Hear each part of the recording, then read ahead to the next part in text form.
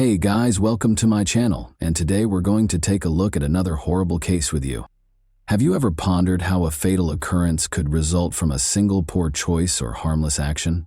On one of the riskiest days of the year, picture a couple kayaking. It was meant to be simply another adventure, but the way it ended was so unexpected that I'm still having trouble understanding it. Where do you think the distinction between mistake and truth lies, people? How can a single word or deed alter everything? Will this story leave you wondering about every detail, or will you be able to form your own opinion? The most exciting portions are still to come, when everything comes crashing down in a flash. Stay tuned.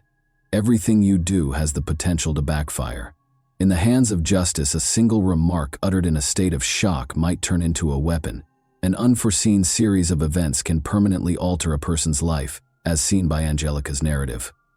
For outdoor pursuits, the Hudson Valley is a perfect location. Those seeking excitement are drawn to the breathtaking scenery and fast river.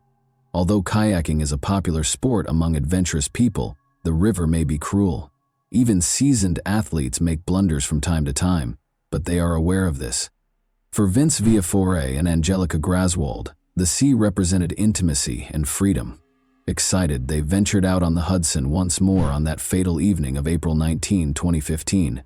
Both had years of experience and were accustomed to obstacles, but the Hudson was not on their side that day. Strong waves were created by the rising gusts, and they chose to continue forward even though their gut told them to turn around. Their destination was an island with a Scottish-style castle that always pulled them in, with its enigmatic and historic ambiance. They enjoyed the outdoors during the day, but things suddenly changed in the evening. Although the frigid seas and powerful waves were a warning, they were forced to return since it was simply too dangerous to spend the night on the island without any equipment. The situation took a terrible turn when water started to enter Vince's kayak. Vince was in the chilly water without a life jacket, and he was in danger. Angelica called the emergency services because she was so shocked. Desperately, she said that the current was drawing him farther away and that she was unable to get to him because of the strong waves. The scenario was made more difficult by the dispatcher's difficulty locating the pair. Every second mattered and time was running out. Rescuers arrived at the scene too late, but by the time they got there, Vince was already sinking beneath the wave. From the coast, Vince was nowhere to be seen, and the event's solemn atmosphere was only heightened by the sky's growing darkness. Let's take a closer look at Angelica at 35. Angelica was a woman who had big plans. She was interested in photography and thought it would be her career. Her true name, though, was Latvian-born Angelica Lips. After 2 marriages and 2 divorces, she continued to pursue a better life outside of her native country. Her goals were to establish a career, get a work visa, and reside in the United States. She was fortunate. She moved to the United States and got a work as a nanny. But when she met Vince at age 46, things really started to shift. Despite their different ages, Vince, who had gone through 2 divorces, was successful in the construction industry, and their relationship developed swiftly. Let's examine Vince in more detail now. Vince was a giving individual. He collected people, threw parties, and lived an active and vibrant life.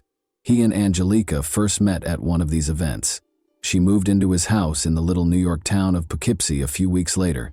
Their relationship progressed quickly. Conversations about marriage and kids became commonplace. However, there were problems simmering beneath the surface, and they only got worse the day before the terrible incident on April 18, 2015. Vince and Angelica attended another party the day before the catastrophe. While Vince and his pals were enjoying themselves, Angelica left early, saying she wasn't feeling well. She appeared aloof and hardly engaged with people. The tension between them became apparent to Vince's friends, and it eventually turned into a small but noticeable argument. But there was nothing noteworthy that night. That evening, they parted ways and didn't get back together until the next morning. At that point, Vince revealed his kayaking ambitions. He was adamant that they reconcile and go out on the Hudson River to enjoy some time together. There, let's revisit that fateful day. Angelica accepted the plan in spite of the chilly weather and growing wind. For a photo shoot, the pair intended to go to Bannerman's Castle, which is situated on an island in the middle of the river. In the hopes of getting some amazing pictures, Angelica packed stylish attire for a variety of photographs. The wind was getting stronger, and it seemed to portend problems, but by noon they were at the water's edge, ready for another adventure. Around them, huge waves swelled, and every movement was stiffened by the cold. Even though Angelica could see that the weather was getting worse, they continued because of Vince's intransigence and love of adrenaline. Angelica would never forget what Vince said before they left. "This will be your life's journey." The meaning of those phrases would become hauntingly new. The trip to the castle proceeded without incident a few hours later. To set the tone, Angelica informed the cops that they had had a few beers together before leaving. Since they had to return, they both understood they had to maintain their sobriety. On the way back, however, everything changed. As the waves rose higher, Vince began to lag behind. He yelled that his kayak was absorbing water, and Angelica turned to see his boat sinking. The tidal tide pulled her toward the coast as she attempted to turn around. She contacted emergency services as soon as she landed, but Vince had already vanished into the chilly Hudson River. The night of April 19, 2015, marked the start of a search that continued into the following day and into the night. While a sonar-equipped boat fought fog and choppy waves, divers dove into the murky Hudson to find Vince's body. They searched the region with rescue helicopters, but to no avail. As they struggled to deal with the catastrophe, Vince's family was in a state of shock and panic. Even though they realized the chances were poor, his friends and family clung to the hope that he had somehow survived the icy water and powerful current. Ironically, Angelica seemed the most composed of all the worried individuals. As if nothing had happened, she kept updating her social media accounts with pictures and videos. Vince's family was really offended by this behavior because they thought it was improper and even suspicious. Her statements did not strike a chord with the distraught family members, despite her assertion that she was clinging to hope and waiting for her fiancé to arrive. Angelica had to return to the police station for additional interrogation 10 days after Vince vanished. It was all because of a remark she had made in her first exchange with detectives that seemed casual. On the way back, she may have unintentionally taken the drain plug out of Vince's kayak, she said. The investigation's trajectory was significantly altered by this minor detail. The idea that Vince's death was just an accident began to lose credibility, as there were suddenly more questions than answers. Angelica also informed the cops that Vince's paddle was broken. It was challenging to row correctly since it had missing a locking ring. The detectives' suspicions were only heightened by this, and they began to think about the possibilities of foul play, a broken paddle, and a missing plug. Investigators were worried by these details. When taken together, these minor details led the authorities to believe that Angelica might have purposefully created the conditions for Vince to drown. However, why would she have done this? The whole picture felt lacking without the motive, which was still a mystery. Investigators began contacting those who knew both Vince and Angelica in an attempt to learn more about her potential motivations. Angelica had lived with Michael Coven for a number of years before the police got in touch with him.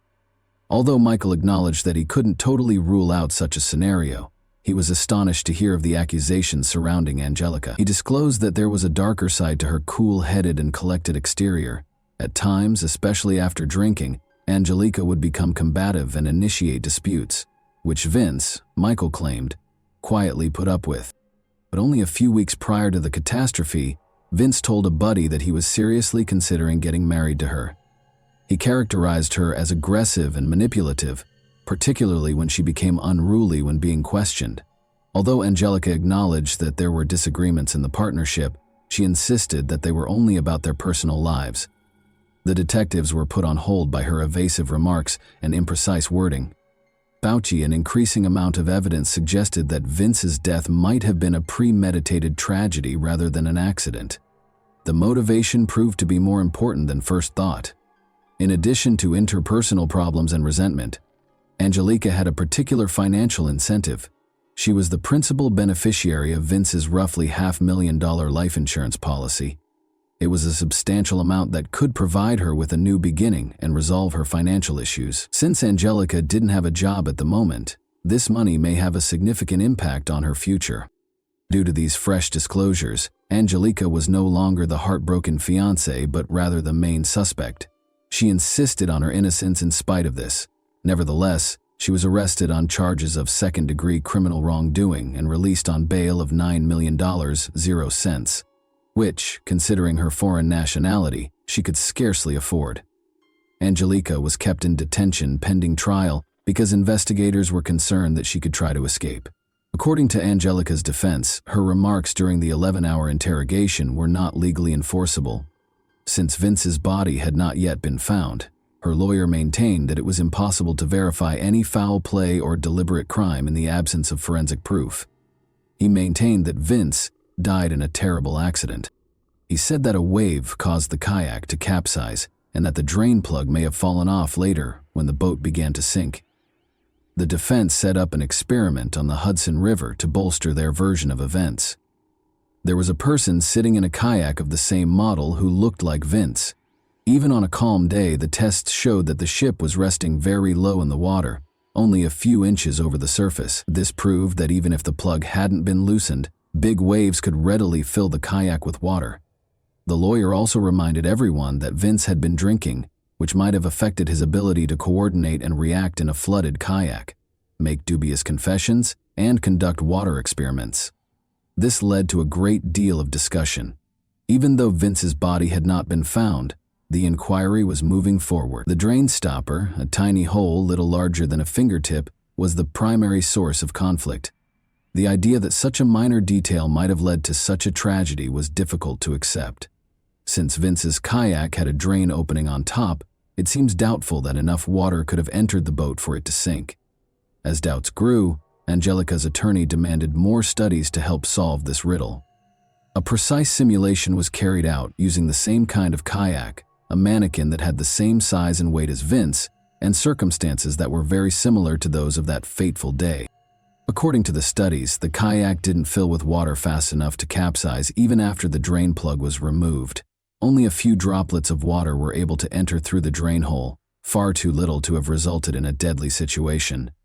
This implied that Vince's kayak could have easily made the final mile or two back to shore even without the plug, but the prosecution turned its attention to the paddle after the experiment appeared to totally refute the plug argument. Angelica stated that the paddle was broken and lacked the locking ring, which investigators thought might have made it more difficult for Vince to maneuver the kayak. The defense, however, refused to concede even in this case. They showed that the paddle's operation was unaffected by the ring's removal. It was still robust and totally functional and could be used efficiently. This did not alter the fact, though, that Angelica confessed to touching Vince's paddle and the plug while being questioned. This admission served as the impetus for the accusations against her. Even the smallest elements, like touching the paddle or unintentionally brushing across the plug, were used by the police to suspect Angelica of intentional acts because they appeared to be part of a well-planned crime. However, the defense persisted in its struggle in spite of the prosecution's seeming rational argument. According to Angelica's lawyer, during the interrogation, her comments were taken under emotional stress. After reviewing all 11 hours of the recorded interview, the defense called in a false confessions expert who came to the conclusion that the police had used significant psychological pressure. According to the expert, the investigators employed traditional methods intended to force a confession. Question. During the questioning, they forced her to repeat words that supported their story, played the parts of the good cop and the bad cop, asked leading questions, and didn't give her time to process the situation. Angelica was frequently perplexed. Her emotions became more erratic and her answers became less specific. The expert contended that her statements should have been interpreted cautiously because she was in a condition of shock. Her brief statement that she had previously considered ending the relationship was one that the investigators took note of because it was taken to be an admission of intent to hurt Vince. The defense actually argued that this statement had nothing to do with what happened that day. It simply alluded to their long-standing marital problems. Although Angelica discussed freedom in a more general context, the police decided to take a different tack. According to the interrogation specialist, Angelica never used terms like crime or death in such contexts, and the investigators' manipulation of her admissions was more likely to be the consequence than the truth. However, after they got what they wanted, the investigators ignored these information and rejected whatever else Angelica said. The defense contended that the drain plug in Vince's kayak had been broken for months prior to that fateful day. Angelica claims that they had gone kayaking multiple times without the plug, and that there had never been any significant issues. Although there were hazardous circumstances on the river that day, the disaster was caused by the weather rather than any deliberate activities. However, the prosecution did not waver in its position. It all made sense to them. A woman fed up with the partnership, looking for money, arranging an accident to earn insurance payouts, and becoming independent. The questioning of Angelica seemed to go on forever. She felt trapped and had lost all sense of time. She initially made an effort to resist, but her determination waned as the officers kept bringing up the drain plug problem. Her account of the plug, whether it was present or not, got confused, which the investigators decided to take advantage of. The pivotal moment occurred when a tired Angelica requested to go home to feed her cat. The moment the investigators had been waiting for came when tears filled her eyes. They increased the pressure since they could feel how vulnerable she was. Despite the fact that she never explicitly admitted to a crime, the police persisted in asking her a series of leading questions. According to an expert who later watched the interrogation video, Angelica looked worn out, overburdened, and obviously unable to think straight. Her erratic answers were the usual outcome of emotional exhaustion rather than a deliberate admission of guilt. The expert claims that she only wanted to get away from the constant interrogation, which caused her to provide a number of evasive responses that served as the foundation for the case against her. Vince's body, meanwhile, was still unaccounted for. His friends and family were left in limbo, their suffering getting worse every day. His body was not found in the Hudson River, close to the same Bannerman's Island the couple had visited on the day of the tragedy, until the morning of May 23, 2015, over a month after he vanished. Drowning was verified as the cause of death by the autopsy. There were no indications of struggle or foul play. There were traces of alcohol in Vince's blood, but not much, indicating that the severe weather and the cold water temperature had the biggest effect on him. A few days after the body was discovered, Vince's kayak was found. As expected, the paddle had no locking ring, and the drain plug was gone. However, its functionality remained unaffected by the ring's absence. None of these circumstances by themselves could have caused drowning, the defense argued. It was a confluence of factors, including the chilly water, high winds, absence of a life jacket, and drinking. The catastrophe was brought on by this combination rather than anything Angelica did. But the prosecution wasn't going to back down. They concentrated on the contradictions in Angelica's claims, interpreting them as proof that she was responsible for Vince's demise. They had a simple theory. She purposefully damaged the kayak in order to put Vince at danger of dying. But Angelica's attorney maintained that Vince's own carelessness was to blame for the regrettable mishap. Under the influence, he decided to go out on the sea without a life jacket and, in bad weather, he took that gamble even though he knew he had little chance of surviving in the icy water. Even though Angelica insisted she was innocent, the case changed course when the prosecution saw that charging her with willful injury would not stand up. It was insufficient to persuade a jury that breaking a paddle or pulling out a drain stopper were simple crimes. In addition, the defense made strong arguments and experts attested to the possibility that such a disaster might occur in given conditions. The prosecution reached a standstill and made a plea offer to Angelica. She consented when they suggested that she enter a guilty plea to involuntary manslaughter, which would only carry a few years in prison rather than a life sentence. Angelica was found guilty of involuntary manslaughter and given a 4-year prison sentence.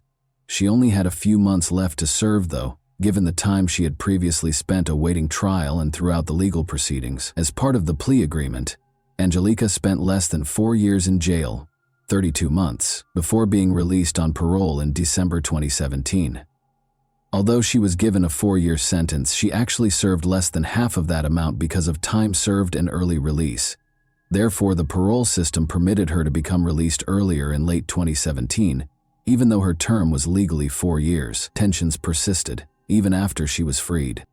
The result was too difficult for Vince's family to accept. They were outspoken in their displeasure with the light sentence, believing that Angelica was the cause of their son's death. However, Angelica insisted that the truth was known only to her and to God. She insisted that Vince's death had been a terrible accident and that she was not to blame. She encountered fresh difficulties after being freed. She had trouble finding work and faced deportation. Angelica's guilty plea prevented her from claiming Vince's insurance benefits.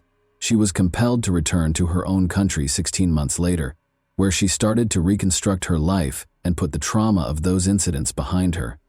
She claimed to be completely recovered from the experience, enrolled in a university, obtained employment, and carried on with her life. People, this is a story with many unanswered questions that may never be resolved.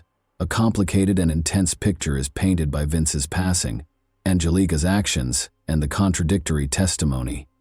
In these circumstances, it's simple to be influenced by the narrative of the prosecution or by public opinion, but it's crucial to keep in mind that the truth isn't always clear. In my opinion, the legal system is capable of errors. Particularly in situations such as these, false confessions can result from coercion, psychological weariness, and interrogation techniques. Angelica was in a predicament where she was disadvantaged by both the external factors and her own blunders in speech and behavior. However, was she really to blame for Vince's passing, or was it really a terrible mishap that turned into a nightmare for all those concerned? I want to now address you, the audience. Which do you believe is more significant in this tale, chance or guilt? Has a judge made a mistake in Angelica's case, or is she really involved in Vince's demise? If you were in her shoes, what would you have done? More significantly, can we always rely on judgments based on contradicting evidence? I want to know what you think. Stories like this one make you wonder about the thin line that separates accusation from truth. And that wraps up today's chilling story. If you enjoyed this video, don't forget to like and subscribe so you never miss a new upload. Also, let me know in the comments, what part of this story shocked you the most? Thank you for watching, and I'll see you in the next video.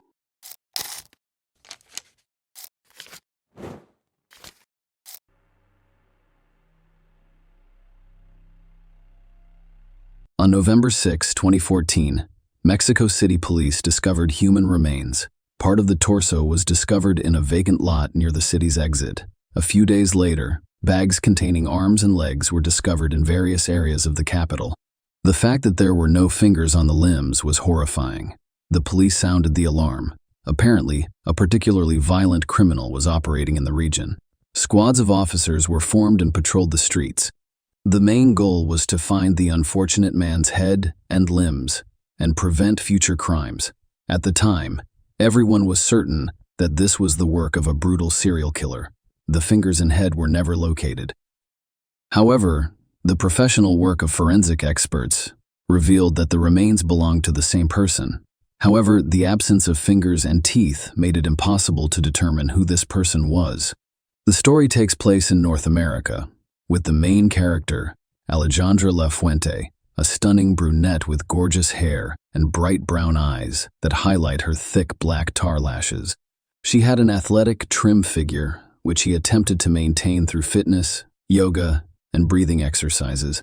Alejandra enjoys taking care of herself. She could frequently be seen at a beauty salon, massage spa, or spa. In warm weather, she lounged on the beach doing scientific research, and on cloudy days she could go to tanning salons. Overall, we can conclude that the young woman adored herself and saw herself as the pinnacle of female attractiveness. Alejandra did not lag behind in her career. Her father, Alberto La Fuente, is a doctor of sciences and a well-known psychiatrist. He is a scientific luminary who works on psychiatric disorders such as schizophrenia and manic depression. He is also well known for his experiments on patients, in addition to his scientific work. Alejandra regarded her father as an idol. She followed in his footsteps, hoping to achieve the same level of success. She enrolled in the best university for psychiatry and graduated with honors. Her perseverance, resourcefulness, and extraordinary intelligence, combined with her father's connections, assisted her in writing and defending her thesis on manic syndrome. Alejandra did not, however, pursue a career in psychiatry. Instead, she was drawn to the work of a psychotherapist. With her father's money, the young woman obtained a license and established her office in a new business center in the heart of the capital. There were plenty of clients, but she only saw women. Women with eating disorders, depression, relationship problems, and low self-esteem sought counseling. Alejandra helped to resolve family issues. However, as is often the case, her personal life left a lot to be desired. The young woman's first marriage failed, but the couple did have 2 children, two lovely girls with Alejandra's eyes and her father's sense of humor. However, Alejandra was not discouraged. She did not believe that having two children was an excuse to abandon herself. She still hoped to meet her other half, a man who could be a good father to her daughters. After the couple separated, Alejandra's ex-husband, whose name is unknown, returned home.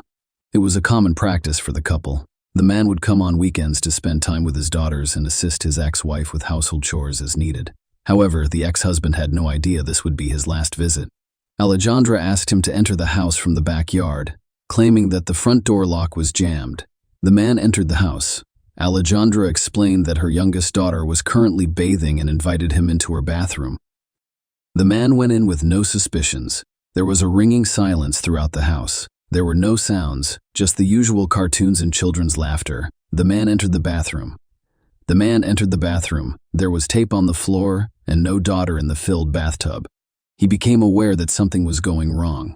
Right at that moment, his ex-wife appeared behind him, wielding a hammer, and delivered a powerful blow to his head. The man fell, and blood poured out of the gaping hole in his skull. Everything around him was blood-stained. As the experts later discovered, the man had no chance of saving himself. Death occurred almost immediately following the first blow from a heavy, blunt object. The eldest daughter, who had unexpectedly returned early from a friend, was an unwitting witness to this truly horrifying scene. The children frequently witnessed their parents' quarrels. Alejandra was determined to be mentally disturbed. She frequently took it out on her friends, who noticed how the young woman could hit her husband.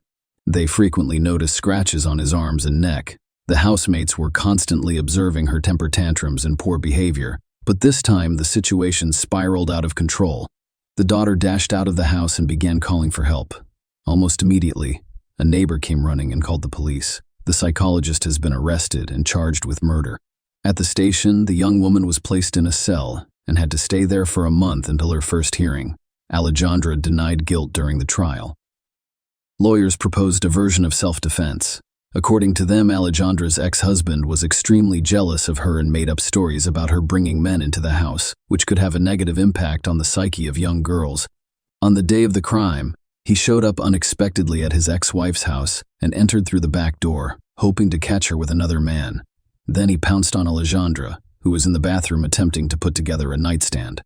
She then had to use self-defense, and he delivered 2 blows to the back of her ex-husband's head. On June 14, 2012, the sentence was imposed based on the defense's evidence and the presence of 2 minor children. Alejandra was sentenced to 1 year and 4 months. Thanks to the coordination of lawyers and his father's money, a suspended sentence replaced the term behind bars. A few months later, the appeal was filed again, this time requesting that the charges be dropped. The claim was that the assault was in self-defense. Human rights activists demanded a jury trial and felt deeply sorry for the poor woman, who was presented as a victim of domestic violence. As a result, the court reviewed the case and acquitted the accused. After her release, the young woman continued to provide her psychological counseling. She portrayed Alejandra as a victim of gender inequality who fought for her rights in the same way that most women in North America do, and this image helped her gain even more popularity with potential clients. Maria Alejandra soon met Alan Carrera Cuella, a prominent Mexican businessman and the son of Adrian Carrera Francis. He was a tall, attractive, and statuesque man. His father had previously served as the Central District's head of special services, where he had achieved considerable success. Alan quickly expanded his business, establishing a nationwide chain of construction stores. A portion of Alan's business was legalized. The other part, which few people knew about, was closely related to crime. By the way, his father was removed from his position because one of his son's financial frauds was discovered. In addition, Alan had a stake in a criminal organization that transported psychotropic substances to the United States. Their base was in a border town and was patrolled by newly hired police officers. This group controlled a small portion of the South's psychoactive substance trafficking. Alan's father was proven to be involved in his son's affairs. The police were able to obtain a statement from him, and he faced a 20-year prison sentence. However, Adrian Carrera was released early on July 18, 2000, as a result of the Witness Protection Program. Following his release, he devoted all of his time to his son and his legitimate business. The son matured quickly, adopting his father's perspectives and experiences. After graduating from college, Alan Carrera decided to follow in his father's footsteps as an entrepreneur. He was very interested in the store of household appliances, and despite his young age, he completely let himself in. This business was not as large as his father's, but it provided a good income. There were always a lot of women around him, but Alan had been in love with a classmate who he thought was smart, beautiful, and came from a good family since childhood. The marriage was brief but bright. Daddy had a gorgeous daughter. However, a lot of work and Alan's almost complete absence from home caused this marriage to end. It was extremely difficult for Alan to part with a woman he had loved since high school. New novels did not bring pleasure, and loneliness and sadness drove the man to drink. This became a bad habit over time. Alan tried many things to cope with his long-term depression and addiction to alcohol, including books, circles, and drips, until fate led him to a consultation with the famous psychiatrist Alberto, Maria Alejandra's father. Alan's now ex-wife was also dealing with a difficult divorce. Alan was the only male in the young woman's life. Despite their separation, she could not allow anyone else to be with her. To alleviate her loneliness, Alan's ex-wife also decided to see a therapist. The psychiatrist who rehabilitated Alan explained that he couldn't lead both spouses for ethical reasons and suggested the woman turn to Alejandra. However, he did not inform the clients that Alejandra was his daughter. Alejandra quickly realized that her patient's ex-husband could be an ideal match. He was described as a pleasant man in his prime and quite wealthy. Alejandra did not think long before asking her client to bring her ex-husband for another consultation. According to the therapist, she would be able to resolve their issue in one session and break the former spouse's strong bond. Alejandra began carrying out her plan to seduce the entrepreneur as soon as the steamy session began. The result did not last long. Following the session, Alan offered the therapist a cup of coffee to discuss family issues. The young woman initially refused to go on a date because she believed it violated medical ethics. However, their date took place on the same evening, and it quickly became an affair. Alan's ex-wife soon learned of the situation. She was shocked. She even planned to report the incident to the doctor's ethics committee. However, she didn't. Alejandra was a highly competent specialist who was able to persuade her client to let the situation go. After all, it indicates jealousy and a refusal to let go of the former spouse. As a result, the doctor believes that a happy future will be ineffective. Alan's ex-wife decided not to apply both during and after the commission sessions. Meanwhile, the relationship with the newly married couple progressed quickly. A few months after their first date, the young couple decided to live together. After 2 more months, they decided to formalize their relationship, but Alan had no idea what skeletons he had in his closet that were hiding his fiancée. What were her reasons for divorcing her ex-husband? In April 2014, Alan decided to spend the weekend with his parents and flew there. It became an excellent opportunity to talk about his beloved and the upcoming wedding. Alan's parents were taken aback that they would learn such important information so late. They had never heard of Alejandra in their son's life, which seemed strange. A week after meeting with the parents, the marriage was registered. Interestingly, Alejandra asked her husband not to contact her friends and family. No invitations were sent. The wedding was supposed to be modest, and the budget didn't allow for inviting everyone one would have liked. However, as it turned out, the bride's father did attend the wedding ceremony. Initially, the young family's life appeared to be a fairy tale, young and happy with a lot of plans and desires. However, it did not last long. Alejandra was unable to conceal her hysterical personality as she approached the horrifying conclusion of this story, but no one suspected it yet. The newlyweds' relationship began to undergo dramatic changes. Alan was a very private person, and details about his personal life were not shared with his friends. As a result, very little was known about the couple's personal lives. However, it was clear that the former relationship had cracked, and the couple no longer appeared to be happy. After meeting Alejandra, Alan distanced himself from his family. The final straw was the wedding, to which parents were not invited. Following that, they stopped calling each other. Alan's remaining friends began to notice that his wife became more nervous, sometimes acting inappropriately and quickly losing her temper. After a few such incidents, Alan felt ashamed and decided to limit joint meetings. Family quarrels occurred on a daily basis and were almost always without merit. According to her own testimony, Alejandra decided to access her husband's cell phone one evening. As is often the case, correspondence with some women was discovered to contain racy content. Of course, it was impossible to ignore such things. According to Alejandra, this was the final straw. She claimed in court that her husband beat, insulted, and humiliated her in every way possible. When cheating was discovered, it became pointless to save the marriage. For unknown reasons, Alejandra attempted to save the relationship by using non-traditional psychotherapy techniques. After thinking about her husband's cheating, the young woman decided to deal with Alan using a method she was already familiar with. As soon as she made this decision, her entire attention could be focused on devising the perfect murder plot. Meanwhile, Alan maintained his usual, measured pace of life. He had no idea what was in store for him. Alan still communicated infrequently with his family, but he couldn't miss the family's annual feast to celebrate his beloved grandfather's birthday. Alan, of course, attended the feast, but his parents made it clear that his wife was not the most welcome guest in their home. This situation irritated Alejandra and aggravated the couple's relationship. Was it possible that this would be the last time the family saw Alan alive? Dated October 31, 2014. Alan last used his phone to send a text message to his family informing them that he had arrived home safely from his birthday party. He has not communicated since then. He hadn't been seen at work in several days either. This was quite unusual because it had never happened before. The entrepreneur took extreme responsibility for his work. And soon, the opening of a new store was anticipated, making the presence of the head absolutely necessary. The reason for this was the spouse's terrifying plan, which she carried out. After Alan returned from his vacation, there was another scandal, which prompted Alejandra to immediately dispose of her husband. She added a powerful sleeping pill to the milky tea she used to drink before bed.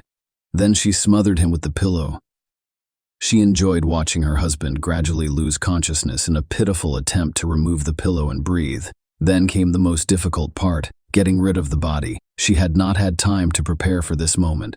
Alan was too heavy, so she had to make do with what she had. The time was short. So Alejandra dashed to the neighbor's vegetable garden to retrieve an electric saw. With a grim smile on her face, she attempted to cut her husband's body apart. Only a genuine sadist would do such a thing. She then placed the body parts in garbage bags and had the foresight to cut off fingers and pull teeth. It was these that would aid the investigation in identifying the person, if the body was discovered. Alejandra attempted to remove the corpse from the house without suspicion by stuffing all of the bags into suitcases, but she was unsuccessful. As dawn broke, Alejandra was unable to leave the house with the suitcase unnoticed. An elderly neighbor with insomnia watched her from her window. She was a little concerned about the young woman's early departure. Besides, for some reason her husband did not help lift the heavier suitcases, and Alejandra was acting strangely. She was constantly looking around. Alejandra returned home around dawn. This surprised the vigilant neighbor even more. As it turned out, she had scattered bags containing her ex-husband's remains throughout various neighborhoods to conceal her tracks. As the new day dawned, she resumed her normal life. On November 6, 2014, Mexican police officers made the first horrifying discovery, a human torso with no teeth and no fingers on the hand. The entire police force was put on high alert because the incident was so brutal. Less than a day later, other body parts were discovered throughout the city. It is also noteworthy that the distance between the locations where the packages were discovered was quite significant. Later, this would be attributed to Alejandra's prolonged absence from home. All body parts were sent to the best forensic laboratory, where experts quickly determined that they all belonged to the same person. In order to avoid suspicion, the perpetrator began sending messages to Alan's relatives. She attempted to avoid suspicion, but she only made matters worse. She had no idea that her husband had recently distanced himself from the family and had no contact with his relatives. Alejandra informed Alan's parents on his behalf that they were going on vacation and would be out of contact. Alejandra's father ruined the entire plan. Alberto began calling Alan's father's house, wanting to know if his son-in-law's family knew where Alejandra was. Alberto hadn't heard from her in a while, and the patients are concerned about not being able to attend counseling sessions. Later, he calls Alan's relatives again to inform them that his daughter has been found and has been forcibly admitted to the clinic because she is depressed as a result of her husband's infidelity.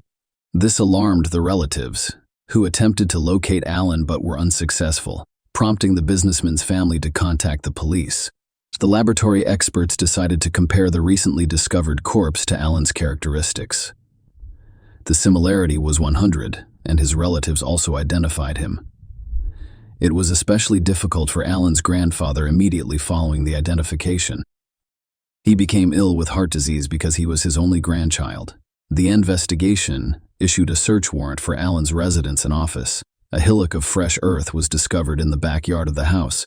After some digging, the man's fingers and teeth were discovered. The discovery further shocked the capital city. Alejandra was immediately apprehended. Blood traces were discovered in one of the rooms, as well as in the car's trunk and garage. Alejandra initially tried to avoid admitting her guilt. She hoped she'd be able to get away with it as freely as she had with her previous husband. But the investigation quickly resolved the case.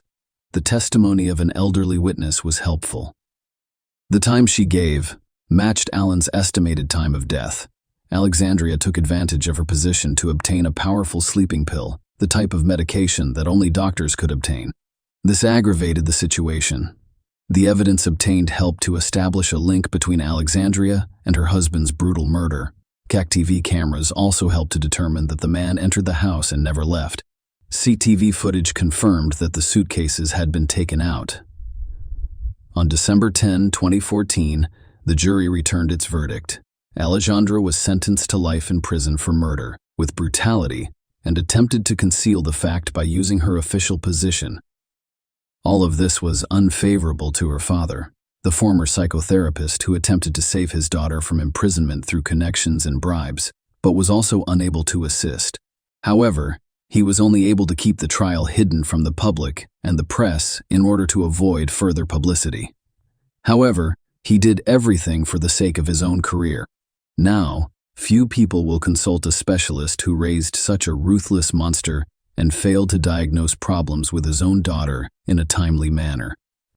The death of Alejandra's first husband was also brought up during the trial. However, due to the passage of time, the evidence in this case was not discovered. The version about Alejandra's father's involvement in the events was also considered. There were suspicions that he colluded with his daughter and committed crimes for scientific reasons. However, there's no evidence to support this idea. Following several appeals from the victims, the sentence was commuted to death. This is an unprecedented situation. Such sentences are extremely uncommon in Mexico, particularly in these times. The defendant is also not entitled to a review of the proceedings. All of the accused property, including his home, must be given to the victim's family. Who can be comforted by this, though, if the person cannot be brought back? Alejandra appears to have been a pragmatic and cruel woman. She had severe mental health issues, despite medical examinations denying this. She also relied on her father's influence and used her official position to carry out her maniacal plans. Impunity for her first crime had only released her. Alejandra felt invincible and continued to do evil. Perhaps Alan would still be alive if this horrible woman hadn't been acquitted the first time, but it was too late to discuss it now. Share your opinion with us in the comments and subscribe to the channel for more.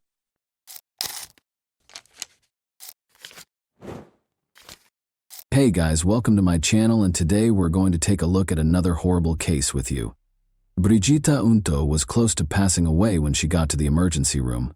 Despite the fact that her vital signs were rapidly declining, doctors were unable to identify any indications of infection or injury. Together, the police, FBI agents, and medical experts were able to solve the medical mystery and unearth a horrifyingly creative crime. The medical staff at a hospital in San Diego, California, waited for Brigitta, a 28-year-old patient, to arrive on March 5, 2018. An ambulance was taking her from the office of her family physician. Brigitta had called her mother Olga that day to complain of feeling ill. Brigitta's legs shook with agonizing pain, and she could hardly breathe. As Olga fought to get her into the car, the family doctor only needed to glance at the once vibrant and healthy young woman to realize that Brigitta was in serious trouble and that there was nothing he could do to help. In order to transport her to the hospital, he called an ambulance. The medics in the emergency room were also concerned because they thought they might not be able to stabilize her condition, and Brigitta was in excruciating pain. had no feeling in her hands or feet, could hardly see, and could hardly speak. The most perplexing symptom, however, was the clumping of her once beautiful chestnut hair.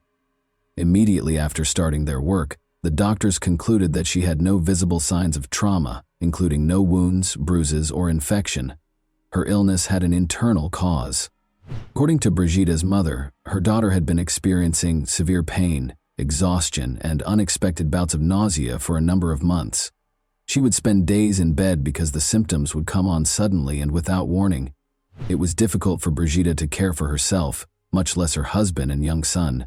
She sought advice from several experts, but none of them could figure out what was wrong with her. There was no known illness that matched her symptoms. She was even told by one doctor that her condition was how critical days manifest. Ultimately, the doctors determined that stress was the cause and gave her tranquilizers. But her health deteriorated. The emergency department's medical staff recognized that she was in danger of dying within days if they didn't find out what was wrong with her quickly. Brigitte was raised in California, a short distance from the Mexican border. Her mother looked after their two daughters, Brigitte and her younger sister, Olga, while her father worked at customs between Mexico and the United States. The girls were raised in a loving and supportive household. Brigitte thrived academically while attending a Catholic school with joy. According to her friends, she was the sweetest and most amiable girl they had ever met. Running was Brigitte's passion, and she even represented her school in competitions. She met Race Remington Unto, her future husband, while running. Although Race went to a different school, they met in high school and shared a love of sports. Because Brigitte's daughter had no interest in dating boys, her family initially paid little attention to their friendship. She spent most of her time studying and playing sports, but over time, the young couple began dating and became more involved with one another. Race was able to bring out Brigitte's more daring side, and they quickly became inseparable. Race had a very lofty ambition. He wanted to enroll in the Annapolis-based United States Naval Academy. It was a difficult task because the student acceptance rate was less than 8%. In addition to doing well in school, the candidate had to work on personal growth, play sports, volunteer, be involved in the community, and much more. Remarkably, Race was accepted into the academy and relocated to Maryland to start his studies. The young couple kept up their long-distance romance. Race was eventually diagnosed with a hernia, though, which didn't fully heal. Despite having to leave the academy, he was able to find employment in the Navy as an electrician. Brigitte, meanwhile, went after her own goals and became a teacher. Following 7 years of dating, Brigitte, 25, and Race, 24, were married in 2014. They welcomed their son shortly after. Brigitte thought that everything in her life was going as planned, and she was completely content. She lived a short distance from her parents, had a wonderful child, and a loving, caring husband. She could never have predicted the extraordinary and agonizing turn her life would soon take, though. Dr. Jeff LaPointe, a certified toxicologist, was one of the emergency department doctors at San Diego Hospital. This was unusual. Like a great detective, Dr. LaPointe followed the trail of clues that might help him figure out what was happening to Brigitte. He was a true medical detective. Was an autoimmune disease killing her? No, that was not confirmed by blood tests. Is it possible that she has cancer? No. But among all the symptoms, hair loss was the most noticeable. This was a result of treatment rather than the illness. Brigitte had been exposed to a toxic chemical, according to all the symptoms. But which one and how? It wasn't cesium, cadmium, or arsenic, because hair loss wouldn't be caused by these heavy metals. But thallium was the one material that could. Thallium was employed as a depilatory agent at the beginning of the 20th century. Additionally, doctors actively used it. For instance, if a child had lice on their head, thallium was applied to the lice, which caused the lice to fall off, along with all the hair. In the years that followed, thallium took center stage in rodent poisons. But by the 1970s, S and arsenic had become so widely used as murder weapons that they were outlawed for use and sale. Leg pain, weakness, deteriorating vision, appetite loss, weight loss, and of course hair loss were all signs of thallium poisoning that Brigitte was experiencing. Dr. LaPointe's inability to promptly verify his suspicions was the issue. There was no way to test the patient for poisoning on the spot, and no one in the hospital had ever seen a case like this before. The results would be available in 3 days, which Brigitte might not have, and the samples needed to be sent to another lab. This was the start of the race against time. In order to get an expedited analysis, Dr. Lapointe began phoning each agency. The antidote would be desperately needed, even if the doctor's suspicions were confirmed and Brigitte had thallium poisoning. But getting the antidote, which was aptly named Berlin Blue, proved to be more difficult than he could have imagined. Since Berlin Blue is a blue pigment used in paints, we have all seen it. When creating Starry Night over the Rhone, Vincent van Gogh used it. Additionally, it speeds up the body's removal of heavy metal poisoning by acting as an antidote. Though blue paint is available at the closest art supply store, it is nearly impossible to find medical-grade Berlin. Despite calling every pharmacy, naval medical officer, and clinic, Dr. Lapointe was only able to locate the antidote at one warehouse, a classified warehouse located in Los Angeles. In the event of a dirty bomb explosion, for example, Berlin Blue can also be used as an antidote to radiation exposure. Therefore, until thallium poisoning was verified in the lab, Dr. Lapointe could not rely on receiving the antidote because the government maintains exacting records of every tube of Berlin Blue in the nation. Lapointe's worst fears were validated when the toxicological analysis of Brigitte's case was delivered. Brigitte's body contained 1,000 times more thallium than was allowed. To transport the antidote to San Diego, a hospital employee drove through the night. But the doctor was concerned that one antidote might not be enough for such severe poisoning. In order to purify the patient's blood, he recommended dialysis. After a long and agonizing process, Brigitte's family and the medical staff were left with nothing to do but wait and pray. To keep an eye on their health, Brigitte's husband and son were moved to a different hospital wing. They might have been impacted as well if she had been exposed to thallium. Where could she have gotten so much thallium? That was still the key question. FBI agents were looking for the answer to that. Remember, this was all taking place in a state with multiple military installations. Additionally, President Trump's scheduled visit was the backdrop against which these events took place. As a result, FBI agents became very interested in what was going on in the city when Dr. Lapointe began searching for Berlin Blue. It was ultimately delivered so far away from the city that a local scientist for Harvard chemistry began searching for cocaine flu. When Brigitte started having an unexplained illness, police and FBI agents found that she had been treated at an alternative medicine clinic in Mexico a few months prior. After looking into this lead, the police decided to ignore it. Because Brigitte's school was a former World War II military installation, rodent poisoning may have happened there in the past. Many of the school's teachers became ill that year. This lead, though, also proved to be a dead end. Because Brigitte was depressed, investigators could not rule out the possibility that she had used thallium herself as a cry for attention.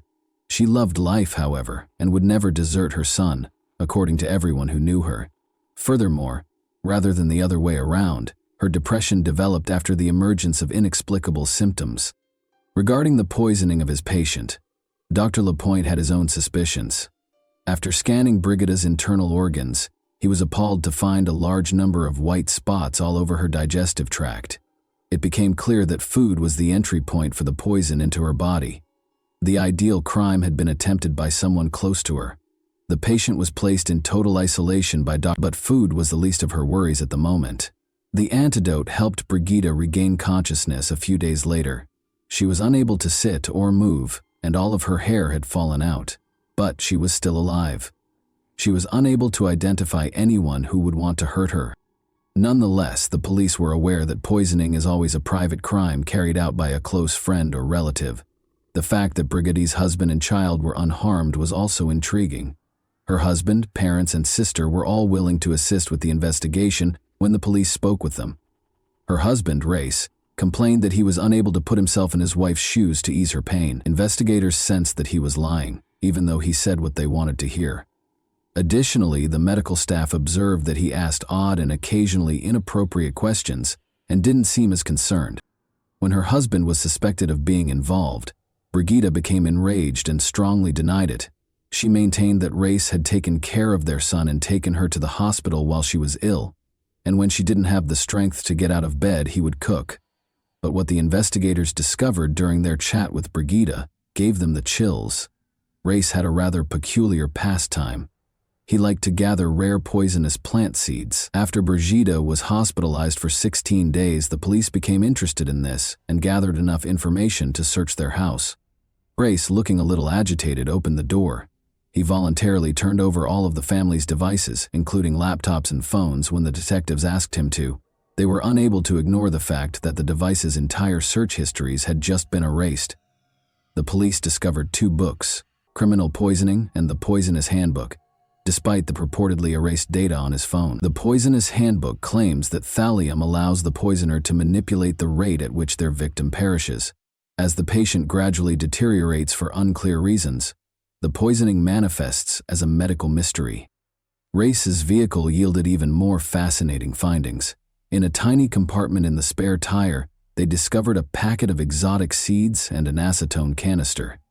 Additionally, just before the police arrived, their mother saw Race throw away a black garbage bag, which Brigida's sister handed over after retrieving it from the trash can. Receipts for exotic seeds, including cerebrodollar, prayer nuts, and tick seed, as well as a variety of equipment for grinding and filtering them, were found inside. Stated differently, everything required to produce rare poisons.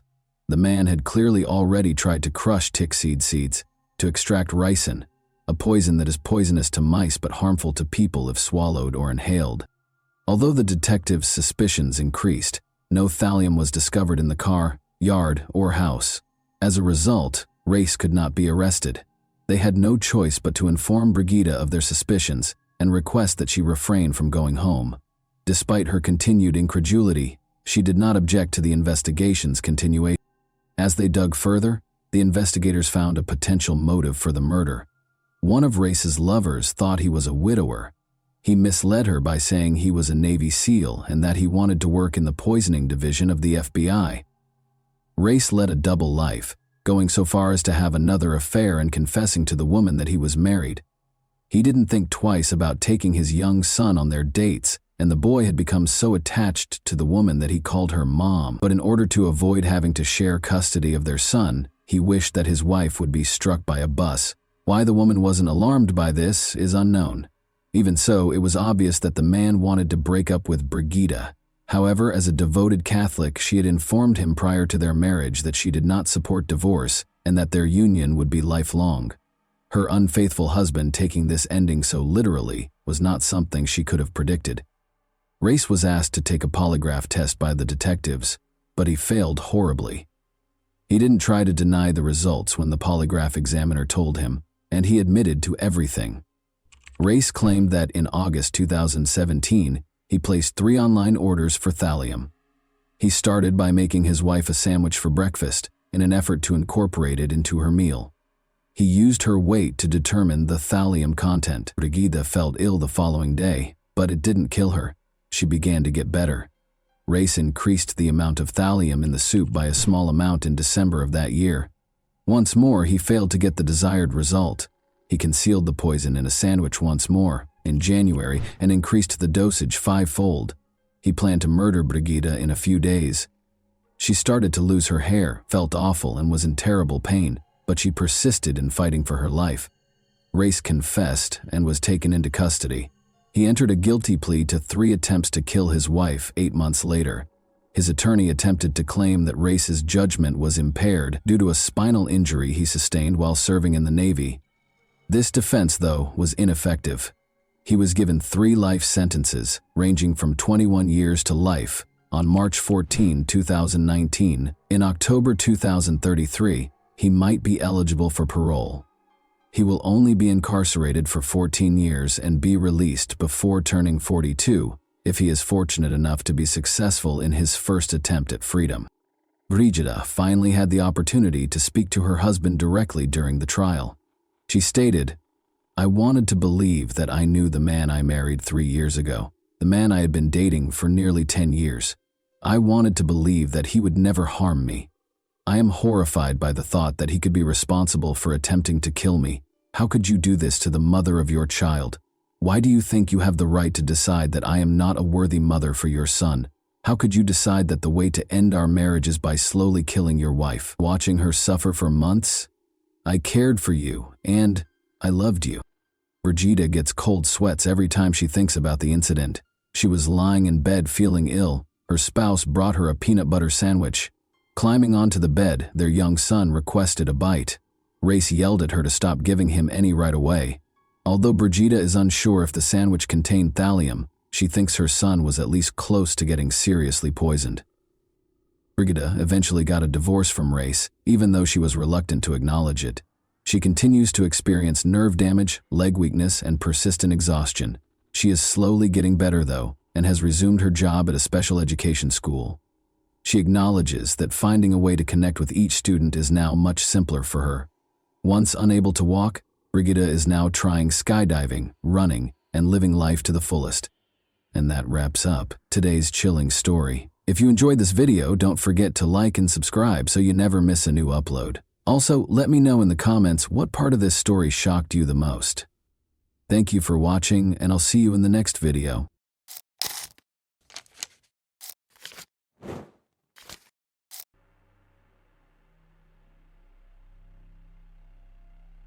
On a fateful November morning, a chilling and mysterious crime took place in the quiet suburbs.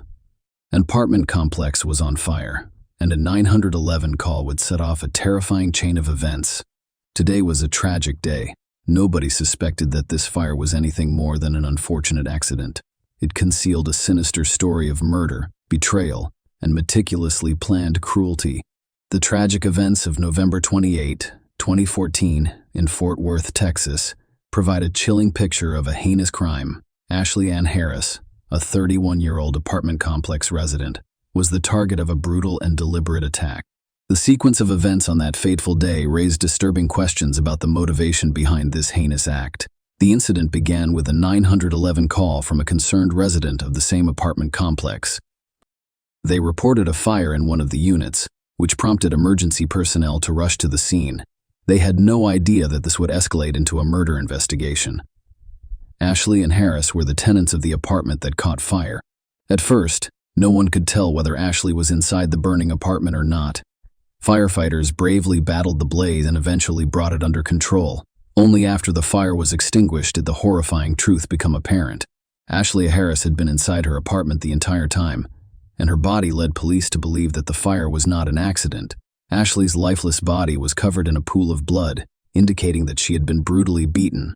Her hands and ankles were bound with duct tape, leaving her defenseless. The signs of violence did not end there.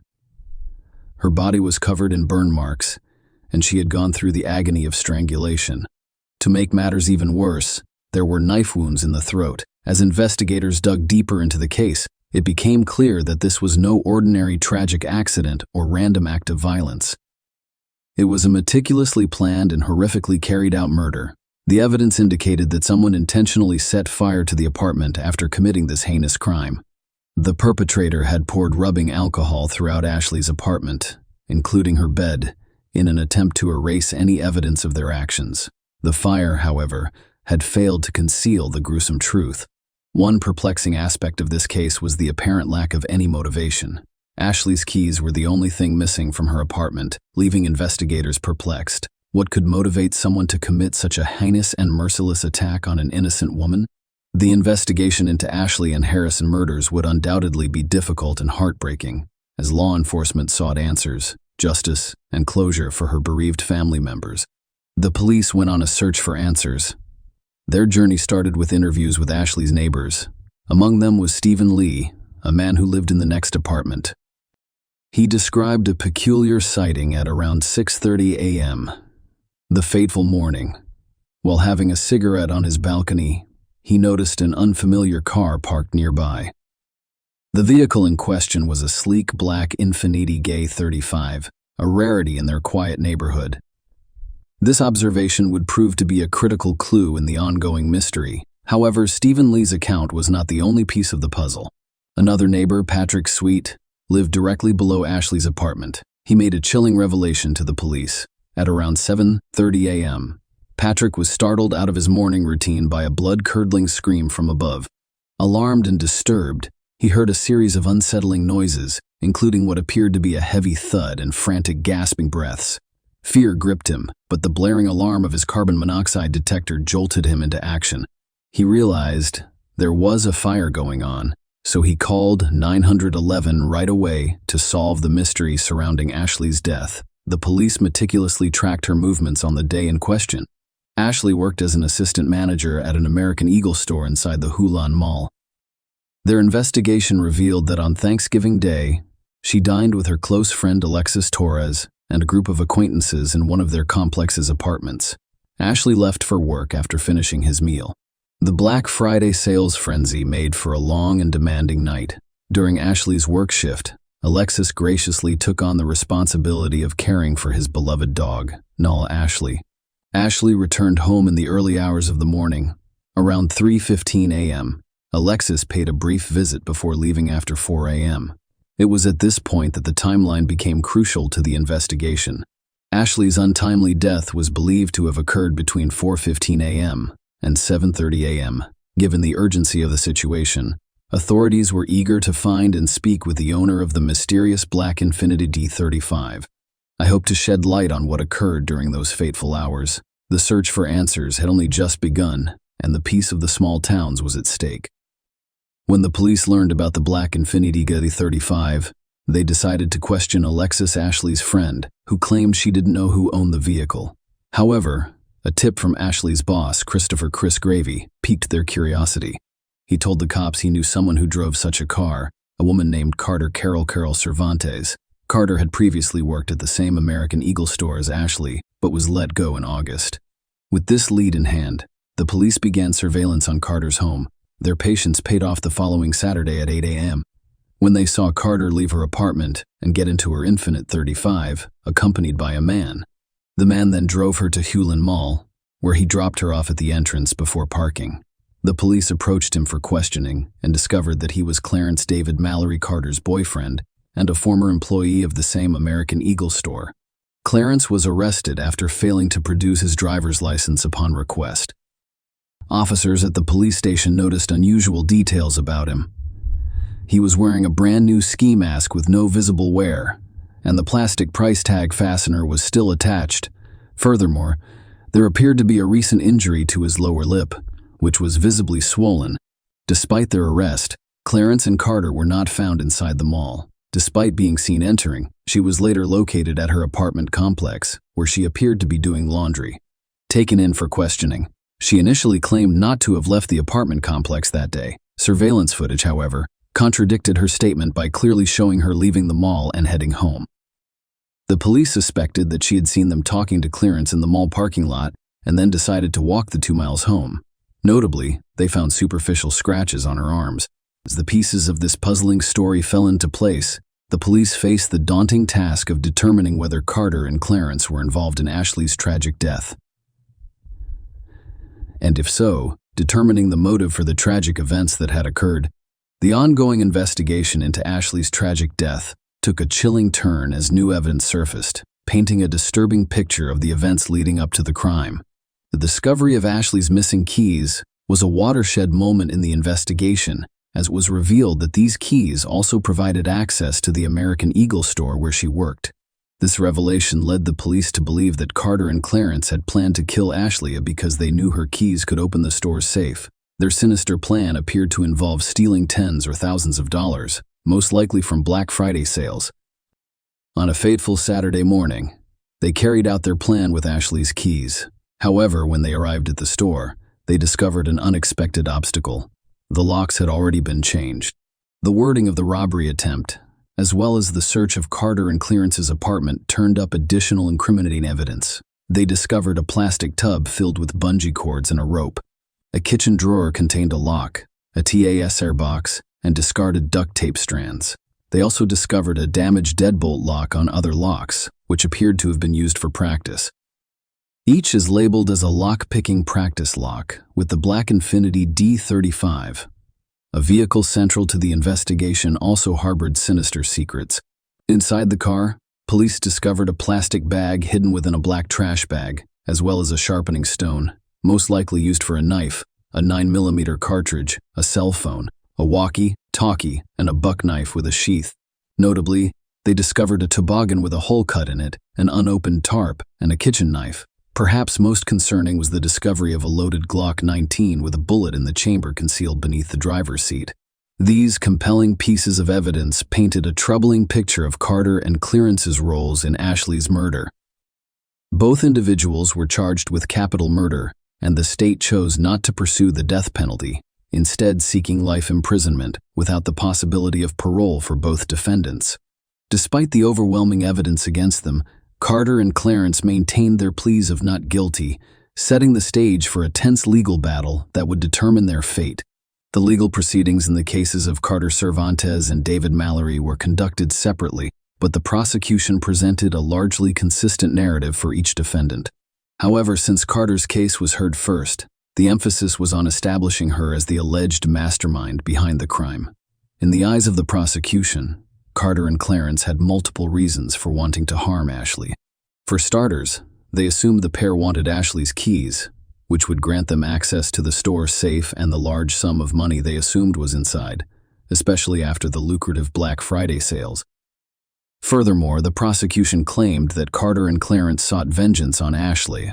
They blamed her for their job terminations, adding to the personal animosity in the situation. The court proceedings delved into the backgrounds of the parties involved. In June 2014, Ashley had been appointed to manage the store temporarily while Chris was on medical leave. Her supervisor, Carter, and the store's assistant manager had all played important roles in the operation. Significantly, she had also hired her boyfriend to work with her at the same establishment. On August 24, 2014, a sum of $18,000 mysteriously vanished from the safe at the American Eagle store. Carter became suspicious when Ashley, who was in charge of locking up the store that night, discovered that the back door had been left unlocked. Clarence was identified as the person who accessed the safe and stole the money, according to surveillance footage. This discovery sparked a series of events that would eventually lead to a tragic outcome. Chris, Ashley's supervisor, found out after the theft that Carter had hired Clarence. Surprisingly, Clarence had previous experience with the American Eagle brand, having worked at an Amarillo location. However, his record in the American Eagle system was marked as non-rehirable, indicating that he should not be employed at any of the brand's locations. Chris made a startling discovery. Carter had manipulated the Clarence personnel file by changing his social security number and name in the system to avoid detection and red flags. This revelation indicated a disturbing level of collusion between Carter and Clarence. As tensions rose, it became clear that Carter and Clarence had planned to kidnap Ashley and take her keys. Their cell phones held incriminating evidence, including photos of Ashley's apartment door, and vehicle. Furthermore, police found latitude and longitude coordinates on their cell phones. Detective Cedillo's testimony added to the chilling story. He revealed that one of the Clarence text messages contained coordinates that, when entered into Google Earth, led to a location near Looters, Texas. Detective Cedillo made a chilling discovery at this location: a 6-foot-long, 2.5-foot-wide, 3-foot-deep hole. The prosecution claimed that the initial plan was to kidnap Ashley, threaten her with a pistol, and then kill her in a different location. However, their intentions changed when Ashley refused to allow them into her apartment, resulting in her tragic death on the premises. More unsettling evidence emerged. When police searched Clarence's Cadillac, they discovered 2 shovels, a box of plastic sheeting, and a box of Craftsman sockets, indicating a sinister and premeditated intent. These revelations painted a disturbing picture of a well-planned crime, with Carter and Clarence allegedly motivated by both financial gain and vengeance. The prosecution called witnesses to shed more light on the tragic events leading up to Ashley's death. One such witness was Jeff Kaiser, Ashley's close neighbor and friend. Jeff described the terrifying morning when he was jolted awake by the blaring sound of fire alarms. When he realized Ashley's apartment was in danger and saw her car still parked outside, he sprang into action. He rushed upstairs without hesitation and bravely kicked down Ashley's apartment door. When Jeff entered, he was met with a scene of chaos. The apartment was filled with smoke, and water poured from the sprinkler system, creating a dangerous and disorienting environment. Despite the perilous conditions, Jeff attempted to crawl toward the kitchen to reach Ashley. However, the thick smoke quickly overwhelmed him, forcing him to retreat for some fresh air. Undeterred, he made 2 more valiant attempts, but the smoke was too dense to navigate. Fortunately, firefighters had arrived on the scene to take over the rescue efforts, and an arson investigator provided crucial information about the cause of the fire. He testified that he identified several points of origin for the fire, including the bed, Ashley's body, and the closet. A particularly disturbing discovery was that the smoke detector had been purposefully removed and was hidden beneath the mattress. These findings suggested a sinister and deliberate act aimed at concealing the fire and complicating Ashley's chances of survival. The courtroom drama continues with a string of compelling events and testimonies. The prosecution presented surveillance footage from the front of the American Eagle store, which showed a mysterious figure attempting to manipulate the gate lock around 2 a.m. On November 29, the person's face was concealed, but the prosecution claimed it was Carter. It was clear they were attempting to unlock and raise the gate, but their efforts were futile because the locks had been changed. This suggested that Carter's intentions were related to the store or the crime. The court heard that Carter and Clarence returned to the mall at 8 a.m. On the same day, they were unknowingly under police surveillance. This raised questions about their actions and intentions, especially given their previous unsuccessful attempt to enter the store. Clarence was arrested in the mall's parking lot and during his interaction with police. He claimed Carter had entered the mall to get some documents. However, when the police searched the mall, Carter was nowhere to be found. She was eventually found at her apartment complex, raising questions about her whereabouts and movements.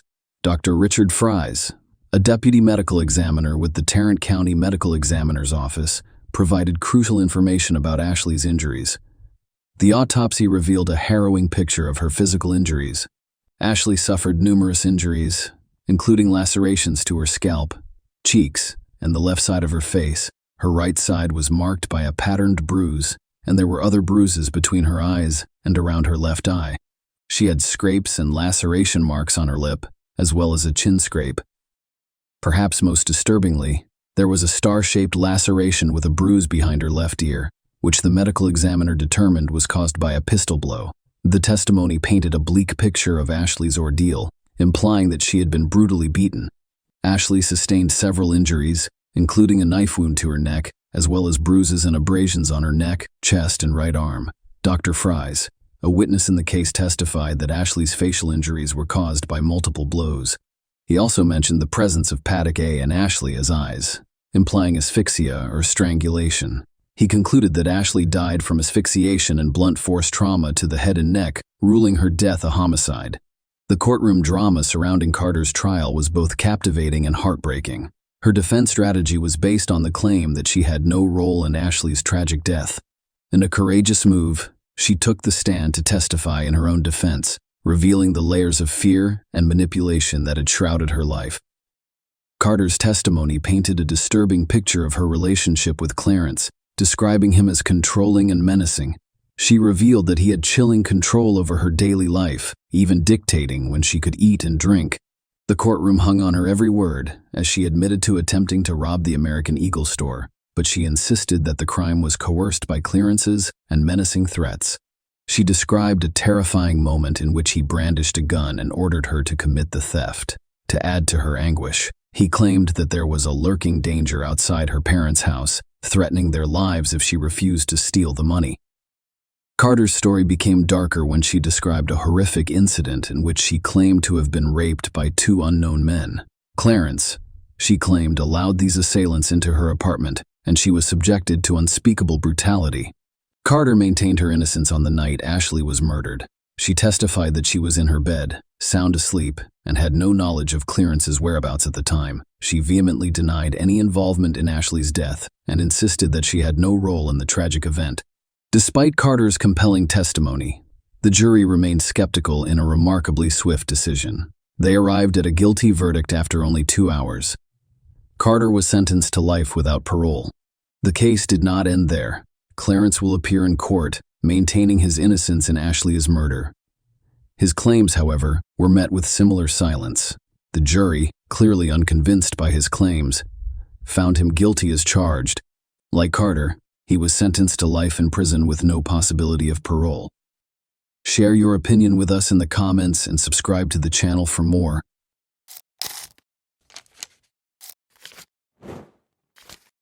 Hey guys, welcome to my channel, and today we're going to take a look at another horrible case with you. Horia and Bouvier, both foreign students, became friends while attending the Sorbonne in Paris. The girls studied the history, social and political movements and culture of the region because they were fervent about foreign cultures, particularly those of Latin America. Horia was 24 years old and was born in Morocco. She chose to set aside her books and travel to Argentina after finishing her thesis on the subject. At 29, Cassandra was accustomed to seeing the world, so she accepted her friend's invitation with pleasure. After packing their bags, the girls set out on a journey across the Caribbean basin, Central America, and South America. The friends traveled to Salta, a province in northwest Argentina with a fascinating history, geography, and social scene, in July 2011. The terrain varies from tropically dry plains in the east to snow-capped peaks in the west. Curiosity-driven students can explore and study the architecture, which includes churches and cathedrals constructed during the colonial era. It is important to note, though, that Salta upholds conservative traditions, much like many northern provinces in the nation, and most likely throughout Latin America. The distinctions between social classes are noticeable, and the Catholic Church has a big impact on people's daily lives. A small number of powerful families have dominated politics for many years. It should be noted that the details will become clearer as this story develops. Since they intended to return to Buenos Aires, Cassandra and Horia checked into a hotel in Salta on July 15 and left to explore the sites without unpacking. A popular tourist destination, Salta is renowned for its low crime rate and welcoming locals, particularly to visitors. The natural reserve known as Quebrada de San Lorenzo is Salta's main draw. The girls bought tickets to the reserve at precisely 4:23 p.m. on July 15. Instead of hiring a guide, they went far into the forest. They were expected to get in touch with their families from Buenos Aires and let them know which city they would be visiting next, but there was no word from them. Unable to handle the uncertainty, their families contacted Cassandra and Horia's Argentinian acquaintances on the 19th and requested that they call the police.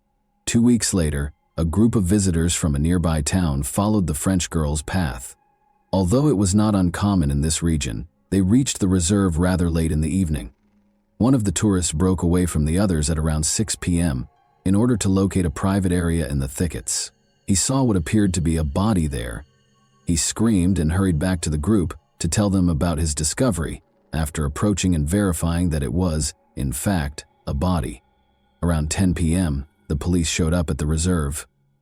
The tourists had only noted that the body was close to a viewpoint. They had not marked the precise spot where they discovered it.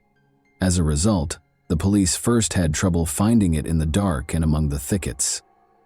The body was eventually located, but before they could start their work, they found 2 more victims a short distance away. It was the 2 French tourists who had gone missing. Given that many people in the area hunt for food, the police came up with a number of theories, one of which was that the girls might have been unintentionally shot by a local hunter. Thus, locals were the target of the search. Francisco Tojeder, a tourist guide for horseback riding, was taken into custody by the police. But since there was no proof linking him to the crime, he was freed a few days later. The police needed a scapegoat to placate the public, so his wife told the media that her husband was arrested only because they were impoverished. The police told the media right away after the bodies were found that they had been lying in the forest for roughly 3 days. There were several theories as to what might have happened to the girls during the remaining days when they were reported missing, because they had retained their tickets to the reserve for the 15th. There was conjecture that they were abducted, held captive, and subsequently disposed of. The police later explained that the girls had been lying in the reserve close to the viewpoint for 14 days before they were killed. There were rumors of violence against the girls because of Cassandra's ripped clothes, and Horia's pants and underwear being pulled down to her knees. This was verified by the autopsy. The tourists were sexually assaulted, severely beaten, and then shot with a .22 caliber gun. The police discovered a matching shell casing in the reserve. They went back to the reserve's entrance after determining that the girls had successfully gone for a walk. There weren't many people there because it was getting late, and the weather wasn't suitable for strolls.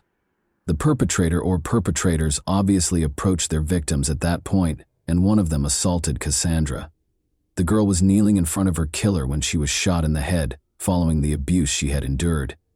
After witnessing Cassandra's murder, Horia made the decision to persevere. She struggled with at least one attacker, as evidenced by the clump of hair that remained in her clenched fist. Then, based on the investigators' assumptions, the girl was shot and ran down the slope from the height. It went through her shoulder and struck her in the back. The criminals departed, thinking Horia was done as well. She tried to crawl back to the trail, but she was still alive. Her efforts were in vain, however, for she was too feeble and suffered for several more hours before passing away from blood loss. When the investigators looked through the girl's hotel room, they discovered that there was only one phone among their possessions, rather than the two they had anticipated. They found that a local girl named Maria Fernanda Canyons, RS, the daughter of a former police officer, was using Horia's phone after tracking it down. They also discovered that Horia was in possession of her camera. According to the girl, these were presents from Gustavo Lassi, her boyfriend. The 23-year-old Gustavo was a guide in the reserve, and his father was a tourist ticket vendor.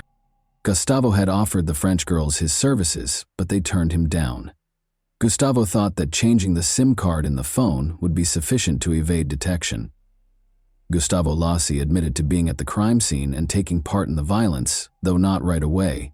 He asserted, however, that he was only a witness and neither the murderer nor the instigator of the French girls. He described how, after hearing a commotion and rushing to the cries, he saw two men, a stonemason named Daniel Vilt, 24, and a gardener from the plains of San Lorenzo named Santos Clemente Vera, 31, tormenting the girls. These men allegedly forced him to take part in the violence before letting him go. He did, however, remember to bring the girls' camera and phone. The gun that fired the deadly shots was found by the police during a search of Gustavo's house. The police were able to determine the precise moment of the attack on the French girls thanks to Horia's camera. Before starting their hike through the reserve, the girls took a few pictures while they were sightseeing. The tourists' final photograph, taken at 6:28 p.m., 2 hours and 5 minutes later, was hazy and ambiguous, leading investigators to surmise that the attack happened at that exact moment. Murder charges were brought against all three men. Witnesses came forward right away and identified Vilt as the individual who tried to sell a rifle. But since he was at a bank when the attack happened and could provide proof, he had a strong alibi. Vera was freed because of insufficient evidence and his denial of guilt, while Gustavo Lassi was sentenced to 30 years in prison in 2014. He said he had an alibi too. Both men were given life sentences in prison in 2016, though, after the prosecutor insisted on a review of the case. One of the most well-known cases in Argentine history appeared to have come to an end. The story doesn't stop there, though. The case was investigated by French journalist Jean-Charles Chattard, who spent 4 years writing a book outlining his reasons why the girls could not have been killed on July 15 in the nature reserve, as the investigators claim.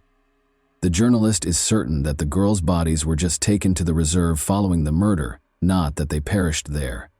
First of all, in contrast to the victim's shoes, his were covered in dust and dirt even after a brief stroll through the reserve. Such a path, enduring violence, fighting for their lives, and still having clean shoes would have been impossible for the girls. Second, the tourists' overall appearance was peculiar. They weren't dressed for a hike in the nature reserve, but rather for an evening event in the city. The bodies were left in Quebrada de San Lorenzo for 2 weeks, which is the next oddity. The reserve is an open, wild place where condors, foxes, and pumas live. The police might have discovered fully gnawed bones after such a time. Despite the fact that the bodies were found in a well-known reserve close to a popular viewpoint, they were found to be spotless. Last but not least, the pathologist who examined the bodies declared with confidence that they were killed no more than 3 to 5 days prior to the autopsy. The doctor was categorical when it came to the date of the murders, stating in the report that it was July 26, 2011. Interestingly, this date was rescheduled for July 15 by the investigating judge. Is there any chance that the judge purposefully falsified the facts in order to shield someone? Was he attempting to falsify the evidence? The commissioner in charge of the investigation, Nestor Piccolo, was persuaded of this very thing, and it might have cost him his life. 4 months after the investigation began, Commissioner Piccolo passed away, inexplicably. He was discovered with a bullet wound to his head at the commissioner's office entrance. Although his mother claimed that her son made the decision, she is positive that he was executed. Nestor was developing a new version prior to his passing, and no signs of gunpowder were discovered on his hands. Clemente Vera claims that Gustavo Lossi is merely an accomplice of the true criminals, who are representatives of the province's upper classes, and that he is innocent. Many people, including the judge and powerful local families, were concerned about Nestor's investigation because they did not want the truth to be revealed and could not permit the deaths of the French girls to come to light. But in April 2014, an anonymous letter detailing the same trail that Commissioner Piccolo was looking into broke this conspiracy of silence. The families of the victims in France received the letter. After obtaining a copy, Chittard followed up on this lead. A woman who was afraid to testify in court wrote the anonymous letter by hand but did not sign it. After several months, Chittard was able to locate the witness. It turned out to be a girl who frequently hangs out with a select group of powerful people in Salta. She was aware that since the two tourists had been invited to a party hosted by the city's affluent youth on July 15, 2011, they could not have been murdered in the nature reserve. Her account of what transpired is entirely different. Alcohol is served freely at these parties, and everything seems like it's from a movie. But it's all real. The girl claimed that Cassandra and Horia were among the visitors and that they were spotted close to the pool. The men's interest in the gorgeous French women grew as the evening went on and more alcohol was consumed. They led them inside the house at around 3 in the morning and nobody saw them again. One of the tourists was being harassed by the guys. She refused, of course, but things went too far and the men no longer cared about her opinion. In order to keep the truth from coming to light, the guys chose to murder both of them after her friends saw what transpired. They took their time, though, torturing the victims for days before killing them. The witness gave the precise address of the alleged incident, a villa in Buena Vista, the city's most upscale neighborhood where ministers, deputies, and affluent foreigners live. Since the villa is frequently rented out to private parties, it is typically not occupied permanently. Additionally, the French women were last spotted in a pool. The villa's location, directly beneath the bodies, is the most fascinating aspect, though. A secret trail leads to the nature reserve's lookout point behind the house. If the witness's account is accurate, the girls' bodies were transported through that path during the night and dumped in the thickets of the reserve. But how could such a crazy situation that was taking place in full view at a party be kept a secret for so long? According to the witness, it can be explained by the fear that actual criminals instill in anyone who has the audacity to speak up. She claimed that the son of a deputy who assaulted the French woman was responsible for organizing the party. He severely beat her when she attempted to flee. The politician's 2 other sons also participated in the attack and subsequent killing. Today, during his most recent election campaign, the deputy's face calmly gazes down from a number of billboards. It should be noted that one of his sons became a politician, just like his father. One judge who oversaw the initial investigation expressed a great deal of interest in the story told in the anonymous letter, but the politician declined to comment on these claims. He thinks it has everything needed to bring about justice. The judge who later took over the case, however, had no plans to look for additional offenders. He blames the deaths of the French women on the provincial justice system and thinks that the family must have a lot of power to influence the police. The witness's account that he witnessed the 2 French women departing the nature reserve on July 15 is given more credence in the updated version. This implies that the crime might have taken place at a different time and location than the investigators maintain.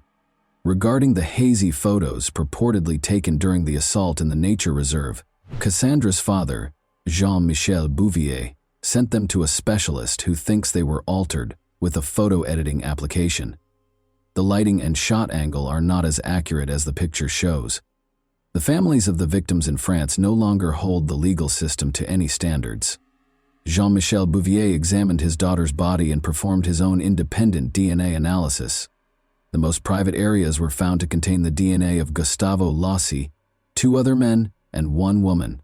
The sample from Clemente Vera was nowhere to be found. Uncertainty surrounding the ownership of the remaining samples raises concerns about Gustavo Lossi's actual involvement in the attack on the girls, as well as the identities of the other participants. Meanwhile, Clemente Vera's parents' modest house still stands in the center of San Lorenzo, just a few hundred meters from the location where Cassandra and Horia's bodies were discovered. They struggle to make ends meet after their son's arrest because they are too old to work the land or take care of the animals. Many locals, including Clementi's wife and parents, maintain his innocence. They think his only fault is that he didn't have the money to hire lawyers and lived close to the crime scene. The fact that there is no evidence linking him to the crime in the case files makes it all the more tragic. According to him, the police demanded a confession to the murder, beat him, and threatened him and his child. They searched his home for any incriminating evidence after he refused to comply, but they were unable to find any. Regarding this, Santos Clemente Vera complained to the Supreme Court of Argentina in 2017 and was given permission for a case review in June 2020. He hopes that a new trial will be held and that he will be found not guilty. It's interesting that Cassandra's father believes he is innocent. After conducting his own investigation, attending all of the hearings and visiting Argentina several times to learn more about the case, he came to the conclusion that Vera was not guilty of the crime. As a result, he apologized to Vera while he was incarcerated and launched a social media campaign to secure his release. Bouvier worries that while an innocent person is still incarcerated, the case review process is taking an unreasonably long time. On November 25, 2013, the International Day for the Elimination of Violence Against Women, a monument honoring Cassandra and Horia was formally unveiled in Salta. In response to Jean-Michel Bouvier's request to take on this piece, Salta-born sculptor Alfredo Garzón, who lived in Paris, created a face with an agonized expression, eyes, and an outstretched hand. Alfredo was able to capture the anguish, terror, and suffering that the girls endured in a very potent image. The bodies of the victims were discovered in the San Lorenzo ravine, where the sculpture is situated. And that wraps up today's chilling story. If you enjoyed this video, don't forget to like and subscribe so you never miss a new upload. Also, let me know in the comments what part of this story shocked you the most. Thank you for watching, and I'll see you in the next video.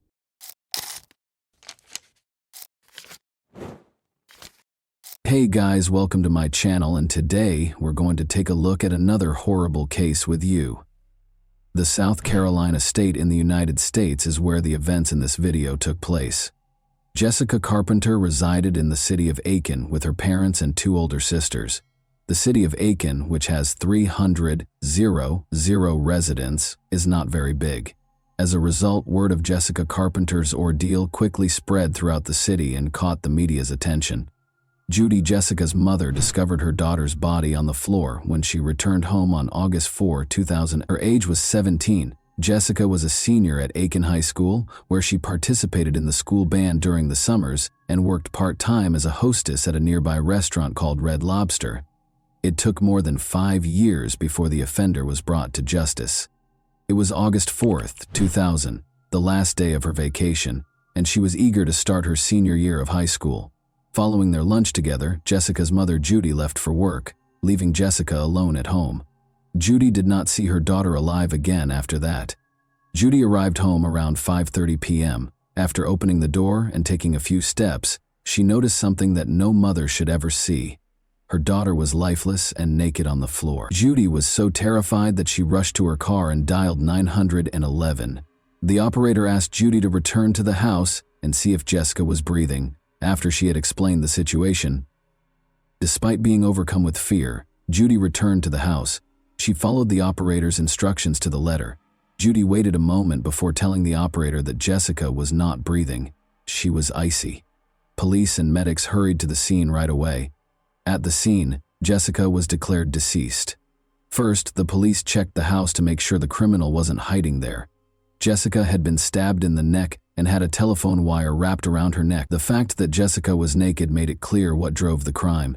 Based on the atmosphere in the house, Jessica retaliated. There were fights in her living room, kitchen, and bedroom. Crime scene investigators partially lifted Jessica's fingerprints and collected DNA samples from her body. Physical evidence was scant. Investigators were a little frustrated when they discovered a partial fingerprint. Unknown male DNA was the only important piece of evidence the police discovered. Before departing the scene, there was almost nothing in the case to cling to except the DNA. Another crucial detail caught the attention of the detectives. No evidence of forced entry was found. Jessica was by herself at home, and she always locked her doors in situations like this.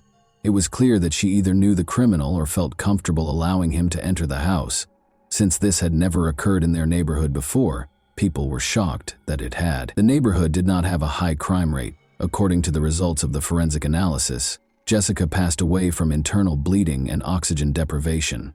Once a place of laughter and vitality, the Carpenter family home was now enveloped in an unbreakable veil of grief.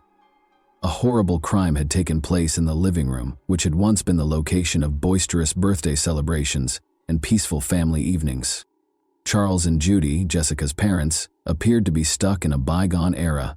Their entire world had been upended. They were at peace because they believed they had failed to protect their daughter. Although Jessica's sisters were heartbroken by the incident, the family came together during this time. The Carpenters had a strong belief that the police would identify the culprit behind Jessica's death. Since Aiken is a small city, word of Jessica Carpenter's ordeal spread swiftly. The story was reported in every newspaper and on every local television station. In order to solve crimes, law enforcement occasionally needs the assistance of the media. They need the public to be aware of it, and although investigators gave the media some information about the crime, important details were kept under wraps. On August 25, 2003, it was kept a secret that Jessica had been shot in the neck, strangled with a telephone wire, and discovered nude. The first information was given to the police a few weeks after Jessica's death, and they spread it through local news reports. Surveillance footage from a convenience store a few blocks from Jessica's residence was obtained by investigators. Detectives thought that the young man in the top right corner of your screen might have some information about Jessica. As part of an ongoing investigation into the death of a carpenter, the police wanted to identify and question him. On the basis of surveillance footage, every lead, no matter how trivial, was closely examined. In an attempt to identify the man, the Aiken police released a sketch that was aired on television. The suspect's sketch was held in the hands of the detectives looking into Jessica Carpenter as though it were the secret key. Jessica went to Aiken High School, where she was well known to all. They headed to the principal's office to ask the administration for help. Despite looking at the sketch, the principal was unable to identify the subject. The detectives spoke with the principal before starting to interview Jessica's classmates. Any small comment or conversation could reveal information about the crime. Detectives also spoke with teachers who knew Jessica, and some students were in special interest groups with Jessica, such as the school orchestra. But after being at the school for a few hours, they left with nothing. Who was portrayed in this sketch was unknown. The police were able to identify the man after a few days, but it turned out that he was unrelated to Jessica's ordeal. He was just a magazine salesman and an out-of-town student.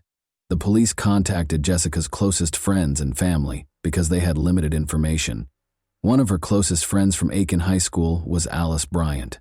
She played in the music orchestra with Jessica, whom she had met in 6th grade. Both of them were anticipating their senior year, getting ready for college and maturing. Alice was asked by the investigators if anyone in Jessica's immediate vicinity intended to hurt her. Perhaps she got into a quarrel with someone at school. Alice asserted that Jessica had no enemies, but it's possible that she turned down one of the boys and he was unable to handle it. She had a good relationship with everyone. Because Jessica's friends were unable to provide any leads, the investigation came to a standstill once again. The DNA of an unidentified male was the only tangible evidence the police had discovered at the crime scene. Given that Jessica most likely allowed the criminal to enter the house herself, and that she might have known and trusted the man, a database search turned up no matches. Investigators made the decision to look into Jessica's inner circle. They collected DNA samples from her neighbors, friends, and family. To eliminate as many possible suspects as they could, they visited Judy's place of employment and spoke with all the men, including her supervisor. The local media was asked to help spread the word by the Aiken police. They requested that the men come forward and willingly provide a sample of their DNA. 300 or so DNA samples were examined. The criminal was obviously too smart to assist the authorities. The DNA found on Jessica's body did not match any of the tested samples. Another similar crime, this time in Georgia with an 18-year-old victim, took place 2 months after Jessica Carpenter's death. Chrissa Lee Barton miraculously survived and shared her story. Chrysalie claimed to have met a man in a restaurant parking lot. He volunteered to serve as her model. The man refused to show his identification when she asked to see it. Chrysalie grudgingly accepted the man's offer to walk her home, but she quickly came to regret it. You can naturally imagine what transpired after he assaulted her in her house and tore off her clothing. After that, the man stabbed her 3 times and started to strangle her. Chrysalie survived, but he believed she was dead. Crawling to the phone, she dialed 911 and then described the man to the police. It was clear that Jessica Carpenter had been attacked by the same man who had attacked Chrysalie Barton. The 2 crimes shared far too many similarities. Women who said they had seen the man in the sketch called the police station as soon as the sketch appeared in the media. The man in the sketch was recognized by Jessica Carpenter's former Red Lobster co-worker, who called. She stated that the week prior to her murder, she had been working with Jessica when the man approached them while they were chatting on the street. He paused and inquired about directions. They attempted to inform him of his destination. He then asked if either of them could accompany him and show him the precise route. Both of them declined, and the man discovered where they were employed. Investigators questioned whether Jessica's murder occurred as a result of this conversation or if it was just a coincidence. 3 days later, the police had a name, thanks in large part to the sketch of the offender that was shown on every newscast. Reinaldo Rivera was his name. A wanted list was created for him. He could harm someone else, so the police wanted to track him down as quickly as possible. The news was just coming on the television, which was once again displaying a sketch of the suspect, when a number of officers stormed into Rivera's room after finding his car in a motel parking lot and driving there to arrest him. In order to evade justice, Rivera was now unconscious on the ground. He had no choice but to take a knife and hurt himself. However, he lived because the police showed up in time. Detectives now needed to identify Reinaldo Rivera and determine whether he was connected to the death of Jessica Carpenter, who was born into a doctor's family in Madrid, Spain. When Rivera was 7 years old, his family relocated to Puerto Rico. He enlisted in the U.S. Navy at the age of 19, serving in San Diego, California, and Orlando, Florida. As an adult, Rivera attended the University of South Carolina and graduated with a degree in office administration while working for the Joint Chiefs of Staff in Washington, D.C. From December 1986 to March 1991, before relocating to North Augusta on Valentine's Day in 1993, he had lived in Graniteville, Columbia, and Fayetteville, North Carolina. By 1998, he was married to Tammy Lisa Bonet and had 2 kids. Rivera was hired by the Firestone Tire and Rubber Company in Aiken to work as a tire inspector. When investigators searched the motel room where Rivera was staying, they discovered a surprise. He left a note claiming he had nothing to do with Jessica Carpenter's death. No one suspected that he led a second secret life like a police officer, and Jessica's family was certain they had found the person who killed her. After assaulting Chrysalie Barton, Reinaldo Rivera was taken into custody. Authorities believed he might be involved in the Jessica Carpenter case as well. They believed the case would be closed and that was the end of it. However, Rivera shocks authorities by confessing to yet another string of unsolved crimes, rather than Jessica's murder. Moussa Faye Dingus, a 17-year-old from Graniteville, South Carolina, disappeared on July 17, 1999. During the subsequent searches, Aiken County Sheriff's Office deputies reported seeing a girl who fit Dingus's description twice, with an older, dark-haired white male. In the first case, she got into a tan, older model car, and in the second, a bright red 4-door car. On October 13, 2000, after Rivera gave police directions to the burial site on December 4, 17-year-old Tiffany Cherise Wilson from Jackson vanished while she and her 2-month-old daughter Caitlin were at a Winn-Dixie grocery store in North Augusta. Her car was discovered in the parking lot, and witnesses saw her get into a white 4-door Ford from the mid-1980s. The car stopped for a moment before speeding away. 3 days later, Caitlin was discovered stranded in her vehicle across the state line in front of a Georgia Welcome Center. The body of a young female was found by 2 hunters in a densely forested area close to Graniteville on December 30th. Wilson's fingerprints were later used to positively identify the deceased. Similar to the aforementioned victims, Tabitha Lee Bosdell, 20, of Augusta, Georgia, vanished on June 19, 2018. She was going to apply for a second part-time job at a Huddle House before heading to her primary job as a telemarketer, according to her family. Rivera was charged after her remains were located and identified. Marnie Marie Glista was attacked in her home on September 5, 2000. Her age was 21. Despite suffering severe injuries, she lived. After being brought to a nearby hospital, she passed away from her wounds. She became the fourth known victim of Ronaldo Rivera 5 days later. Chrysalie Barton was attacked by Rivera on October 10, 2000, but she survived and police were able to obtain a sketch of her. Rivera's crimes all had a similar pattern, and all of his victims were roughly the same age. All of them suffered neck stab wounds and strangulation. The 37-year-old Rivera was put in solitary confinement and kept under close medical observation to make sure he couldn't hurt himself. Rivera denied any involvement in what happened to Jessica Carpenter, despite confessing to 5 other crimes. After securing Rivera's DNA, police hurried the sample to a lab for Jessica's relatives. It was intolerable to wait for the results. However, the case took a new turn just when the Aiken Police Department believed they had apprehended the offender. Authorities were informed by police informant Craig Gant that Tony Baldwin had confessed to killing Jessica Carpenter. On another murder charge, Tony Baldwin was already incarcerated in Aiken County. The police, Jessica's friends, and her family could only wait while DNA samples were taken from him to determine whether he was involved in her death. When both men's DNA results were received in January 2001, the community as a whole held its breath. 2 suspects in Jessica Carpenter's murder were exonerated, which was a startling development for her family. The DNA discovered on Jessica's body and in the house did not match that of Rivera or Tony Baldwin. For the investigators and the family, this was a huge letdown. Months went by, but the case was still unresolved. But on August 19, 2002, 2 years after Jessica's passing, the lab called the detective who was looking into the case. A DNA match was discovered. The owner was a man named Robert Atkins, who was incarcerated in Georgia. Robert Atkins was having legal issues. He was found guilty of stealing. In Georgia, he was sent back to prison for violating his probation. Georgia was one of the few states at the time that collected inmates' DNA upon admission and entered it into a national database.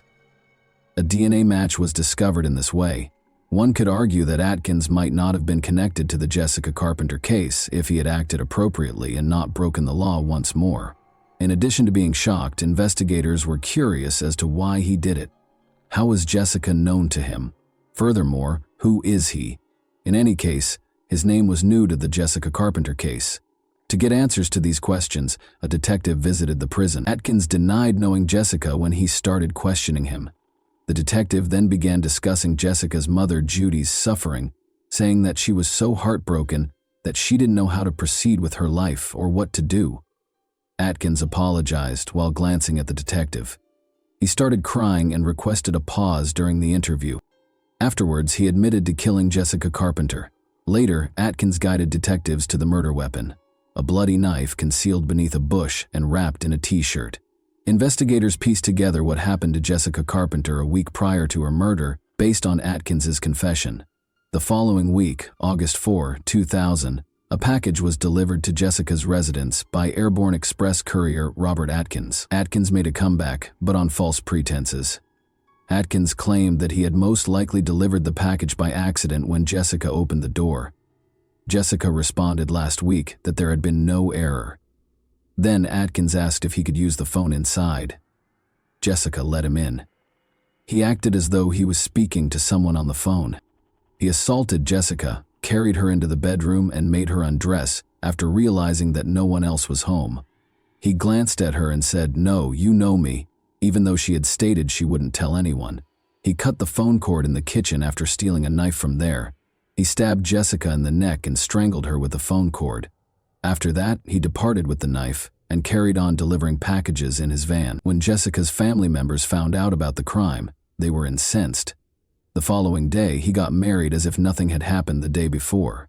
Jessica was uncritical. She gave him a glass of water and invited him inside. On May 22, 2006, he committed this terrible crime after she showed him kindness. In an agreement with the prosecution, Robert Atkins entered a guilty plea to 5 charges. He consented to enter a guilty plea in exchange for a life sentence, even though he was facing the death penalty. Atkins was asked by Judge Diane Goodstein if he realized that he would never be allowed to leave prison. "Are you aware that you will be incarcerated for the rest of your life?" He said he did when she asked him to put his feet in a box first. 2 life sentences were imposed on Atkins. In 2004, Ronaldo Rivera received a death sentence. Rivera informed the jury that he had a mental illness and that medical professionals needed to investigate it to discover a remedy. In addition, he claimed that he still had murderous fantasies, threatened to retaliate if freed, and called for the death penalty. Rivera withdrew his testimony and started the process of appealing his sentence in 2016, 12 years later. The court denied his last appeal in October 2024. And that wraps up today's chilling story. If you enjoyed this video, don't forget to like and subscribe so you never miss a new upload. Also, let me know in the comments what part of this story shocked you the most. Thank you for watching, and I'll see you in the next video.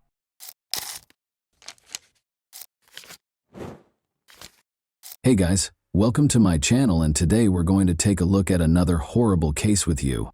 The nation was rocked by the disappearance of Adam Walsh from Hollywood, Florida, on July 27, 2981. He vanished from a nearby Sears store, and the ensuing investigation was beset by misunderstandings and errors, leaving detectives frustrated and with dead ends.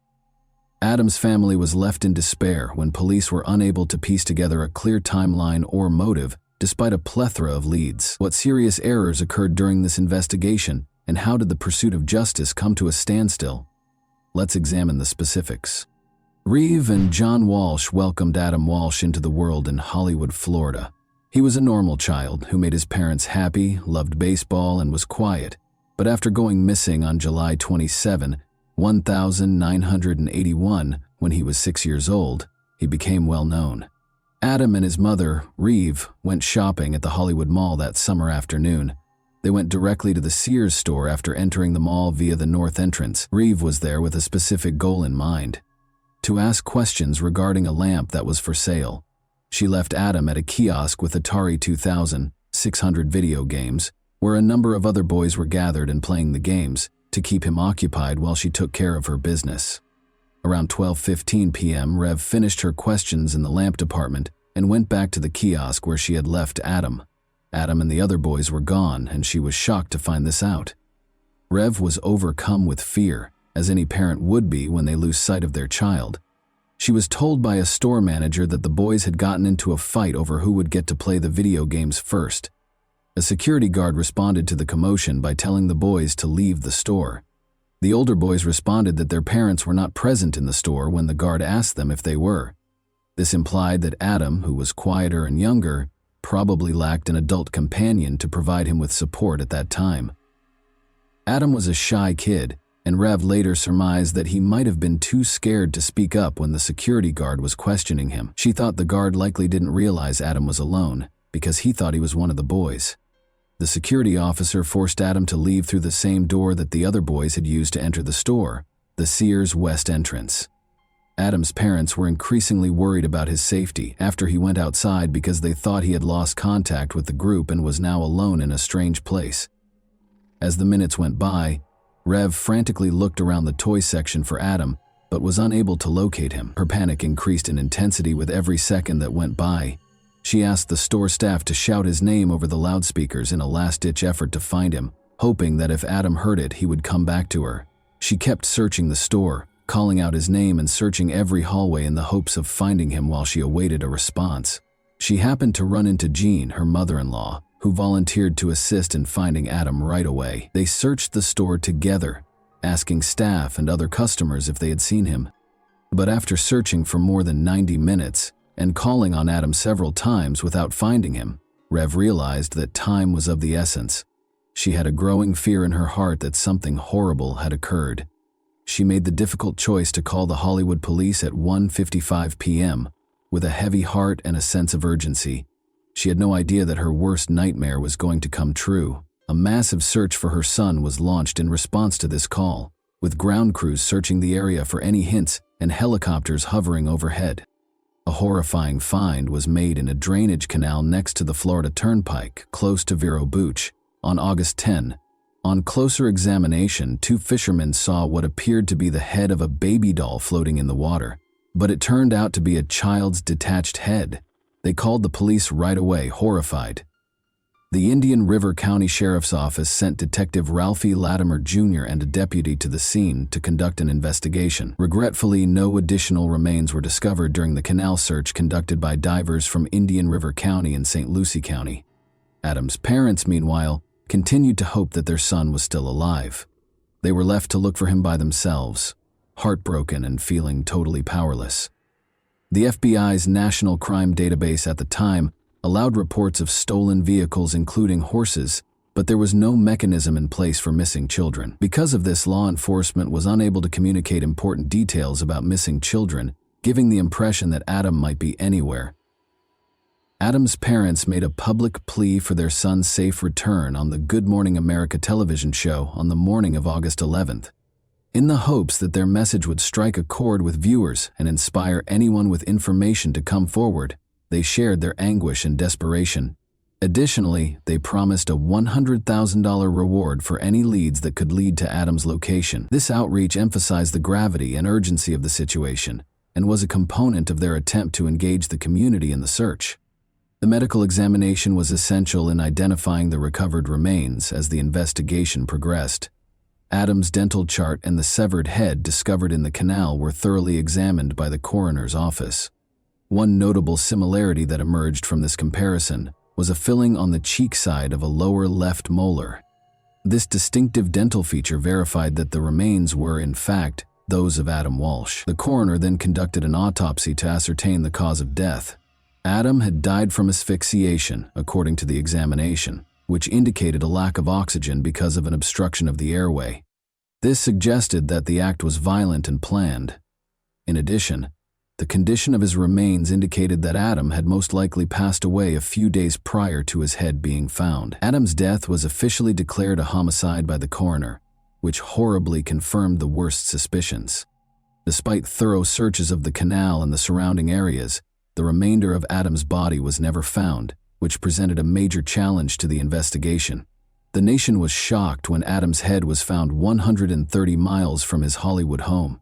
People were saddened and deeply disturbed by the heinous crime. The way the Hollywood Police Department conducted the investigation into their son's disappearance infuriated John and Reeve Walsh.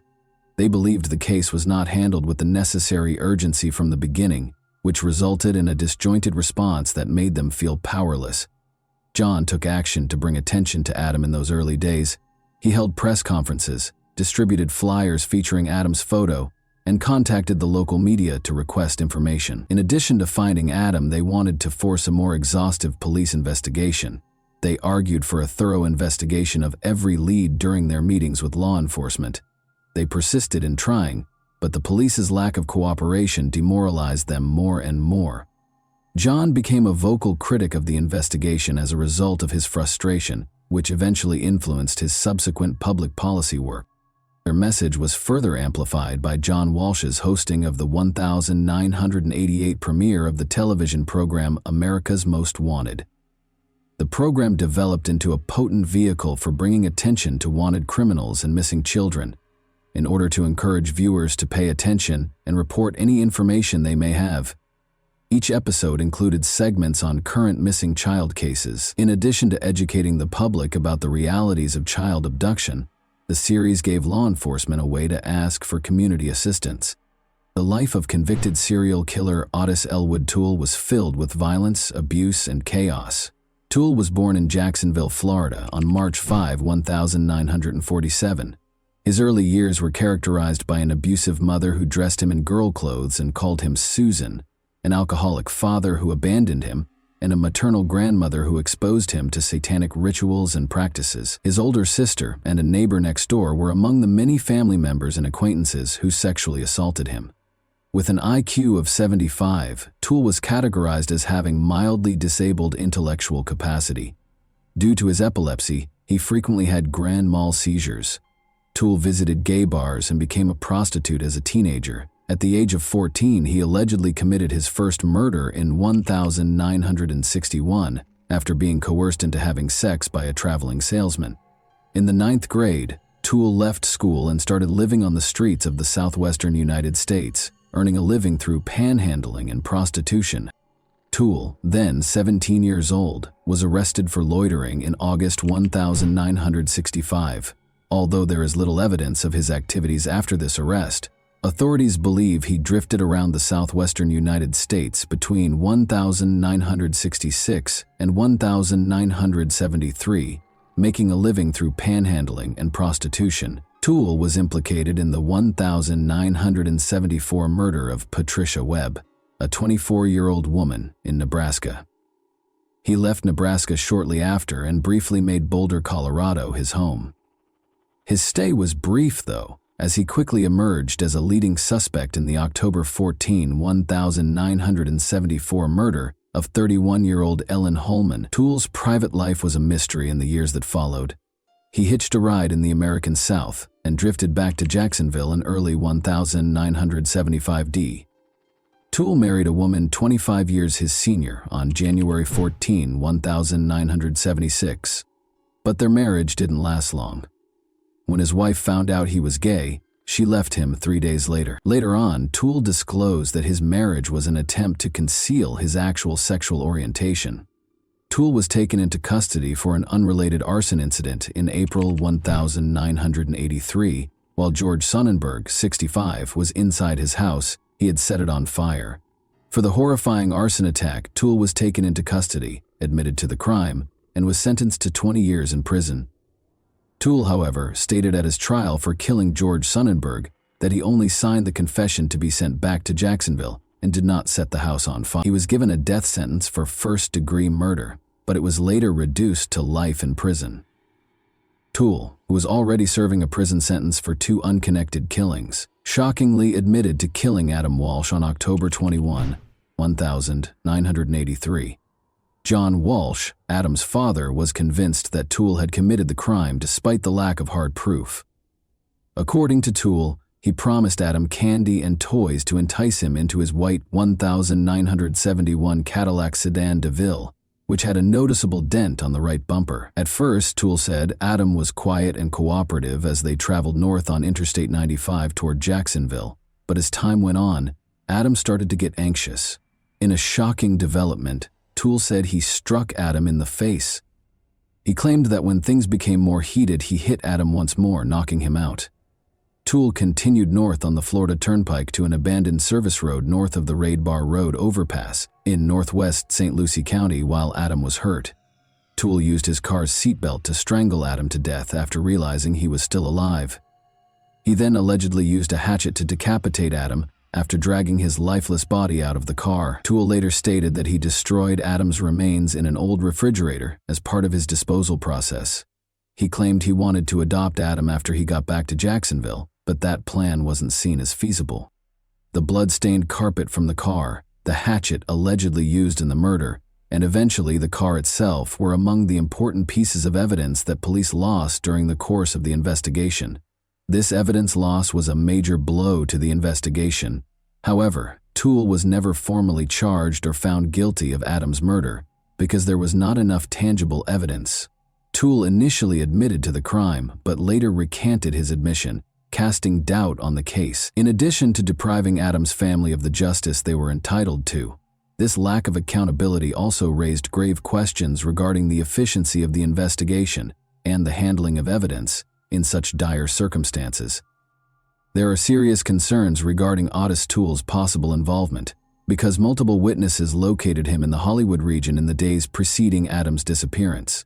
Toole, who was serving a life sentence for other offenses, passed away in prison in September 1996 at the age of 49 from cirrhosis after a long and difficult life. According to his niece, he confessed to Adam's murder on his deathbed after he passed away. On October 10, 1983, the television movie Adam, which told the tragic tale of Adam Walsh's kidnapping and murder, debuted.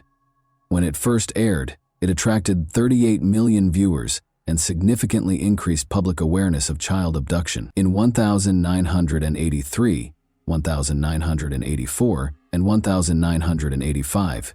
Each broadcast included a hotline for tips along with images and descriptions of missing children. 13 of the 55 children who were highlighted were able to recover successfully as a result of this initiative. The American rapper Busy Bone was reunited with his mother after a babysitter recognized his photo during the broadcast, making it a noteworthy case. The Walsh family changed the way society views missing children by using Adam to transform their tragedy into a potent advocacy tool. Additionally, in 1984, the U.S. John and Reeve Walsh, along with other parents of missing children, tirelessly lobbied Congress to pass the Missing Children's Assistance Act. The National Center for Missing and Exploited Children, NCEMEC, an organization devoted to offering resources, support, and advocacy for missing children and their families, was made possible by this important legislation. The act sought to strengthen the response to kidnappings of children and guarantee that law enforcement had the resources and direction required to successfully handle these tragic situations. After John Walsh's book was published, Hollywood Police Chief Rick Stone conducted a thorough review in 1997, which sparked a renewed effort to look into Adam's case. Prior to being named Hollywood's chief of police the year before, Stone had 22 years of law enforcement experience, having worked for the Dallas, Texas, and Wichita, Kansas departments. Stone carefully examined the evidence, even going back to Toole's recorded interrogations by Hollywood detective Mark Smith, even though the crime had taken place 16 years prior. After reviewing, Stone came to the conclusion that Toole had killed Adam with proof beyond a reasonable doubt. Toole and Henry Lee Lucas, his partner, had admitted to or linked themselves to over 200 murders, many of which turned out to be untrue.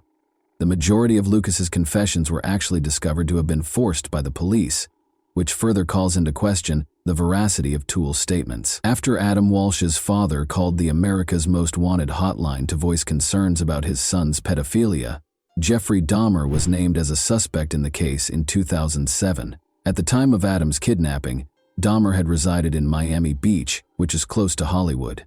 Both recognized Dahmer from pictures following his arrest, and witnesses claimed to have seen a suspicious young blonde man at the Hollywood Mall on the day Adam vanished. Furthermore, just before Adam's severed head was found, a truck driver claimed to have seen a man driving a blue van close to a canal.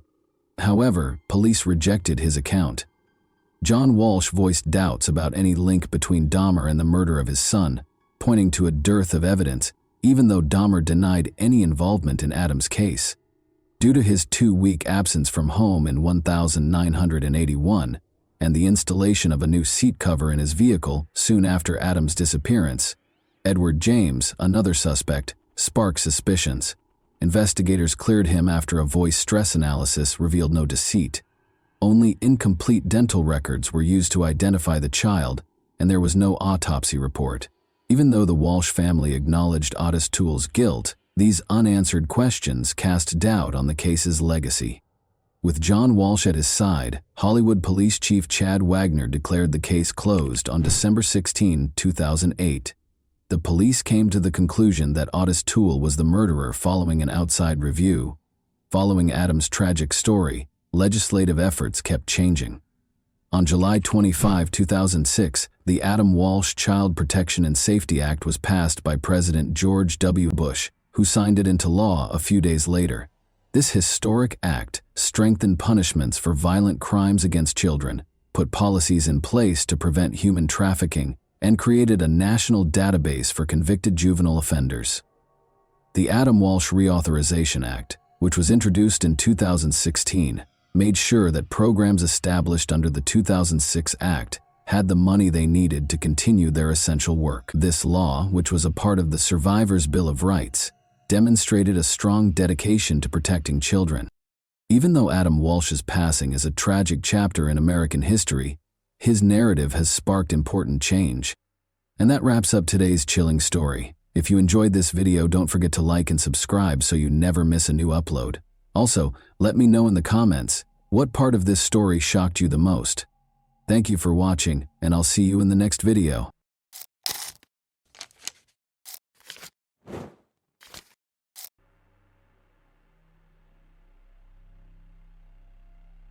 Hey guys, welcome to my channel, and today we're going to take a look at another horrible case with you.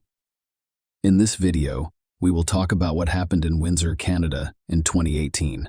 Autumn Taggart, 31, lived on the third floor of this building with her son, Gavin. On June 10, the boy awoke and went into his mother's room. Her room was completely disorganized. He tried to wake up his mother, but Autumn lay motionless. The Autumn Taggart case received widespread attention, and Canadian police enlisted the assistance of their American counterparts to locate and apprehend the suspect. Autumn Taggart was a single mom in 2018. Her son Gavin was 9 years old, and they lived in Windsor, about a mile from the border between Michigan and the United States and Ontario, Canada. On Saturday, June 9, 2018, Autumn and Gavin spent the afternoon with the child's father, Chris Sherwin. Autumn maintained friendly relations with him after their breakup. They both did their best to ensure that the breakup did not have a significant negative impact on Gavin. At the end of the day, the three of them went grocery shopping before Chris drove Autumn and Gavin to their third-floor apartment. After that, Chris returned home. Before going to bed, Gavin played video games with his mother, unaware that the following night would be an unimaginable nightmare for him. Gavin awoke to a noise while it was still dark outside. He was startled and opened his eyes to see an unknown man standing next to his bed. Before leaving Gavin's room, the stranger instructed him to close his eyes and sleep. His mother's room was behind a wall. It's on the right in this image. After about a minute, Gavin heard her scream. The boy had never felt such fear before. A few minutes later, silence hung in the air. His mother stopped screaming, and he quickly fell asleep. When Gavin awoke, it was already morning, and he was getting out of bed. He first went to his mother's room. Everything there was shattered and destroyed. Autumn was lying on the bed. Gavin, 9, initially believed his mother was sleeping, but when he saw the blood on her nose, he knew she was dead. It shocked him. The boy was unwilling to believe it was true. He spent the first half of the day playing on the console and watching YouTube videos, attempting to distract himself from the fact that his deceased mother was lying in the next room. In the afternoon, he couldn't take the pressure anymore. He began crying and decided to tell someone about it. After entering his mother's room, he took her phone and used Messenger to contact his father.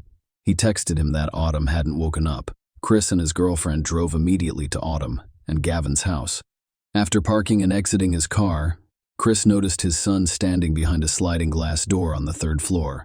Chris did not have an electronic key to enter the building, so Gavin went downstairs and let him in. He asked his son to stay with his girlfriend while he investigated why Autumn hadn't woken up, then entered the apartment and the bedroom. Chris noticed that Autumn was very pale. She had bruises on her face and body, and her nose was bleeding. The man immediately dialed 911. The police and an ambulance arrived at the address he provided, but the paramedics were forced to declare Autumn dead due to the injuries on her body and the signs of a struggle in the bedroom. It was clear that it was not an accident. Investigators began searching for possible evidence in the apartment. Meanwhile, a child interrogation specialist speaks with Gavin and learns about the overnight guests who told him to sleep. The boy claimed he heard his mother's screams, but they quickly stopped. He described the man he had seen in his room at night.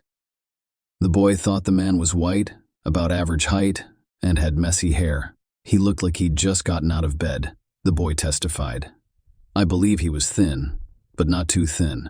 I believe he was skinny. The forensic experts who conducted the autopsy determined that Autumn died as a result of strangulation. Someone beat her up before she died. Furthermore, there were injuries in her genital area and male DNA samples found on her body.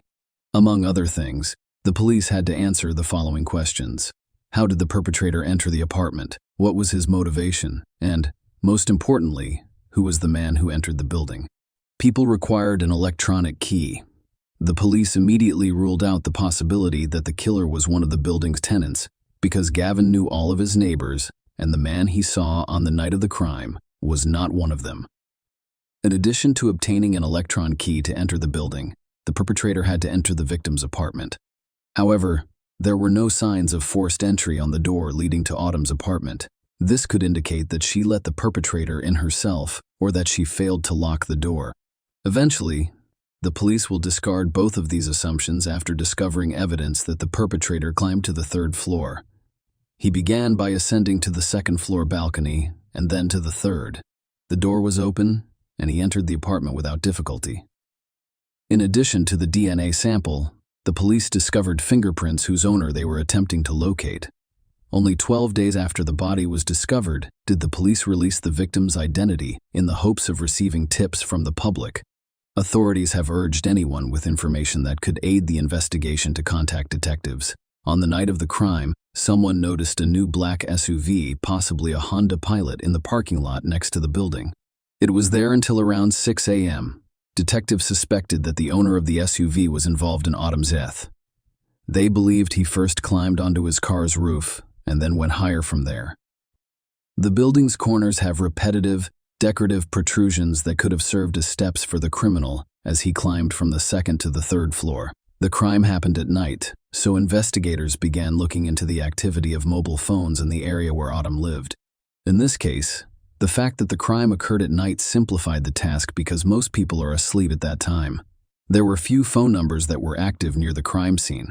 During the investigation, the detectives learned that one of the phone numbers belonged to Autumn's neighbor, despite living in the same building as Autumn. She stated during the police interview that she knew nothing.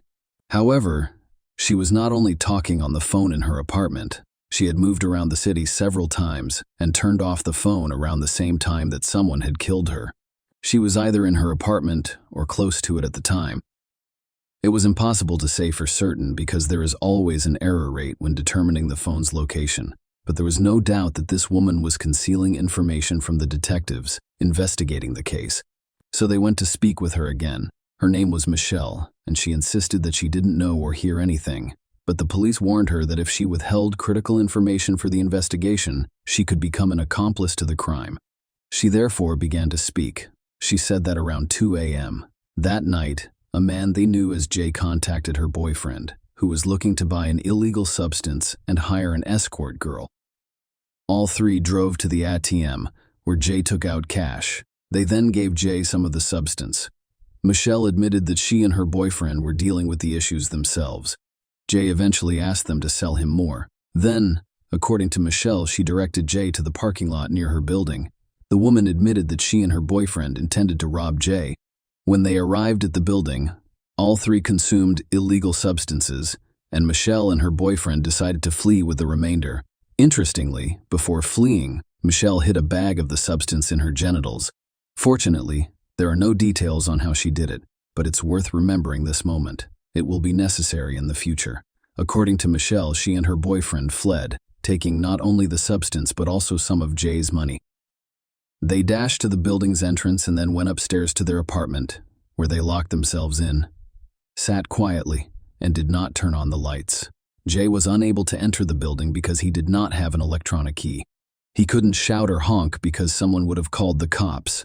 Furthermore, according to Michelle, when they looked out the window, they noticed shoe marks on Jay's car roof.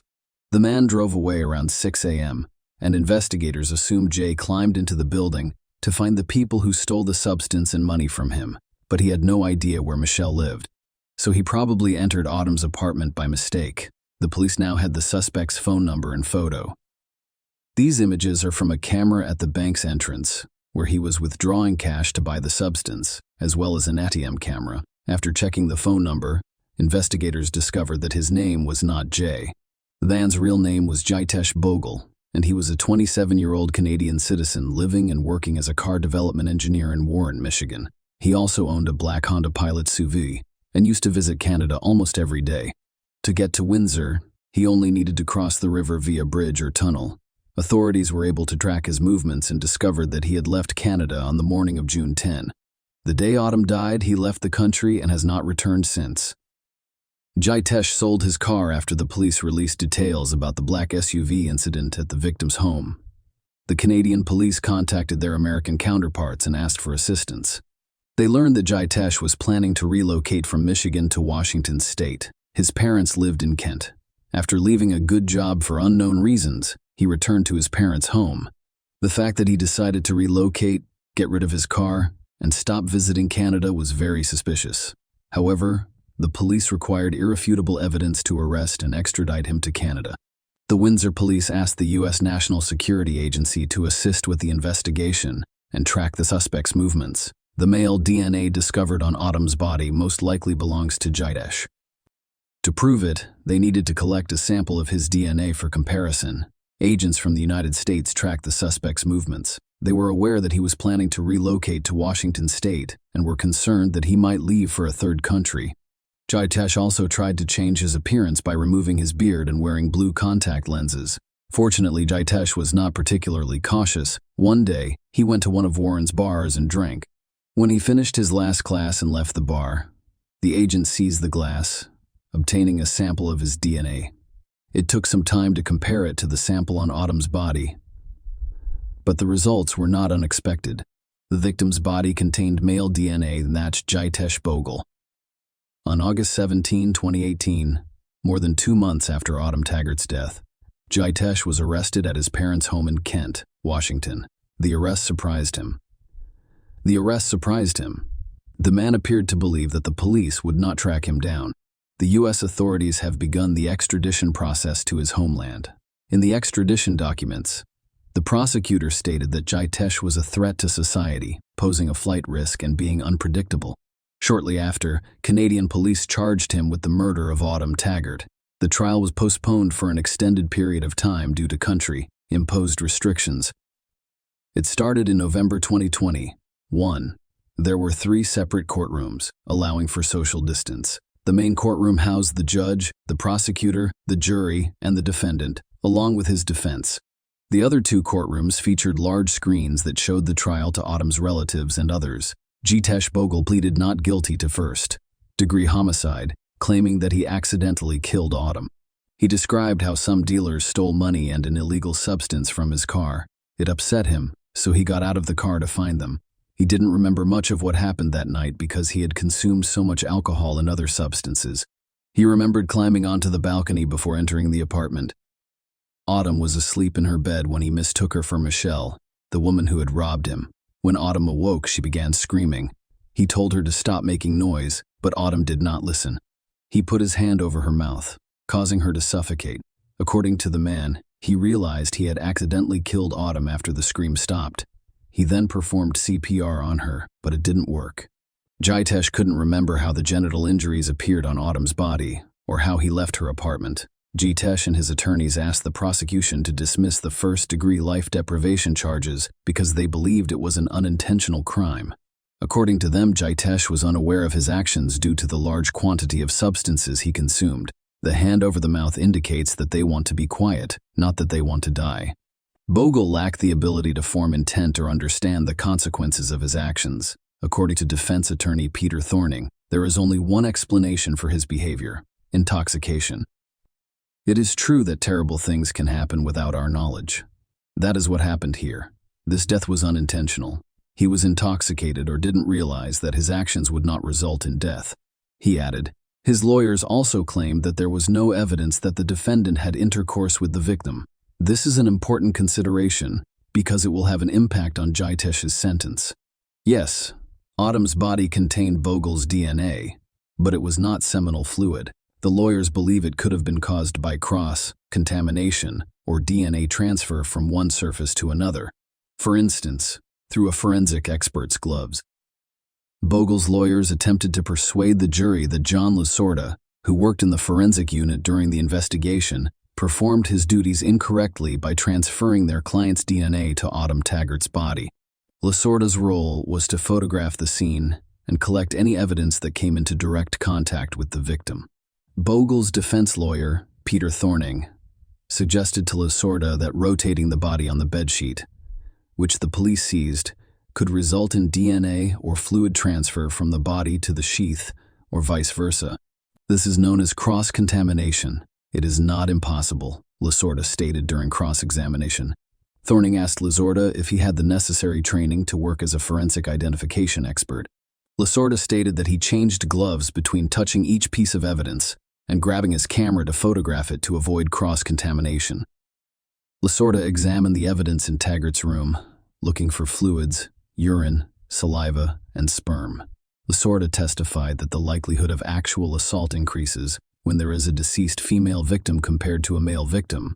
The court heard that Lasorda discovered no fluid depositions consistent with a jewel assault. He admitted his examination of the body was limited because he was not a trained medical official, such as a coroner. Nothing overt on or around the body would indicate a sexual assault, Lasorda stated in court. He also stated that there were no visible signs of a struggle. Lasorda clarified in court that signs of a struggle would include broken furniture or glass, forced entry, tampered locks, or blood spatter, none of which were found in Autumn's apartment. However, the prosecutor held a different view. Recalling that Michelle hid the substance in her genital area, the prosecution claimed that the defendant was aware of it and searched for it in the same part of Autumn's body, and that even though he did so with his hand, nothing changed. He committed all of the assaults. "You searched her," the prosecutor said, "which is disgusting." "I disagree," said Bogal. "Why didn't he call 911? The prosecutor asked. Autumn stopped breathing. Jitesh responded that he was afraid the police would arrest him because he was sure no one would believe him. "Nobody believed me. I barely believe myself." Bogle testified that he does not remember much of what happened in Autumn's room. He said he recalls performing CPR on Autumn after she stopped screaming. He previously testified that he remembered counting 5 or 6 ribs down before beginning CPR, and that he performed 15 compressions and 3 breaths. The prosecutor also disputed that the defendant's strangulation of the victim was accidental. After all, he could have simply placed his hand over Autumn's mouth to stop her screaming, but he also closed her nose, depriving her of the ability to breathe. And he needed to do it for a while, so he knew what he was doing. Autumn's son, Gavin, who has since turned 13, also testified at the trial. The boy testified at the trial? The boy testified in a separate room in the courthouse from the main room, which housed the judge, jury, lawyers, and accused. He was accompanied by a support worker as he gave his testimony. That was how he described the events of that night. "Someone came into my room and said something I can't recall. He was kind of close." He also testified that no contact was ever made. "When he left my room, it was quiet for a short while. Then I heard my mother scream that night. That scream lasted a while before ending. And then before I knew it, I had fallen asleep again and woke up." When the boy woke up in the morning, he went into his mother's room. Everything was knocked down, broken, and destroyed. "My mom was sleeping. Well, that was what I thought at first, but there was blood on her nose, which led me to believe she had died. She was killed." He said, "I was shocked. He said I was shocked. I could not believe it. I cried, but I tried to cope with it. I simply went about my day unconcerned," the boy testified. He claimed to have spent some of the day playing video games and watching YouTube videos. The date was June 10, 2018. Later that day, he sent a message to his father using his mother's phone. "I could not take it anymore. I needed to tell someone about it." Gavin said. Chris Sherwin-Taggart, his former partner and their son's father, testified that he last heard from her via text message around 12:30 a.m. On June 10, in the morning, he texted again, but no one responded. At that point, he expressed concern. Later that day, he claimed to have received a text from Taggart's phone. He soon realized it was his son. A copy of the text messages was displayed in court for the jury to view. On December 1, 2021, a 12-person jury convicted Jitesh Bogle of first-degree life deprivation. They discovered no conclusive evidence that Bogle had intercourse with Autumn. "I can't say we were not nervous. It's definitely the correct decision. Autumn deserved it. Her son deserved it. John Taggart, Autumn's father. Justice. That's exactly what we wanted. That's what we have." The family members hugged and expressed relief. On January 5, 2022, the court sentenced Jitesh Bogle to life in prison. He will have to serve 25 years before being eligible for parole. He appeared on video in jail wearing an orange jumpsuit and a black mask. He sat against a wall away from the camera while listening to the victim's impact statements. Finally, the judge asked if he had anything to say. "It's difficult to express my sorrow and remorse, but I'm glad for the family that they have a sense of justice and can move forward. That day, a part of my soul also died." Bogle stated that, "We would still like to see the laws in Canada change from life to actual life, rather than 25 years and then parole. We want life to mean life for all victims." said John Taggart. Share your opinion with us in the comments and subscribe to the channel for more.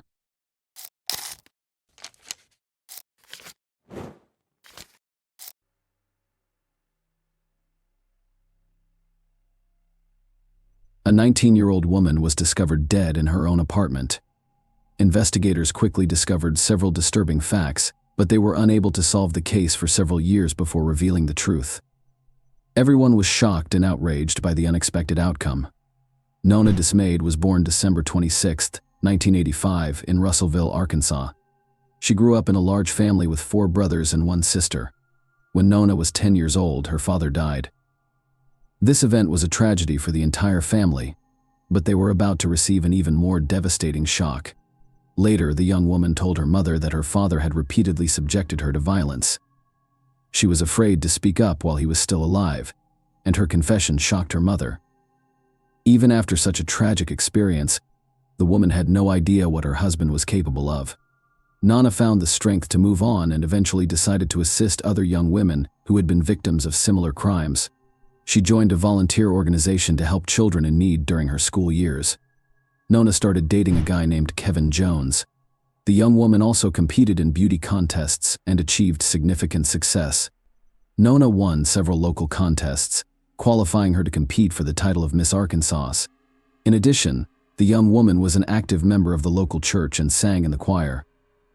When Nona was 19, she and her boyfriend enrolled in Arkansas, which launched an attack on a university in their hometown. The young woman decided to rent her own apartment because she wanted to start her own life.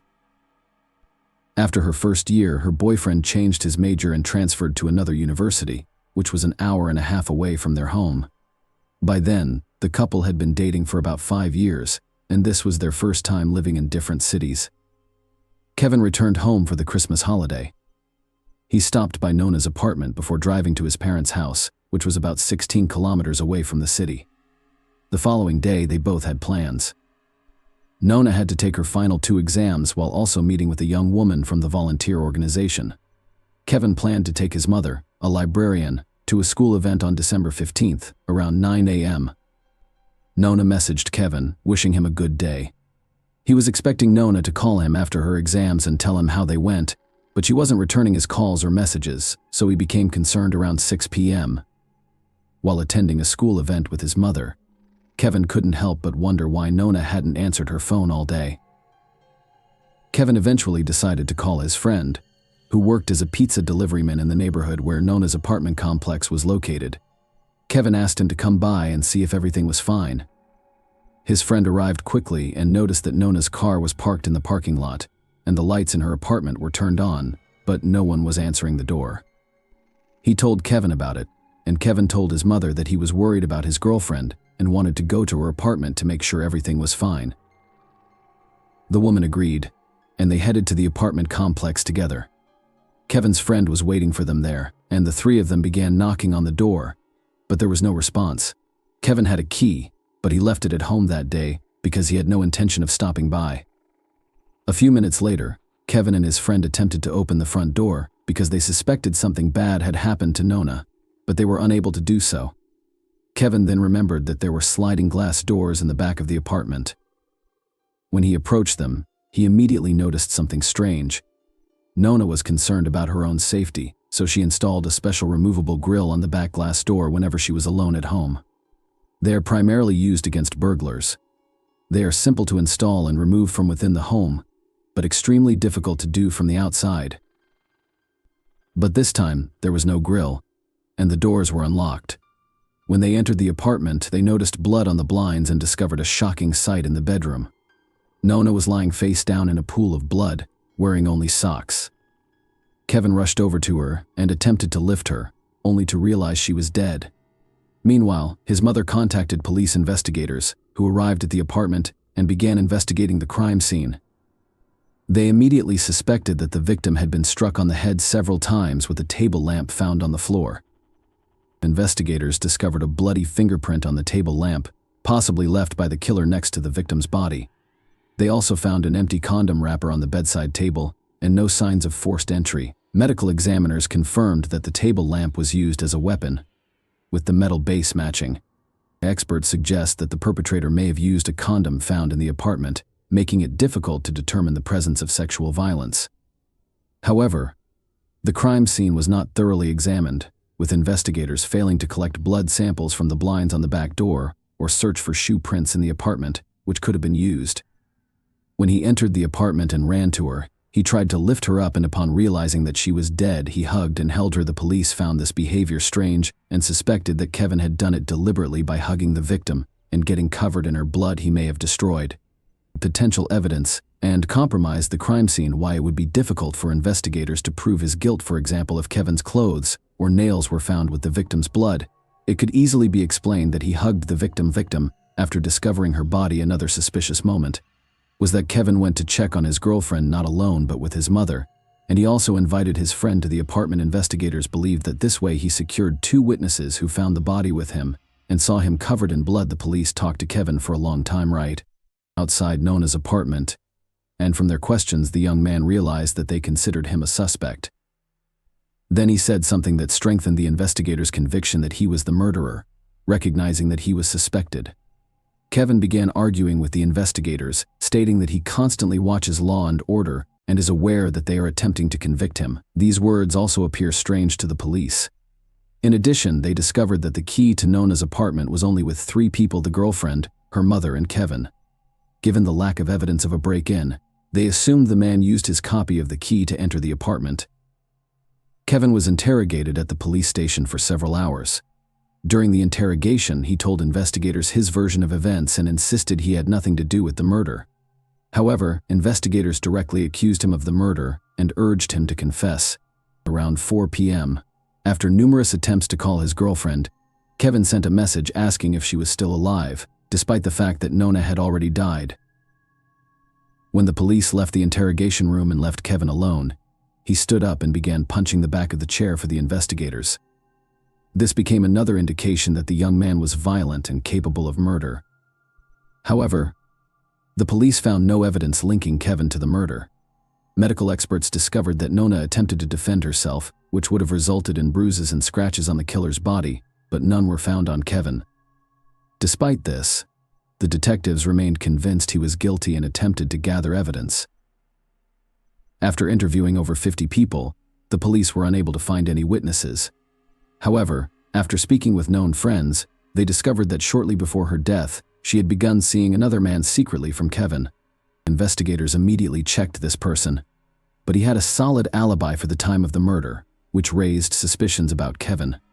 She was killed with extreme cruelty, which in most similar cases indicates the killer's strong personal animosity toward the victim. A few days later, Kevin agreed to take a polygraph test.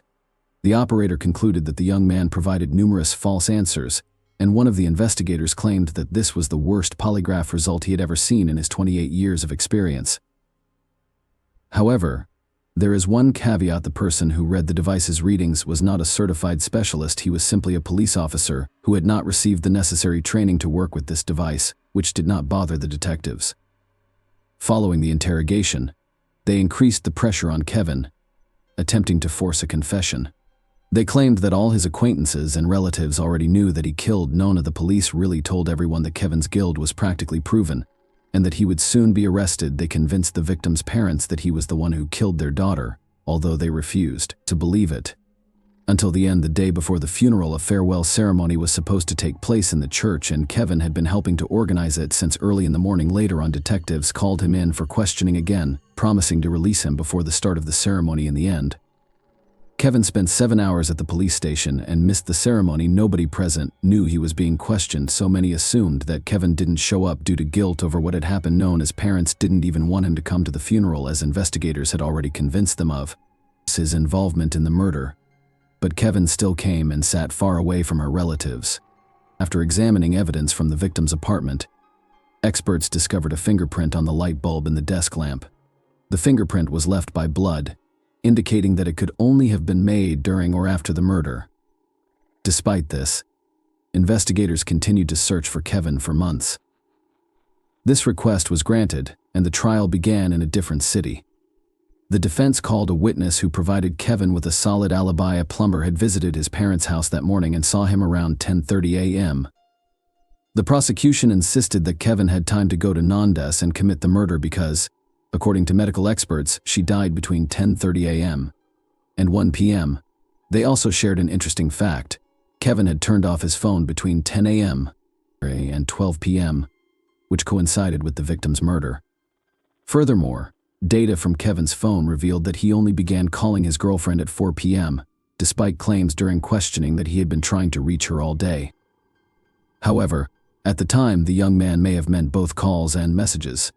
Lawyers presented 2 additional witnesses, both of whom testified that Kevin did not commit the murder.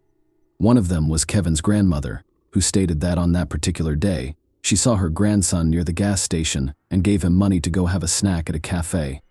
Another witness saw the man between 12:30 and 1 p.m. at the restaurant, and the establishment's cameras captured him eating lunch. As a result, the young man could not have committed the murder while simultaneously returning in time. Lawyers also questioned the possibility that Kevin left a bloody fingerprint on the lamp during the murder in that case. When the body was discovered, the blood should have dried up. Experts who came to the apartment that evening wrote in the report that the bloody fingerprint was slightly damp, confirming that Kevin could have left it accidentally when he found Nona's body with his mother and friend. However, fingerprints were also found on the table lamp that was used to hit the victim, but they did not belong to Kevin. He determined that after death, the victim's body lay on her back for some time before being turned face down. This could imply that the young woman is still subjected to violence. The expert confirmed that he found no direct evidence of this, but added that he could not rule out such a possibility. The prosecution claimed that no fingerprints or DNA were found on the empty contraceptive package found next to the victim's body.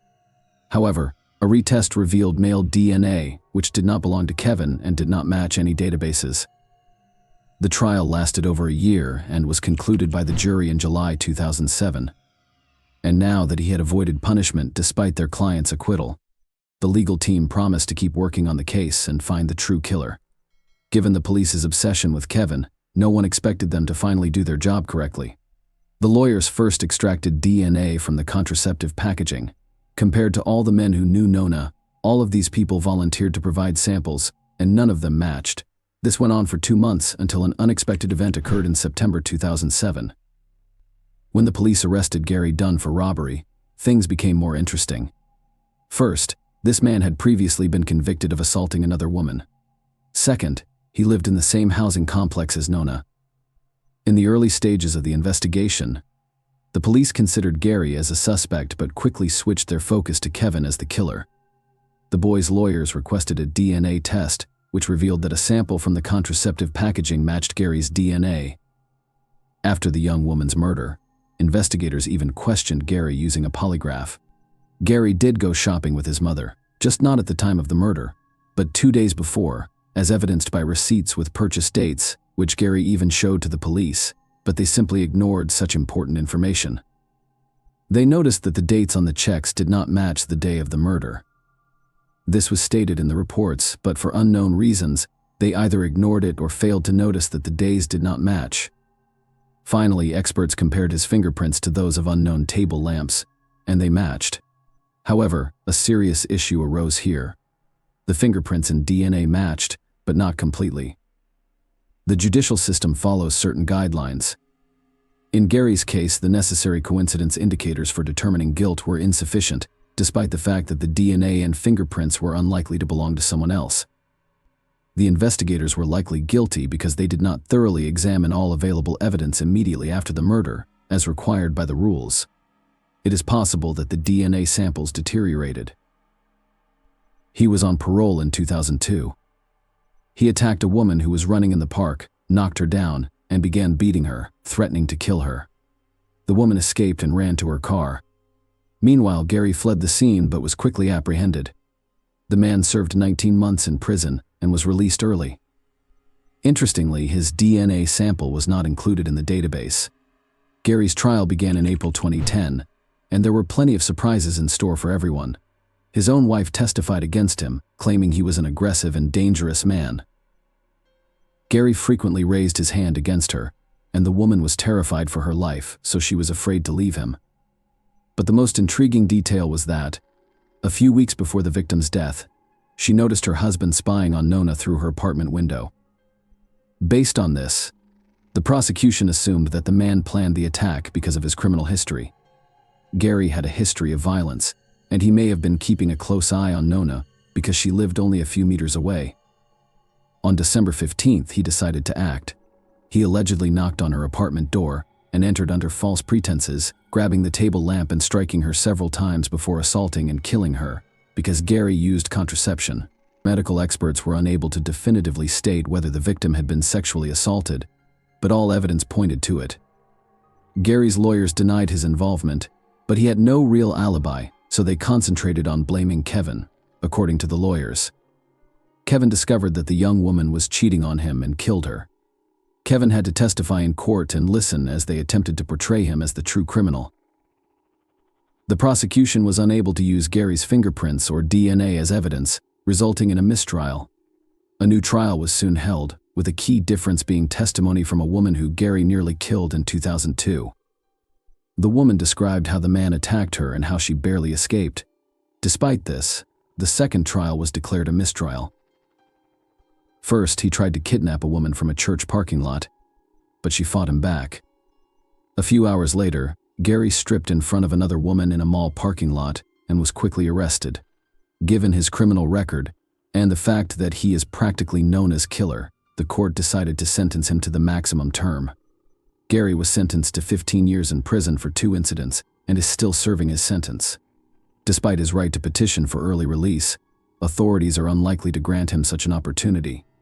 They also have the right to charge him with murder for the 3rd time, but they are not rushing to do so. The likelihood of the new trial ending in the same way as the previous 2 is high, so investigators are gathering more information. During the trial preparation, Kevin discovered that Gary's polygraph test results revealed lies, but investigators did not consider him a suspect. Unfortunately, his lawsuit was dismissed due to the statute of limitations. As a result, negligent police officers did not face any consequences for allowing the real killer to roam free for years and may not be punished in the future. Please leave your thoughts on this story in the comments, and thank you for watching.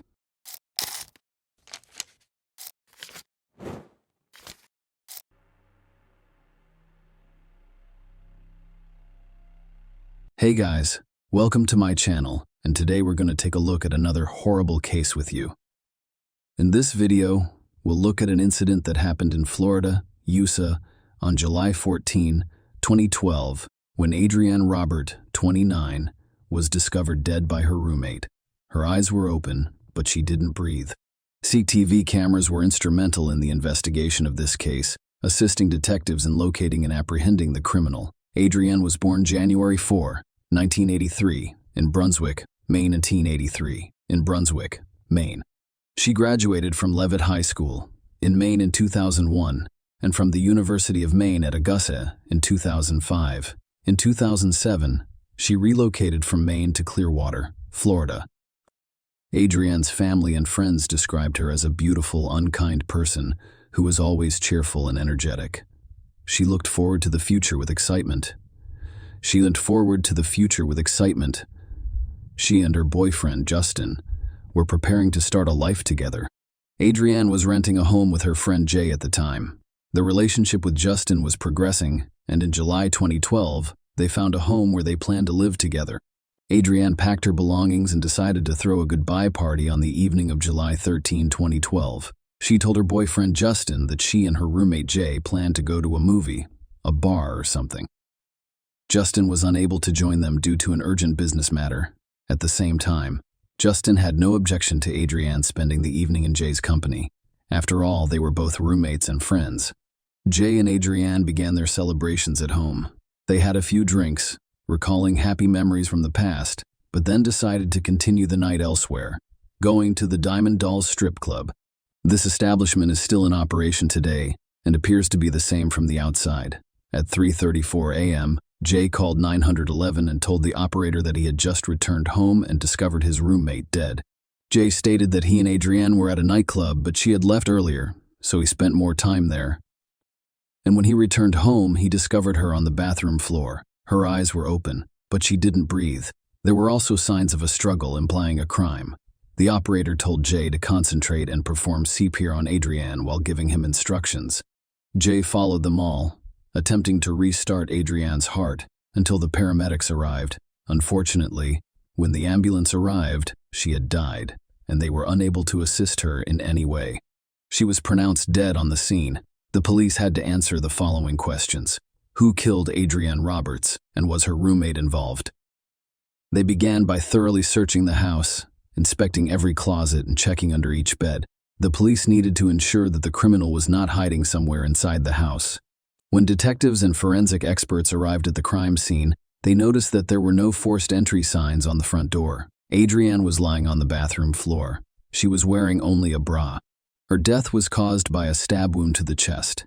Adrienne was trying to protect herself, as evidenced by the signs of a struggle in the bathroom. The fact that she was nearly naked led the detectives to believe the criminal was a man. They had to wait for more details from the forensic experts who performed the autopsy.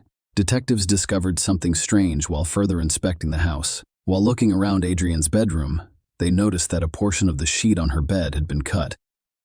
Without a doubt, that detective had a reason for suggesting that was how the criminal was attempting to destroy the evidence. Maybe the criminal's DNA was on the sheet. However, it was strange that the person who did it did not take the entire sheet. After all, the remaining portion of the sheet did contain some DNA. They discovered something similar to seminal fluid and sent the samples to the lab for testing. Adrienne's car was also discovered to be missing from the parking lot next to the house, implying that it had been stolen by a criminal. The police searched for potential witnesses to the crime and placed an ad on the victim's car. To resolve this case, detectives needed to learn every detail of Adrienne's final hours. But first, they had to inform her family of the tragic news about her. Adrienne's parents were shocked by what had happened to her. They couldn't believe someone had taken away their beloved daughter. Adrienne's boyfriend, Justin, learned about the incident the next morning. When he noticed that the police had cordoned off Adrienne's house, he knew something was wrong. The detectives informed him that Adrienne had died last night. Criminals frequently returned to the scene of a crime. Given this, and the fact that Justin was in a relationship with Adrienne, the detectives began to investigate him for possible involvement in the crime. The closest individuals become the first suspects. It is a common practice, and there is nothing surprising about it. On the same day, a few hours later, they discovered Adrienne's car a few blocks from her home. The headlights were turned on, and the keys were inside the ignition. The abandoned car only confirmed the investigators' assumption that the criminal used the victim's car to flee the crime scene. Forensic experts carefully examined the vehicle's interior, hoping to find something that could help solve the case. Investigators turned to CCTV footage to determine who was driving Adrienne's car. Unfortunately, the location where the police discovered Adrienne's car lacked cameras. Nonetheless, there were cameras on nearby buildings. Looking through the recordings, the investigators noticed a man wearing shorts, a baseball cap, and long hair. It was around the same time that the 911 call came in. He was slowly walking in the opposite direction of Adrienne's car, and it was critical to know where he was going next. There was another surveillance camera around the corner. However, the investigators were greatly disappointed. This man went the opposite way. As a result, they lost track of his location. They replayed the recording dozens of times, hoping to catch something they hadn't noticed before. However, it was difficult to see anything but the general features of this man. Because the recording was done at night, interviewing witnesses provided the police with new information to consider while sitting on the porch of his house at night. One of the neighbors noticed Adrienne and a man running down the sidewalk. It was unusual for several reasons. First, it was late at night. Second, it did not appear that they'd gone for a run. Adrienne wore a dress rather than sportswear. Furthermore, she had shoes in her hand. The man running after her was not dressed in sportswear, but it did not appear to be stalking because Adrienne was not screaming or calling for help. As a result, the neighbor placed little importance on what he saw. As I previously stated, the investigators needed to reconstruct the sequence of events preceding the 911 call about Adrienne, the victim's roommate. Jay was invited to the police station for questioning. After all, Adrienne accompanied him to the club, and he later discovered her on the bathroom floor, or so he claimed. During a conversation with the detective, Jay stated that he and Adrienne had a few drinks at home before going to Diamond Dolls. They used to go there to relax and get away from their daily problems. According to Jay, they went there on foot because they had already consumed alcohol and didn't want to drive in such a state. As a result, the police decided to focus on Diamond Dolls, as visitors with questionable reputations frequent such locations. Jay said he and Adrienne arrived at the club around 10:30 p.m. I stayed there for several hours. When they were sitting at a table, another man they had never met before joined them. Jay referred to him as an African American with a beard and a baseball cap. Adrienne returned home a few hours later, and Jay is said to have stayed behind. He noticed that the guy sitting at the table with them had also left, hoping to confirm Jay's testimony and uncover new clues. The investigators headed to the Diamond Dolls. They were confident that the club had surveillance cameras that would allow them to determine whether Jay was telling the truth or had something to hide. The wide-angle camera aimed at the road recorded everyone who entered and exited the club that evening. Looking through the footage, the investigators discovered the moment Jay and Adrienne arrived at the club. They were relaxed, and nothing unusual was happening. The other camera was positioned at the club's entrance. Furthermore, the recording quality was quite good. It enabled the police to make. The CCTV footage verified Jay's testimony. He exited the club alone at 2:53 a.m. He stepped outside, crossed the parking lot, and walked to his house. Adrienne also left the club earlier than Jay, at 1:38 a.m., according to security cameras. When Adrienne entered the club, the most observant viewers likely noticed something was wrong. She was dressed in a dress and what appeared to be a jacket. However, when she returns home, she only wears a dress. Adrienne had left the club and was about to head home. But 4 seconds later, a man wearing a baseball cap emerged from the club. He dashed out after her to return the jacket she had left inside. After he handed Adrienne the jacket, they appeared to be discussing something. We'll never know what they were discussing at that point. Instead of returning to the club, this man followed Adrienne out of the parking lot, where they turned right. As you can see, the street isn't crowded. There are almost no houses here. Did Adrienne feel in danger at that time? Perhaps. We will never know for sure. Investigators concluded that the man caught on camera at the club and the man seen near Adrienne's abandoned car were not the same person. Given all of the circumstances surrounding her death, they concluded that the perpetrator was most likely the man they saw on the club's key TV footage, and that the man in this recording could be a random passerby. In any case, the police were investigating all possible scenarios and hoped to provide answers to Adrienne's parents as soon as possible. Her family traveled to Florida to pick up her belongings. The investigators met with Mark and Dolores and promised to do everything possible to locate and prosecute the criminal. Adrienne's parents described her as a friendly person who had no enemies. She got along well with her boyfriend, Justin, and her roommate, Jay. Investigators believe Adrienne had no real connection to the person who murdered her. Soon, the laboratory report arrived. Although the criminal cut out a portion of the sheet, in an attempt to avoid responsibility, forensic experts discovered male DNA there. Furthermore, it appeared not only on the sheet but also on Adrienne's body within the walls. When the investigators compared the obtained DNA to the database, they were disappointed that there were no matches. Thus, the police had an unknown man's DNA and CCTV footage from the club where Adrienne spent her final evening. At this point in the investigation, detectives considered the footage to be the most important clue in solving the case. They examined the recordings again, but this time they watched not only the night recordings but also the day recordings, which yielded results. Approximately 8 hours before Adrienne died, investigators saw the same man Adrienne was talking to in the parking lot and who left with her. The police now had a better view of his face. But that is not all. I was trying to figure out how this unknown man got into the club. The investigators noticed that he had arrived by taxi. The phone number printed on the taxi's body was visible on the recording, and the car's brand was easily identified. This man could now be identified much more easily. Detectives discovered the phone number used to order a taxi, which was captured on video near Diamond Dolls, and discovered it belonged to Thomas Frederick. When they compared his driver's license photo to the image of the man on the CCTV footage, they realized they were looking at the same person. Thomas Frederick had become the primary suspect in this case, and the police needed irrefutable evidence to arrest him. The recordings from the cameras alone were insufficient. As a result, they secretly watched Frederick. The police were afraid of scaring him away, so they decided to obtain his DNA without his knowledge. The officers monitored him for a week and a half, waiting for the right moment. They followed him to work. They spent the entire night watching him at his house. They were always there, patiently waiting for him to give them something, and it paid off.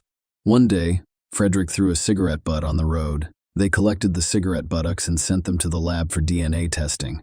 It was necessary to determine whether Thomas Frederick was responsible for the traces found in Adrienne Roberts' home.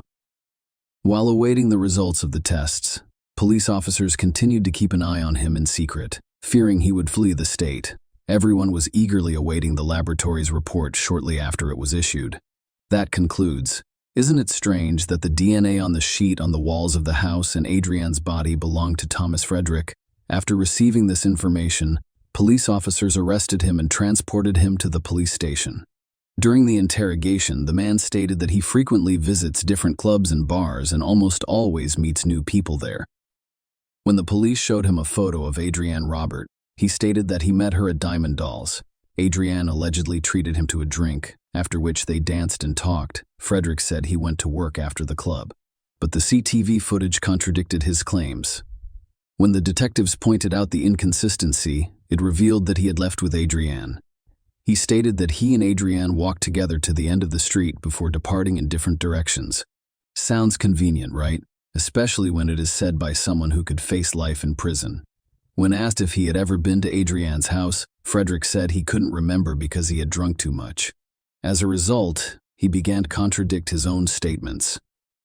Or perhaps Frederick had only a few memories from that night. He remembered they had arrived at the end of the street and then parted ways. The man remembered going to work after the club, but he couldn't recall being at Adrienne's house. The investigators knew he was lying because they had a witness who saw Adrienne running barefoot with her shoes in her hands, and this man running after her. When they told Frederick about it, he said Adrienne asked to walk her home and then said she needed to hurry up. She took off her shoes and ran. The man claimed he had no choice but to run with her.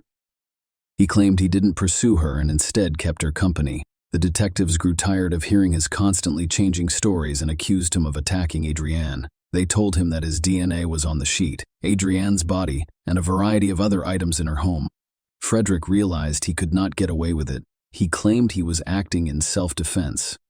Now his memory has returned. He claimed he and Adrienne went to her house and had consensual intercourse. Adrienne became ill shortly after, and they went to the bathroom, where she vomited. Then they started fighting. Adrienne took out a knife, threatened him, and attempted to injure him. He exercised his right to self-defense, resulting in Adrienne's death. Frederick allegedly panicked and had no idea what to do, so he chose not to call 911. Instead, he fled because he knew they'd blame him for the woman's death. Thomas Frederick was charged with first-degree deprivation of life. When he appeared in court for the trial in January 2014, the prosecutor gave his version of what happened that night. Adrienne and Jay drank some alcohol at home before heading to Diamond Dolls in good spirits. Thomas Frederick sat down at a table alongside them. They thought the man was a fairly ordinary person. They were chatting casually and simply relaxing. Adrienne needed to move her belongings to her and Justin's new home the next day, so she decided to leave early. Jay chose to stay at the club. Frederick decided to take advantage of the situation by following her. She did not want him to accompany her, so she attempted to flee from him, but she couldn't. He chased her all the way home, and when she went inside, he broke in, stole a knife from the kitchen, and did what he came after Adrienne for. According to the prosecutor, the injuries on her body indicated that her encounter with Frederick was not consensual. He then decided to end Adrienne's life so that she could report him to the police. He attempted to cover his tracks by cutting out the area of the sheet where his seminal fluid remained. However, it did not prevent the police from obtaining the criminal's DNA. After all, it was found in numerous other locations, including Adrienne's body. Then he took her car keys, drove a few blocks, and left the vehicle. Adrienne's parents left the courtroom while the medical examiner was giving his statement. "I did not want to hear that. Mark Roberts stated that does not bring her back, and I did not want to know what she went through. According to what I've heard, she fought extremely hard. Mark and Dolores Robert have found it difficult to live without their daughter. It will undoubtedly take some time for us because we have recently lost the most important thing in our lives." He said, "We'll get back on our feet because Adrienne would want that, and it'll take some time, but we'll get there." Thomas Frederick's defense attempted to make Adrienne look bad. At the trial, His lawyer stated that Adrienne also invited Frederick to her home to engage in consensual intercourse with him. This version has no basis and could simply be an attempt by the perpetrator to justify his presence in the victim's home. The presence of DNA, which can only be traced back to one individual, is undeniable. Frederick's defense team also attempted to persuade the jury that he acted in self-defense. She did sustain a stab wound while he was fighting her off, according to his lawyer, and his attempt to convince the jury that it was self-defense was unsuccessful. Due to a lack of evidence, the jury convicted Thomas Frederick of first-degree life deprivation and stealing Adrienne's car. They did not accuse him of coercing her into intimacy by threatening her with a knife. The court sentenced Thomas Hampton Frederick, 25, to life in prison without parole. Adrienne's father stated that he and his wife were thrilled to learn that Frederick would spend the rest of his life in prison. It does not bring Adrienne back, but justice was done today. It was difficult to be in the same room as the man who had hurt his daughter and keep his emotions under control. He claimed Frederick showed no sympathy or remorse, even when the jury returned its verdict. Instead, the man acted arrogantly. Robert and his wife Dolores sobbed as the verdict was read aloud in court. "We were extremely happy." He said, "She simply loved to live life. Her smile was contagious. It's unfortunate that we will never see that again." Adrienne's family thanked everyone who helped them through this difficult time, including the police and the prosecutor, who ensured the criminal received a well-deserved punishment. Share your opinion with us in the comments, and subscribe to the channel for more.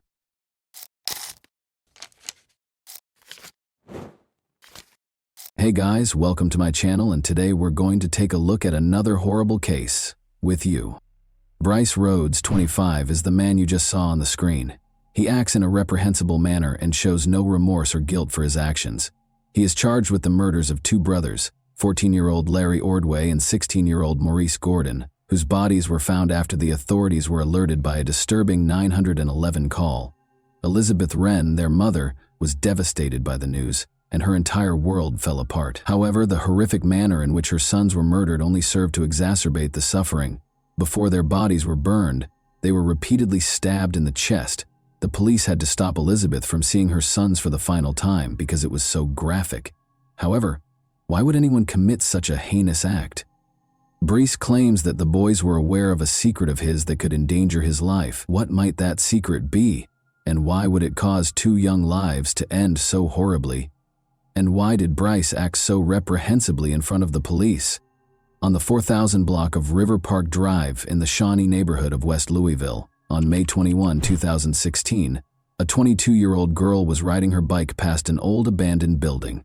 However, that day was different because she noticed something odd. The structure, which had appeared fine the day before, was now completely destroyed by fire.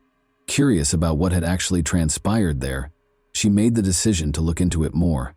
She noticed an odd shape that didn't seem to belong in the ruins of the burned-out building.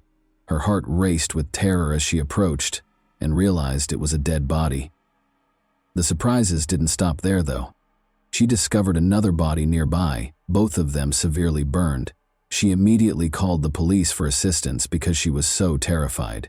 Police officers were soon swarming the scene, attempting to determine what enigmatic events had transpired there the previous evening. The police described the crime scene as the most horrific they had ever seen because it was so graphic. Even one of the officers felt so moved and compelled to shake his head in shock as he covered the two dead bodies with a white cloth because it was so unsettling. Pathologists hurried the bodies to the hospital for an autopsy. The remaining officers, meanwhile, remained at the scene and cautiously looked for any additional hints that might aid in their investigation. Following the autopsies, it was discovered that something even more heinous was the cause of death rather than the fire. A document made public by the coroner's office stated that both boys had been stabbed in the chest and had suffered severe blunt force trauma to their heads. The fact that they had already passed away hours before their bodies were burned and abandoned at the scene makes it even more horrifying. The police now had to identify the boys and determine why someone would hurt them in such a horrible way before they could start their murder investigation and collect evidence. The police were fortunate to be able to draw sketches of the boys despite the fact that the bodies were severely burned. The public was given access to these sketches, along with an appeal for anyone who might be able to identify them to come forward. However, they went beyond simple sketches. Unfortunately, they were unable to locate any missing persons reports that had been filed a few days prior and that fit the victims' descriptions after searching through their records. Despite Monday coming and going, no one came forward to identify the boys, and days went by. Elizabeth Wren, a worried woman, hurried to the police station the next day, May 23, 2016, when she informed the officers that the sketches they had made public featured her sons, 14-year-old Larry Ordway and 16-year-old Maurice Gordon. She was clearly nervous. When the officers broke the devastating news that her sons' bodies had been discovered fully burned, Elizabeth was taken aback. She was informed by the police that they suspected foul play and thought the murder was a well-planned one rather than a simple accident. The officers had to politely turn down Elizabeth's fervent wish to see her sons one last time. It would not have been suitable for a mother to see the bodies in such a terrible condition. Even though she felt completely powerless, Elizabeth mustered the courage to share an important piece of information. When Elizabeth spoke with the police, she described how her sons had told her that they were going out with some friends she had never liked on the evening of May 21, 2016. In the past, she'd tried to stop her sons from spending time with these friends, but they continued to do so. They went to a party that evening with 3 people: 25-year-old Bryce Rhodes, 15-year-old Anjuan Carter, and 17-year-old Ja'Cory Taylor. Elizabeth voiced her worries about Bryce, who had a concerning criminal record that included a number of serious crimes, including physical assault, domestic abuse, kidnapping, and even abuse. Elizabeth didn't worry too much because the boys assured her they would return soon, despite the fact that days had gone by with no sign of them. They would frequently go out to parties and not return home for days at a time. Therefore, she assumed it was just another instance of that kind. She had no idea, though, that this time would bring heartbreaking news that would permanently alter her life. The entire group was quickly located by the police. Anjuan Carter was promptly located and taken in for interrogation. They kept looking for Bryce in the meantime, and by Tuesday, May 24, 2016, they had also found him. In a brief period of time, Ja'Cory Taylor, another group member, was also captured that same day. While Bryce and Ja'Cory spoke separately with detectives regarding Larry and Maurice, they were detained by the police for hours. In an attempt to elicit information about the killings, the detectives showed Ja'Cory pictures of the 2 brothers' crime scenes in an attempt to frighten him. Ja'Cory, however, only claimed to be friends with the brothers and to have had no involvement in their deaths. However, Bryce persisted in telling the police that he didn't know the brothers' whereabouts and ultimately asked for legal assistance. The police changed their strategy after Ja'Cory and Bryce failed to provide any helpful information.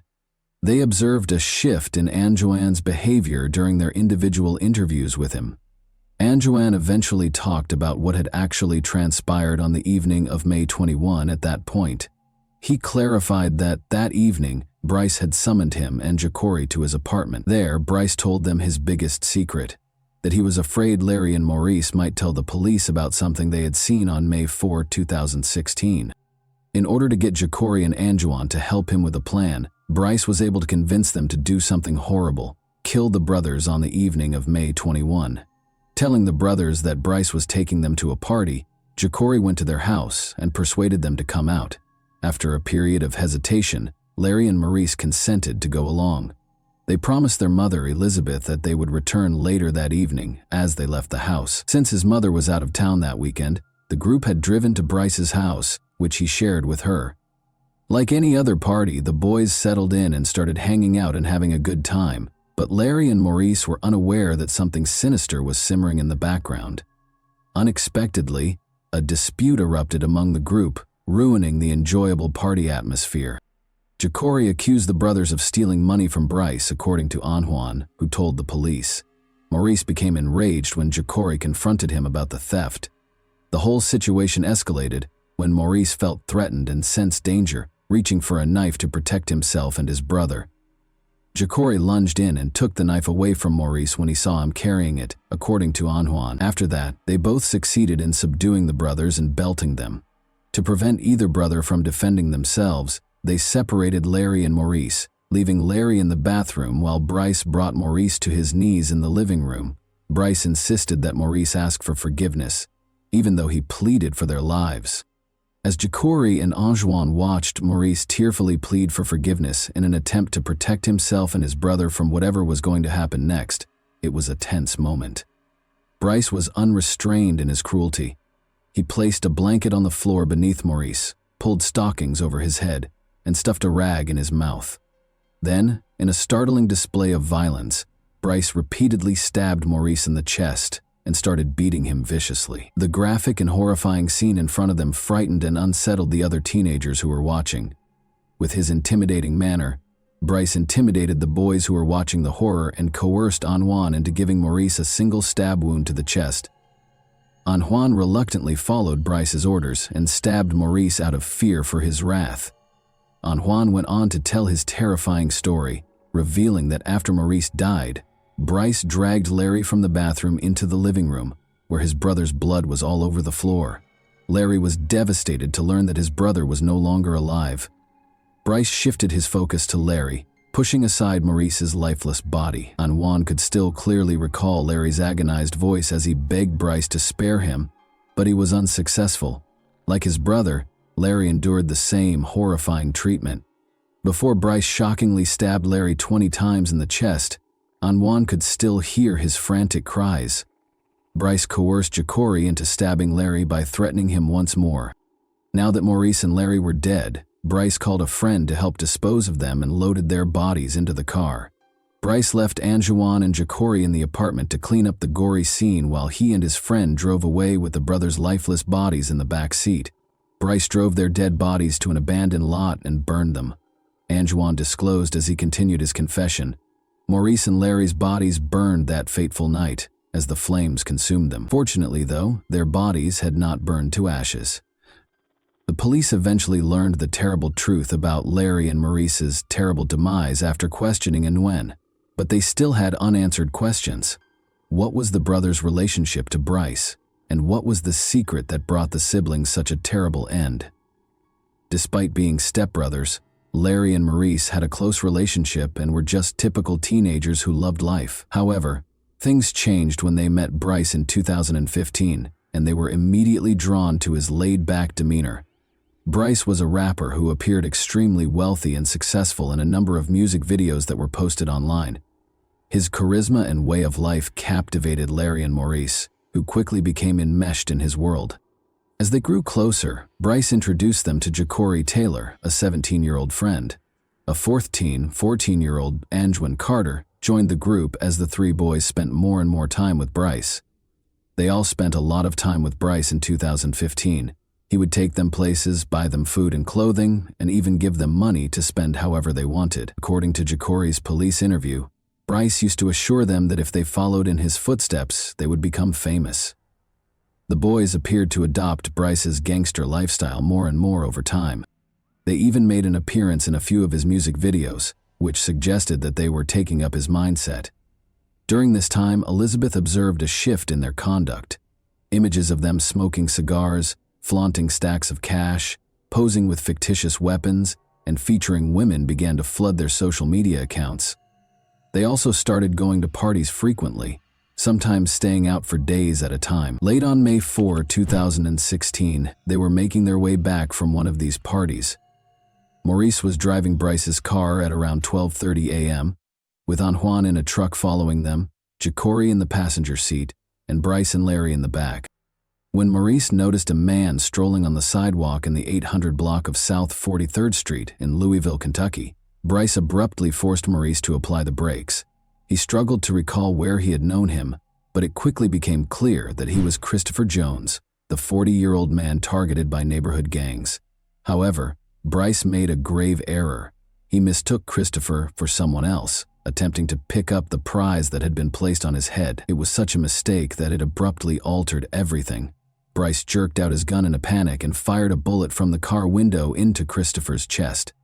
All of the teenagers were in disbelief as they saw a murder unfold before their very eyes as Christopher fell. Fearful and pumped with adrenaline, they drove as quickly as they could out of there without even pausing to think.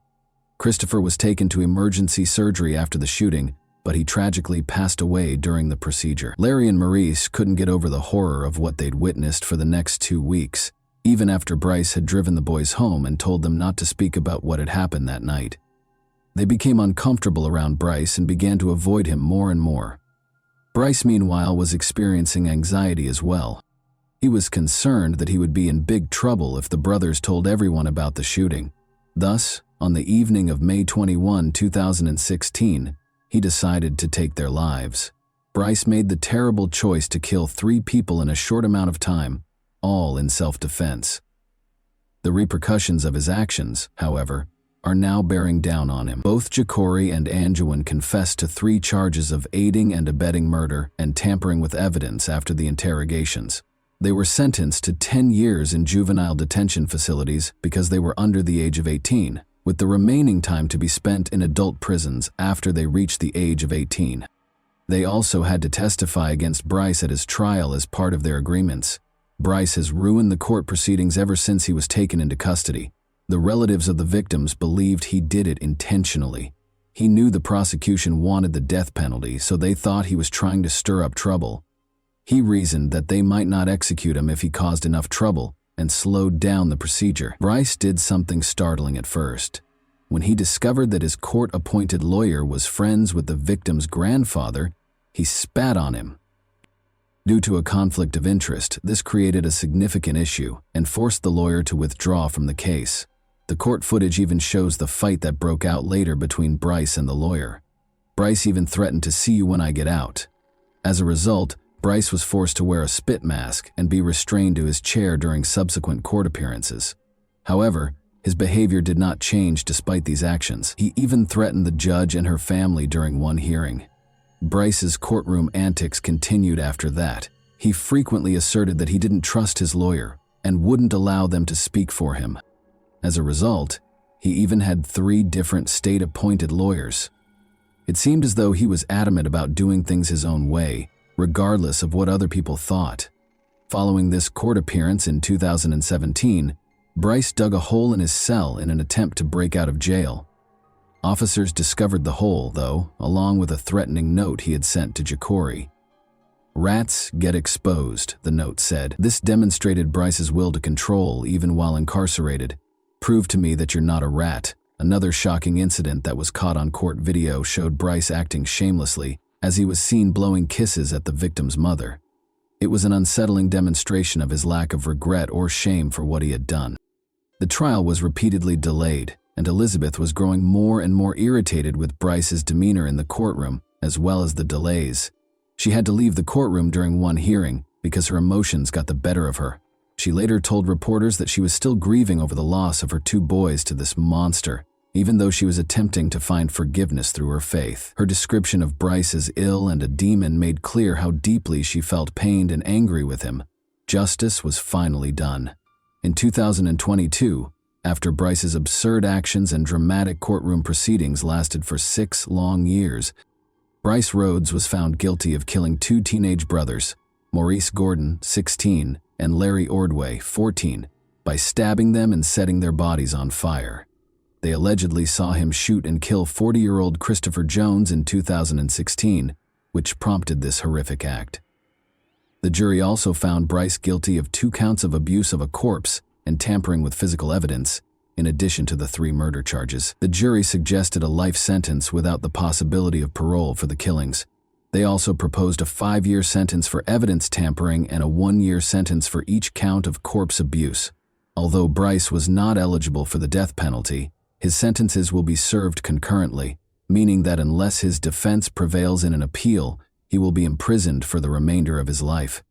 Deborah Wren, the grandmother of the teenage brothers, spoke tearfully about her memories following the verdict. The jury had to consider Bryce Rhodes' mental state during the trial in order to determine the appropriate punishment for him. According to psychologists consulted by the defense, Rhodes had an intellectual disability. They added that he had bipolar disorder and ADHD, but they felt he hadn't gotten the help or instruction he required to cope with these issues. The jury chose to side with the prosecution and the victims in spite of these arguments. How do you feel about the case? How did the teenage boys in the case become more vulnerable as a result of the absence of positive adult role models? What steps can be taken to stop future instances of violence and manipulation among young people who are already at risk? And that wraps up today's chilling story. If you enjoyed this video, don't forget to like and subscribe so you never miss a new upload. Also, let me know in the comments, what part of this story shocked you the most? Thank you for watching, and I'll see you in the next video.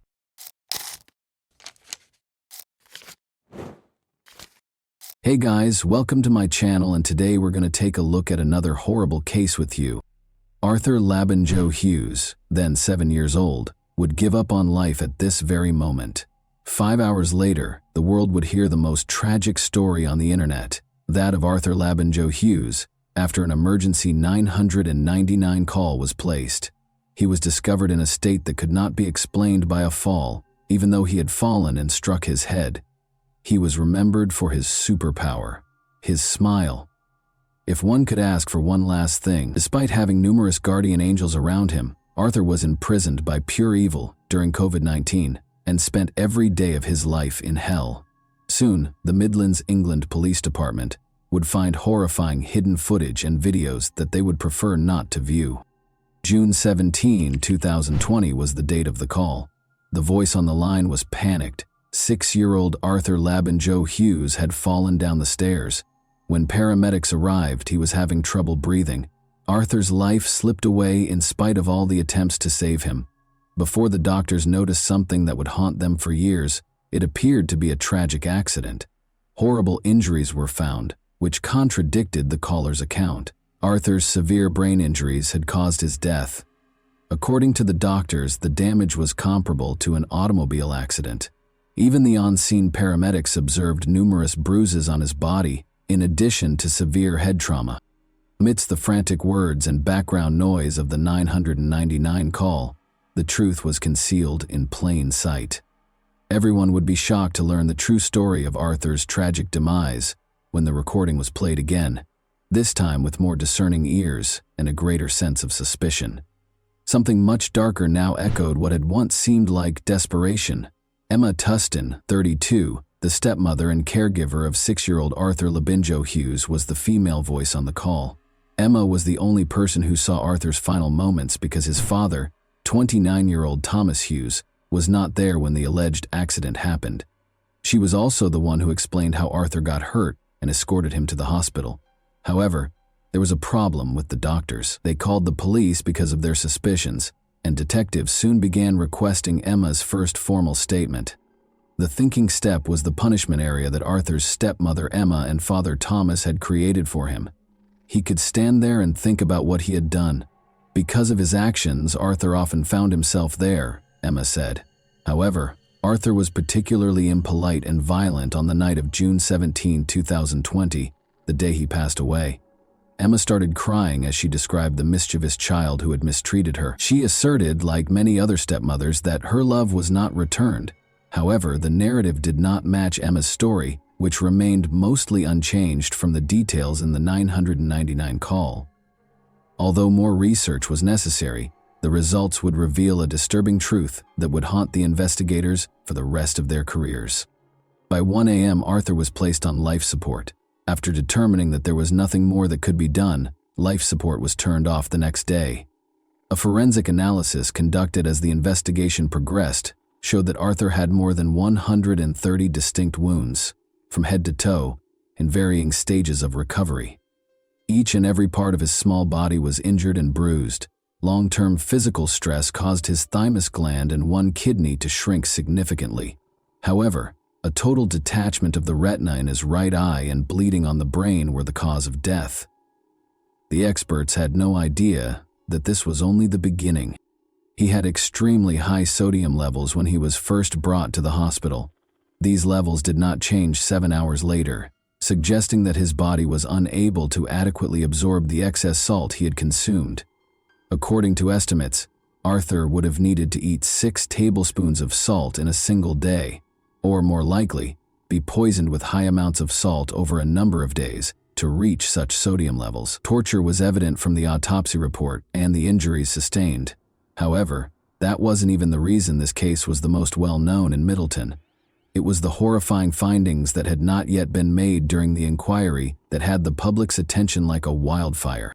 Authorities were tracking down the sadistic monster who had committed the unthinkable after discovering the unspeakable horror inflicted upon the defenseless child.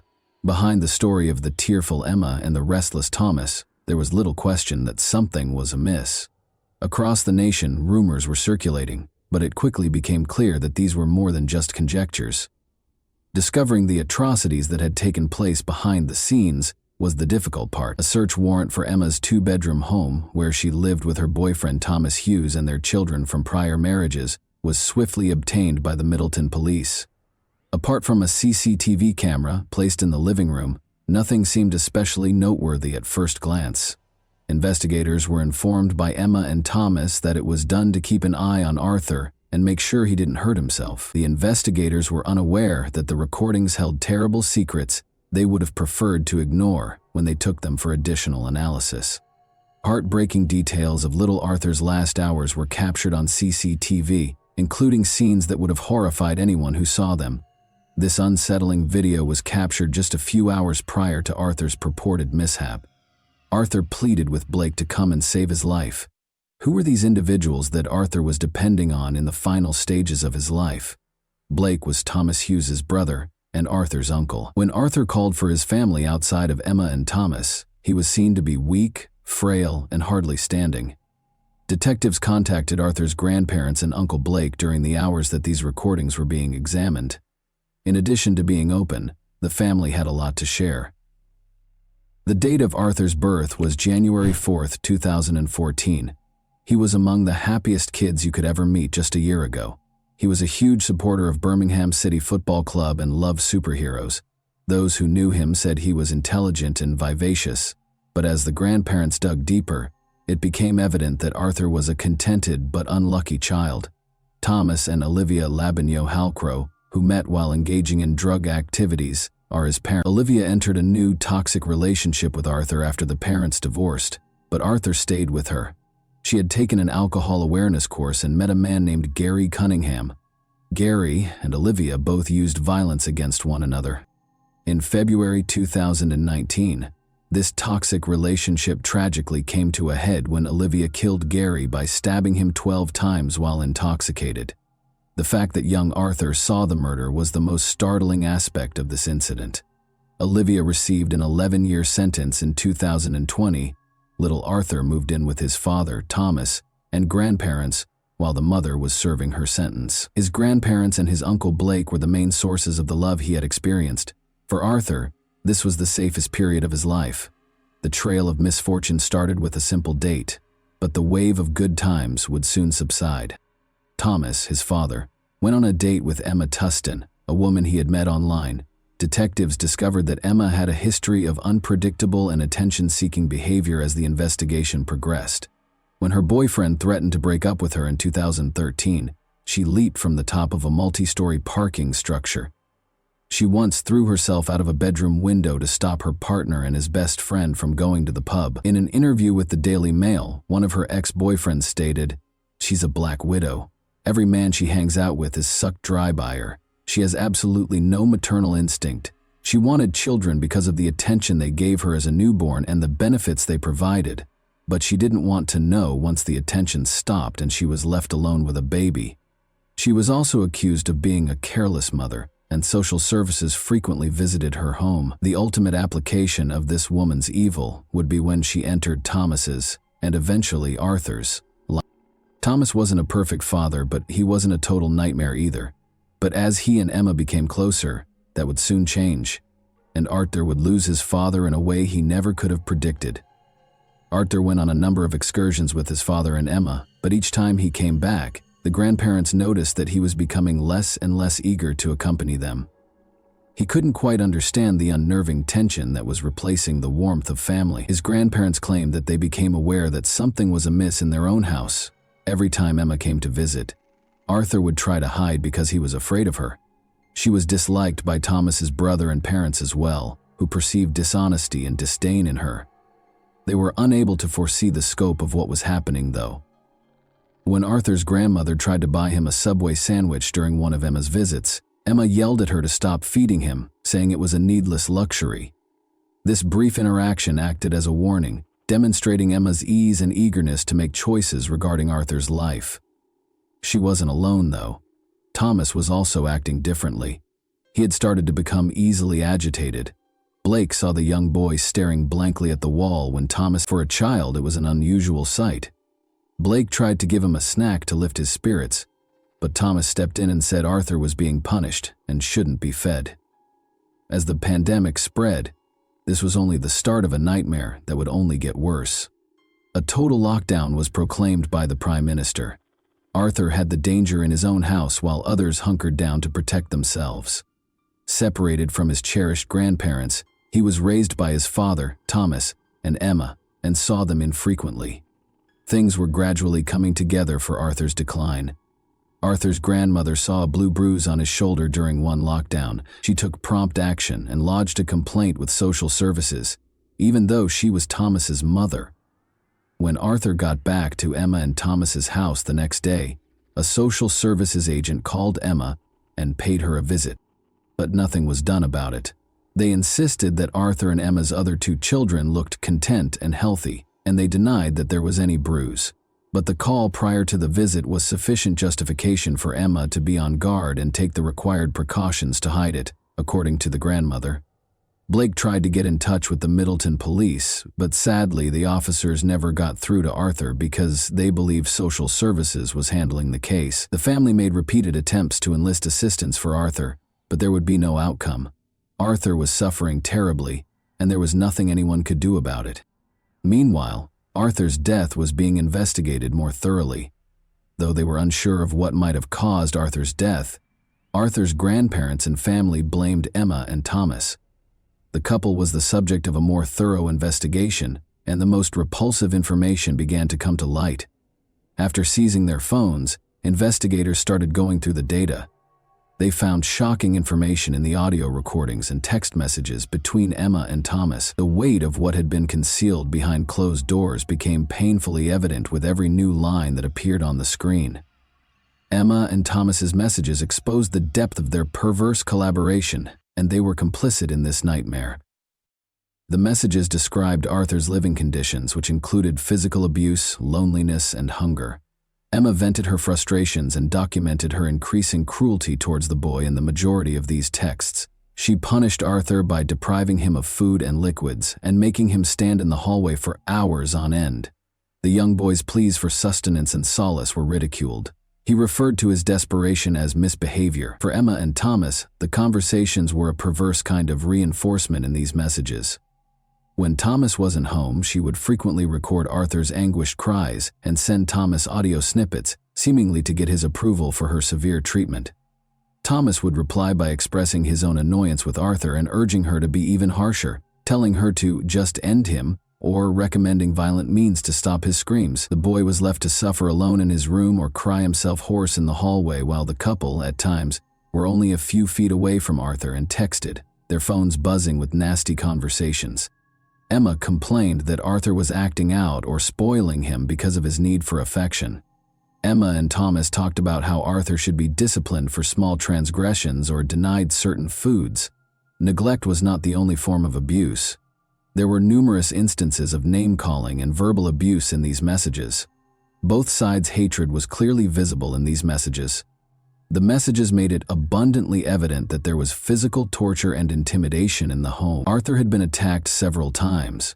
According to one of the messages, Emma and Thomas had a falling out, and Emma said she could accept Thomas but not Arthur. In a stern reply, Thomas insisted that she would have to take Arthur and him together or not at all. Since Emma's rejection of Arthur only made Thomas more irate, this exchange exposed the problematic dynamics of their relationship. This tension suggested that Thomas's rage could quickly grow and result in more abuse of Arthur. One thing was certain, despite the numerous questions, Arthur was leading a miserable life and frequently going without food. For the investigators, one CCTV clip that had previously seemed unimportant took on new significance. On one of the hottest days of the year, the video showed Thomas and Emma lounging and eating ice cream. Arthur, meanwhile, was made to stand on the stairs, hot and hungry, without water, and in a bulky onesie that made him feel even more uncomfortable. Emma stooped to eat McDonald's in front of a starving Arthur, who was left defenseless in the hallway, while Thomas sat cross-legged. The question came up. Did Emma's children all experience the same level of suffering? The investigators learned from Arthur's grandparents that Emma's children were frequently abandoned and left hungry for extended periods of time, while Emma remained in her room. But Arthur's ordeal was particularly horrifying. Emma's children didn't seem to experience the same degree of abuse as Arthur in any of the video.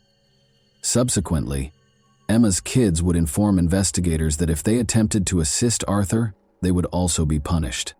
As another heartbreaking clip awaited their review, the unsettling details of this case seemed to go on forever. Arthur was seen standing and shuffle-footing in these clips. It appeared innocuous at first, until they discovered he had been upright for as long as 14 hours.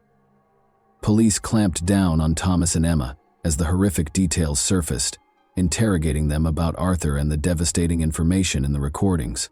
The details of Thomas and Emma's accident story started to shift piece by piece, but Thomas would be the first to reveal the truth, which was even more terrifying than they already knew. Thomas admitted to them that his punishment of Arthur might have been excessive. He explained to the investigators that Emma and the family suffered as a result of Arthur's behavioral problems. Thomas was going to disclose that he had studied torture techniques used during interrogation, techniques that cause the most pain without leaving scars or bruises, even though it was difficult to comprehend what offense a 6-year-old could have committed to warrant such a punishment. What actually took place on June 17, 2020 then? But did Arthur's body simply give up after all this suffering? No. The case's reality was straightforward and cruel. In fact, the reality was even more horrible. Arthur was left behind as usual, weak and starved, while Thomas had gone to the grocery store with Emma's kids. Emma texted Thomas that Arthur was causing trouble and instructed her to discipline him, even though Arthur couldn't have done anything that she couldn't manage on her own. In a matter of hours, Emma made the decision to act independently and guided Arthur to his demise. Emma repeatedly slammed Arthur's head against the wall, knocking him out by the time Thomas got back. After several unsuccessful attempts to get Arthur to get up, Emma called 999 and told them that Arthur had beaten himself before falling.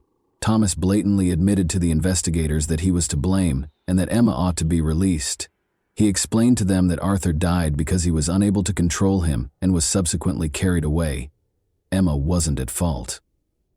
From Middleton to Parliament, the unsettling case rocked the nation. The authorities eventually realized that Emma and Thomas had lied after Arthur died, and the injuries were obviously not self-inflicted. Both were taken into custody and accused of killing Arthur. At Emma's trial on December 3, 2021, the judge gave the following account of the deadly assault. You, Tustin, committed the last act of killing. You gave him a shake that caused his head to flex and become hyperextended on his neck while repeatedly striking it against the wall or the floor. Your degree of violence caused his body to be subjected to forces comparable to those involved in a high-speed traffic accident. Emma was found guilty of murder and given a life sentence with a minimum of 29 years in prison because of the severe and devastation of her injuries. Thomas Hughes, who did not witness the deadly assault, was convicted of manslaughter and given a 21-year prison term. It was announced in December 2020 that their sentences would be examined to determine whether they were excessively light, potentially resulting in longer terms for both. Only the two youngest of Emma's 4 children from prior relationships were still living with her when she first met Thomas. Emma had already been reported to social services multiple times by that point because of worries about the welfare of her children. But she had mastered the art of controlling these circumstances. She would use emotional strategies, crying and playing the victim whenever social services came to visit. The authorities would always depart without doing anything more. Although social services had always been mentioned in the story, their non-participation was an unexpected plot twist. How come Arthur's ongoing suffering went unnoticed despite social services getting involved in this case so early? How did social services contribute to Arthur's demise in your opinion? What, in your opinion, ought to have been done to save young Arthur from his cruel destiny? And that wraps up today's chilling story. If you enjoyed this video, don't forget to like and subscribe so you never miss a new upload. Also, let me know in the comments what part of this story shocked you the most. Thank you for watching, and I'll see you in the next video.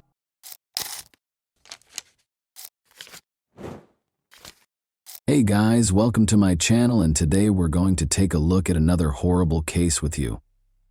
The frequency with which people are buried alive in movies makes you unconsciously believe that this never occurs in real life. Regretfully, incidents like this do happen, and the best evidence of this is a story that happened in Huddersfield, UK 10 years ago. Marcin and Michalina fell in love right away. When their feelings waned, however, Michalina insisted that it was time for her to move abroad and begin a new life. Marcin, though, would sooner kill her than let it happen. Not all people separate like well-mannered adults do. Some people think they can literally bury all of their problems in the ground. Here, 19-year-old Marcin Kaspak and 21-year-old Michalina Lewandowski first crossed paths in their home country of Poland in 2005. A year later, Marcin asked Michalina to marry him, and the two of them relocated to the UK to begin a new life together.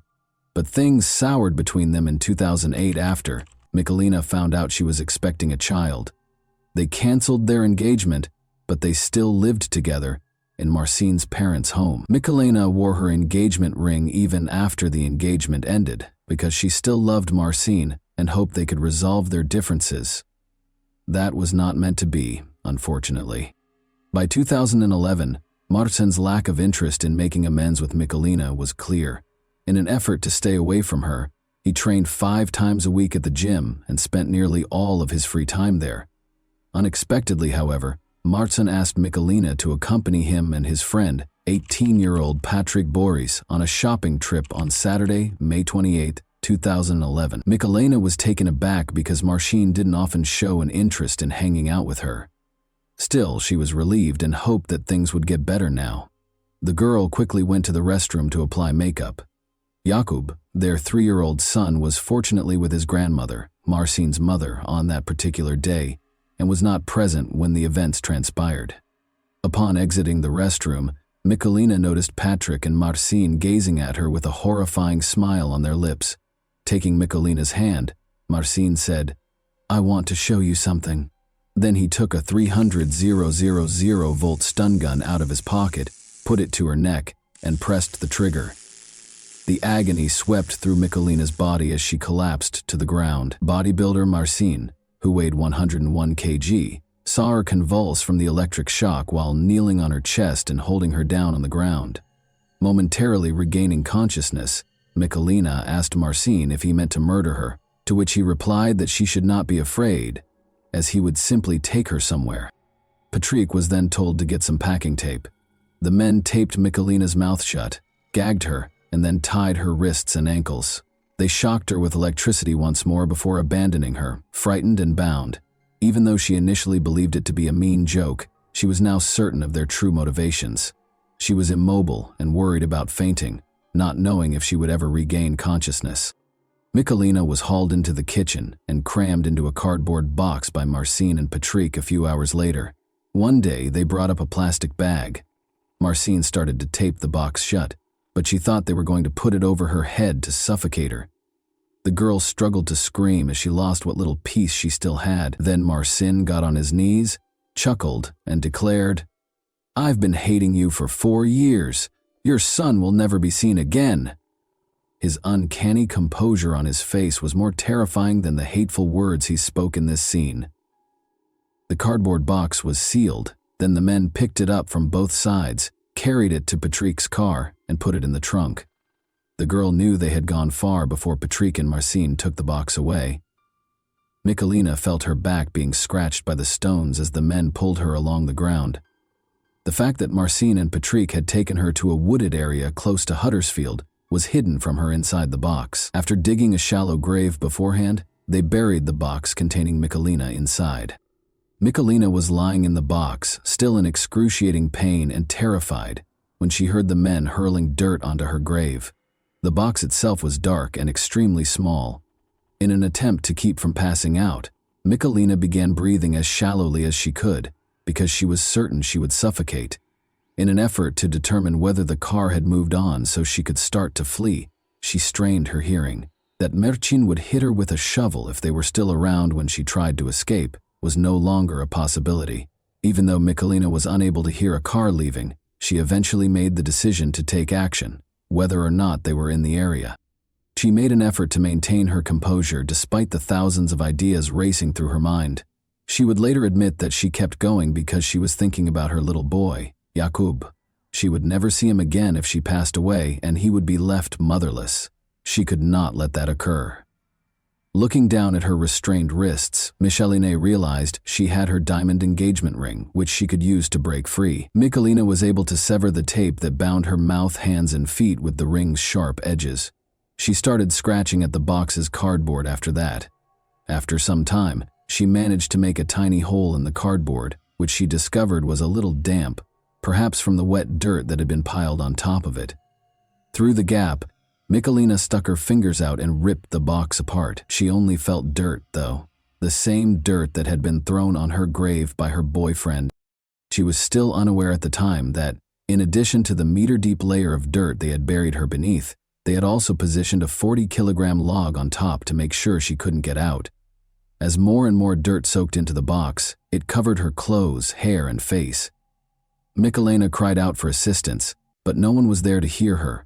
Her body shook with pain, and she grew weary, but she knew that continuing on was essential if she hoped to see her son again. "Don't give up," she said to herself again. Simply, don't give up. Michalina persisted in pushing, tearing, and pounding at the cardboard box until she managed to reach out her whole hand and raise her head above the floor. She breathed in the fresh air with anticipation. She could see the sky above her head, the trees, and the leaves, even though it was dark. Even though Michalina was completely covered in dirt and had lost all her strength, she no longer had any doubts about her ability to get away. Finally, she was able to pull herself up and claw her way out from under the ground with one last effort. After being in the box for an hour, Michalina miraculously emerged from her grave. In addition to surviving, she saved herself by using the diamond engagement ring that her would-be murderer had given her. Running toward the road from the woods, Michalina signaled a passing vehicle. That the driver didn't run away in fear when he saw a weak, dirt-covered woman come out onto the road was a great blessing for her. He listened to her and then stopped to call the police to find out what had happened. Michalina showed the police the cardboard box where she had been left to suffer her last moments in horrifying pain when they arrived at the crime scene 15 minutes later. Without a doubt, Marcin had never been more terrified in his life than he was when the police knocked on his door and told him he was being taken into custody on charges of attempted murder and kidnapping. He resisted for a long time, claiming that his intention was not to kill Michalina, but simply to frighten her. But no one took this defense seriously, so it didn't do him much good. After leaving Michalina to die, the men took PS500 from an ATM using her bank card, went home, and began playing video games, as the police quickly learned. In fact, Marcin was not planning to return for Michalina. His idea was completely different. Marcin, 25, was a dedicated bodybuilder who had become dependent on anabolic steroids, which led to his frequent outbursts. He concluded that it would be best for his son to grow up without a mother at all. After learning that Michalina had decided to leave the fight for their relationship and was going to return to Poland with Jakub, Michalina would not be able to raise his grandson as well as his own mother.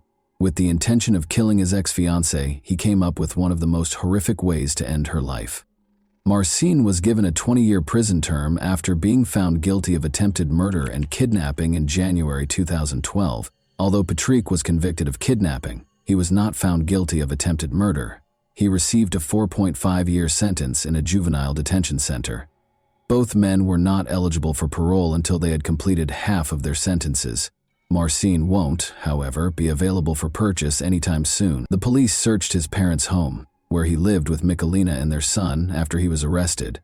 The house contained a variety of chemicals and instructions for making explosives, according to the police. Consequently, Marcin received 8 more 4-year sentences for the explosives, while already serving his sentence for attempted murder. I prevented him from achieving his goal of killing me in the most horrific manner possible, even though he wished for my demise. I battled my way out of that grave with the last of my strength. Following the delivery of the guilty verdict, Michalina remarked, "Now it is he who is imprisoned." Even after learning that her ex-lover had received a 20-year sentence, Michalina is still terrified. Despite having moved to a different home far from Huddersfield with her son, whose address is kept secret for their safety, Michalina acknowledged following the trial that she still has nightmares about what she endured. I was buried alive and trapped in that shallow grave, and I was afraid that my life was over and that I would pass away. In order to survive and care for my young son, I prayed to God. I had the courage to leave that box and flee when I thought of my son. I had a deep affection for Marcin Kasbak for many years, but after the terrible attack on me, my affections for him deteriorated into hatred. I still have nightmares about Marcin returning, finding me, and killing me. I'm hoping he understands how wrong what he did to me was. The difficulties I faced that day, at the hands of a man I trusted and loved, are something I hope no one else will ever have to go through. And that wraps up today's chilling story. If you enjoyed this video, don't forget to like and subscribe so you never miss a new upload. Also, let me know in the comments, what part of this story shocked you the most? Thank you for watching, and I'll see you in the next video.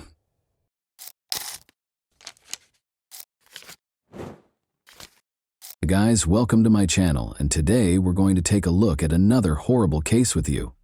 Lam Kor Wan, Hong Kong's first serial killer, was introduced in 1982. He worked as a taxi driver, but at night he was known as the Rainy Night Butcher and the Jars Killer. Over the course of 7 months, he killed 4 young women, concealing their bodies beneath his family's couch and preserving their body parts in jars. Every murder was more graphic than the one before it. They all appeared in unsettling movies, from suffocation to the amputation of body parts. What perverse ideas motivated this man, and who was he? How did these women end up as his gullible victims? Let's discover the terrifying reality that was born on May 22, 1955, in the center of Hong Kong. Lam Kor Wan had a challenging childhood. With 10 children, a legal wife, and 2 mistresses, his father, Lam Weil Lok, led a difficult life. This set the stage for Lam's turbulent early years. Lam was subjected to cruel treatment during his early years while residing in Malaysia with his biological mother. His father violently abused both of them at home.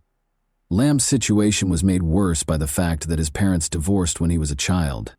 Due to a horrific event in which his father slammed his head against a wall, leaving 2-year-old Lam unconscious with periorbital bruises and a fractured skull, his father had a fierce temper. Following a period in Brunei from 1957 to 1962, during which Lam shared a dormitory with his father's half-siblings and mistresses. Despite his academic success in primary school, Lam returned to Hong Kong in 1968 to attend Ricci Middle School in Sham Shui Po for junior high school. Having to balance 2 different school schedules because of his father's work had affected Lam's performance, particularly in mathematics. By 1970, Lam's academic standing had declined due to the demands of managing his father's motorcycle shop after school. His relationship with his father deteriorated even more, and this was marked by harsh treatment. Lam also started running away from home a lot as a result of this. Up until middle school, it had become a recurring pattern in his life. Lam had begun working in his father's motorcycle shop years after he had graduated from high school. He later went on to learn how to service air conditioners from a relative. The entire ordeal, which was replete with family issues during difficult times, had prepared Lam Kor Wan to become the enigmatic individual he would become. After a fight with his father outside a public restroom on Hakuin Street in early 1973, he was expelled from his house and sent home. After forcing a woman into the bathroom with a knife, he touched her lower body in an inappropriate manner. He was arrested as a result of this incident. A doctor examined Lam and determined that he had mental health problems, making him unfit for trial or incarceration. He was therefore ordered to receive treatment at King Shan Mental Hospital. He chose to change his name to Lam Jiao Koang by the time he was 19, after being treated for 102 days and being released from the hospital. Along with his collection of locked-away pornography kept in a metal ammunition box, his family noticed his odd fascination with the female body. Even though his family made an attempt to assist him, nothing seemed to change. His behavior changed to something more unsettling when these measures did not satisfy him. The women chased him down the street after he bought a Polaroid camera and started taking illegal photos of them from beneath the doors of restroom cubicles. At their home in Kwantong, he had later been caught snooping on his sister as she undressed outside the restroom. After that, the family decided to move further away, into Kwawan at their new residence. There was an agreement in place for him and his younger brother to share a room and sleep in different parts of a bunk bed. They were to keep their possessions separate and free from outside interference. He officially began working as a taxi driver in 1978, after obtaining a license and assuming the name Lam Kor Wan. His family only saw him every 14 to 15 days after he was moved to the night schedule around 1980. He then developed an intense interest in photography in 1981, which led him to study the art form. But since he didn't have a darkroom at home to print color pictures, he looked for a photo studio. He enrolled in a photography course offered by the Chinese YMCA of Hong Kong at the Waterloo Road Association in order to avoid suspicion. His classmate was employed at a sim shots. Lam made up a story about needing help with autopsy photos because he was a part-time photographer and worked in a mortuary. Surprisingly, his account was approved, and the classmate edited Lam's images to prevent alarming other students. His mother observed a significant shift in his behavior after he had been a night taxi driver for a year. He began to disregard personal hygiene, declining to take a shower or change his clothes. On the gloomy night of February 3, 1982, at the age of 27, his mother even saw him wander home like a sleepwalker in the dead of night, but his demeanor became forlorn. During his time as a taxi driver in the Simsha Sui district, Lam changed from being a simple peeping Tom to something more sinister. He was looking for clients one day who were coming home from a night out. This is where things started to go south. When Chan Feng Lan, a clearly drunk woman, emerged from a restaurant at around 4 in the morning, she was in such need of a ride that many taxi drivers refused to give it to her. Lam, apparently unfazed by this, accepted her into his taxi and consented to drive her home.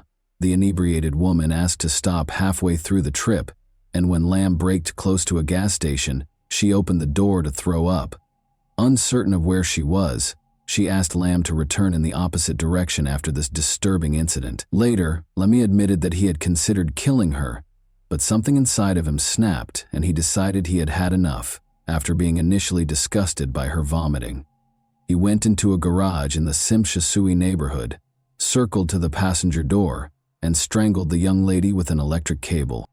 He drove to his house at 5 in the morning when he usually finished work and parked in front of the building as usual. The night watchman slept on a cot in the entry hall and did not wake up, so he concealed the body in a big bag and carried it across the pavement into his apartment building while the street was empty.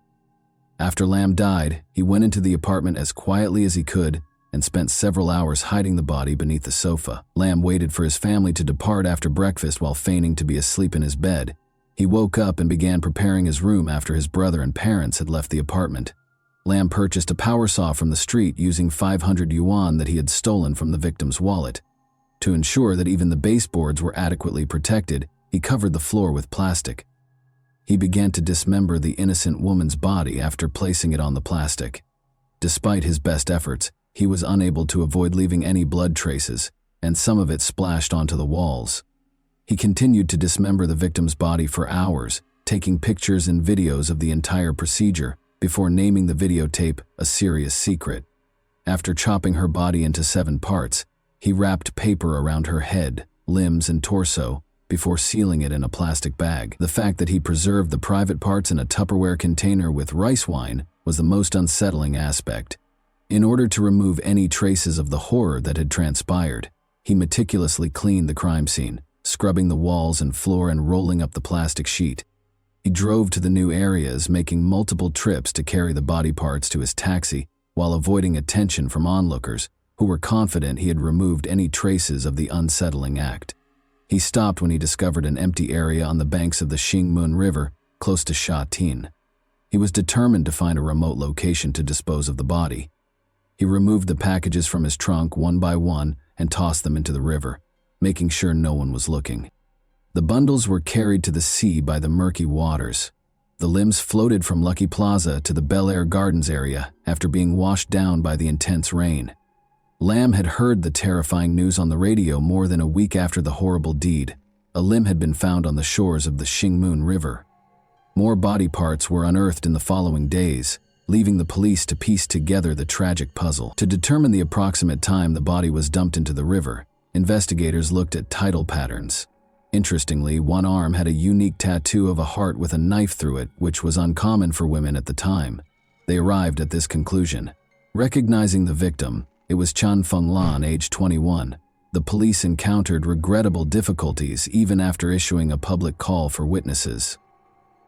Neither the taxi driver nor Chan Feng Lan's companions had seen the license plate.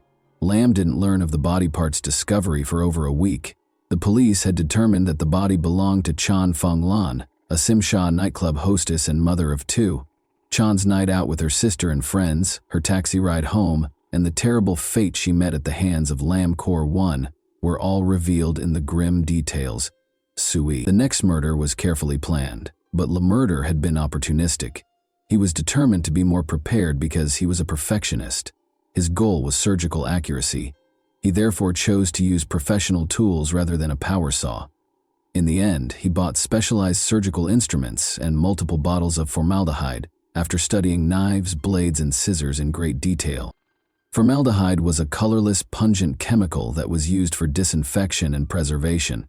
Lam had claimed another victim on May 29, 1982, 3 days after acquiring his equipment. He was able to capture his second target, a bar employee. This time, he picked Chan Wan Kit calmly and used an electric cable to strangle her before bringing her home. He waited in bed as usual for his family to get off work before beginning the grisly task of dismembering the body. Lam had carefully prepared the room in accordance with his plan after thinking about what to do for days. After setting a sizable tray underneath the body to keep blood off the floor, he took out his video camera. Investigators later reviewed the video and found that he had carefully dissected the body while placing the tray beneath the family's parakeet cage. When Lam had finished chopping it into pieces, he displayed remarkable skill.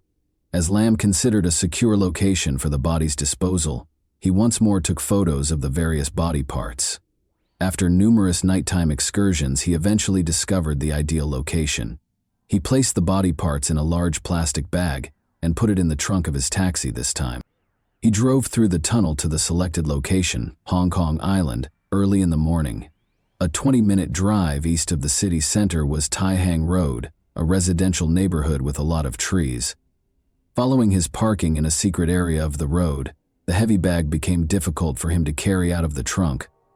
As he watched it roll down the slope into a muddy ravine, he carried it a short distance up to the railing and threw the body over it. Lam had been thinking about what had happened that night all the time in the days that followed, not because he was sorry or regretful, but because he wanted to become a better person. On June 17, 1982, 2 weeks later, he had struck once more. Liang Sa-wan, a 29-year-old nightclub cleaner, had left work at 4 a.m. and was in Lam's taxi shortly after she met her terrible end. Lam took her lifeless body back to his house and engaged in a terrifying string of acts. He recorded his horrifying deeds, titling the recording, Operation Rainy Night. Lam used the selfie feature on his camcorder, which was resting on the bunk bed, to record the dismemberment procedure, displaying an unnerving amount of detail in contrast to his earlier action. On this occasion, he even cut open the abdomen, removed the intestine, and even tried to taste human flesh before giving up because it made him sick. Then, in yet another horrific episode of this gruesome rampage, he abandoned the severed limbs in a burlap bag on Tai Hang Road. Lam had grown bolder with every crime. Knowing the bars in the Simsha Sui neighborhood, he had spent his time meticulously planning his next crime. He was also aware of the locations where women frequently waited by themselves for his cab. He had wanted the next victim to be a woman from a higher social class, but his first 3 victims had been what he had dubbed bad girls. He purposefully chose a young woman who seemed innocent, and this time it was Liang Wai Sum, 17. On July 2, 1982, Lam had discovered her outside the Simha Sui Hotel. Before the final exams, she had gone to a party at her high school, but she had made the decision to leave after dinner. Her high school friends had gotten her a cab to make sure she would get home safely. Lam parked his car and guided her to a remote road. When he took hold of her wrist and handcuffed her to the front seat, the teen was frightened. Surprisingly, he wanted company, which was another reason he wanted to keep her in his taxi, even though it was only 9:30 p.m. and too early for him to go home. Desperate for a friend, he kept Ling confined for hours, asking her about her family, religion, and life in general. He wanted to talk to her without any friends. Lam was generally enjoying her company, but that didn't stop him from carrying out his gruesome scheme. Lam began strangling the teenager with the electric cable after she fell asleep at around 4 in the morning. He then brought the dead girl's body home and, as usual, waited for his family to vacate the apartment. He hung his video camera from a high shelf and started recording when no one else was home. This was the video that the police would eventually play in court. The video wasn't just unsettling. Lam was acting necrophilically, that is, performing inappropriate acts with the dead body in the video. It should be mentioned that Lam had burned the young victim's skin after falling on her thighs while he was earlier assembling the lighting apparatus to record his activities. In order to later refer to it as the 4/3 operation, he also recorded it on video and took pictures of her. Then, just like he had done with the earlier victims, he dismembered the body, which would later come back to haunt him. On August 10, 1982, he later left the body on Tai Hang Road. Lam tried to make his fourth victim's mutilated photo larger. As it happened, Lam's friend had to move Lam's negatives to the Mongkok branch for magnification because the enlarger at his friend's photo shop was broken. Suspicious as he was, the branch's photo editors discovered disturbing details in the developed photos during the manual enlargement process, suggesting a possible connection to the dismemberment of a human body. A picture of a severed breast and a burn mark on the victim's thigh were among the features that prompted the shop supervisor to call the police. The Kowloon Regional Homicide Squad was given the case by the police after they received the report. Detectives under the direction of Sergeant Lee Kwon obtained statements from the clerks at the Sima, Sui, and Mongkok branches while safeguarding the negatives and photograph. After a thorough examination and analysis of the flesh and blood color, the forensic officer from the Scientific Forensics Department concluded that the photographed corpse had been dead for less than 3 hours. The dismemberment technique ruled out the possibility that the perpetrator was teaching pictures because it implied that they lacked medical anatomical knowledge. The typical green sheet used in autopsies was conspicuously missing. Additionally, forensic specialists verified that the images were taken directly from a real body rather than from printed materials. In one picture, a tiny drop of water also reflected half the face of a girl who looked like Leong Wai Sum, who had disappeared on July 2. The police decided to make an arrest after concluding that Ling had been murdered, based on the results of the Scientific Forensics Division and medical examiner. Sergeant Lee had led the team in an ambush at the photo shop early on August 17. He asked the clerk to mix a Lam set of 13 photos with a few other pictures and encouraged him to talk to Lam about the pictures, where they were taken, and why they were being enlarged. The goal was to document the discussion and collect supporting documentation. Lam arrived by taxi to pick up the pictures at about 6 o'clock in the evening.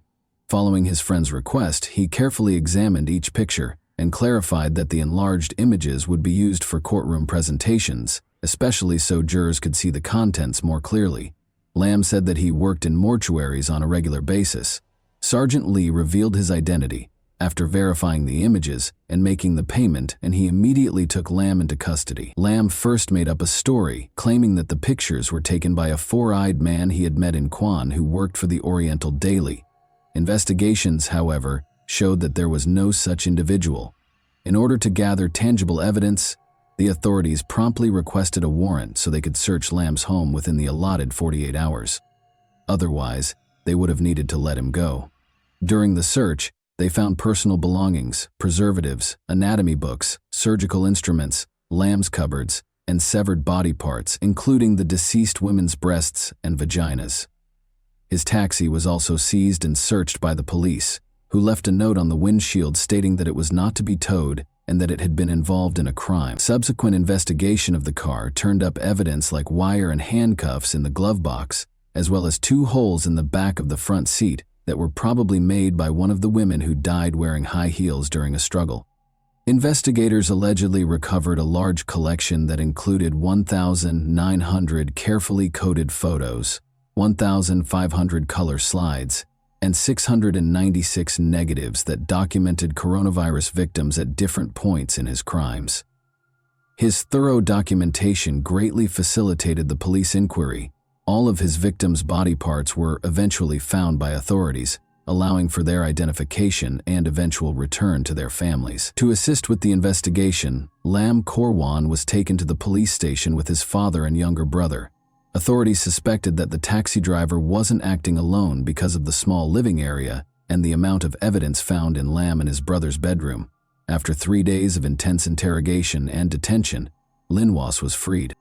The younger Lam insisted that he had little contact with his brother because of their divergent schedules and was neither involved in nor aware of the incidents to expedite their release. Korwan was pressed by their father and younger brother to make it clear that they had nothing to do with trying to get her son to confess. Lam's mother went to the police station as well.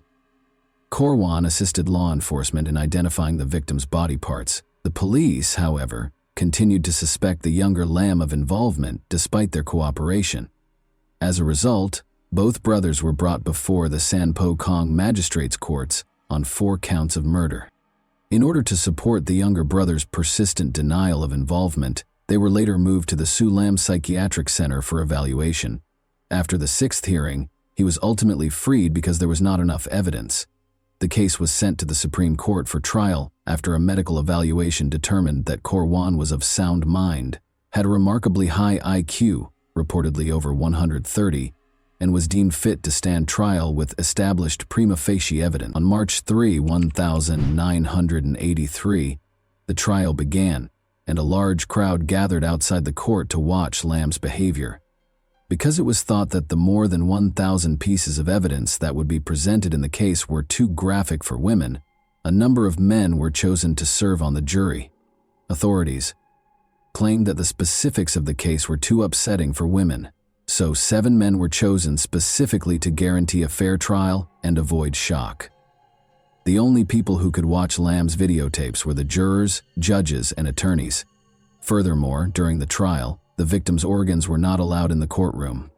Police officers, Photoshop employees, forensic and scientific specialists, and even Lam's relatives were called as witnesses by the prosecution. Acknowledging the strength of the evidence against him, Lam negotiated a reduced sentence in exchange for admitting to manslaughter. But this appeal was turned down.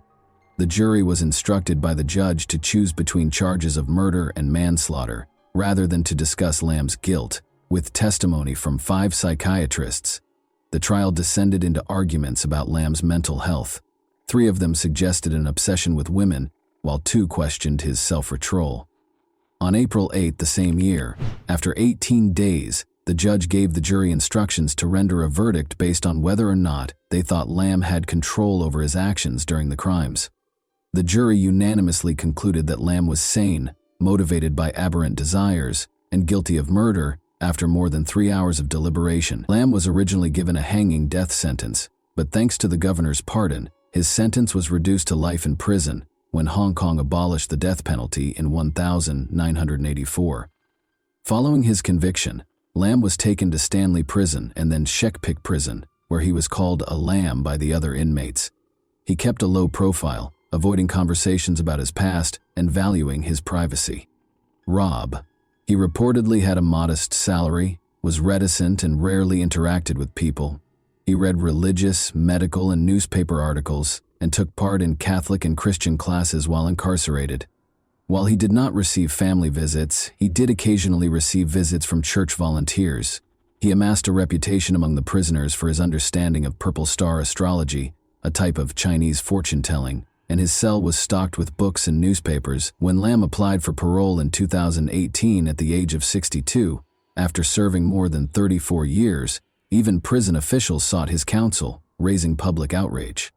The parole board decided against changes or parole at that time due to concerns about the possibility of repeat offenses, even though they review parole every 5 years.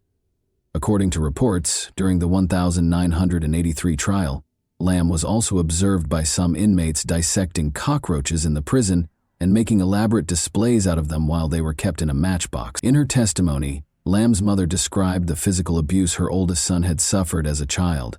The father of coronavirus had even caused severe head trauma when the boy was only 2 years old, leaving him with 2 black eyes.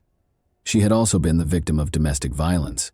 Experts have connected severe head injuries sustained as a child to psychological problems like necrophilia later in life. Lamb reportedly told a psychiatrist that he thought God had given him the order to carry out the murders.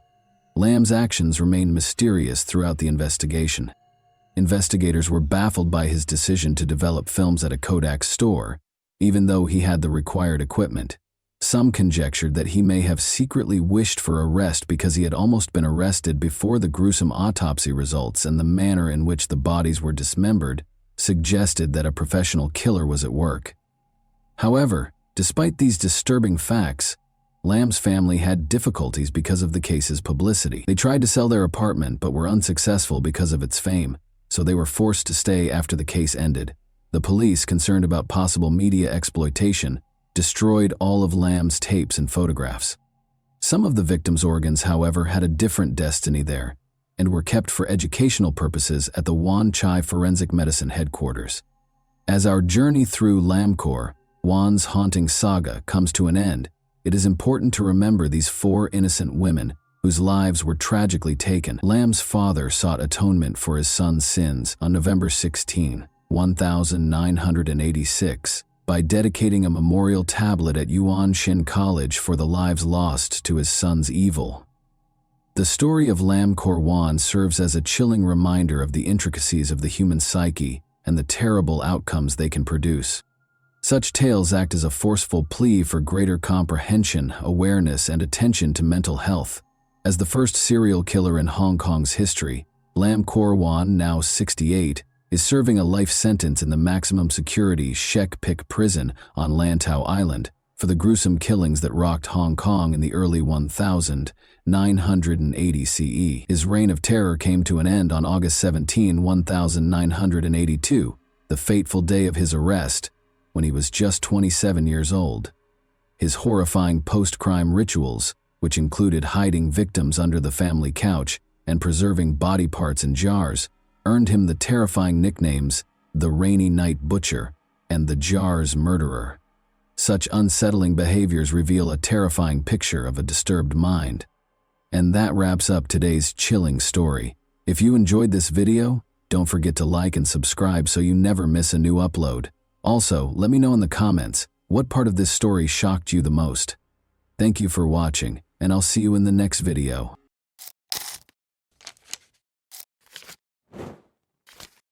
Hey guys, welcome to my channel, and today we're going to take a look at another horrible case with you. Elisa Claps, a high school student from Italy, disappeared in her hometown of Potenza in September 1993 She was unaccounted for almost 20 years. Elisa was last seen in person at the nearby Holy Trinity Church, where she had met up with a friend. It's commonly said that it's difficult to spot a dangerous criminal with a perverted mindset among regular people. Their ability to blend in is frightening. To those around them, they seem completely normal, average, and unremarkable. Their ability to cover their tracks, leaving crime scenes painstakingly devoid of evidence, is even more disturbing. This is the exact reason why it can be difficult for law enforcement to find and apprehend these criminals. It can take years, during which time they may carry out their heinous crimes. Let's examine this disturbing case now. On January 21, 1977, Elisa Maria Claps was born in the southern Italian town of Potenza, which is surrounded by mountains. She was the youngest of her family's 3 children. Her father ran a small tobacco shop, and her mother was a simple clerk. Elisa grew up with Gildo and Luciano, her 2 older brothers.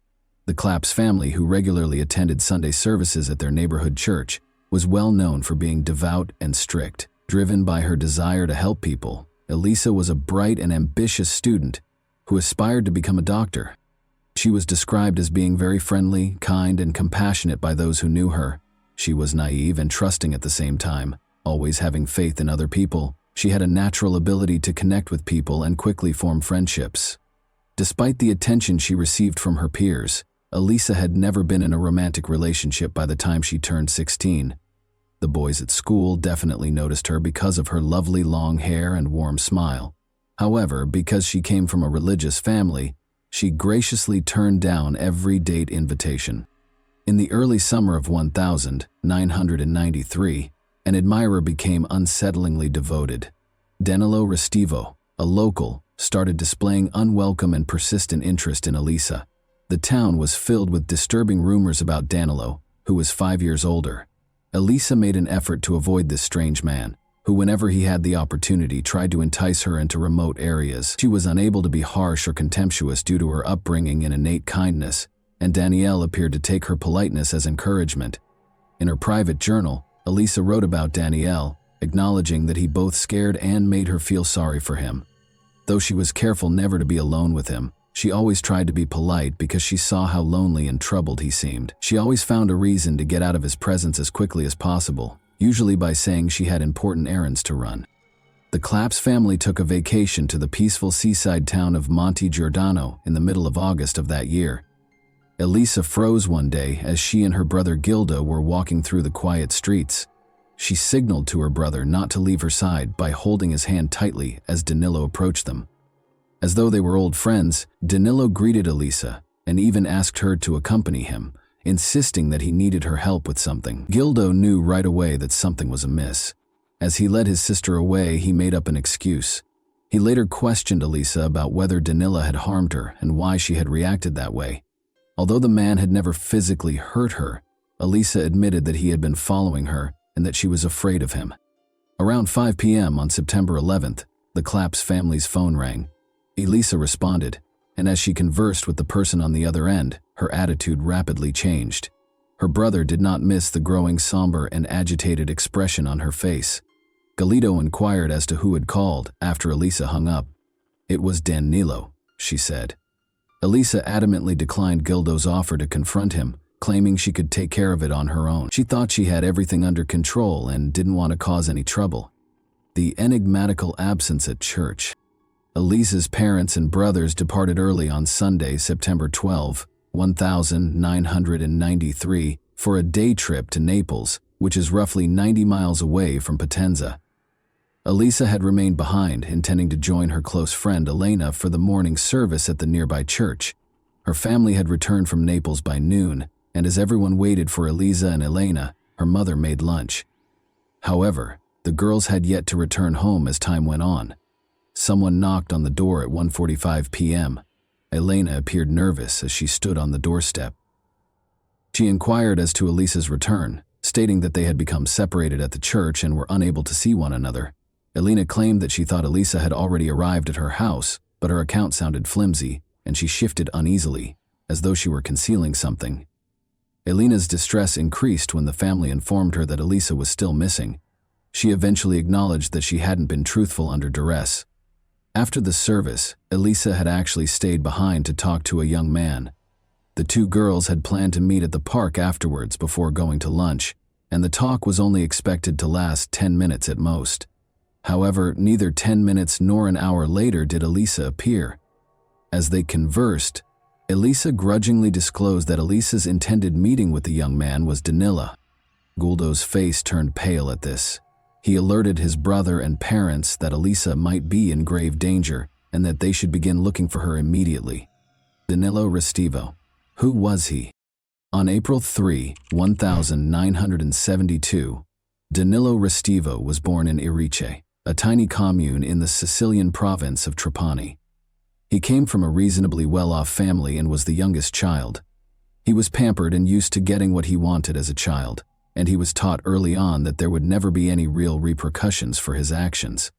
Regardless of the trouble he caused, his father was always there to support him. The Restivo family relocated to Potenza in the early 1980s, where Danilo's father, Mauricio, founded a prosperous company. In a matter of years, Mauricio rose to prominence as one of the richest and most powerful people in the city, developing close ties with local government and law enforcement. Danilo was notorious for being strange, impolite, and unsettlingly violent when he was in school. He was a reclusive and vicious youngster who was notorious for abusing animals, a habit that apparently gave him a deranged sense of fulfillment.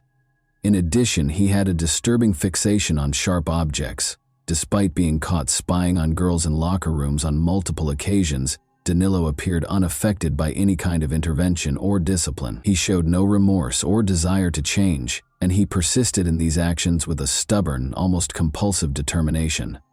Danilo Restivo had no true friends. and was a recluse who was mostly shunned by his peers. He would frequently cut the hair of gullible girls because he had the unsettling habit of always having scissors with him.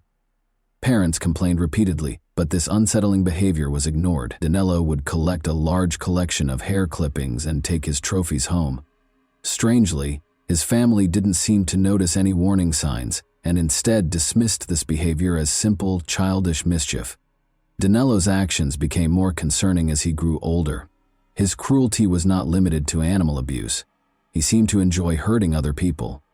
He still had trouble relating to people, especially girls, with whom he frequently acted aggressively and made an effort to threaten or harm them. The initial victim.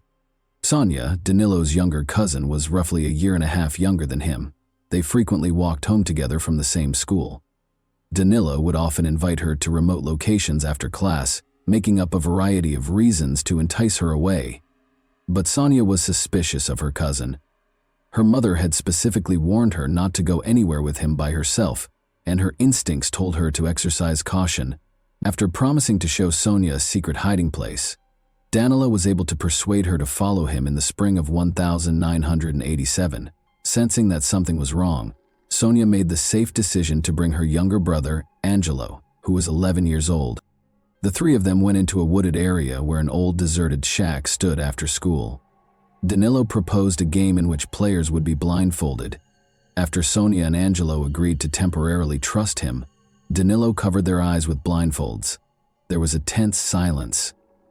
Uneasy, Sonia shifted her blindfold just enough to get a glimpse and saw something horrifying. Her cousin was approaching Angelo, getting ready to attack and taking a pair of scissors from his backpack. Sonia startled her younger brother by screaming as loudly as she could. Angelo jerked away in an instinctive reaction, still with his eyes covered. Danilo's hand swung down, but the scissors sliced his shoulder rather than his neck. Danilo appeared to be stunned by the sight of blood and Sonia's shrill cries, which allowed the kids to flee in the few seconds they had left. With their cries resonating through the forest, Sonia and Angelo fled the shack and fled for their lives. Danilo screamed threats and demanded they keep quiet about what had happened as he pursued them. Sonia and Angelo outran him and made it to safety, motivated by their instinct for survival and sheer terror. What had happened appalled the parents of the injured children. They hurried Angelo to the hospital, where medical professionals were able to treat him in time to save his life. Despite suffering severe blood loss and nearly dying, the boy managed to survive. The parents reported the incident to the local police that same day, filing charges for attempted assault with deadly intent, but the case was quickly dismissed, and Danilo was spared any serious repercussions. There were rumors that his father shielded his youngest son by using his considerable influence. With the help of a local priest, Mr. Restivo assured Angelo's family that Danilo would be committed to a mental health facility for required therapy in order to stop similar incidents in the future. He also paid the family a sizable amount in compensation and paid for Angelo's medical bills. Soon after, the parents of Sonia and Angelo made the decision to relocate their family to Naples in order to avoid any more interactions with their dangerous relative. Although Danilo's father made solemn vows, he never fulfilled them. Danilo never even saw a specialist and was never sent for treatment. Mr. Mauricio Restivo was too worried that his son's reputation and social standing would be permanently harmed if he were to be classified as mentally unstable or a danger to others by a formal psychiatric evaluation. A perilous preference. After parents and students repeatedly complained about Danilo's violent and intimidating behavior, he was expelled from 4 different schools. He ultimately had to turn to homeschooling to finish his coursework and obtain his diploma. Since he was considered physically capable of serving, Danilo was drafted into the military at the age of 18. However, due to his unpredictable and erratic behavior, he was released within a few months. He went back home and remained protected by his powerful and affluent father, who continued to absolve him of responsibility. Danilo's actions only became more unsettling with time. When he fell in love, he would stalk girls, spy on them through their windows, make eerie late-night phone calls while remaining silent, and harass them in an uncomfortable way. His attempts to show romantic interest frequently turned violent, including luring them to abandoned places, or attempting to chop off strands of their hair. Danilo's responses to these girls' rejection of his advances were frightening. He sent them letters outlining his disturbing fantasies or packages containing fictitious explosive devices marked with words like boom. Since Danilo's father always stepped in to protect him, no amount of complaints to the authorities seemed to have any effect. Danilo felt unstoppable and above the law because of this ongoing cover-up. He seemed rather innocuous to outsiders, more like a peculiar locality than a cunning or dangerous person. People like Elisa felt sorry for him because of his dishonest appearance, and they even wished they could assist. The church is the target of the missing girl's search. Elisa's brothers and parents immediately began a frantic search. The local church where she was last seen was their first destination. Elisa had intended to confront Danilo Restivo that day to request that he stop pursuing her and give her some space. According to her friend, a number of witnesses were promptly located who attested to seeing the high school student conversing with Danilo outside the church. However, none of them were able to provide information regarding the two's subsequent whereabouts.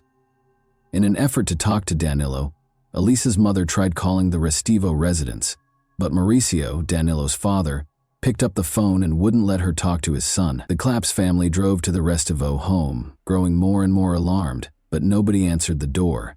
They had no choice but to report Elisa missing to law enforcement. Maurizio met officers at the Restivo residence and informed them that his son had left for Naples on some errands and would not return until the next day. Authorities quickly learned, however, that Danilo was in fact at home. After returning home, the police demanded to speak with Danilo and took him to the station so they could question him.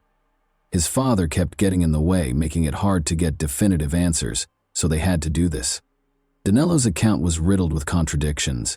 He acknowledged that he had talked to Elisa at the church, but he said she had left shortly after, leaving him to pray.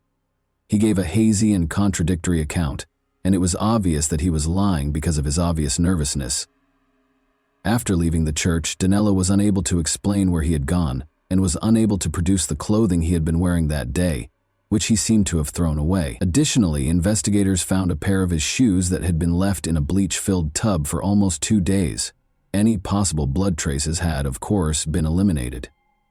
Danilo was unable to provide a satisfactory explanation for the suspicious cut on his hand, which detectives also noticed. He was unable to provide the precise location of the incident, but he stated that he tripped and cut himself on something sharp as he was leaving the church. His story was further undermined by the fact that the wound looked as though it had been caused by a sharp blade. The suspect is safe with the prosecutor. Danilo's father moved quickly to defend him in spite of his evasive behavior, refusal to give up his clothing and shoes for examination, and convoluted web of contradictory statements. Maurizio promptly engaged 2 of Naples' top defense lawyers to defend his son. In light of these challenges, the investigating police asked the city's chief prosecutor for authorization to acquire a warrant in order to search the suspect's house and confiscate his clothes and shoes in the hopes of discovering any evidence connecting him to Elisa's disappearance. They required legal authority. Surprisingly, the city's chief prosecutor showed no concern in the face of overwhelming evidence linking Danilo to the young girl's disappearance.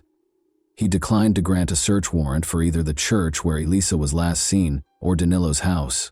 The church was only briefly searched, and Father Domenico Sabbia, the lead priest, steadfastly refused to let anyone into the padlocked wooden staircase secured upstairs room. The prosecutor refused to issue a warrant to conduct a thorough investigation of the church and the rooms that are adjacent to it, despite pressure. Father Domenico suspiciously used the past tense when referring to Elisa right away, as though he was aware that she was dead. 3 weeks following Elisa's disappearance, Danilo was featured as the main suspect and his photo was displayed in a local news segment about the case. After this broadcast, dozens of women called the police station to report that Danilo had been harassing and stalking them. They disclosed his unsettling fixation on women's hair and his propensity to carry scissors, which he used to try to covertly chop off strands of hair from gullible victims in parks, city streets, and even on public transit. Dedicated investigators' persistence allowed them to ultimately accuse Danilo of making false statements. He received a sentence of 2.5 years in prison in the spring of 1995. However, his sentence was commuted to community service, ironically at the same church where Elisa had vanished. after less than 2 months in prison. A new investigation and a new prosecutor. When police detained a criminal organization's leader in 1999, the investigation into Elisa's disappearance came to a standstill. Despite his lack of knowledge regarding Elisa's case, he revealed damaging details about the city's top prosecutor. He claimed that the prosecutor had engaged in corruption by taking bribes, concealing crimes, and purposefully sabotaging investigations. These claims led to a major shift, even though they were regarded as hearsay and the informant was subsequently charged with defamation. Elisa's case was given to a new lead investigator and prosecutor, who essentially began from scratch. They were eventually given a search warrant for Danilo's home this time. The search turned up something concerning, even though the exact clothes and shoes he had worn on the day Elisa vanished were not there. Danilo's room was filled with a large collection of hair strands from many different girls. Investigators discovered a sizable box containing pictures of nude and semi-nude women beneath Danilo's bed. By spying on his victims in showers, locker rooms, fitting rooms, and even through their home windows, he had taken these pictures himself. Sadly, he also retained a different collection of pictures showing women who had had limbs amputated. Although his severe psychological problems were evident, this did not lead to any new information in the case of Elisa Claps, who went missing. 6 years after Elisa's disappearance, police attempted to search the church once more, but Father Domenico refused to let them into the locked upstairs room. By using his connections and portraying the investigation as an effort to desecrate a place of worship, he went to considerable measures to stop the search, and even mobilized churchgoers against the officers. A letter from the beyond and a move. Even after the new investigation, Danilo left his hometown and set out on a lengthy journey across Europe because there was no conclusive evidence against him. He persisted in stalking women and cutting their hair whenever he could, but he had to be more careful without the protection of his powerful father. Danilo would immediately relocate to a different city or even a different nation if his actions were likely to result in legal repercussions. An unexpected letter, purportedly written by Elisa herself, was delivered to the Claps family in the early 2000s SS. According to the message, she was still alive and well and had fled to Brazil with a romantic partner. The author requested that her family not try to find her or get in touch. However, the handwriting clearly differed from Elisa's. By comparing it to her personal diary and school notebooks, anyone could see the difference. In addition, there were numerous obvious grammatical mistakes in the letter, indicating that the author was not well educated. Unsurprisingly, the Claps family's own investigation revealed Danilo to be the source of their suspicions. He had somehow chosen to write the letter while he was visiting his parents, posing as Elisa in an unsuccessful attempt to deceive her loved ones. A fresh victim. Heather Barnett, 48, was killed in a vicious crime that shook the sleepy British town of Bournemouth on November 12, 2002. When her 2 teenage children got home from school, they made the terrible discovery. The mutilated and lifeless body of Heather was discovered in a pool of blood on the bathroom floor. Her skull displayed evidence of multiple blunt force trauma, most likely from a hammer blow, and her throat had been slashed. The removal of her breasts and their placement next to her head, however, was the most unsettling part of the crime. A lock of hair that wasn't Heather's was in her hand. There had been no struggle to tear this hair out. The scissors had cut it neatly.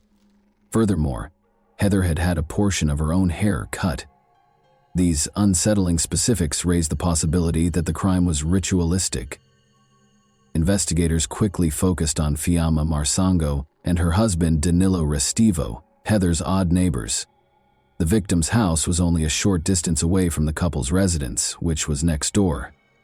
Danilo had approached her inappropriately and Heather had complained about him on multiple occasions. She told a friend that she was afraid of her husband, even though they were married, right before the crime. Heather took custom orders from her home and worked as a seamstress. Under the guise of commissioning clothing, Danilo frequently attempted to visit her. He insisted on going inside to discuss specifics, even though he never placed any specific orders. Heather discovered her house keys were gone 2 days prior to the tragedy, following one of Danilo's visits. At the time, she assumed she had just lost them and didn't relate this to her neighbor. Regretfully, she hadn't managed to change the locks yet. Even before the police and emergency personnel arrived, Danilo was among the first individuals on the scene. He said he was on his way home when he heard Heather's kids screaming in terror and hurried to assist. Officers brought him in for interrogation, but they soon let him go because he seemed incompetent and unthreatening. But after his most recent visit, Heather's kids pointed to him as a cause for concern, stating that they were also uncomfortable around their odd neighbor and brought up the missing keys. The police chose to closely monitor Danilo because they had no immediate reason to search his house. They soon discovered him performing a disturbing act. Danilo was discovered stalking a young woman and trying to cut a lock of her hair while holding scissors on the street. He was taken into custody by officers, who also searched his car and requested his identification. They discovered an unsettling assortment in the trunk, including extra pairs of shoes, a change of clothes, and a set of knives. This, along with his questionable actions, ultimately produced sufficient proof to secure a search warrant for his home.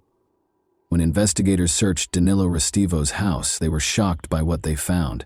They discovered multiple albums containing hair he had cut from different women. Sneakers and clothing were soaking in a tub filled with bleach in the bathroom. The missing keys belonging to Heather Barnett, which are currently in Restivo's room, were the most damning piece of evidence. Although there were blood traces on the clothes, the samples were too badly ruined by the bleach to be identified. But Danilo's DNA was found on a towel in Heather's restroom, indicating that he used it to wipe blood splatter off his face. A body in the attic of the church, and two beliefs. Authorities discovered Danilo's troubling past as they investigated the murder of Heather Barnett. He had been the main suspect in the disappearance of a high school girl in his hometown 9 years prior. The girl's body had never been found at the time, and investigators had not discovered enough conclusive evidence. But now that there was ample evidence of his violent tendencies and no powerful father to defend him, Danilo was put on trial, convicted of premeditated murder, and given a 40-year prison term without the chance of release. Then, in the attic of the same church where Elisa Claps had last been sighted, construction workers found her mummified remains in March 2010, 17 years after she had vanished. Father Domenico Sabbia had refused to let the police in through the locked door, concealing her body. Although it was obvious that Father Domenico had kept a horrible secret, he had long since died by this point, and it was impossible to pinpoint exactly what part he'd played in hiding the crime. There were unsettling parallels between Elisa's body and Heather Barnett's case.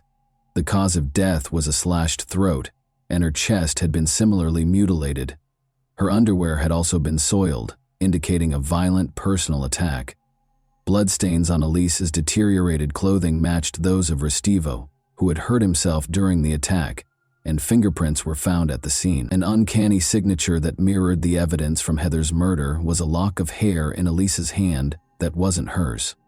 Since Restivo was already serving his 40-year sentence in the UK, he was tried in absentia for Elisa Clapp's murder. He was found guilty once more based on overwhelming evidence, and this time he was sentenced to 30 years in prison. He will be extradited to Italy to serve an extra 30 years for the heinous attack on Elisa. After serving his sentence in the UK, although Restivo's involvement in other unsolved murders and disappearances has not been proven, authorities suspect that he may have had many more victims. And that wraps up today's chilling story. If you enjoyed this video, don't forget to like and subscribe so you never miss a new upload.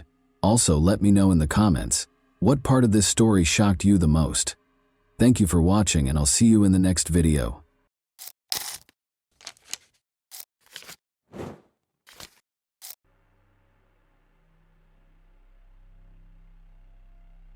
Hey guys, welcome to my channel, and today we're going to take a look at another horrible case with you. In this video, we'll talk about a story that happened in England. On Sunday, November 14, 2020, one surveillance cameras caught 34-year-old Alexandra Morgan at a gas station near Cranbrook, Kent. Nobody has seen her since. 4 days later, her parents reported her missing to the police. The investigation revealed many secrets that were hoped to remain hidden. The truth turned out to be far more terrifying than anyone could have anticipated. Alexandra Morgan, as she was known to her friends and family, was a single mother with 2 children ages 4 and 11. They lived in Wellesley, Cranbrook in Kent.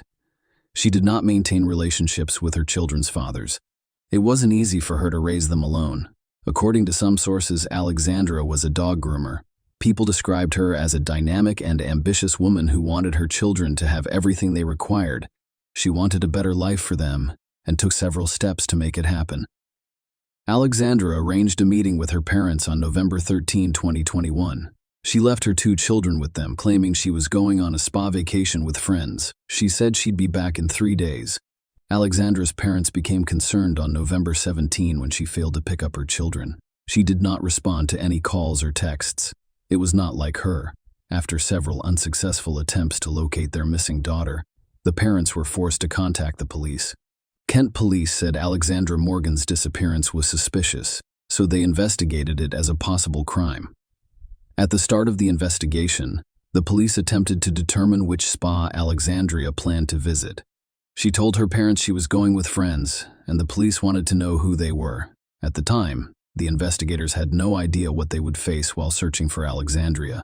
While searching for the woman, police obtained video footage from a gas station in Cranbrook. That was the last place anyone saw her. Her white Mini Cooper was the key to determining her location. On November 14, she refueled her car, purchased some items, and left. At first glance, there was nothing unusual about this video. Rose McCauley, the gas station manager who has been friendly with Alexandra for 17 years, was present when she purchased 10 pounds of gas and ordered a coffee and snack on the morning of her disappearance. Rose believes no one knows what happened to her or where she went. Her car hasn't been seen since then, which is a complete mystery. My friend and I looked around Hastings for it, but couldn't find anything. Alex never feels embarrassed. So I don't think she's afraid to come home.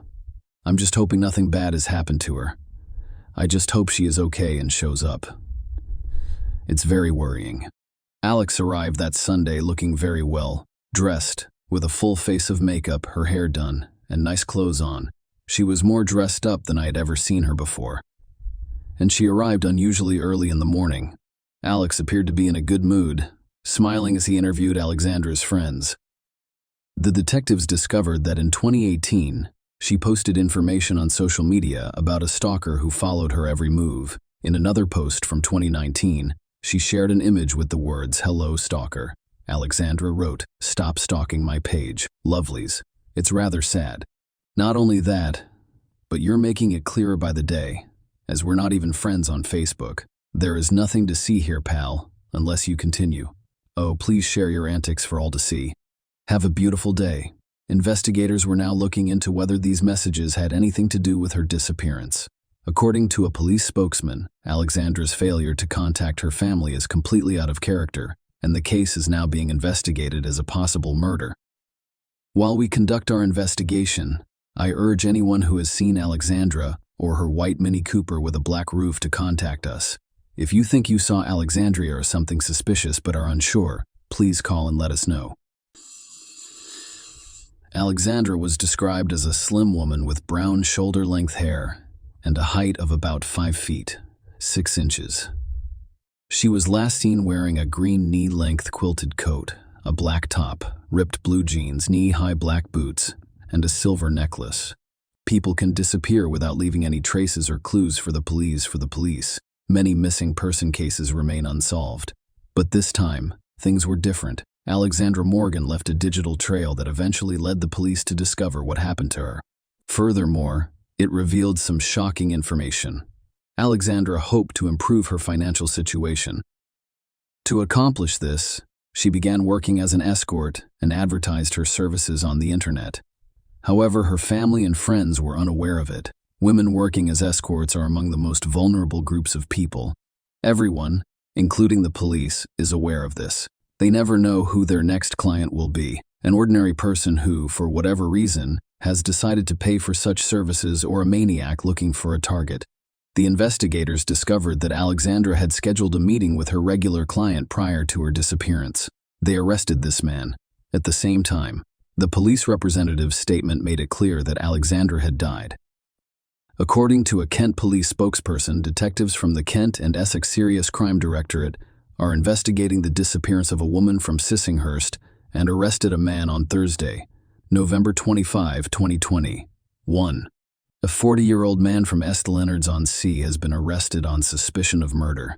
Kent police officers with assistance from Sussex Police are conducting searches in 3 locations in Hastings and Steelanards-on-Sea as part of their efforts to locate Alexandria. Residents can expect a heightened police presence in the area as investigations continue. They arrested Mark Brown. He was a construction worker who married and had a son. His family was unaware that he was leading a double life. Before she disappeared, Alexandra had met him several times. According to Sussex Police, he intends to buy her a Mini Cooper. Their first meeting occurred on June 8, 2021, after Brown discovered her on an adult website. It happened at her home in Sissinghurst, near Cranbrook, Kent. Everything went well at the time, and they saw each other occasionally on June 21. Almost 2 weeks later, they met again. Alexandra went to a small bridge farm near Hastings, Kent, that Brown rented for meetings with women and other purposes. Throughout August and September, they met 7 more times, and Alexandra had no idea she was falling deeper into a trap. On October 23, 2021, Brown texted her to see if she was interested in a risk-free business transaction he was offering. The proposal was for £100,000 for 3 to 5 days at a hotel, where he would guard a new ID, a straight car, and shopping money. All he needed her to do was go out for a cigarette, grab some cash, and buy some things. This is a testament to her character. Alexandria's online searches following this proposal demonstrated her desire to improve her children's lives. One of the searches was for the minimum deposit on a house in 2021. A variety of other searches revealed Alexandra's desire to start new businesses with the money she would make. Among the internet searches were, how much can you make running a sunbed shop in the UK? How much tax would I pay on $100,000? Alexandra told her parents she was going to the spa with her friends, but she was actually going to meet Mark Brown on the farm. She left the house on November 14, and CTV footage showed her buying gas in Cranbrook at 7:20 a.m. She arrived at Little Bridge Farm at about 8 a.m. 8 a.m. 3 days later, on November 17th, Brown relocated Alexandra's car to her home on Hurst Lane in St. Leonard's, having previously replaced her license plate with a fake one. Alexandra's mother contacted the police on November 18 after her daughter failed to pick up the children and stopped answering calls and texts. On November 23, the police discovered CCTV footage that showed Alexandra's car following Brown's Jaguar on the road to Little Bridge Farm.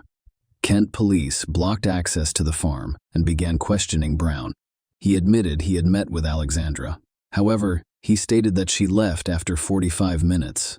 He stated that the police could take his fingerprints in a DNA sample 2 days later, on November 25.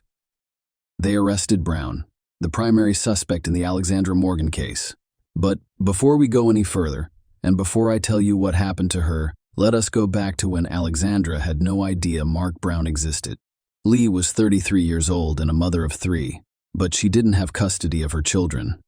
Leah was an animal lover who cared for a horse, 3 goats, 2 dogs, a mastiff named Duke, and a Pomeranian named Lady. On March 25, 2018, Mark Brown contacted Leah through an escort website where she advertised her services. Brown and Alexandra Morgan met on the same website. A few years later, at the end of 2018, Brown and Ware had begun dating and renting an apartment together. When her lease expired 6 months later, she moved into Brown's yard at Little Bridge Farm and lived in a shipping container. Brown compared their relationship to a roller coaster. As it turned out, Leah led a chaotic lifestyle. She was a benefit claimant who received weekly payments into her account, which Brown frequently withdrew for her. She had a history of illegal drug use and mental health issues. However, many people claimed she was working hard to obtain custody of her children. While describing her daughter, Leah's mother claimed she was an angel. She added that, while Leah had never enjoyed school, she had always preferred her animals. Brown and Ware had a 3-year relationship before she vanished without a trace in May 2020. 1. Leah spent the evening of May 5th. In the early hours of May 6, I was with a friend and convicted drug dealer Jack Tyler. They took the substances together. That evening, they had an intimate relationship. This was the last time anyone saw Leah. Her last outgoing call was on May 7 at 8:55 a.m. The police believed she died that day. 2 weeks later, Mark Brown returned to the website and met Leah on June 8, 2021. A month later, she vanished without trace. Alexandria met Brown for the first time in her home. The meeting went well. She regarded Brown as a reasonable and generous man, but Alexandria had no idea that just a month before, another woman in a relationship with Brown vanished without a trace. During the investigation, detectives discovered extremely revealing messages sent by Brown. He sent them to his high school girlfriend 5 days after meeting Alexandra Morgan. However, the messages were not about Alexandria. They were discussing Lee. This is what they said. "I'll be very careful how I word this. It happened again not long ago, while disposing of something. It's an extremely unpleasant task. An old oil drum, 5 liters of diesel, and there's not much left. It gets extremely hot and glows almost white. My heart, mind, and soul are heavy with the consequences of my actions. I'm a psychopath with a conscience." It's a joke, actually. Thus, investigators began to suspect Alexandra Morgan's death, and more frighteningly, that she was not Mark Brown's only victim. A spokesperson for the Sussex Police Major Crime Team stated that despite extensive investigations, "We have not found Leah or her body and are asking for the public's assistance in locating her or anything related to her disappearance." After Brown was arrested on November 25, 2021, police searched his farm. They discovered a barrel inside which someone had recently burned something. Experts examined its contents and discovered bone and tooth remains.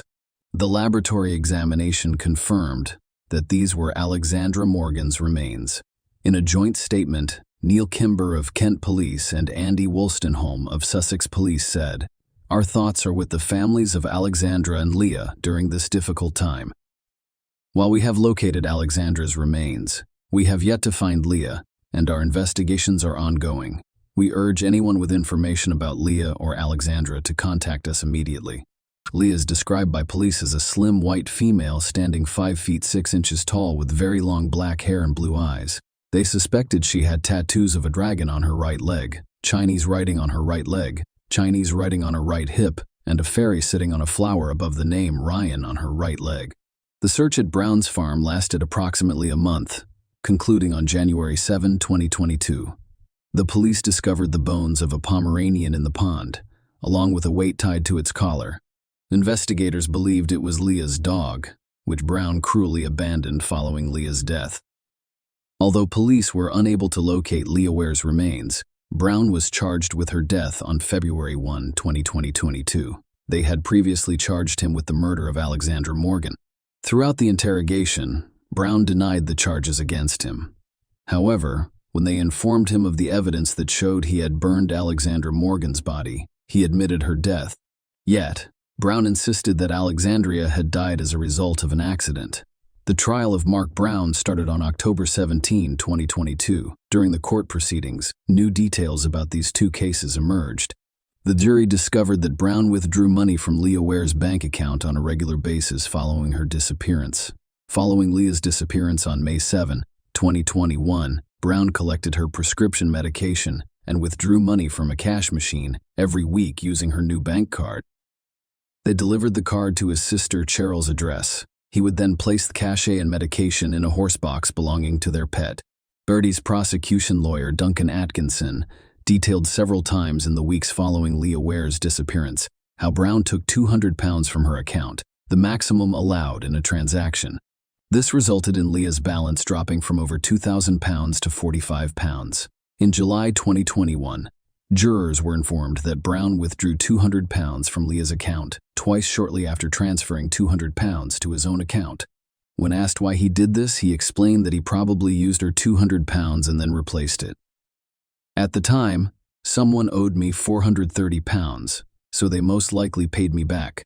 Atkinson stated that the withdrawals from Leah's account had nothing to do with her and everything to do with you. "Is this a coincidence?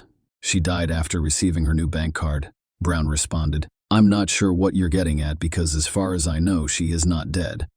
Atkinson asks if we're running away. "Ms. Where's the money? Were you?" "You knew Leah was in a situation where money wouldn't help her," Brown responded. "I'm not sure what planet you live on." Leah wished Brown would leave his wife for her. This was stated by one of her friends during testimony at the trial. Perhaps it influenced Brown's decision to commit the crime. During the trial for Alexandra Morgan's death, Brown stated that her death was accidental. He claimed Alexandra slipped and fell on a tool, injuring her head in the workshop he rented at Little Bridge Farm. He claimed he ran over to her and discovered there was a lot of blood. As a result, he grabbed a towel and attempted to stop the bleeding from her head. When he moved her head to place the towel underneath, there was more blood. Prosecutor Duncan Atkinson objected, claiming that when you first saw her, she had collapsed on her back. There is already a lot of blood on her head.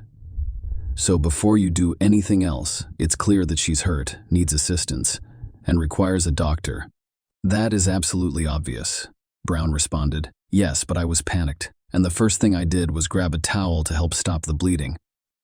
She had already left by that point, and I made it a priority to perform CPR because I couldn't find a pulse. I did not call an ambulance because my first priority was to stop the bleeding and then check for a pulse. There is no point in calling an ambulance. If it is not going to arrive on time, the first priority is to stop the bleeding. Brown stated that he was certain Alexandra Morgan had died after performing CPR and holding a mirror to her mouth and nose to check for breathing. In the 5 minutes that followed, he used jumpers to keep blood from flowing out from under the workshop door, went outside to vomit, and grabbed his phone from either his car or jacket pocket to call the emergency services. He then decided to cover it up, saying, "I wrapped Alex in a sleeping bag and wrapped a towel around her head to keep more blood from coming out. I had a death escort on my workshop floor." How would it look like? How would I prove she had an accident? It was a foolish thing to do. It was the worst mistake I'd ever made in my life. Brown then decided to dispose of Alexander's body with an incinerator he had built out of an old oil drum earlier that year and used on a regular basis to burn waste. He said, "I'd heard urban legends about people burning bodies, and I didn't want anyone to find a body dumped somewhere." Thus, Brown claimed that he had nothing to do with Lee's disappearance and believed she was still alive. Alexandra's death was allegedly accidental. However, during the trial, the court heard testimony from Brown's boss, Alan Downs. The man claimed Brown warned him that the police might come for him and arrest him.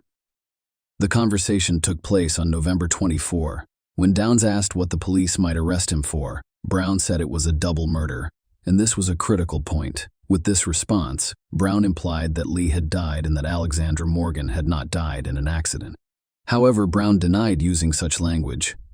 He responded, "No, I said I was going away for 25 years. I'm not sure where he got the double. I stated that I would be arrested for one murder.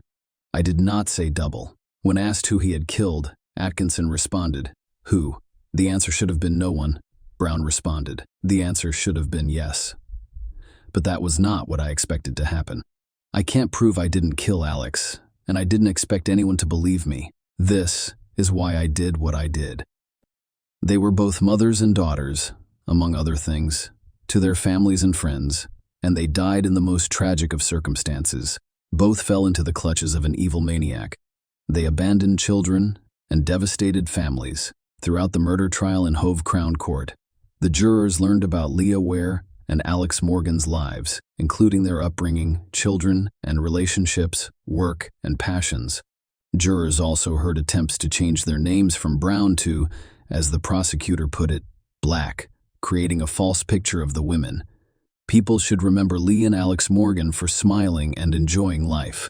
Both deserve to be remembered by their loved ones for their many qualities. On December 1, 2022, a jury of 10 men and 2 women convicted 41-year-old Brown on all counts. Judge Nicholas Hilliard stated that this is clearly a serious case, with devastating consequences for the victims' families. He stated that the court would sentence Brown to life in prison, and he would have to decide on the minimum prison term or whether he would ever be eligible for parole. The judge also stated that if Brown decided to reveal what he did with Leah Ware's body, he would consider it during sentencing. However, Brown passed up this opportunity. Before the judge handed down his sentence, Rebecca Martin, Leah Ware's mother, delivered a victim impact statement. She claimed Brown is continuing his sadistic torture of our family's lives by refusing to tell us what happened to her. She died because Mark Brown sought to satisfy his depraved desires. He dominated and manipulated every aspect of her existence. When he'd had enough, he discarded her like a piece of dirt. The court also heard from Alex Morgan's parents, who described her as bright, energetic, and determined to succeed. She faced challenges, but she was overcoming them and looking forward to the future with her two children, whom she adored, on January 13, 2023. The court sentenced Mark Brown to 2 life sentences. He will be eligible for parole in 49 years. Judge Hilliard, who sentenced Brown in his absence after he refused to appear in court, stated, "No sentence I pass is any measure of the lives lost. Nothing can correct what the defendant has done. That's not possible. His conscience is unaffected by what he has done." Share your opinion with us in the comments and subscribe to the channel for more.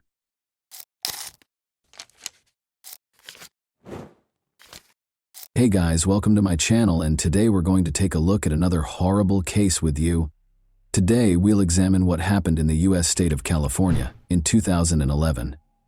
Daylene Carlson, a 23-year-old college student, relocated from Idaho to Stockton, California. She was looking forward to beginning a new chapter in her life while residing at her Aunt Maggie's house, but she never came home after going out to meet some friends on August 6, 2011. Beginning at 3:30 a.m. on August 7, her aunt called her multiple times but got no response. Worried, she informed the police about Daylene Elaine's disappearance.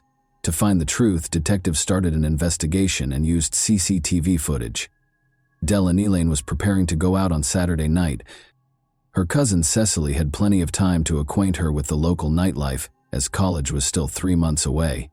Cecily had a fever, so they stayed home instead of going to the Finnegan's pub to meet up with some more friends. Daylene had to return home by 1 in the morning after going to the bar by herself, but Maggie and Aggie started to worry when 1 in the morning rolled around and Daylene was still not home. Maggie repeatedly called Colleen Eileen but got no answer. Maggie stayed up all night calling Colleen Eileen's number every now and then, but, as before, her niece didn't answer. Maggie searched for a plausible reason why Colleen Eileen hadn't come home. Daylene Eileen hadn't come home by morning, so she speculated that her niece might have spent the night at a friend's house. Maggie called the police when she realized she could not wait any longer. Despite receiving a report, the police believed Daylene Eileen had stayed at a friend's house following the party and would soon return. The investigators made the decision to hold off a bit longer. In the meantime, Daylene's family started their own inquiry. On social media, they announced Daylene Eileen's disappearance and urged anyone with information to get in touch with the police or her family. The day after Daylene Eileen's disappearance, August 8, 2011, the police opened an official investigation because her family suspected something terrible might have happened because it was out of character for her to simply vanish without warning anyone. Her Aunt Maggie's home was the first location the detectives visited. They wanted to talk to Daylene's relatives, see her in her room, and make sure none of them had anything to do with her disappearance. Danielle was a girl, like any other American. Her disappearance was extremely unusual, and she was young, attractive, and had big plans for the future. Detectives searched Daylene's room, but they found no evidence that she had fled her house. Her room contained all of her possessions, as well as a few documents. Cecily took a picture of Daylene wearing torn jeans and a brown and white striped top the night she vanished. Cecily informed Detective Daylene that they had frequently visited the Finn Pub's pub in the past, and that Daylene had planned to go there. The detectives then went to the bar to speak with the employees and perhaps obtain additional information. On the night Daylene vanished, the bar manager recalled seeing her in the street at around midnight. He described what had happened that evening, but he could not think of anything out of the ordinary. Thankfully, security cameras were present. Surveillance footage can greatly aid an investigation, even though it might not give a full picture. 2 operational security cameras in the bar recorded hours of Saturday night activity. The detectives made the decision to obtain a copy of the recordings and go over everything back at the police station, because it would have taken a long time to go through the footage. This, they hoped, would allow them to find out who Daylene had slept with, and more crucially, with whom she had left the bar. At first look, the tape appeared to be normal. On the street, young women and men congregated, smoking and chatting. It appeared to be a typical Saturday night in a pub, but they are drawn to one girl in particular. She's dressed in a striped top similar to the one from the day. Daylene is wearing a striped top in the final photo. She goes back to the bar at 1:40 and 0 in the morning. Another security camera is located inside, in the corridor close to the restrooms. Photo 41 is watched by detectives. After 61 minutes, she was observed consuming alcohol. She might have been a bit more exposed than normal. In a hallway full of young men, she is the only woman. Every person in this video could be a suspect, and even if they are not, they might be a witness. Deline seems content and at ease as she watches the video. At 0:40 in the morning, detectives see a young man approaching her from behind and placing his arm around her waist, indicating that someone is about to approach too closely. A short while later, as she was going into the bathroom, a man with a beard and an outfit that was backwards passed her. Deline, who was not particularly disturbed by the young man's presence, also didn't seem very happy to see him. As soon as they saw this video, the detectives knew they needed to find this man. So they talked to her friends and neighbors.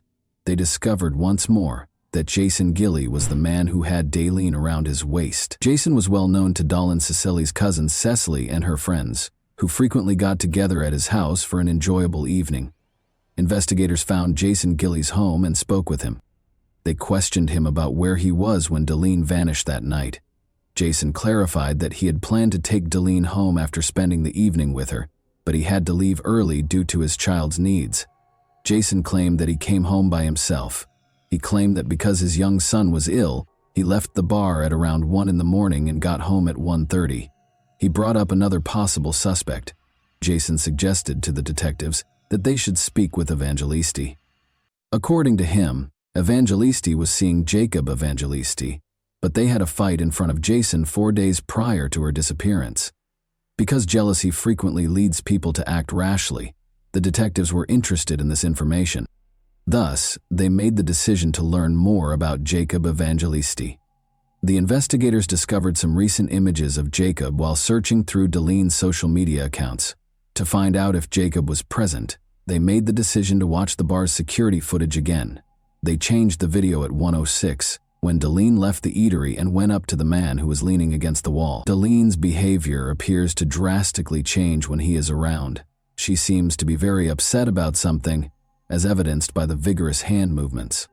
The investigators attempt to determine whether it might be her boyfriend Jacob, but the bright lights make it impossible to see his face. After a few seconds of their brief conversation, Deline left, leaving the detectives to keep watching and trying to figure out who the mystery man was. They finally recognize him as Jacob Evangelisti when he turns to face the camera. During the interview, detectives brought Jacob Evangelisti in to be questioned. Jacob appeared to be quite upset. He was asked about his relationship with Deline by the detectives, who specifically wanted to know when and how he had last seen her. Jacob claimed that he and Deline had last seen each other at a bar. Jacob disclosed that Deline had ended their relationship that evening at Negan's bar. "I had no intention of ending my relationship with Deline," he said. To be honest, he was furious that she had ended their relationship. Deline had left the bar without him, Jacob later said. He adamantly denied any involvement in her disappearance. After that, the investigators reviewed the CCTV footage to see if it supports his account. Jacob walks into the bar at 1:09 in the morning. They keep on observing. Deline enters the picture after Deline. She seems to be bidding one of the patrons farewell. She then exits the frame at 1:15 a.m. The detectives kept going over the video until the bar had closed and all of the patrons had left. The lights go out at 2:38 a.m. When Day Nether appears again, the parking lot is almost deserted. It appeared that Jacob was responsible for Deline's disappearance at this stage of the investigation. Investigators have not yet found any evidence that her disappearance was the result of foul play, but it's possible that he just couldn't move on from the fact that she had left him. Deline's family is searching on their own, according to Deline. They created flyers and began distributing them throughout the city. They wanted as many people as possible to know about Doli's disappearance. After she left the bar, she might have been spotted by someone. Detectives ask Evangelisti if anyone knows what happened to her at the stock station. Evangelisti wants more, but he maintains his denial of any knowledge. James, another person in Deline's social circle, is the name he gives instead. Deline claims to have a new boyfriend. Deline's social circle also includes James. They had a relationship, even though James wasn't Deline's boyfriend. James was also a close friend, which was another interesting fact. Jason Gilly's pal. They actually shared the same home. Deline's ability to enter into such a relationship and then vanish almost instantly afterward was highly intriguing. This sparked intense suspicion about James and the idea that he might have had something to do with her disappearance. James was asked to talk about his relationship with Darlene at the police station. Although he acknowledges that he and Darlene were romantically involved, he says he has no knowledge of the night she went to the bar.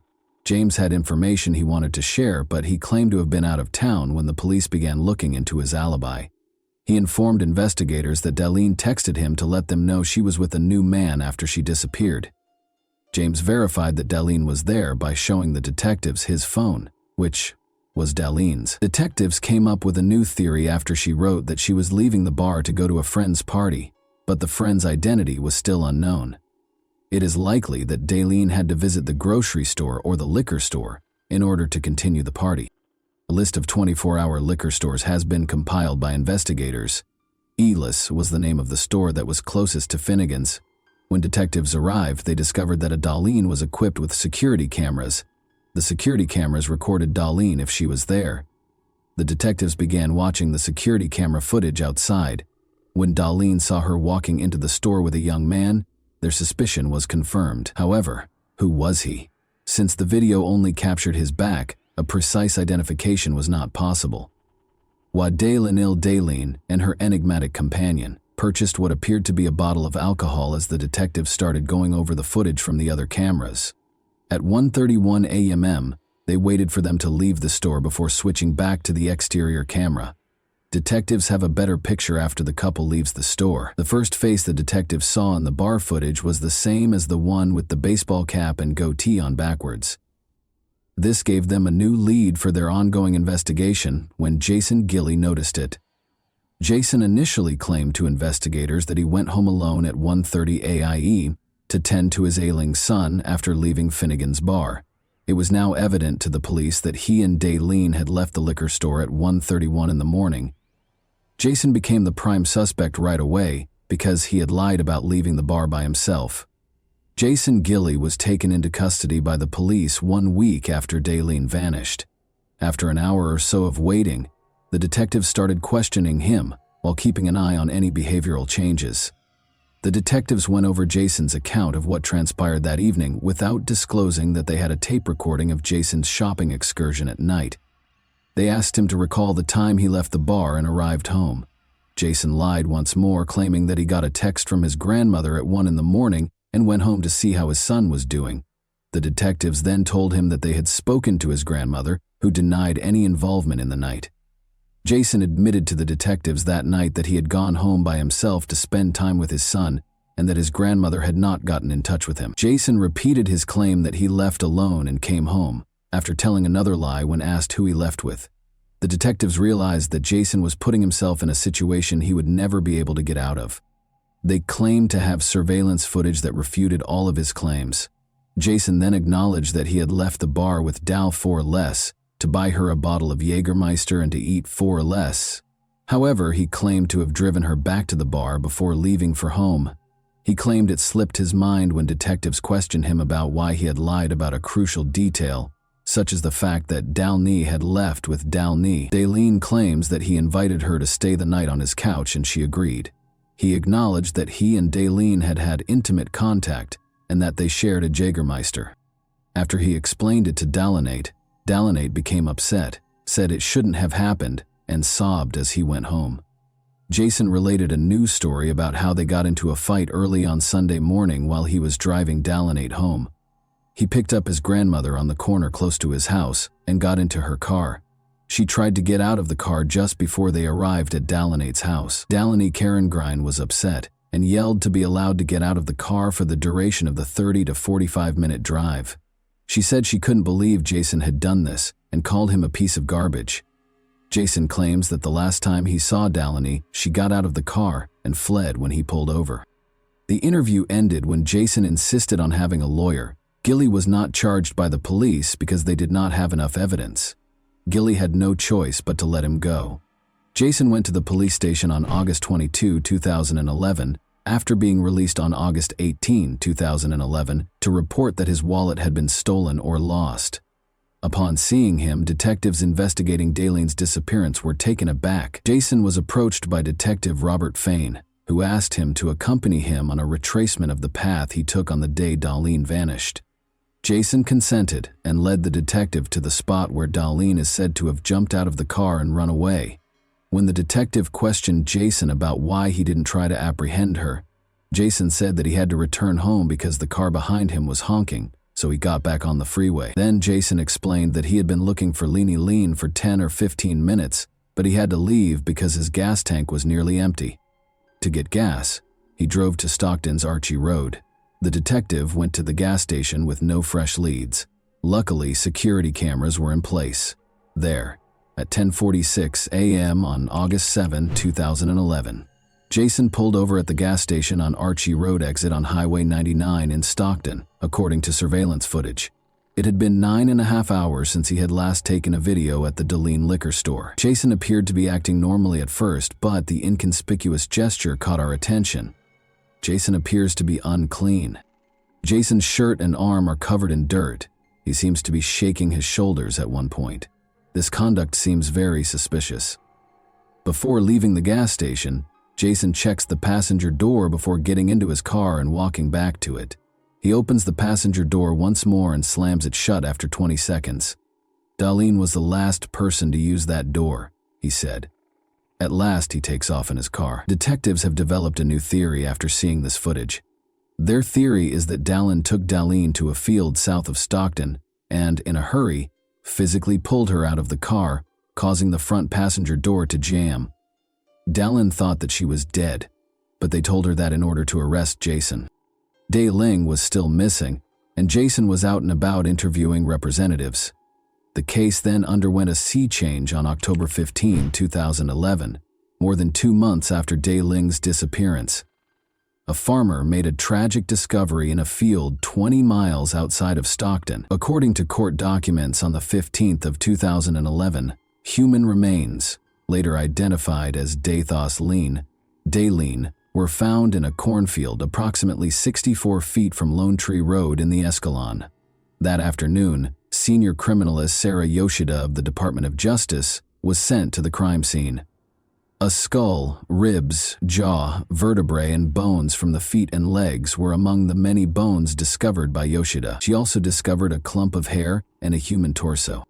Cases of .522 caliber cartridges were discovered just southeast of the location of the human remains, and a black bra was discovered between the remains and Lawn Road.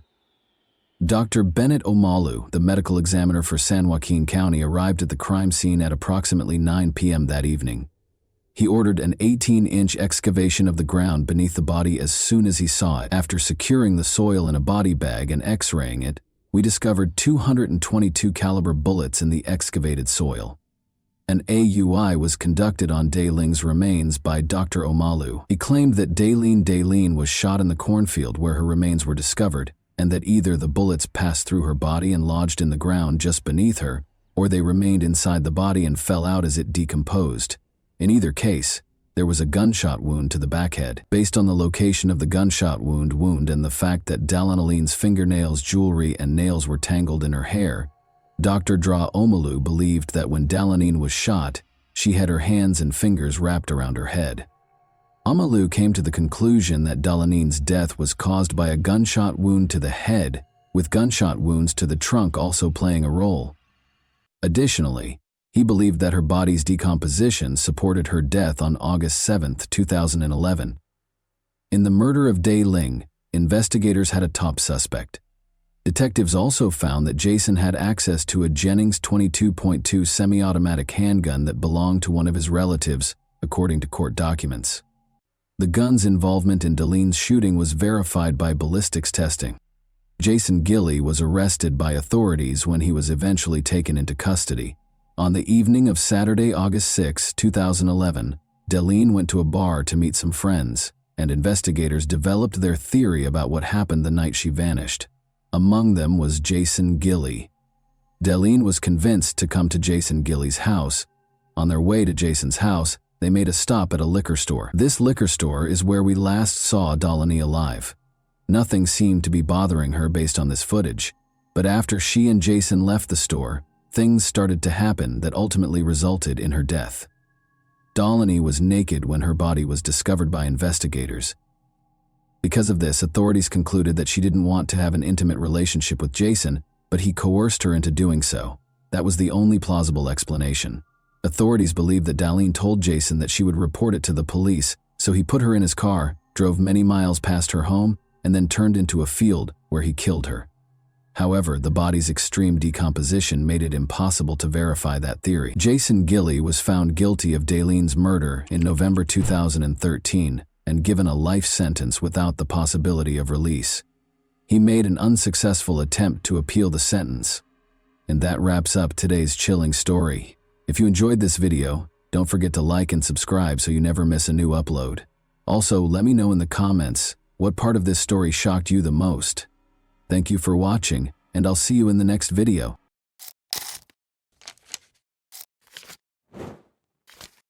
Hey guys, welcome to my channel, and today we're going to take a look at another horrible case with you.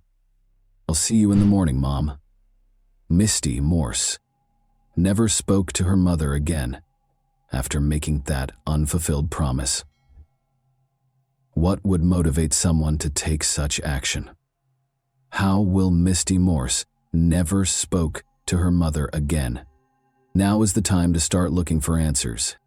On April 10, 1978, Misty April Morse was born in Springfield, Ohio. When her family finally relocated to Indian Harbor Beach, Florida, it was a significant turning point in her life and gave her the opportunity to develop and discover new interests. Misty had an exciting and adventurous childhood in the Sunshine State, but when her parents divorced in 1996, her life took a dramatic turn. Misty and her mother, Linda, moved to a new house in Brevard County following the divorce. She stayed close to her father in spite of the change. Misty found work at a number of local bars and clubs during her late teens and early 20s, working a variety of jobs to make ends meet. After some time, she made the decision to continue her education and enrolled in a nearby college. Misty was characterized by friends as an adventurous, carefree young lady who never took life too seriously. When Misty got home from work early on July 22, 2000, she started preparing for a night out with a friend. Linda, her mother, was also up, getting ready for her 3 a.m. shift. Misty got a few brief phone calls while she was chatting with her mother. Misty promised to see her in the morning, as she said goodbye after the call. She had no idea that this would be her final farewell. Misty wasn't home the following morning when her mother got home. At first, she didn't give it much thought, assuming Misty must have spent the night at a friend's house. Misty had not returned or gotten in touch after another day. Her mother started calling Misty a lot out of concern. Misty rarely checked in, especially if she was going to be gone for a day or two. Fearing that no one had seen or spoken to her, her mother contacted Misty's friends and then her father. The more days went by, the more she worried. A retired judge went for a peaceful walk on July 24, 2000, to see how his boat, which was moored in the lagoon behind his house, was doing. He had no idea that a somber discovery would soon upend this serene moment. He was walking along the wooden dock when he noticed an odd object floating in the water below. His eyes widened in surprise as he leaned in to get a better look. When he followed the strong odor to the edge of his property, he initially believed he had discovered a dead manatee that had washed up in his backyard. Then, to his surprise, he soon discovered that it was a young woman's body. The man, appalled, hurried back to his home, picked up his phone, and dialed 911 telephone. Upon their prompt arrival, Brevard County Sheriff's Office officers immediately began their investigation. They observed that the body was in a highly decomposed state, indicating that the woman had been dead for a number of days. Her death was clearly not a coincidence. A marine rope was used to tie her hands and feet, with elaborate knots holding her wrists to her ankles, and white duct tape was used to firmly bind her mouth, eyes, and neck. Rolls of spline, a rubbery black substance, held the Publix plastic grocery bags strapped around her body. To sink the body, investigators thought these bags might have been weighted with sand or rocks. Due to the body's decomposition, detectives were unable to find any clues along the shoreline, including a wallet, phone, or purse that could be used to identify her. Medical examiners suspected asphyxiation but were unable to determine the cause of death. After that, investigators looked for any recent missing persons reports that might be related to the unnamed woman, but they were unable to find anything. The police had not yet been notified of Misty's disappearance. Finally, they attempted fingerprinting. She was eventually identified through the database. after forensic specialists used a technique known as degloving to lift fingerprints despite the skin's deterioration. Officers called Misty's mother, Linda, to break the terrible news after verifying the identity of the body. The harsh reality of her daughter's fate completely broke Linda's heart. Her voice trembled and broke into screams of anguish as she called a family friend, her grief echoing in every word. Investigators later showed up at Linda's house to conduct an interview. She tried her best to relive those last moments, now permanently altered by loss, as she described the events of the last night she saw Misty, her voice laden with grief. Although Misty had not disclosed her intended date for the evening, Linda saw her daughter's casual attire and deduced that Misty was probably meeting someone with whom she was totally at ease and with whom she didn't feel the need to impress. Linda remembered that early on July 20, Misty got 2 calls. Investigators quickly subpoenaed Misty's phone records just before she left, but in 2000, it could take weeks to get such information back. They continued interviewing Misty's closest friends and co-workers in the interim. Brought up the possibility that Misty was pregnant, which investigators couldn't ignore as a possible lead. Was her pregnancy a contributing factor? Linda also provided some names to the authorities, including Teddy Underwood, Misty's boyfriend. Investigators questioned whether Teddy might have reacted negatively to the news of Misty's potential pregnancy, given that they had only been dating for 2 months at the time. When Teddy was brought in for interrogation, it soon became clear that he didn't think their relationship was serious. Additionally, he stated that he was unsure if Misty was pregnant. He gave an alibi for the early hours of July 20 by claiming to be at work, which investigators subsequently verified, exonerating him from suspicion. The intricate knots that bound Misty's body caught the attention of detectives as they combed through the crime scene's evidence. This degree of specificity implied that the murderer may have had knot-tying experience, which made them think about careers as a Coast Guard member, a boat captain, or a person with Navy training. They hoped that this clue would bring them one step closer to the truth. Misty's hands and legs were tied with a rope that featured a cow-hitched knot, which isn't something that most people are familiar with. Investigators focused on the numerous layers of tape that were wrapped around the victim's hands, limbs, and face. She had a hat on. Her freedom of movement was limited. The head had tape wrapped around it. She was under control. She was tied up and bound. Despite having the appearance of duct tape, this tape was unique because it was white instead of the usual metallic gray. Because white duct tape was so uncommon at the time, the authorities were more interested. Their hopes were dashed when no trace evidence, such as DNA or fingerprints, turned up on the tape's adhesive. Another dead end, it seemed. They then discovered a few short black hairs adhered to the tape, almost by accident. Given that the victim's hair was a distinctive shade of brown with a hint of red, the detectives knew these couldn't be hers. This finding raised the possibility that the hairs belonged to the murderer. All of the evidence was sent for testing after the crime scene was carefully examined. Unfortunately, this lead could not be fully pursued in 2000 due to the lack of precise DNA analysis technology. As they met with the medical examiner the following day to discuss the autopsy results, their frustration increased. The body had been submerged for less than 72 hours, according to the examiner's report. However, it was impossible to determine the precise cause of death due to exposure to the weather. There were no visible signs of trauma, no broken bones, and no gunshot wounds. Detectives were left with 2 terrifying options.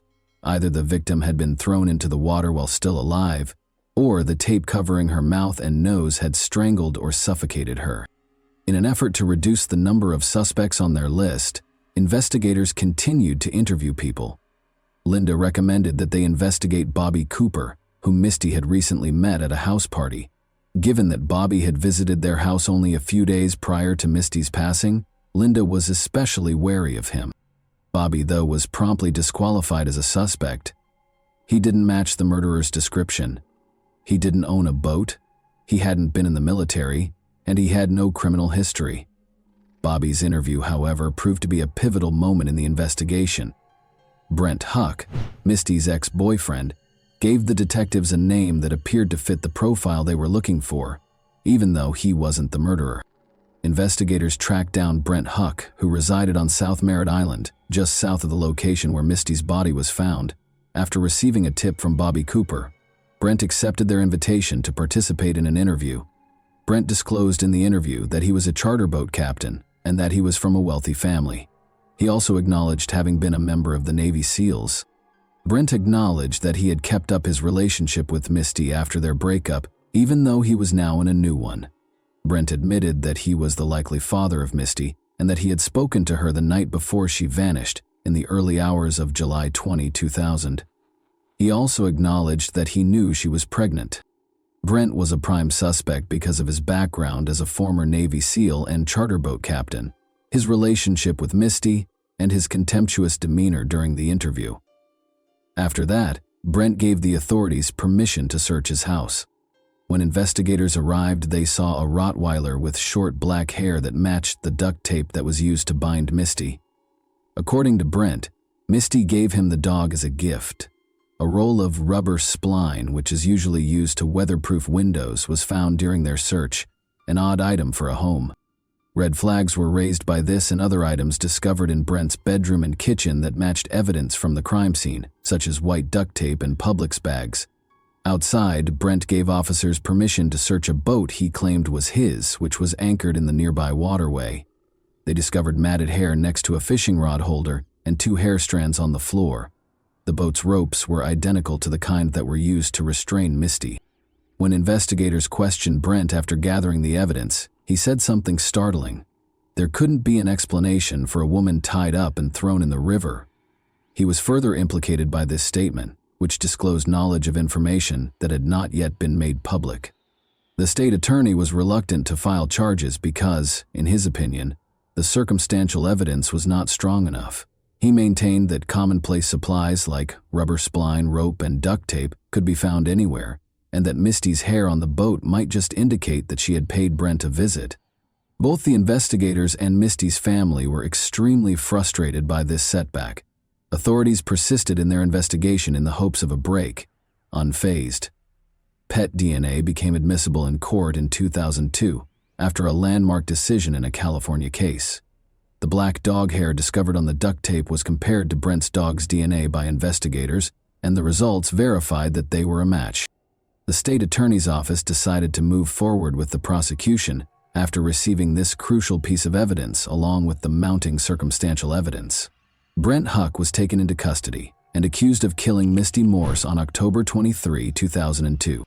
Prosecutors claimed during the trial that Brent killed Misty because he was afraid her pregnancy would jeopardize his new relationship. They described in graphic detail how he used the pretense of reconciliation to entice Misty to her demise. The crucial DNA match from the dog hair discovered at the crime scene was among the strong circumstantial evidence gathered by detectives and presented by the prosecution. It was time to decide Brent's fate after all the arguments and supporting documentation had been presented. Brent Huck was found guilty of first-degree felony murder and felony kidnapping in May 2003. He received 2 consecutive life sentences without the chance of release. He is presently incarcerated at the Apalachicola Correctional Institution in Florida. This decision ensured that Misty's terrible death was not unanswered and gave her family a sense of justice and closure. This case emphasizes how crucial it is to persevere in pursuing justice despite obstacles.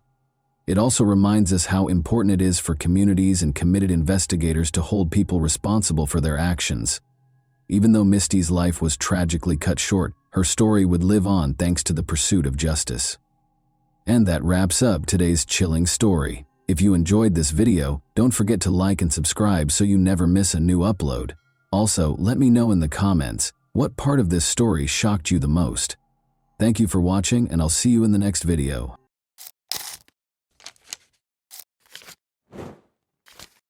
Hey guys, welcome to my channel, and today we're going to take a look at another horrible case with you.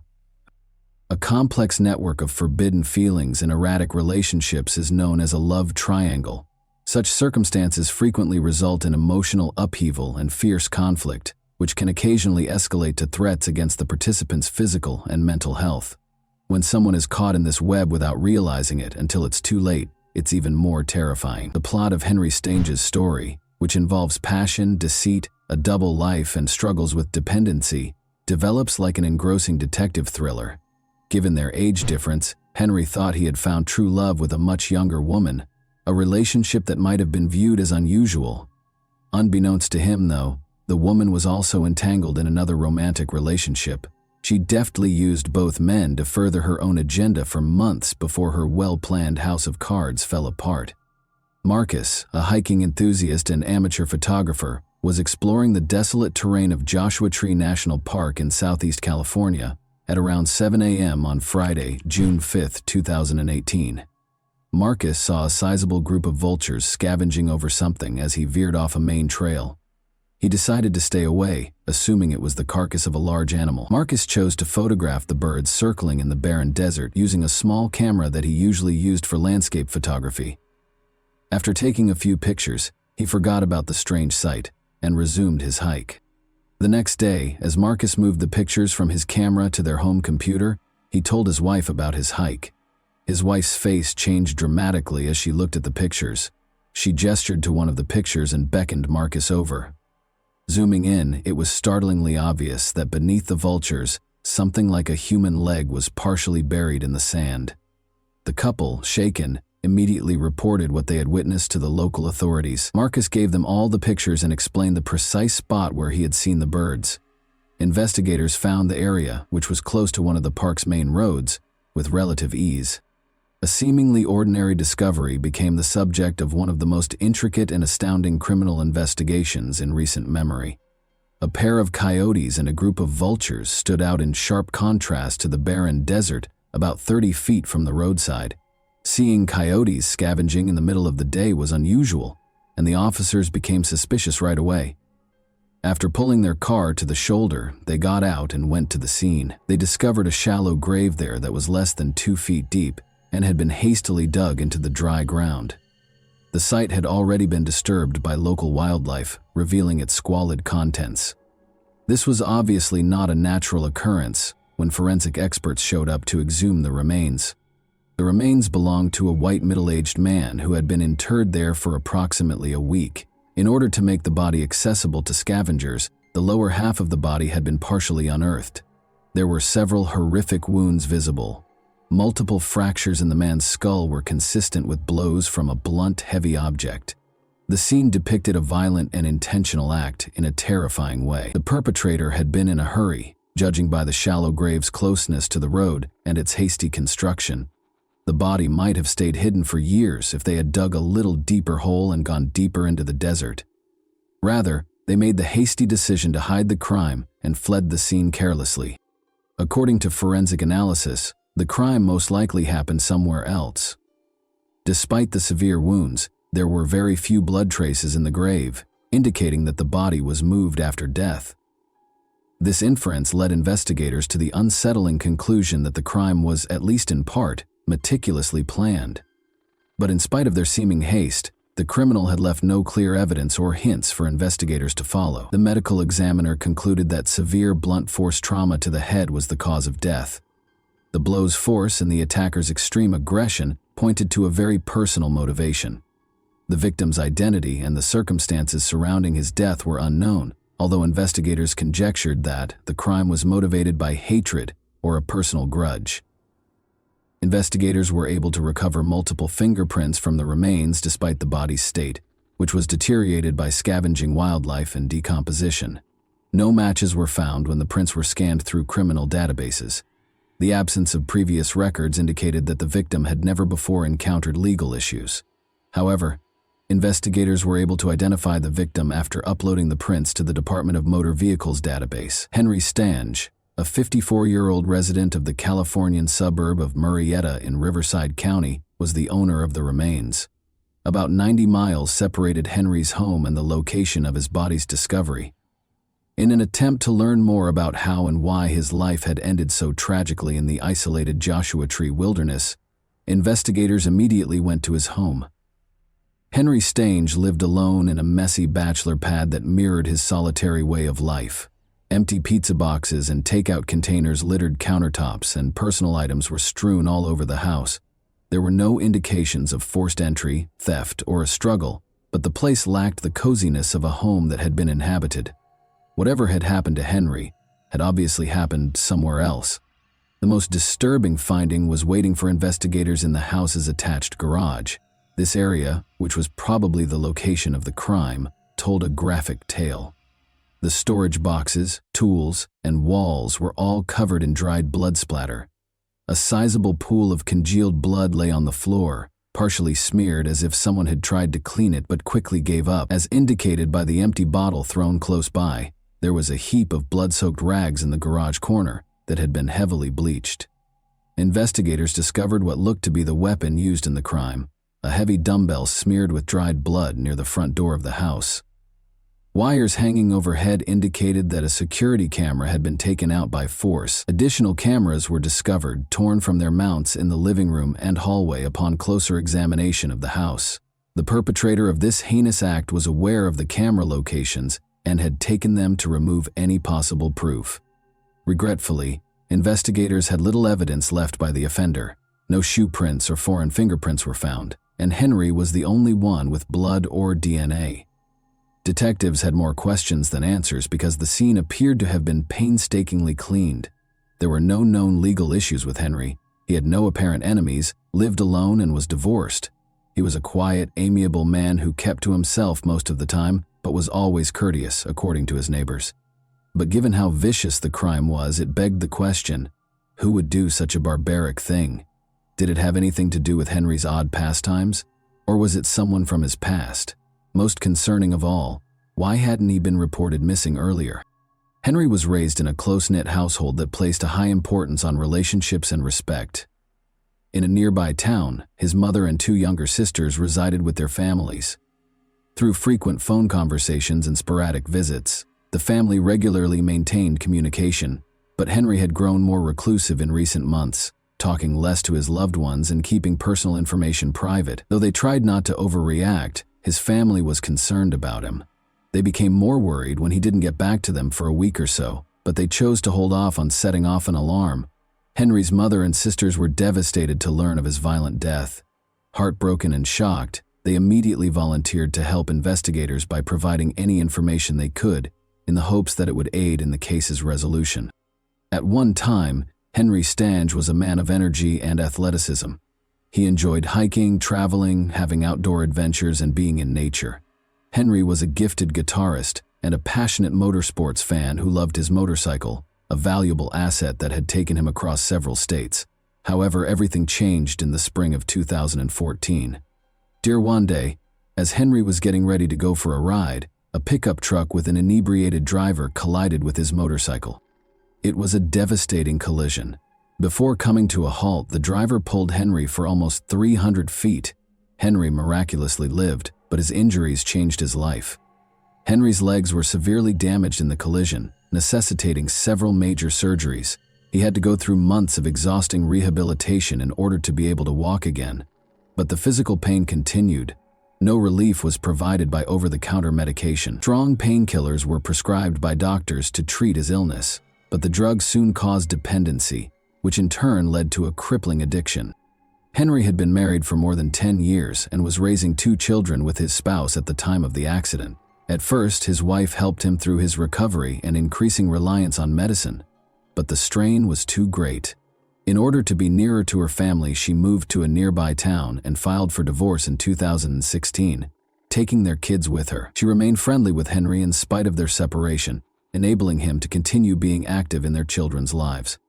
Due to his physical limitations following the accident, Henry was forced to give up many of his prior interests. Rather, he focused on his passion for electronics and technology. He converted one room of his house into a fully functional radio studio by spending a lot of time tinkering with devices and equipment. Henry then started a podcast, using it as a forum to talk about current affairs and express his frequently frank and unvarnished views. Henry started broadcasting every day. He freely voiced his opinions, frequently venturing into philosophical reflections or daring remarks on contentious subjects. His show's lack of censorship attracted a devoted audience, garnering him both ardent supporters and ardent detractors.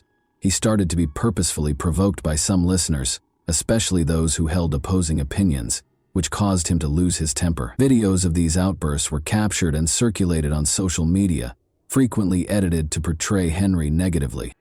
Investigators discovered a particularly antagonistic person who appeared to have a deep-seated grudge against Henry in one online community for amateur radio enthusiasts.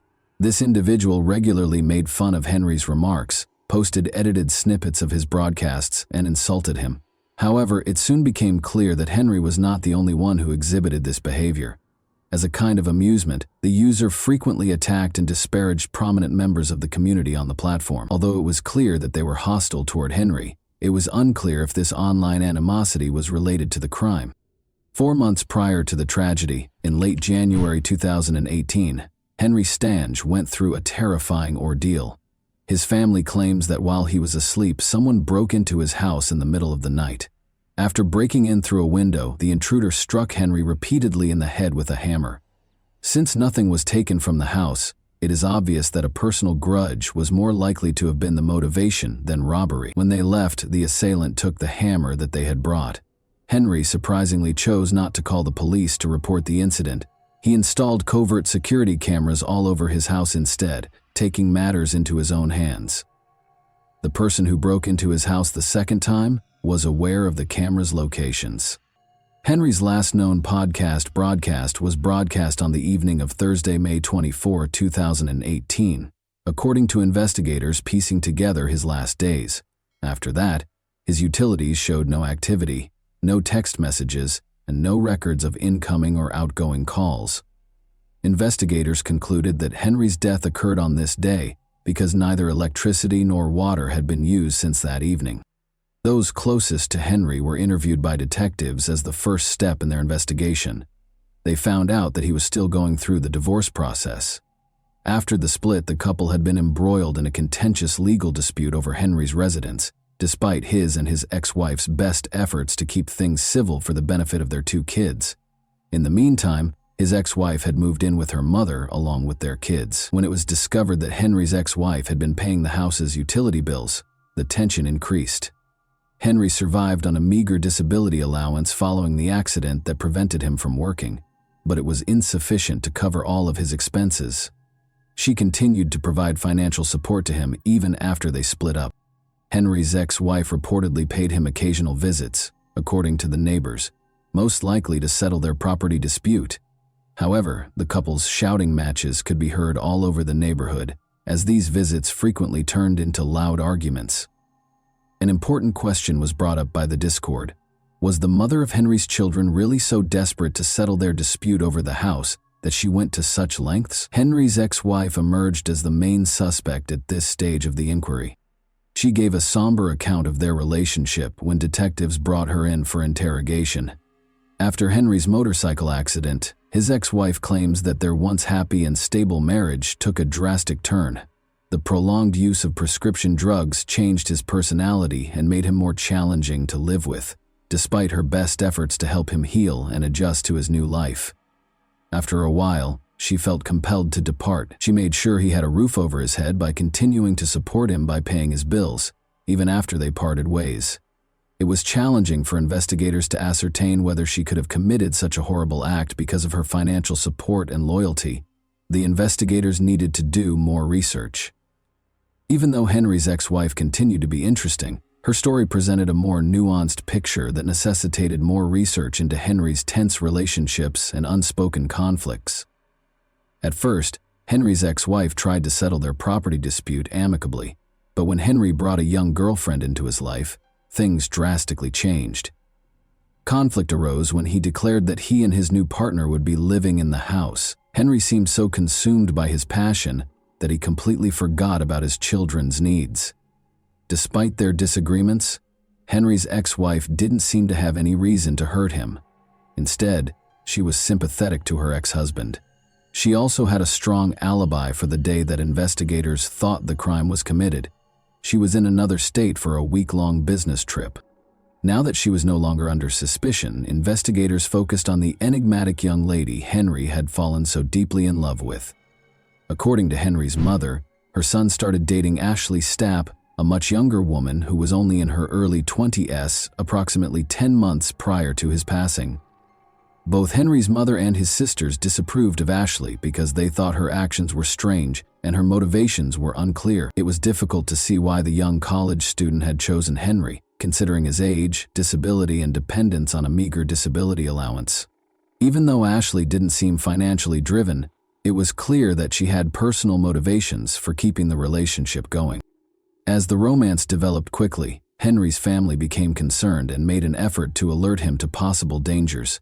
But Henry brushed their worries aside, announcing with pride that Ashley was his perfect woman. Further information was given by a neighbor who mentioned that Ashley frequently visited Henry's house and that they had spoken on multiple occasions. In particular, the neighbor remembered Ashley driving a unique blue Chevrolet with a big dent on the back passenger door. Ashley was seen once more on the day that police searched Henry's house. She appeared to watch the scene from a distance, as witnesses saw her drive slowly past the house before accelerating away without stopping. Her behavior sparked suspicion. Why didn't she ask what was going on if she had seen police at Henry's house after noticing that he hadn't communicated for a week? Investigators wanted to talk to her because of her suspicious behavior.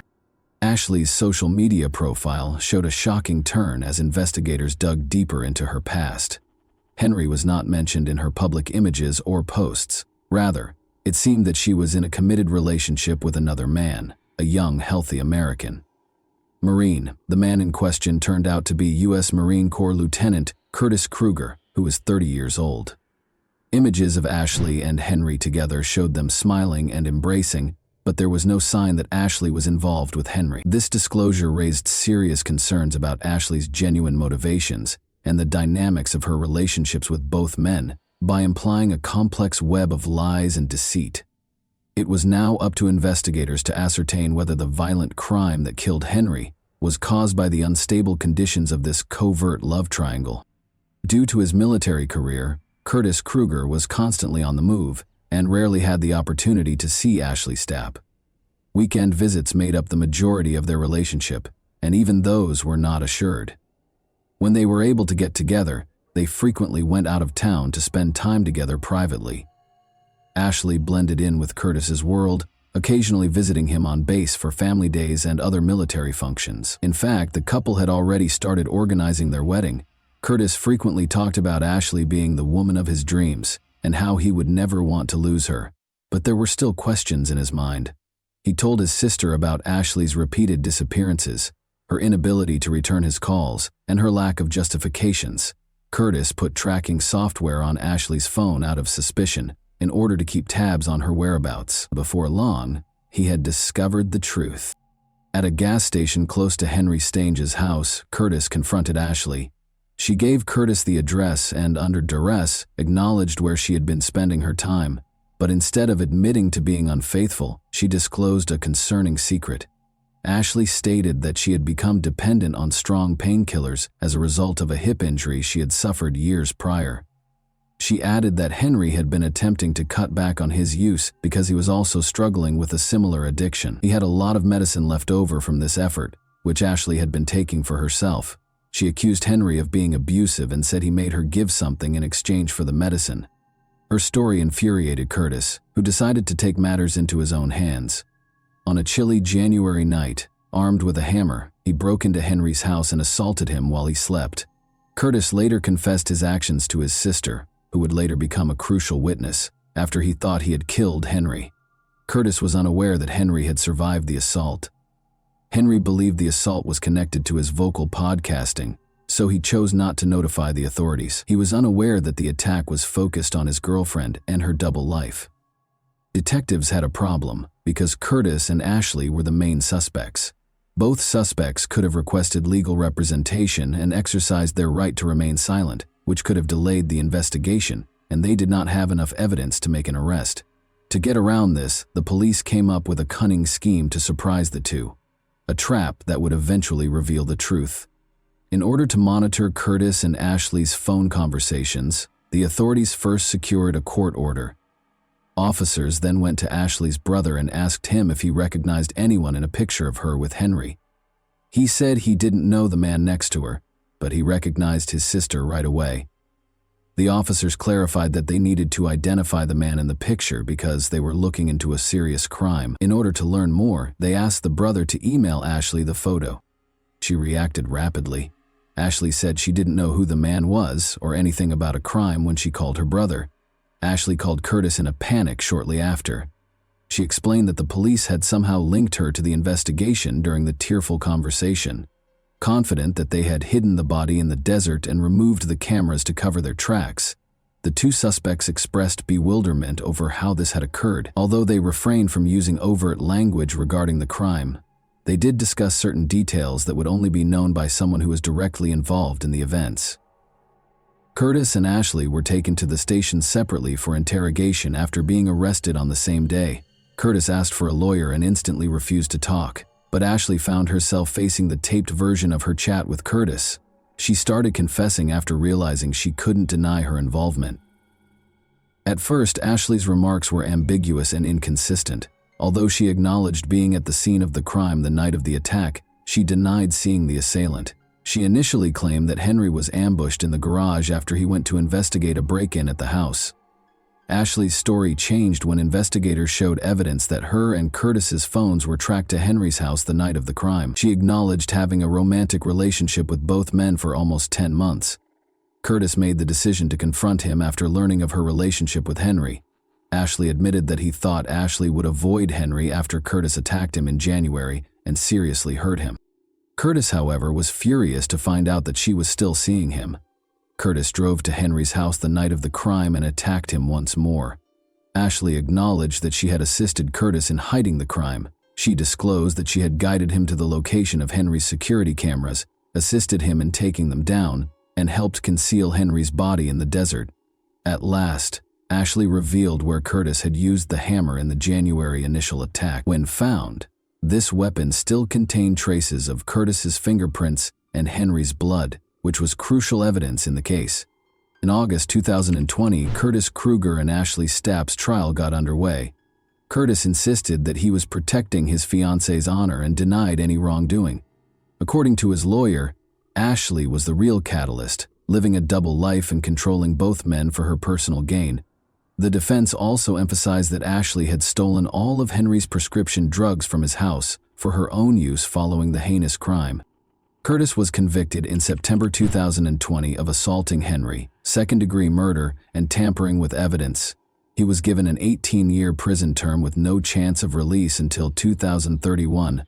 Ashley agreed to a plea bargain, acknowledging that she had obstructed justice and tampered with evidence. She received a sentence that included 2 years of probation, 9 months in jail, and treatment for her substance abuse problems. After only 4 months of service, Ashley was released. However, she broke the conditions of her probation and was returned to prison to complete the remaining 5 months of her sentence. Although Ashley has been free for a while, no trustworthy information regarding her life or current location is available.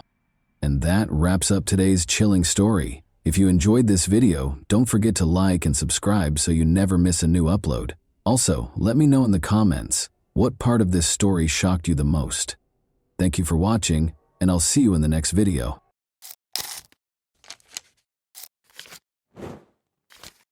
Hey guys, welcome to my channel, and today we're going to take a look at another horrible case with you. Susan Walters, formerly known as Susan Kuhnhausen, was employed at Portland Hospital in Oregon's Critical Care and Resuscitation Unit on September 1, 2006. Before going home after her 6th-floor shift, she made the decision to visit a beauty parlor to get a new hairstyle and unwind after a demanding day. She felt revitalized and renewed when she left the salon. Maybe she thought of the proverb that says, "A woman is about to change her life when she changes her hairstyle." Susan had no idea how accurate this statement would prove to be. She came upon a 1-story blue Cape Cod-style home with a gray fence around it. She went through the back door and discovered a note from her husband, Mike, in the hallway by the microwave. He said he had gone to the beach and had to leave. They would meet up on Friday or Saturday, he added. Susan heard the security system and unlocked the kitchen door. After deactivating it by entering the code, she proceeded to the front door and emerged into the front yard. Susan gave herself a minute or two to check the mail outside on this warm, clear September evening. When she finally removed her shoes and went back inside, She saw that the bedroom was unusually dark. She always drew back the curtains in the morning, so this was out of the ordinary. But she brushed it off, assuming she had been rushing and had forgotten, and moved on into the room. Out of nowhere, a man emerged from behind the bedroom door. He was a huge giant that suddenly materialized, standing 180 centimeters tall and weighing about 90 kilograms. He had on a baseball cap pulled down over his eyes and a striped shirt. His long gray hair was pulled back into a ponytail that was concealed beneath the cap, and the rest of his face was entirely covered by a gray beard and mustache that made him appear even more menacing. Susan was most horrified to see that he was wearing yellow rubber gloves and that he had a hammer in one of them. Most people would instinctively run away if they saw a stranger in their bedroom wielding a hammer, but Susan could not be considered a normal individual. She was 51 years old and had spent 30 years working as a nurse in the critical care and intensive care units, so she understood how difficult it was. She had subdued patients who had taken illegal substances, dealt with wounded men who were writhing in agony, and learned how to deal with any of those situations while maintaining composure. She routinely received self-defense training, just like other hospital nurses. They knew how to escape a grip or sidestep a blow. Susan had gained self-confidence through years of training, so she didn't flee when the stranger tried to hit her with the hammer. Rather, she sprang at him. She was aware that if she got close, the hammer's swing would be much weaker. One blow to her temple, however, proved to be very painful. "Who are you? What do you want?" she yelled as loudly as she could, overcoming the pain. But he didn't stop or respond. Susan's knees ached from multiple surgeries, and she was significantly shorter than the man at 164 centimeters, but she weighed more than the stranger. Susan threw her body at him, hoping to take advantage of this. He pushed her back against the wall, but he didn't fall. Then he said the one and only thing he would say that night: "You are strong." Susan felt her body tingle with adrenaline. She suddenly understood that the stranger had come to her house to murder her rather than rob her. His intentions were obvious, and she wasn't going to wait for it to happen, even though she didn't know why or who he was. For the second time, Susan shoved him. She yelled, "Who sent you?" once more. The only answer was silence. Luckily, the woman was able to knock the hammer out of his hand, and then hit him 3 or 4 times in the head. Susan caught him by the throat as he recovered control of the instrument. She interrupted his breathing with her hands and repeated, "Who sent you here?" The stranger's face first turned red, then purplish, and then nearly blue. In a panic, Susan released his throat. She just wanted to get out of there because she was tired and in pain. However, the man caught up to her before she could escape the bedroom and enter the small hallway. Her lip was smashed when he pushed and struck her. Even now, she is plagued by the memory of what transpired next. Susan looked down at the floor and thought she was going to die as he stood over her with the hammer. However, people needed to know that she battled for her life if death was her destiny. She was unable to describe how she did it, but she was able to knock the man down on the floor beside her and began biting him so that, should she die, her killer would be identified by her tooth marks. She rolled with the man on the floor, biting his hand, his thigh, and even ripping his pants zipper to get to his groin. For her, though, even that was insufficient. She felt the man's clothes with her hand in an attempt to find any identification or proof that she could conceal in a closet or beneath the bed for the police to find. For a full 14 minutes, the struggle went on.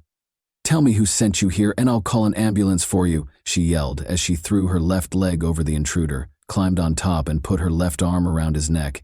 He remained silent. Rather than letting her off his back, the intruder just growled. Susan pressed her hand more firmly against his throat as she leaned in. The man eventually ceased to move. Susan ran to the neighbor's house, grabbed his hammer, and dialed 911. When Susan's neighbor told the emergency dispatcher that the injured woman may have strangled an unidentified intruder who had broken into her home with the intention of killing her, the dispatcher was shocked. The neighbor clarified that Susan had put the man in a chokehold and repeatedly hit him with a hammer after the operator explained what the injured woman had done. The neighbor, who works as a nurse herself, responded that the man needed the ambulance when asked if the injured woman needed one. The dispatcher reassured the women that the ambulance was already en route and asked them to stop handling the hammer. Susan was taken to the hospital where she worked by the paramedics who arrived. Her worst fears were validated at that point. The man who had attacked her was dead, she found out. The identity of the man was quickly established by investigators. In his back pocket, they discovered an identification card. The police had been keeping an eye on Ed Haffey, a 59-year-old Viet. While Susan was being treated, she began to reflect on her life and try to figure out who could have wanted her dead. Susan had a difficult upbringing. Despite their love for her, her parents were unable to provide personal examples of what a successful marriage looked like. Their lives were very hectic because her father was an Air Force chef and her mother was a stay-at-home mom. The family had to constantly adjust to new homes and schools after moving from Colorado to Arizona, California, and Nevada. When Susan was in the second grade, her parents got divorced. Susan's romantic life took a turn in the early 1980 when she moved to Oregon and began working as a nurse. Susan's mother and friend sponsored a newspaper ad in 1988 announcing that she was prepared for a committed relationship. The ad was written in Susan's usual light-hearted and upbeat style. Mike Kuhnhausen, 39, wrote that he loved nothing more than strolling along the beach at sunset in one of the many responses she received. Mike spent a lot of time talking on the phone. He spoke in a pleasant tone and didn't hesitate to bring up weighty subjects. They threw unsalted peanuts to squirrels and fed ducks on their first date in February 1988 at the Crystal Springs Rhododendron Garden. They were married within a year. However, things weren't always easy in their marriage. The days of taking long walks in the park were over. Although Susan was the primary provider for the family, her husband disapproved of her spending time with friends and insisted on an accounting for every dollar spent. Susan soon discovered that her husband had never been content and didn't think he could make her happy, and they didn't have any kids. Mike eventually got a job at a business that sold adult videos at one of its locations. However, Susan decided she had had enough after 17 years of marriage. Although she no longer wanted to live with her husband, she still cared for him. She desired to experience joy once more. She asked him to leave the house in September 2005. Mike went to live with his father. That being said, they remained friendly, and he frequently came over to visit Susan's cats. As a result, Susan made the grave error of failing to update the locks or the alarm code, which was 1,210 the day of their wedding. Susan went home to collect her belongings the very next day following the attack, accompanied by her friend Helen Ballone. A backpack that shouldn't have been in the basement was discovered by Helen. Like any other basement, Susan's was filled with a wide range of items, so the police were unaware of the backpack. Dessert syrup, diabetes medicine, $200 in cash, a journal, and a receipt for a payment made to Ed Haffey were all found inside the backpack. The diary entry, from September 4, 2006, states that Mike was supposed to get a call from the man. Mike's new mobile number was also included.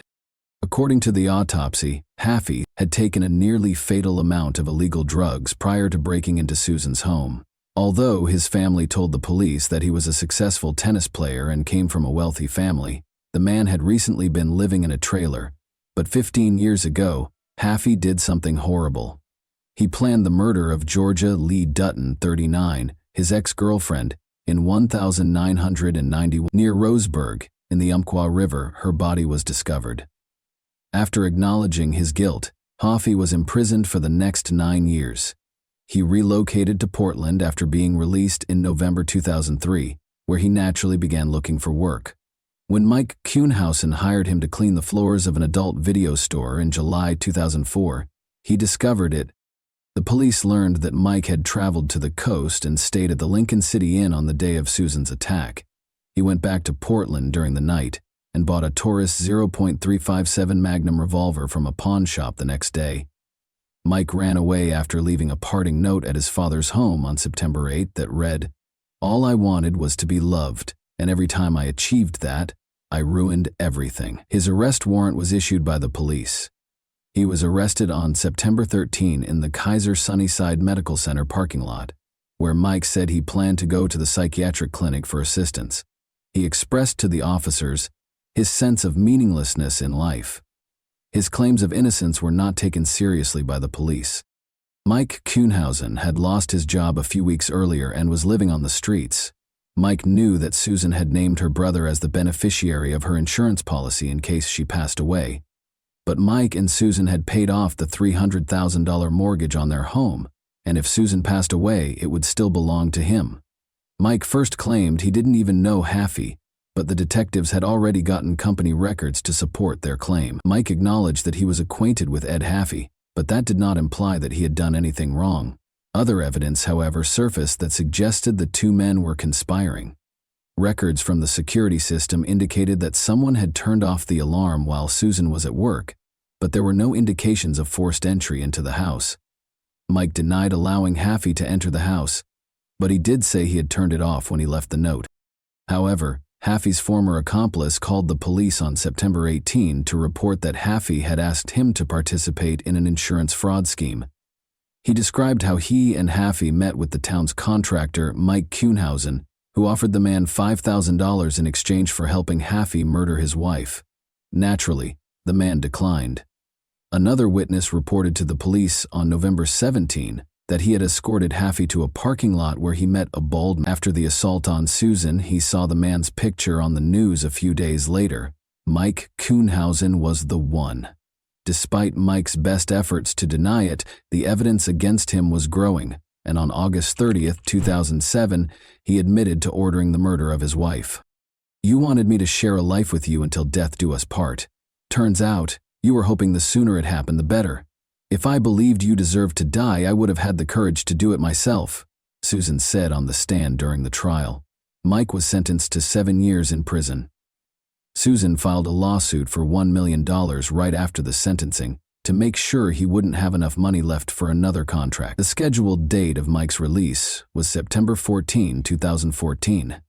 His former spouse was prepared for it. The new Susan, who had once been lively and daring, became very wary. She sat with her back to the door in restaurants. She started taking a different route to work, and she would circle the block for a while if she thought someone might be pursuing her in an attempt to ward them off. In Portland, she relocated to a new home on a gravel-lined dead-end street where she could hear footsteps if someone came to the window or door.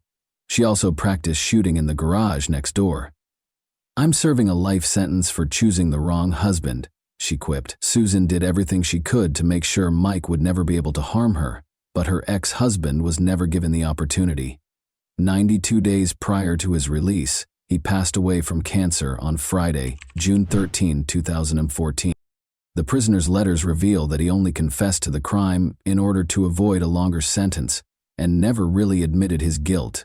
Mike thought he was the true victim of the incident. Susan acknowledges that she mourns his life, which he could have had if he had only let those who loved him into his heart, rather than his departure. She also laments that he passed away in prison, far from all of his loved ones. Since it is difficult for a victim of crime to get the information they need, Susan looked for information about Mike's release and her rights following his release while he was incarcerated. As a result, in 2017, she and the district attorney's office developed Case Companion, a free website devoted to helping local crime victims. It provides answers to all of the victims' inquiries concerning the legal system. Victims can also follow the defendant's court dates, sentencing information, and the date of the convicted person's release after the district attorney's office files charges. Susan kept up her nursing career until December 2014. Since saving lives was the focus of her work, she was long perplexed as to why her coworkers referred to her as a hero. They called her a hero not because she killed someone, but because they want to believe that if they were in a similar situation, they would also be able to survive, her supervisor explained to her. Susan can't recall what happened without crying, even after all these years. She acknowledges that she thought of Haffey's family right away after learning of his passing. Everyone has someone who loves them. Children, a wife, a mother, a father. The worst part of what happened is not that someone tried to kill me, but that I had to kill someone to survive. But I'm not ashamed because I didn't choose his death. I chose my life. I chose to live. Although what happened was terrible, no one in this family thinks poorly of you. You did what you had to do, and by doing so you protected many from a similar fate. Susan finds comfort in helping others, knowing that they can also survive after an attack. Aunt Ada Duffy wrote her a letter in 2010 after learning about her suffering. "If you can't run and can't hide, you have to fight," she states. "You can't know that you won't survive." And that wraps up today's chilling story. If you enjoyed this video, don't forget to like and subscribe so you never miss a new upload. Also, let me know in the comments, what part of this story shocked you the most? Thank you for watching, and I'll see you in the next video.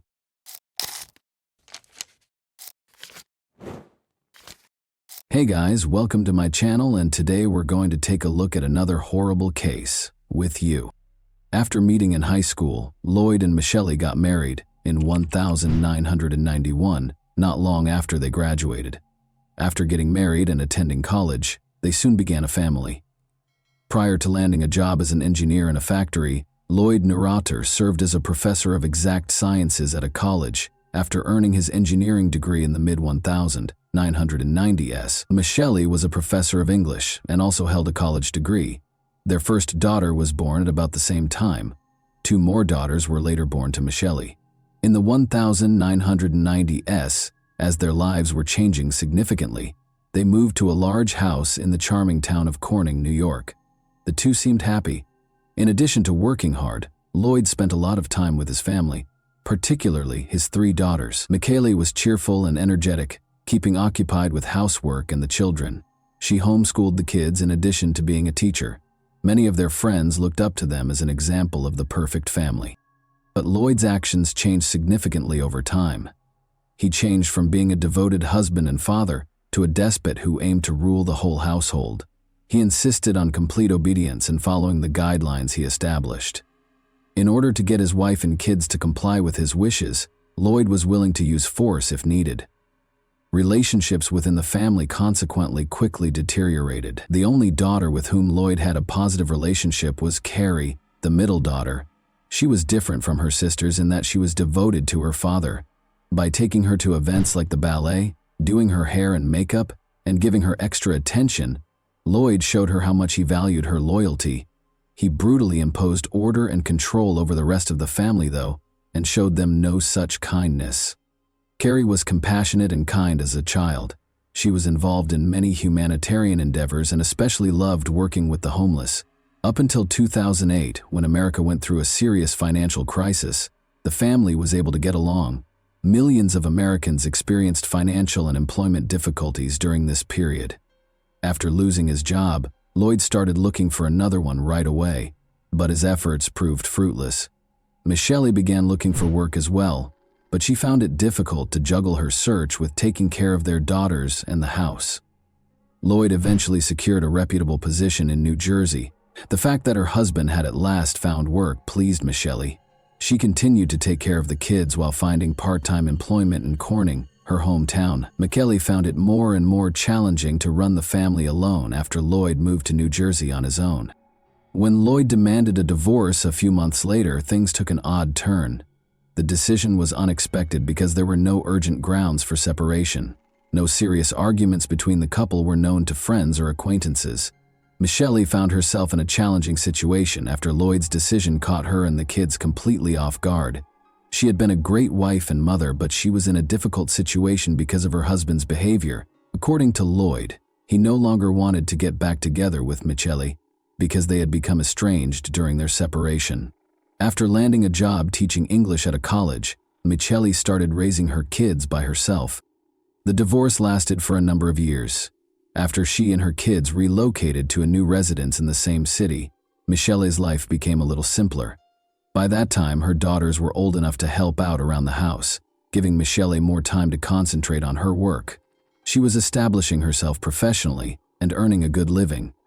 She still had to deal with Lloyd, though, who wanted sole custody of their kids. Additionally, the two were embroiled in a savage argument about child support. Lloyd repeatedly tried to defame Michelle in court to obtain full custody during the protracted divorce process, which lasted more than 5 years. Michelle retaliated in spite of the challenges, defending herself and filing counterclaims against her ex-husband. Their family's ongoing legal troubles started to come up in court and among their friends.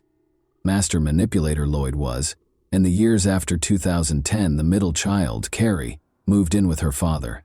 She loved and missed her father very much, so she thought it was her decision. The judge, however, disagreed with Carrie's decision and supported the other children's decision to remain with their mother throughout the trial. To pick up the youngest daughter for swim practice, a family friend drove to Michelle's house on August 28, 2017. He caught a glimpse of Michelle through the living room window, but she was standing strangely close to the stairs. He exited the vehicle and walked toward the house, but when he knocked on the door, nobody answered. The dog was barking non-stop, and Michelle was standing where she was. He went in and stepped closer, as if the door were open. He was horrified to see that Michelle was hanging from the railing rather than standing. Her hand was cold and stiff when he felt for a pulse. He reported that it looked like Michelle had killed herself, and promptly dialed 911. Emergency workers confirmed that Michelle, 46, could not be saved when they arrived. She was dead already. When police searched the house, they discovered that Michelle and her 14-year-old daughter were the only occupants. The oldest daughter, Carrie, had gone off to college and was living with her father. Initially, it appeared that Michelle had committed suicide, but as police looked into it more, they found a number of irregularities. It appears that the scene was staged because Michelle had facial marks that were incompatible with suicide, and there was no sign of the youngest daughter, who was supposed to be at home. In addition to considering the possibility of kidnapping, police started looking into the possibility of murder. Michelle's husband and daughters were contacted by detectives. It turned out that Carrie, who was the first to reply, was accompanied by her younger sister. Since the younger sister had not missed her swim lesson and had no justification for being with her father and sister, the police thought this was suspicious. When asked, Carrie disclosed that she had gone to spend the night with her mother. She said that because Lloyd was attempting to take away her youngest daughter and the court appeared to be siding with him, Michelle had been upset and crying all night. Carrie claimed that just before the family friend found Michelle's body, she and her sister left their mother's house. She clarified that she was afraid to leave her with Michelle, who had been acting strangely and inappropriately all day, so she brought her younger sister along. But this account didn't seem likely. Michelle's friends and acquaintances gave the police a different account. 2 days prior to her passing, Michelle had gone back to court for a custody hearing concerning her youngest daughter, according to one friend. Despite being involved in a contentious custody dispute, Lloyd did not show up for the final hearing. It was very unusual for him to not even answer or call his cell phone. Lloyd's absence shocked everyone involved in the process. However, Michelle felt that the custody dispute had been settled in her favor, and she was truly happy. She was so sure that she would now have full custody of her daughter that she even celebrated with her lawyer. Her mother suspected Lloyd of being involved in Michelle's death and promptly reported it to the police. Michelle's decision to commit suicide and leave her children in the care of strangers was unthinkable to her. Given the contentious nature of their divorce and Lloyd's lengthy history of trying to deny Michelle parental rights, he was made the main suspect. At first, it was hard to get in touch with Lloyd. He helped Carrie settle in before she started college, and she said he was with her when the murder occurred. In addition, Lloyd was lodging at a hotel in Rochester, which is roughly 160 kilometers away from Corning. After that, he made the roughly 4,000-kilometer journey to California for a job interview. Lloyd didn't seem very upset when investigators finally got to him and told him about Michelle's passing. He just took a plane to Corning and went directly to the courthouse to stop paying alimony, which seemed very suspicious in the situation. He confirmed Carrie's claims at the police station after the hearing, saying he had been assisting her with her move and was in a different city when Michelle died. Lloyd never followed through on his promise to take a polygraph test. Detectives did not have enough evidence to charge Lloyd despite his evasive behavior, but as their suspicions grew, they started looking into his whereabouts. Through the examination of CCTV footage and cell phone records, they found inconsistencies in Lloyd's alibi. He seemed to have occasionally forgotten his cell phone, perhaps to conceal his whereabouts. According to the video, the younger sister was with Lloyd and Carrie when they left the Rochester hotel the night of the murder, and did not return until the following morning. This ran counter to Lloyd's assertions. A closer look showed that Lloyd was in serious financial trouble. He was in dire need of money and owed more than $100,000 on his credit cards. He had purchased a more than $200,000 life insurance policy on Michelle, which would pay out to him after she passed away. Investigators' suspicions were raised by this discovery, and they started actively looking for Lloyd as a suspect. Investigating further, investigators discovered that Carrie continued to show up at crucial points in the case. They made the decision to listen in on Lloyd and Carrie's phone conversations, which showed that they were concealing something. Carrie was frequently rudely interrupted by Lloyd, who seemed to sense that they were being watched. He stressed during these calls that they should not discuss certain topics over the phone and suggested that they speak face-to-face instead. The police believed they were headed in the right direction. The medical examiner's report added credence to the murder theory. Michelle had been attacked from behind and strangled, as evidenced by the marks on her chin and the bruises around her eyes. It was almost impossible for her to resist the killer's use of a rope to squeeze her throat. To make the scene appear to be a suicide, it had been sloppily staged. Armed with this evidence, investigators once again focused on Carrie. Detectives confronted her after her college classes, despite her repeated refusals to come to the police station for interrogation. Carrie initially denied any involvement, but after being coerced, she acknowledged that she and Lloyd had spent the morning of the murder at her mother's house. She said that after an argument between her parents, Lloyd and Michelle went upstairs, after which Michelle fell silent. But when the investigators dug deeper, Carrie told a far more sinister tale. While making sure her younger sister didn't see the crime, Carrie admitted that Lloyd had killed Michelle. She had actually been involved in the murder. She clarified that Lloyd had been outlining how to set up the scene to appear as though it was a suicide, a week prior to the incident. Although she was unable to provide a clear explanation, Carrie's startling admission made it clear that she had publicly detested her mother. She acknowledged that her feelings had been impacted by her father's continual disparaging remarks about Michelle. Because of Lloyd's manipulation, Carrie had turned against her mother and was prepared to help him commit the crime. Police moved to arrest Lloyd, and Carrie was taken into custody as an accomplice, but there was no sign of him. When police finally caught up with him in Princeton, he threatened to jump from a fifth-story parking garage railing. Officers were able to subdue and arrest Lloyd Neureuther, who was 45 at the time, after 2 hours of negotiating. Carrie and Lloyd were both charged with Michelle's murder. Lloyd was charged with tampering with evidence, conspiracy to commit murder, and first-degree murder. He strongly refuted the accusations, saying he was at a hotel when the murder took place. On the night of the murder, however, security footage showed him leaving the hotel with Carrie and coming back the following morning with her younger sister. Furthermore, GPS data indicated that Lloyd was close to Michelle's residence at the time of the crime, and his DNA was discovered on her pajamas. Carrie was accused of conspiracy to commit murder, concealing evidence, and second-degree murder. She entered a guilty plea and consented to cooperate with the prosecution in exchange for a reduced sentence, as she faced the prospect of a life sentence with the possibility of parole after 25 years. It was anticipated that she would testify against her father. The prosecution emphasized the case's unsettling aspects throughout the trial. Carrie had helped her father plan and carry out the murder, so she had been a willing participant in the crime. Despite having numerous chances to prevent the crime, she assisted Lloyd in killing her mother. There was proof that Carrie and Lloyd had gone to Michelle's house early in the morning. Unaware of their intentions, Michelle opened the door out of trust. Carrie made sure her younger sister didn't wake up and find out what was going on, while Lloyd attacked her from behind and strangled her with a rope. The younger sister was not aware of the tragedy, because they woke her up after the murder and fled through the back door. More than 26 folders of evidence were presented by the prosecution, showing how Lloyd had tricked Carrie into detesting her mother. He had disparaged Michelle on numerous occasions over the years, severing Carrie's connection with her mother and presenting her in a negative light. Carrie's hatred and willingness to commit the crime were fostered by Lloyd's persuasion that Michelle posed a threat to her and her siblings. The prosecution claims that Lloyd's desire to avoid sharing custody of his youngest daughter and financial gain were the driving forces behind the murder.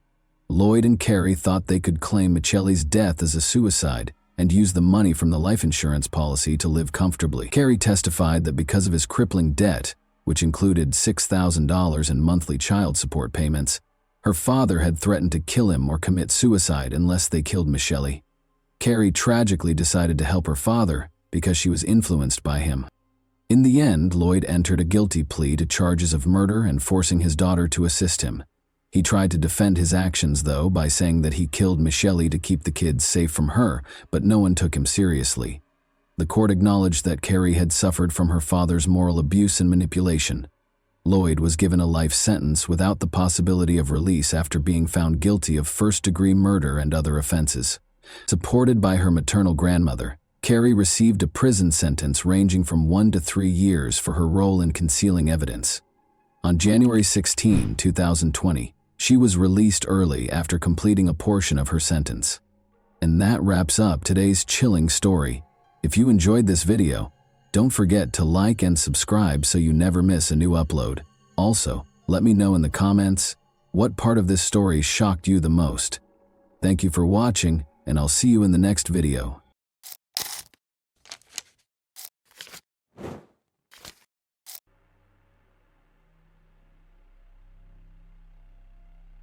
Denise Dragon's well-known case shows how naive idealism, morbid jealousy, and a strong desire for illegal drugs can combine to cause tragedy and destroy 3 young lives at the same time. At the time of the tragedy, the oldest person involved, and I'm not afraid to use this word, was only 22 years old.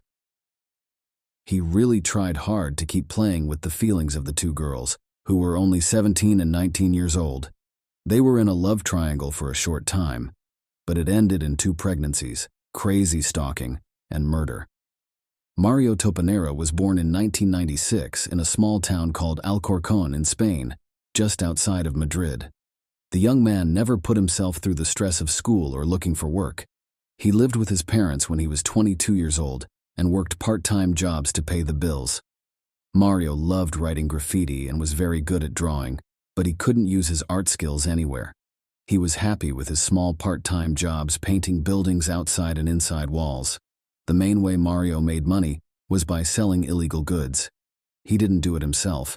Instead, he found people who were interested and took them to a remote part of the city where his friends could get them anything they needed. Topanera made a lot of money from these deals, so he was always looking for people who could help him. It's unclear if Mario's parents knew what he was doing, but if they did, they clearly didn't care. Mario had a good looks and a strong personality. He was popular with both sexes. The young man was very good at using his charm to make friends and often dated several girls at the same time without meaning to. Denise Maria Dragon was born in Romania in 2001 to Emil and Daniela Dragon. Her parents were very young and having a hard time with money, so they had to go work in Spain and leave their little girl with her grandparents. After a few years, they were able to get married legally in another country, get a good job, and pretty much set up their daily lives. They moved their little daughter to their home in sunny Spain. The girl quickly made friends where she lived and found it easy to learn the language. At school, she did well in almost all of her classes and got good grades. The little girl was also interested in dancing, happily spent several hours a day in the studio, and regularly competed in a variety of events. When the girl was in middle school, her parents' marriage fell apart, and they decided to split up. The child went to live with her mother after the parents got divorced, but her father continued to care for her in every way, even though he had a new family. He helped her communicate, gave her money, and tried to be a part of her life in every way. Soon after, her mother also got married again, and a year later, the girl had a younger brother whom she loved and spent a lot of time with. When Denise was 16, she decided she wanted to learn how to do hair and become a stylist. She quit her studies and dance classes to focus on her new hobby full-time. Her parents didn't stop her or try to discourage her. They let their daughter make her own decisions to gain experience. Denise got a job at a beauty salon owned by family members. Rocio Martinez, a 19-year-old girl from the suburbs of Madrid, was the 3rd main character in this dramatic story and the last link in the love triangle. Her father was a police officer who was transferred to Alcorcón, where he moved his whole family. Rocio was impulsive, scandalous, and sometimes even angry as a child. She was used to getting what she wanted and didn't put up with rage. Martinez was never charged for what she did, though, because her father was a police officer and had a lot of connections. Rocio believed that no matter what she did, her father would get her out of trouble. Rocio was also very pretty, so she always had a lot of fans. When Denise stopped going to school and started working as a stylist, she had more time to hang out with her friends. Since high school, she had a best friend named Sylvia, to whom she confided all of her secrets and worries. One spring evening in 2018, Denise and her friend were walking around the city when they met Mario, a handsome and happy guy who immediately struck up a conversation with Denise. That same evening, they went on a date. A few days after meeting, Denise invited her chosen one to a family dinner to meet her mother. But Daniela did not agree with her daughter's choice. The woman did not like Denise's lover right away. Something about him scared her. Her mother quickly looked into him and was horrified to find out that Mario was involved in drug trafficking. Daniela had a serious talk with her daughter in the hopes that she would end their relationship. Denise quickly learned that Mario isn't as nice and kind as he acts. The young man tried to control every step of her passport, wanted to know where she went and who she talked to without her permission, took her phone, and checked her accounts and social networks for months. The girl in love hoped that her boyfriend would change so that they could have a strong, long-lasting relationship, but things only got worse as Mario started to treat her like his property. For another thing, she was only 17 years old and wasn't ready to be a mother or take care of a new child. Denise then decided to be honest with her mother and told her everything. She then asked her mother for advice on what to do next. The woman listened to her daughter and told her that she should end the pregnancy, but that was her choice. Denise gave it some more thought and then did what her mother told her to do. She had an abortion. When Panara found out, he was furious. He thought Denise had betrayed him by having the abortion, since she had no right to do so, and only he could decide what to do with the child. The couple's relationship ended, but the young man wouldn't let Denise go and leave her alone. He also promised to hurt her as much as she hurt him in return. He paid for his ex-wife and daughter a trip to one of the fashionable European resorts where they went together. The vacation really did Denise good. She calmed down, became a little relaxed, began to make plans for life again, and seemed to no longer think about Mario. But the vacation was over, and Denise returned home again. Mario did not ask Longpine for his former passport, and almost immediately began an affair with 19-year-old Rocio Martinez. This fiery, aggressive, and conflicted girl was the complete opposite of the quiet and calm Denise could make a scandal in the same place, go into a fight, or throw a tantrum. Rocio also experimented with illegal substances and could easily break the law, knowing that she would not be punished for it. With Mario, they quickly got together and had fun together, because the guy could get any illegal drug she asked for, wanting to test its effect on himself. However, Mario couldn't forget and let go of his ex-girlfriend. He still wanted to control her to know where she was and what she was doing. Periodically, he wrote to her on social networks, called her, and even offered to resume the relationship.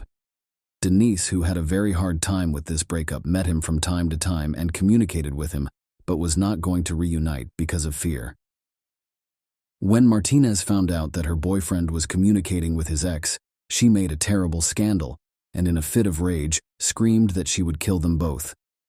By that time, Mario had already realized what his chosen one was capable of, so he promised her that it would not happen again.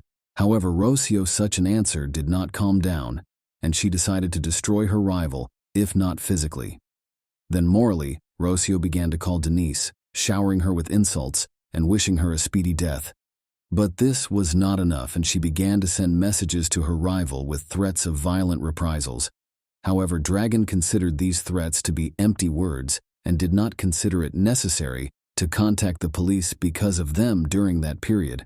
Rocio became pregnant, about which the first thing she wrote to her rival, saying that this child is desired and she will keep it for Denise. This news was a painful blow, but soon Martinez, due to poor health and addiction to illegal substances, lost the child, and all her anger she again poured out in a new threatening message to Denise.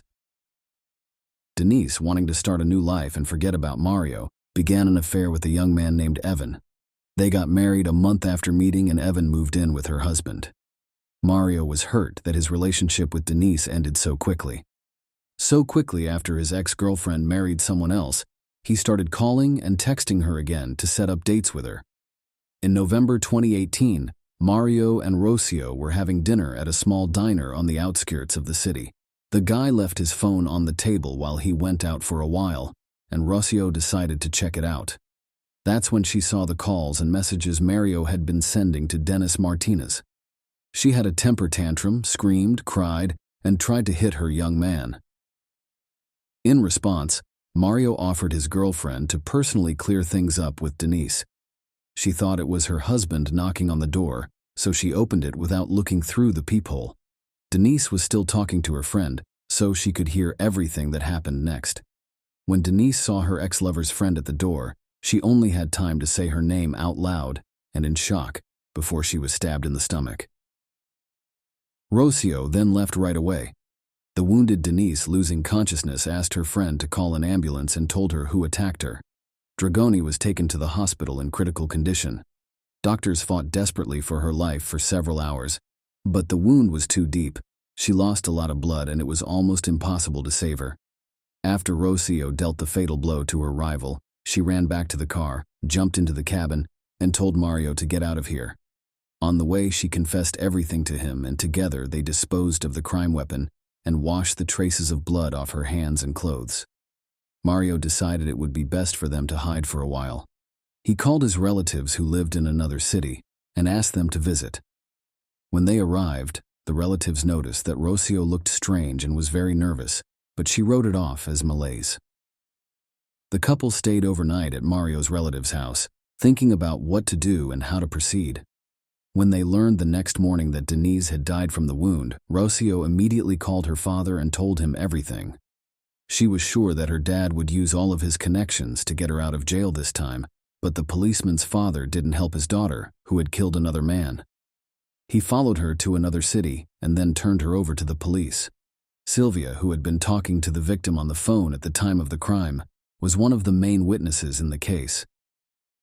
The case file also had many threatening messages that Rocio had sent to her rival over the course of the case. Surprisingly, Tobinera wasn't involved in the crime. He denied all guilt and said he only took Rocio to his ex-girlfriend's house so that they could finally get along again and stop fighting. He also said he didn't know Rocio had a knife and didn't see any blood on her hands or clothes when she got back to his car. At their next court date, the couple denied their guilt again, this time saying that they were not at the scene at all. They said they had spent the whole evening at the house of one of Mario's relatives and that someone else had stabbed Denise to death. Martinez said she didn't hate her rival and didn't have any reason to kill her, but Rocio was found guilty and sent to prison for 18.5 years. Mario, on the other hand, got away with everything and started writing a new book right away, forgetting to be careful. Boasts that the girls were ready to kill each other for him. He told them in great detail what happened that terrible night, and the parents of dead Denise quickly learned of it. The Dragon family went back to court and asked that the man who killed their daughter be punished. This time, Top and Air were arrested, but after a few days, the man was freed on his own recognizance. In the end, he was found not guilty and was freed again. The parents of Denise tried to appeal the court's decision more than once, asking for Rocio's sentence to be lengthened and Mario to be jailed as an accomplice. However, Mario has still not been brought to justice. Share your opinion with us in the comments and subscribe to the channel for more.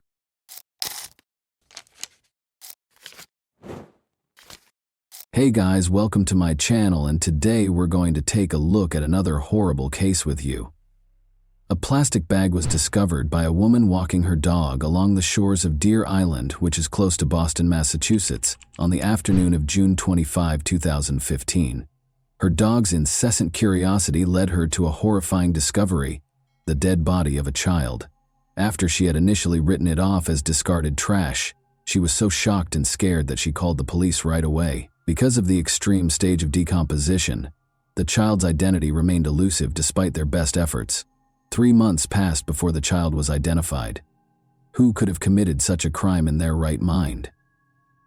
As soon as the child's body was discovered on Deer Island, the investigation into her death got underway.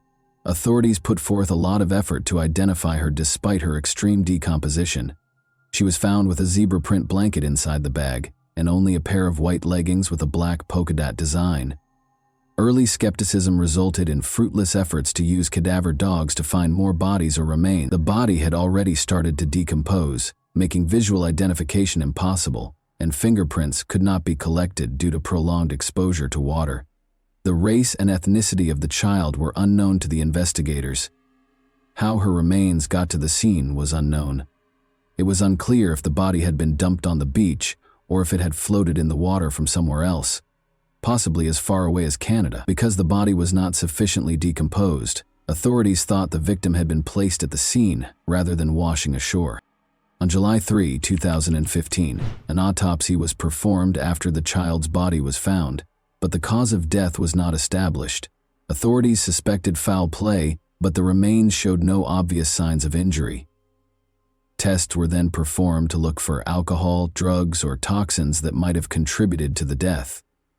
Eventually, it was discovered that the child had Hispanic heritage. According to the description, her hair was 14 inches long, wavy, and brown, indicating that it had been untrimmed for some time. She weighed about 30 pounds and was estimated to be between 3'1" and 3'6". There were no noticeable scars or birthmarks on her body. The blanket was thought to be from Cannon Mills, possibly sold at Kmart, while her clothes, which were estimated to be a size 4T, were made by the Serco company and might have been purchased at Target. There was also an elastic hairband. Despite her unknown status, she didn't show any symptoms of malnutrition and seemed to have had a good life. After earlier attempts to identify the body failed, the National Center for Missing and Exploited Children digitally recreated the child's face to help identify her. Adobe Photoshop was used to create the reconstruction, which included stock and mortuary photos to approximate her appearance in life. In an effort to gather more details, flyers with pictures of the child and her possessions were handed out. On July 4, 2015, information about the child's discovery and physical measurements were added to the National Missing and Unidentified Persons System, NAMUS. Despite ruling out more than 200 missing persons, no matches were found. No one came forward to identify the victim or take responsibility for the crime, despite a lot of effort. The investigation relied heavily on forensic testing. Although DNA samples were taken from the body's teeth and hair, none of the profiles found in databases of known missing people matched. The University of North Texas received additional samples for more detailed profiling. Despite the lengthy process, it was concluded that she might have traveled to any of the 6 New England states, as well as possibly other places. She could have traveled across the nation, according to tests on her hair and enamel. In an interview, television host John Walsh discussed the case and encouraged viewers who have information to come forward. Authorities received a lot of tips, but many leads did not result in meaningful action. The establishment of a 24-hour hotline and fax hotline allowed people to submit information anonymously, and as a result, submissions came from all over the United States and beyond. The child was identified as Bella Nevaeh Amoroso Bond on September 18, 2015, following 3 exhausting months of ceaseless searching. On August 6, 2012, Joe Amoroso and Rochelle Bond welcomed her into the world. After Laura Springs, Rochelle Bond's neighbor, revealed a connection between Bella and the baby doe, Bella was identified. Michaela Springs, Laura's sister, was worried about Bella's ongoing absence from the home. She confronted Rochelle and Michael McCarthy, her boyfriend, who said the Department of Children and Families, DCF, had taken Bella away. This was later shown to be false, though. On September 17, 2015, Michaela called the police believing baby doe to be Bella. At Rochelle Bond's residence in Dorchester, Massachusetts, a search warrant was carried out. Joe Amoroso, Bella's biological father, had spoken to her over the phone but had never met her. Amoroso expressed skepticism about Rochelle's involvement and conjectured that her boyfriend might have given her heroin to sedate her. But Bella's paternal grandmother doubted the veracity of Rochelle's claims and thought she had a significant role in Bella's demise. Detectives dug deep into Rochelle and Michael's past, all the way back to November 2011 when Bella was conceived, in order to piece together what had happened. Her mother, Rochelle, was heavily involved in the local drug scene, had a strong heroin addiction, and used illicit means to finance her addiction. Joe Amoroso, Rochelle's partner, was also battling addiction in spite of the difficulties. When Joe learned that Rochelle had cheated on him, their relationship soured. He never saw his daughter and vanished before Bella was born. Rochelle was adamant about keeping Bella, even though her addiction had previously cost her custody of her other children. Bella was born at Boston Medical Center on August 6, 2012. Rachel's determination to be a responsible mother was reinforced when she saw her daughter for the first time. However, allegations of neglect surfaced in spite of her efforts.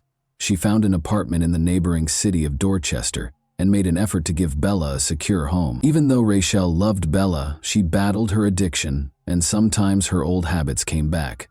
Carelessness was still being reported, which was indicative of Rachel's ongoing struggle with heroin addiction and how it affected her capacity to look after Bella. As the months went by, Rachel received calls from the Massachusetts Department of Children and Families in 2012 and 2013 regarding the domestic situation. Feeling the pressure of being a single parent, Rachel continued to speak with Joe on the phone. Although he re-established contact with the family, he never made it back to see Bella in person. In January 2015, Rachel started dating Michael McCarthy because she was looking for a partner. Everything appeared to be normal at first, but Michael's behavior quickly began to become unpredictable. He lived with Rachel and Bella and was obsessed with supernatural subjects. Their relationship rapidly deteriorated as they both became addicted to drugs. When the abuse was reported to the police, nothing was done, and things continued as they were. Rachel had been lying to them, which is why no one noticed Bella's absence. After visiting their home, she made a false claim that Bella had been taken away by the DCF, saying that the situation was too difficult. People accepted Rachel's story without question because of the situation. Investigators obtained a search warrant and questioned Rachel and Michael because of their suspicions and Rachel's false claims about the DCF removing the child. Eventually, Rachel admitted to the terrible things that had happened that fateful night. She claimed that Michael had become enraged and had attacked Bella several times because he thought the child was possessed. Rachel tried CPR on Bella after she passed out, but Michael intimidated her and disposed of the body in the harbor. This supported the investigators' long-held suspicions of foul play in Bella's case. However, Rachel's participation sparked doubts about her competence. Some inconsistencies, like declaring Bella alive on a benefits form, raised questions about her intentions and degree of participation. On September 18, 2015, Michael and Rachel were taken into custody. According to medical evidence, Bella may have died from severe abdominal trauma. The chief medical examiner, Dr. Henry Niels, suggested that this trauma might have resulted in cardiac arrest or asphyxiation. When Michael was arrested, he denied knowing about Bella's passing in spite of these facts. Michael McCarthy and Rachel Bond each gave their own account of what happened during their June 2017 trials. Michael made an effort to place the blame on Rachel by depicting her as a drug-addicted and careless mother. Rachel, meanwhile, insisted she was innocent of the crime, but acknowledged that she assisted in disposing of the body under Michael's pressure. Because she kept claiming benefits for Bella after her death, she was also charged with welfare fraud. Although the court tended to accept Rachel's account during her trial, she was still charged with serious crimes, with cadaver dogs proving that a body had been found in the McCarthy home and bruises on the body that matched Rachel's description. The evidence against Michael appeared to be stronger. But there was no concrete proof that Michael was responsible for Bella's passing. Michael's defense team claimed that because Rachel had allegedly informed him that Bella had been taken away by the state's child welfare agency, he was unaware that she was missing. A complicated web of deceit, abuse, and addiction within Bella's family was exposed by the trials.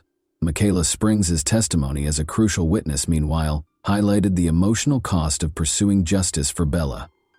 Following the untimely death of Bella Bond, Michael McCarthy was found guilty of second-degree murder on June 28, 2017, and given a life sentence with the possibility of release in 20 years. In the end, Rachel entered a guilty plea and was given a considerably reduced probationary period. Investigations into Bella's case, however, revealed grave mistakes and misconduct, raising concerns about how the Department of Children and Families handled her case. Prior to McCarthy's sentencing, Bella's biological father, Joe Amoroso, gave a victim impact statement in which he expressed his deep sorrow over the death of his daughter. Although Joe had never met Bella, he stressed the importance of her life and regretted not being able to be her father. The Office of the Child Advocate's investigation found significant mistakes in the child welfare system. Only a formal written warning was given by the agency to the employee who committed the misconduct. Bella Bond's case generated a lot of national attention, as evidenced by the activity on Facebook and Twitter. A funeral home promised funds for a dignified burial with a headstone, and other people offered to pay for her funeral and burial. Joe Amoroso disclosed that Bella would be buried in Winthrop, Massachusetts, with her family by her side, choosing to hold wake services and a public funeral. However, after both of her parents ultimately decided against holding a public funeral, Bella was finally buried in a private ceremony at Winthrop Cemetery on November 28, 2015.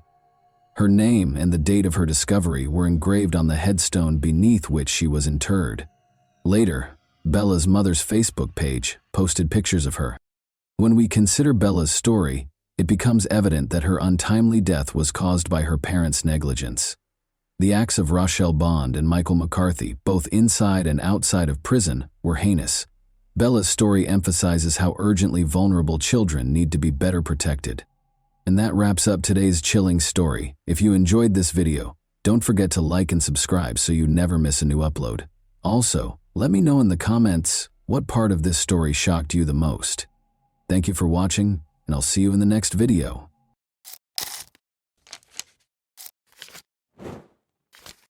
Hey guys, welcome to my channel, and today we're going to take a look at another horrible case with you. Today we'll talk about what happened in Maine in 2016. While her husband Luke was shopping at Walmart, Valerie Tiemann, 34, vanished from the parking lot. There was no sign of Valerie when he got back in the car. The police opened an investigation as soon as they heard about Valerie's disappearance, but it soon took a surprising turn. Sarah Jean Sampsarmanen and Jean Allharman welcomed Valerie Jo Harmanen into the world on December 3, 1981, in Salem, Virginia. Valerie attended Hampton Park Christian School and graduated in 2000. She was born and raised in Greenville, South Carolina. She graduated from Bob Jones University with a degree in cosmetology. She was well known for her gregarious demeanor and warm smile. Valerie was well known for her passion for speech and theater. She played the flute and piano and loved music. Valerie worked in pageants, spas, and salons using her cosmetology skills. She helped people look and feel their best in order to support them. Valerie had been seeing a man named Matt Guccio. When Valerie was around 22, they met through a mutual friend. In many ways, they were too dissimilar. Matt was more reserved, but Valerie was gregarious and happy. However, they did not find this difference problematic. Valerie and Matt were married in 2004. They moved into Matt's tiny house after the honeymoon, and while everything was great at first, Valerie's parents started to notice behavioral changes over time. Matt was very frugal with his money. To have some personal savings, Valerie had to open a different bank account. Matt's behavior changed more and more over time. He attempted to exert total control over Valerie's life and held her responsible for all of his and their family's issues. She endured a great deal of emotional suffering and a lot of things, but patience has its limits. Matt and Valerie got divorced 10 years later. Valerie wanted a new chapter in her life, and Luke Tiemann opened it. He helped Valerie move past her past issues. Luke spent 10 years in the army. Valerie saw him as a trustworthy man who cared for her family while he was in Iraq and Afghanistan. Valerie was starting to look happy again. Valerie was once again smiling and full of joy as she had been 10 years before. Luke and Valerie entered into marriage on June 6, 2014. They relocated to the Fairfield home of Luke's parents. Luke was living in Maine at the time, and Valerie's parents were in South Carolina. After visiting Valerie's family in South Carolina, Luke and Valerie returned to Maine in August 2016. The final text message exchange between Valerie's mother, Sarah Jean Harman, and her daughter took place on August 18, 2016. Luke was spotted with a woman he had begun chatting with on Facebook a week prior, on August 24, 2016. This woman and Luke Tiemann had sex on the evening of August 24, 2016, and it appears that Valerie learned of it that evening. In 5 hours, Valerie called Luke 31 times. A mutual friend of Luke and Valerie reached out to the latter through Messenger on August 26, 2016. Valerie was told by a friend that Luke was getting sucked into other women and claiming that they were no longer together. Valerie replied in multiple messages that, although it was heartbreaking, everything would work out because God has a timing and he would never find a better woman than her. She also said that he had lost her the following month in 2016. Luke Timon moved into the home of a woman with whom he was having an affair and told Valerie, his wife, that Valerie had fled with another man. Every week, Valerie would call her parents in South Carolina, but now they were unable to get in touch with their daughter for over a week. They couldn't get in touch with their daughter because she didn't answer their calls or texts. Luke was decided by Alan Harmon and Sarah Harmon. Speak with Luke.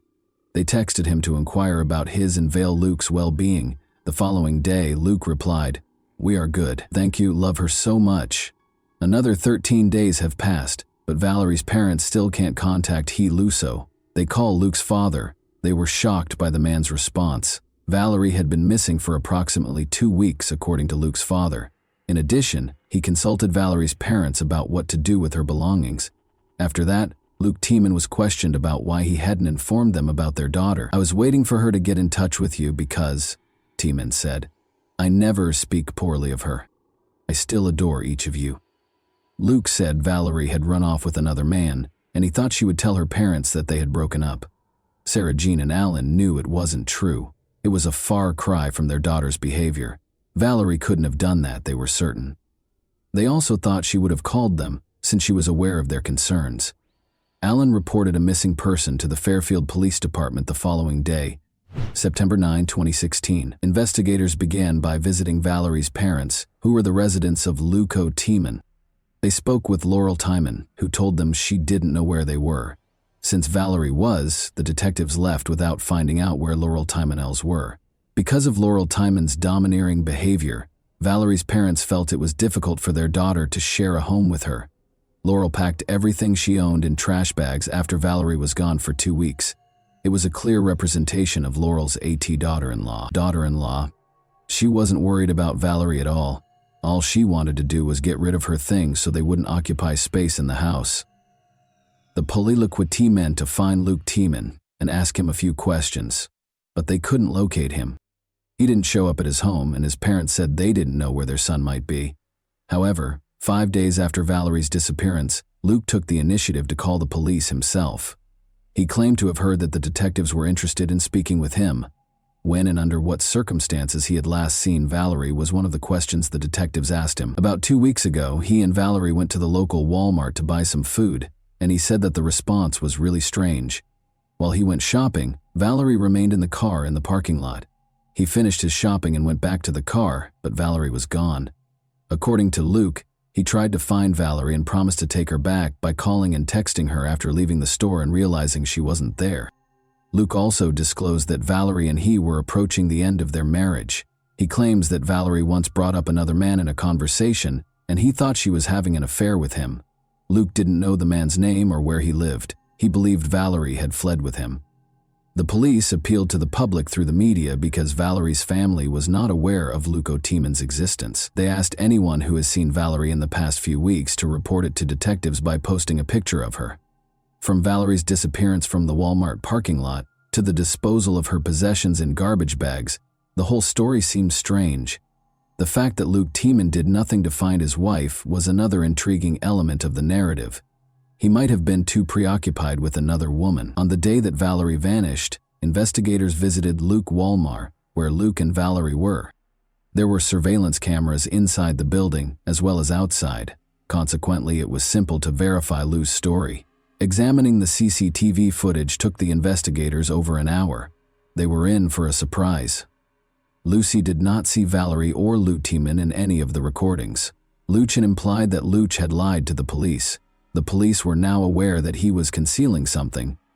The investigators chose to have a face-to-face conversation with Luke. They did not, however, reveal all of the information they possessed. They thought he would embellish or alter some of Lucci's testimony. It was no secret that Lucci was seeing another woman, Billie Jo Goodman. The fact that he was unfaithful to Valerie was not denied by him. He claimed that his relationship with Billie Jo was an effort to move on from Valerie's breakup. She was in a number of failed relationships. She thought she could start a future with Luke Timon when they first met. Another question now faced the investigators. Is it possible that Valerie acted as a mediator between Lucas and Billie Jo? Maybe these two chose to get rid of everything that might interfere with their plans in order to begin a new life. Billie Jo spoke with the police. She thought Louis had already separated from his wife. She claimed to investigators that she had no knowledge of Valerie Tiemann's disappearance. Meanwhile, one of the residents gave the police a tip. In one of the parking lots, the man had discovered a driver's license in the grass. The driver's license that was discovered belonged to Valerie, and this parking lot was adjacent to Billy Joe's house. Many people were suspicious because Valerie's driver's license was located close to her husband's new girlfriend's home. Few people think that on September 19, 2016, 10 days after Valerie's father, Alan, reported her missing to the police, Valerie fled with another man, leaving behind all of her possessions and discarding her documents. Luke Tiemann spoke with the news center Maine about the police. When he got back, Valerie wasn't in the car. He told reporters about Walmart. He didn't know Walmart had security camera footage. His story was not supported by footage. Without a doubt, after hearing Luke Tiemann's words and seeing his actions, each of you has drawn your own conclusions. On September 20, 2016, the following day, this case took a surprising turn. A.S. Luke warrant was obtained by detectives for the Fairfield property owned by Luke's parents. This was, after all, Valerie's last known residence. During the search, police dogs that are trained to detect human remains participated. Lot, his stream, and the land lot were to be checked. After searching the woods behind the house for about 5 minutes, a police dog discovered something. As the officer dug through the dirt with his hand, he noticed a shoe protruding from the ground. He was joined by other officers, who also began digging while wearing gloves. They discovered the body of a woman, wrapped in a blanket, and buried it with a number of odd items. These items included a package of sweet tarts, a bag of potato chips, a bottle of Gucci perfume, a flannel shirt, a handwritten note, a Mason note, and a wedding ring, an item that was not found until the evidence was being packaged for trial. While handling the con jar, Sergeant Scott Bryant, chief of Maine's evidence response team, testified that he discovered the ring. There were twigs and flower stems made of dirt in the mason jar. I knew there was something heavy in the envelope when I heard a thud. According to Bryant, it was still unknown if the ring belonged to a man or a woman. But according to Bryant, the discovered ring was significantly larger than his own wedding band. For my sole happiness, the police read the soiled handwritten note that was discovered with Valerie's body. "Joy, you will always bloom. I love you, Valerie," the note read. "May you rest in peace with Jesus in my heart, Joy. I am looking forward to seeing you again. T. Lucio Bear," signed Lucy Bear. Tiemann Lucy Bear Sirs claimed in a police recording that he gave himself the nickname Lucy Bear and used it to sign a number of other notes discovered in Valerie's purse throughout the course of the investigation. Valerie's death was connected to all of Lucy's possessions. They took the body. For an autopsy and identification, the body was brought to the forensic medical examiner's office. Unfortunately, the body discovered behind the Tiemann family home actually belonged to their daughter, V. Lucre, so Jean and Alan Harmon had to worry about the worst thing their parents could hear. In addition to Valerie and Luke, the house was also occupied by his parents and younger brother Sam. Detectives discovered Sam's landscaping tools in the barn. Valerie discovered a contraband device in the same barn where Sam had dug up the burial site using these tools. Detectives soon discovered that Sam, Luke's younger brother, had engaged in illicit substance use. When Valerie visited her parents in South Carolina, she told them she used illegal drugs, which led the police to look into whether Sam Tiemann was involved in Valerie's death. When investigators searched Valerie's parents' bedroom, they found a .45 caliber handgun that Luke Tiemann had bought in 2015. Luke's parents told investigators they were unaware Valerie was buried close to their home. It's difficult to accept that this was the case, of course. Around the same time that Valerie was located, investigators found Luke and Billy Joe, his new friend. Luke Tiemann was taken into custody by investigators and taken to the police station to be questioned. He told the investigators Valerie had used illegal drugs and had overdosed and died nearly 25 months ago on August 25th. It is alleged that Lucian did not want Valerie's parents to be aware of their daughter's illicit drug use. He didn't tell them anything because of this. Since she was already dead, her husband knew that 911 would not be able to help her, so he chose not to call. As an alternative, he left Valerie in bed until nightfall. When it grew dark, he wrapped her in a blanket, left a note outside, and led her to the house in the woods. After that, Luke Clary was buried in a hole that Luke and his brother Sam had dug. Valerie had no physical wounds prior to her passing, according to Luke. Luke Tiemann was lying, though, according to the autopsy results, which showed that Valerie's blood had no traces of illegal substances. Only traces of prescription medications were found. It wasn't the most unexpected thing, though. 2 gunshot wounds to Valerie's head and neck were the cause of her death. According to the results of the ballistics analysis, investigators used a .45 caliber handgun to fire the bullets that were taken from Valerie's body. When investigators searched Luke's parents' bedroom, they discovered the same gun. He claimed to have purchased a Buga Gohei gun for his father approximately a year ago, but he did not deny owning one. He asserted that he was unaware that Valerie had a loop shot. Valerie's age is 32. Luke Tiemann was charged with the murder of Valerie Tiemann, 34. The police were unable to uncover any proof that her brother was involved in Valerie Tiemann's death when they were investigating her death at the age of 4. According to Luke, his younger brother, Sam helped him bury Valerie's body. But according to the police, Sam wasn't home when Valerie died, and it's still unclear if his parents knew about it or had anything to do with it. However, it's rather odd that they didn't hear 2018. The 5-day trial started with opening statements on April 2, 2018, at Somerset Skowhegan's principal court. Luke entered a not guilty plea and claimed that he had been set up, although he insisted he wouldn't have left incriminating objects like a note and an engagement ring close to Valerie's body. The investigation linked Luke Tiemann to every item discovered there. After looking over the data on both Luke's and Valerie's phones, a computer forensics specialist also testified. The last time Valerie's phone was used, according to the records, was August 25, 2016, the day authorities think she died.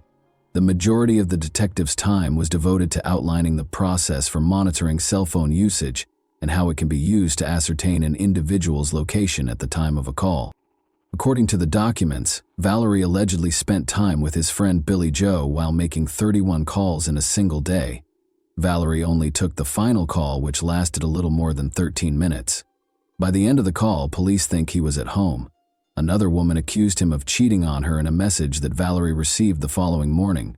After that, she refused to be with Tiemann again, and his defense questioned these phone logs. Luke's younger brother, Sam Tiemann, testified against his brother in court.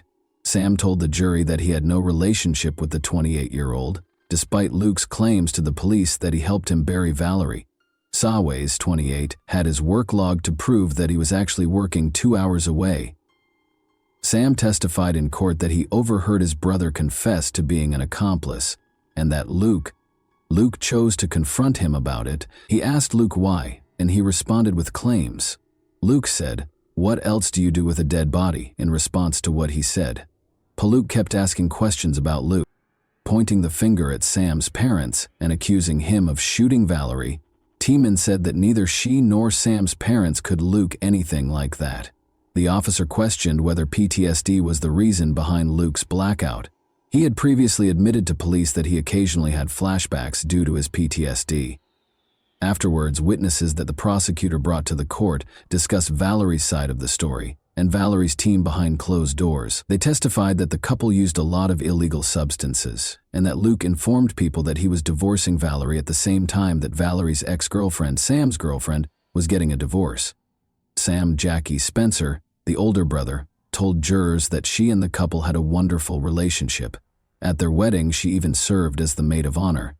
Spencer testified that she saw Valerie and Luke using a variety of illegal substances together. Spencer claimed that, around the time Valerie disappeared, Luke began texting her frequently.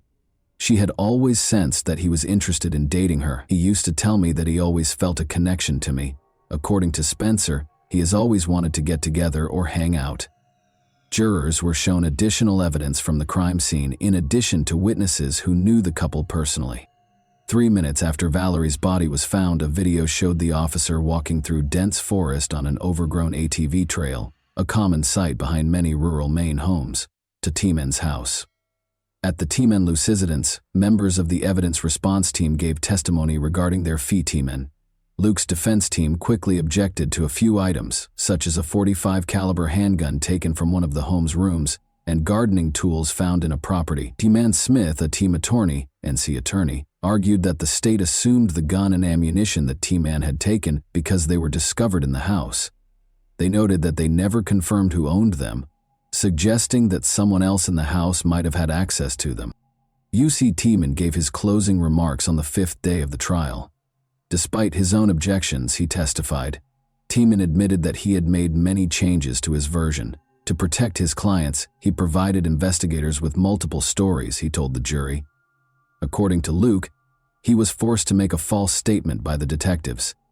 He said he had no motive to take his wife's life and that there was no DNA evidence linking him to the crime. All the evidence pointed to T-Man, the prosecutor, as the only person who could hurt Valerie.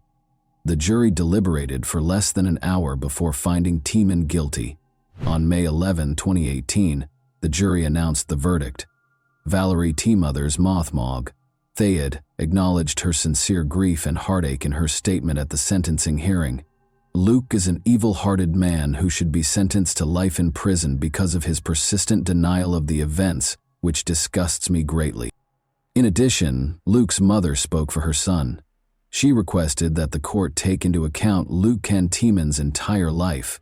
She said, "I don't ask you to ignore evidence, but I ask you to consider the whole person and balance justice with me." When his parents pleaded for the judge's pity, T-Man sobbed. His mother, La T-Man, claimed that her son was changed after returning from 3 combat tours in Iraq and Afghanistan. "I'm asking for understanding," she said, adding that she wasn't trying to use post-traumatic stress disorder as an excuse. Valerie's parents wanted Luke T-Man to receive a life sentence, but he was given a 55-year sentence. The attorney for Harmon's family was shocked to learn that Demon's defense did not use post-traumatic stress disorder to obtain a lighter sentence for him. Demon changed his testimony once more, but this did not help him either. Demon appealed, but it did not have the desired effect while he was incarcerated. Why, in your opinion, did Luke T-Man bury Valerie's body with other items? And that wraps up today's chilling story. If you enjoyed this video, don't forget to like and subscribe so you never miss a new upload. Also, let me know in the comments, what part of this story shocked you the most? Thank you for watching, and I'll see you in the next video.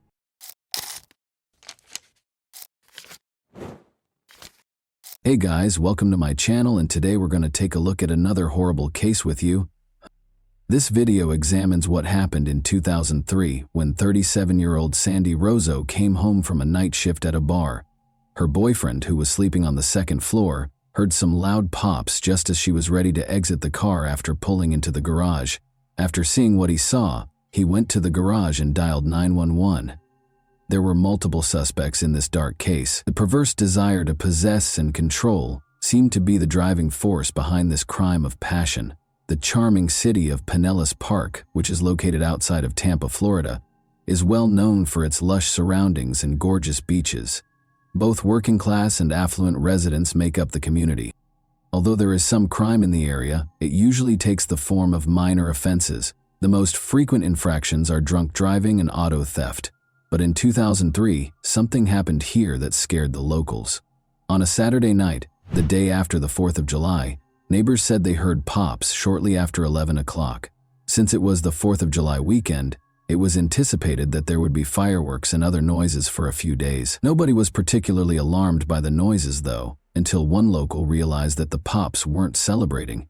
Troy Edwards reported hearing what he believed to be the popping of firecrackers and dialed 911 on 11. He went outside to investigate the noise and discovered his girlfriend, Sandy, bleeding in her car with the garage door open. Detectives soon followed rescue personnel to the scene. In the garage, the vehicle was parked. There was a lot of blood and shattered glass everywhere, and Sandy's body was inside.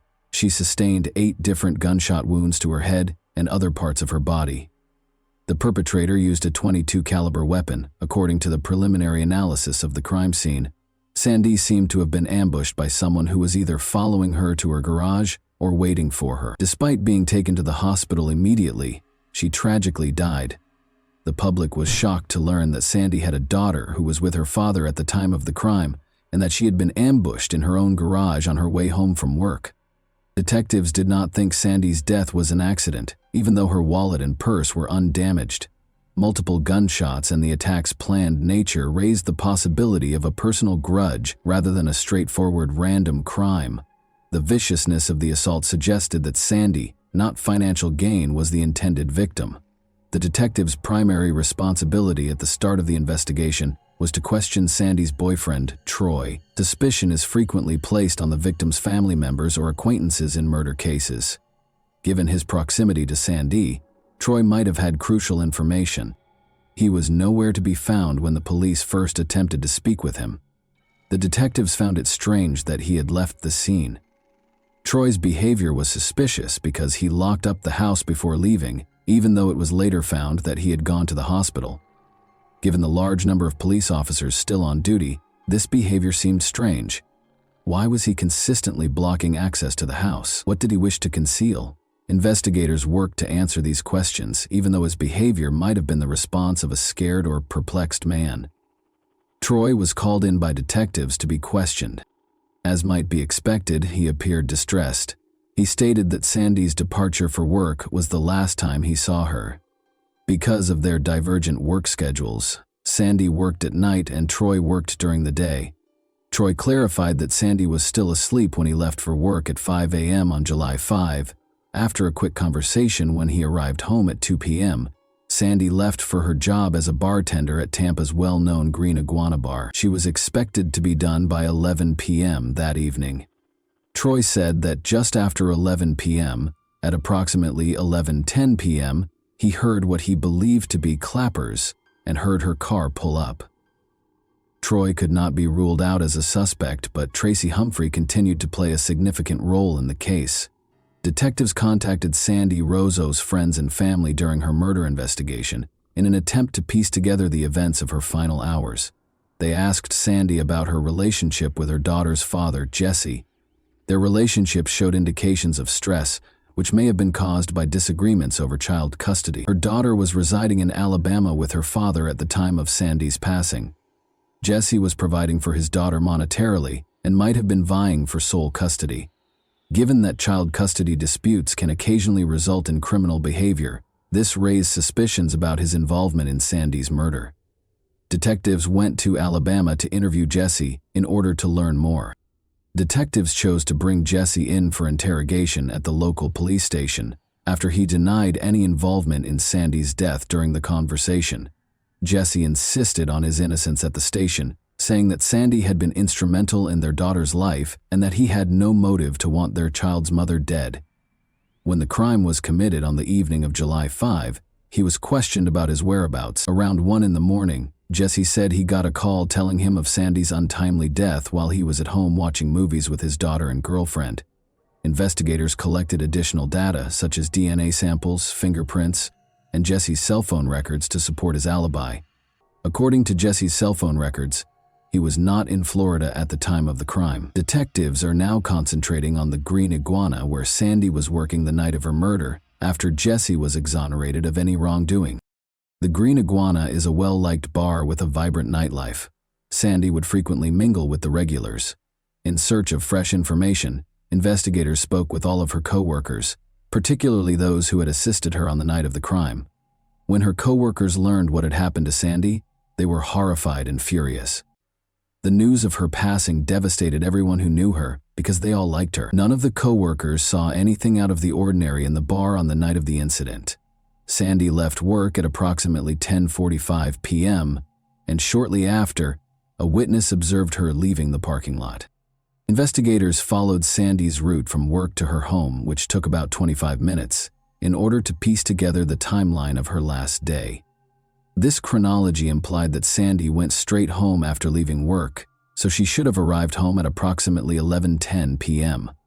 Although Sandy's co-workers painted a different picture, investigators started asking them about her personal life. Troy, the man she lived with, described their relationship as strong. They said Sandy occasionally felt more like Troy's roommate than his girlfriend. According to this information, Sandy might have thought about ending her relationship with Troy. When it became clear that Troy was telling one story while Sandy's friends and co-workers were telling another, the detectives turned their attention back to Troy. Sandy had intended to talk to Troy about dating other people, according to co-workers at the Green Iguana. It's possible that Troy acted irrationally and injured Sandy because his feelings were hurt. Although Sandy was appreciative of Troy's stability, it appears that she didn't love him as much as he desired.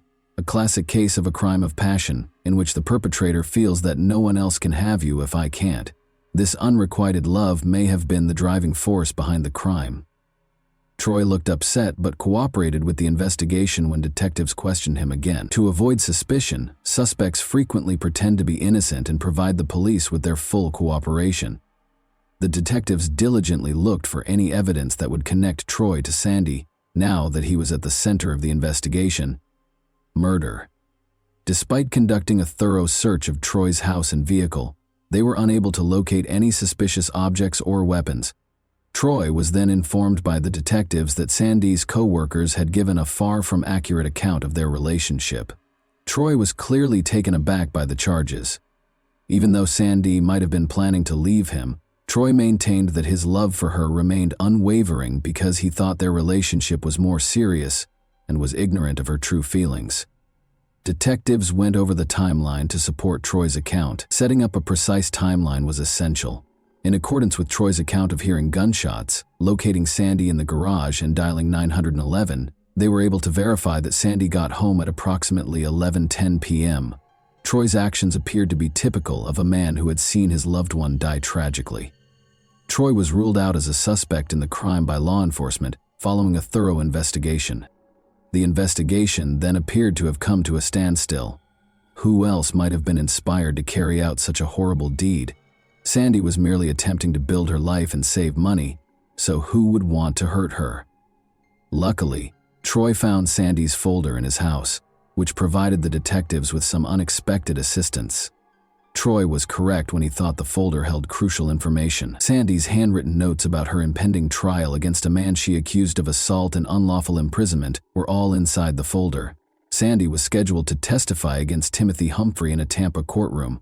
Only 1 month after Sandy's murder, in August, the trial was set to begin. Troy had previously identified Sandy's ex-boyfriend as Tracy Humphrey to the police. His true name was Timothy according to the file's documentation. This provided crucial details, such as his birth date and other private information, which served as the initial lead in cracking the case. The databases contained a wealth of information about Timothy Humphrey, but none about Tracy Humphrey.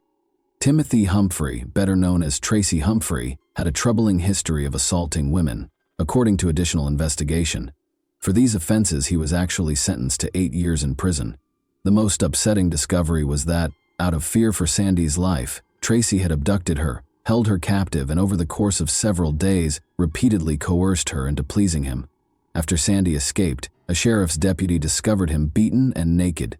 Tracy was facing jail time for his actions, and he threatened to kill her if she reported the assault. Sandy was willing to testify against Tracy in court despite her fear because investigators had solid evidence, such as Sandy's testimony, DNA, and photos. However, Sandy's testimony was crucial to the outcome of this case. The charges would probably be dropped if she was unable to testify.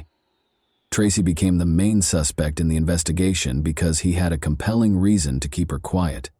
Tracy was explicitly mentioned as a possible threat in a handwritten note that Sandy left behind. Equipped with this new knowledge, investigators found Tracy at a gym in Brandon, a nearby city where he lived and worked as a personal fitness trainer who was well known for his dedication to fitness and strong physique. Because of his bald head, earring in his ear, and intimidating appearance, Tracy was frequently referred to as Mr. Clean. Tracy appeared shocked to hear about Sandy's murder when speaking with detectives. But when questioned about his relationship with Sandy, his evasive manner raised questions. Without his lawyer present, Tracy became defensive and wouldn't respond to any more questions. Since there was no record of Tracy's marriage in the databases, detectives deduced that he must have recently gotten married because he was wearing a wedding ring. As it happens, Ashley Laney is the woman he married. Compared to Tracy, Ashley was significantly younger. She was only 20 and he was 39. Investigators went to their home to speak with Tracy's new wife in the hopes that she would provide more details. Detectives saw that Ashley was becoming anxious as soon as they entered the house. But on July 4, she disclosed that she and Tracy were married. It was a remarkable coincidence because Sandy Rozo was killed on July 5, the day after their wedding. in violation of Florida law, which states that spouses cannot be forced to testify against one another in court. Because of this fact, investigators were suspicious of Ashley and Tracy's marriage's timing, which they interpreted as a strong and unsettling clue. Ashley claimed she had no knowledge of the murder when questioned about Tracy's whereabouts the night of the killing. Ashley voluntarily offered her alibi for the night of Sandy's murder when speaking with detectives. Murder. She claimed that she and Tracy were at home at 11 p.m. the night of the murder, eating pizza and watching a movie. Ashley added that evening, their friend Toby White had also come over to their house. However, when Ashley's lawyer called, the conversation took an unexpected turn. Another odd thing happened after Tracy called the lawyer and instructed him to call Ashley and tell her what to do if detectives got in touch with her. Tracy surprised everyone by going home and preventing Ashley from responding to the detectives' questions. His manner, body language, and facial expressions conveyed a sense of anger and frustration, which led the detectives to suspect that Tracy might have been involved in a conspiracy to conceal the truth about the Sandy Rozo murder. Ashley had stopped talking, but the detectives had a crucial new lead. Ashley and Tracy Humphrey gave the excuse that they had ordered pizza on the night of the Sandy Rozo murder. The detectives followed this lead, went to the pizza place, located the delivery person, and collected the receipt. At 10:49 p.m., Tracy's cell phone was used to order the pizza. The pizza arrived 15 minutes later on July 5. In a flashback, the pizza delivery man said that the big bald man had left him a $20 tip for a $12 pizza that evening. Detectives came to the conclusion that Tracy could not have been the murderer because his house was 40 minutes away from the scene of the crime. The detectives were disappointed by this discovery because they had suspected Tracy, and the puzzle pieces did not fit together as they had hoped. It can be demoralizing to experience a setback such as the one that comes with a confirmed alibi. But in this instance, he made the decision to investigate Ashley's role in Sandy's ordeal. The detectives discovered an interesting incident while conducting additional investigation. Ashley had no criminal history, was a good student, and behaved well. But Sandy reported her car stolen just before she passed away. Ironically, her car was later discovered fully burned out on a Tampa street. The car had been purposefully set on fire, according to the state fire marshal's office. Ashley had visited a shooting range in the Tampa area the day her car was set on fire, according to the police investigation into the arson. As it turned out, Ashley had been learning how to shoot a .22 caliber gun at the range with Tracy Humphrey. Given that Sandy was killed by a .22 caliber firearm, this information was vital. Investigators started comparing all of the data they had been given and investigating Ashley's role in Sandy's death. To learn more, they spoke with her relatives. Detectives were informed by Ashley's stepfather that he had lent Ashley his .22 caliber handgun so she could learn how to shoot. Ashley refused to give the gun back when he asked for it. Detectives were certain they were heading the investigation in the right direction after speaking with Ashley's mother. According to the mother, Ashley told her that Sandy had been shot 8 times. This particular detail was important because it had not been covered by the media, meaning that only the shooter and law enforcement would have known about it. Ashley's involvement in the crime became apparent as the puzzle pieces started to fit together. Apart from a possible link to Tracy, the reason behind Sandy's murder was still unknown. Investigators were able to determine the precise location of Tracy's phone at the time of the crime by acquiring Ashley and Tracy Humphrey's phone records. His phone was close to his Brandon home, according to the phone tower data. Ashley's claim that she had been at home the entire night was refuted by the records, which supported Tracy's alibi. Her phone was tracked close to Sandy's house, and it was active outside the Green Iguana at 4:30 p.m.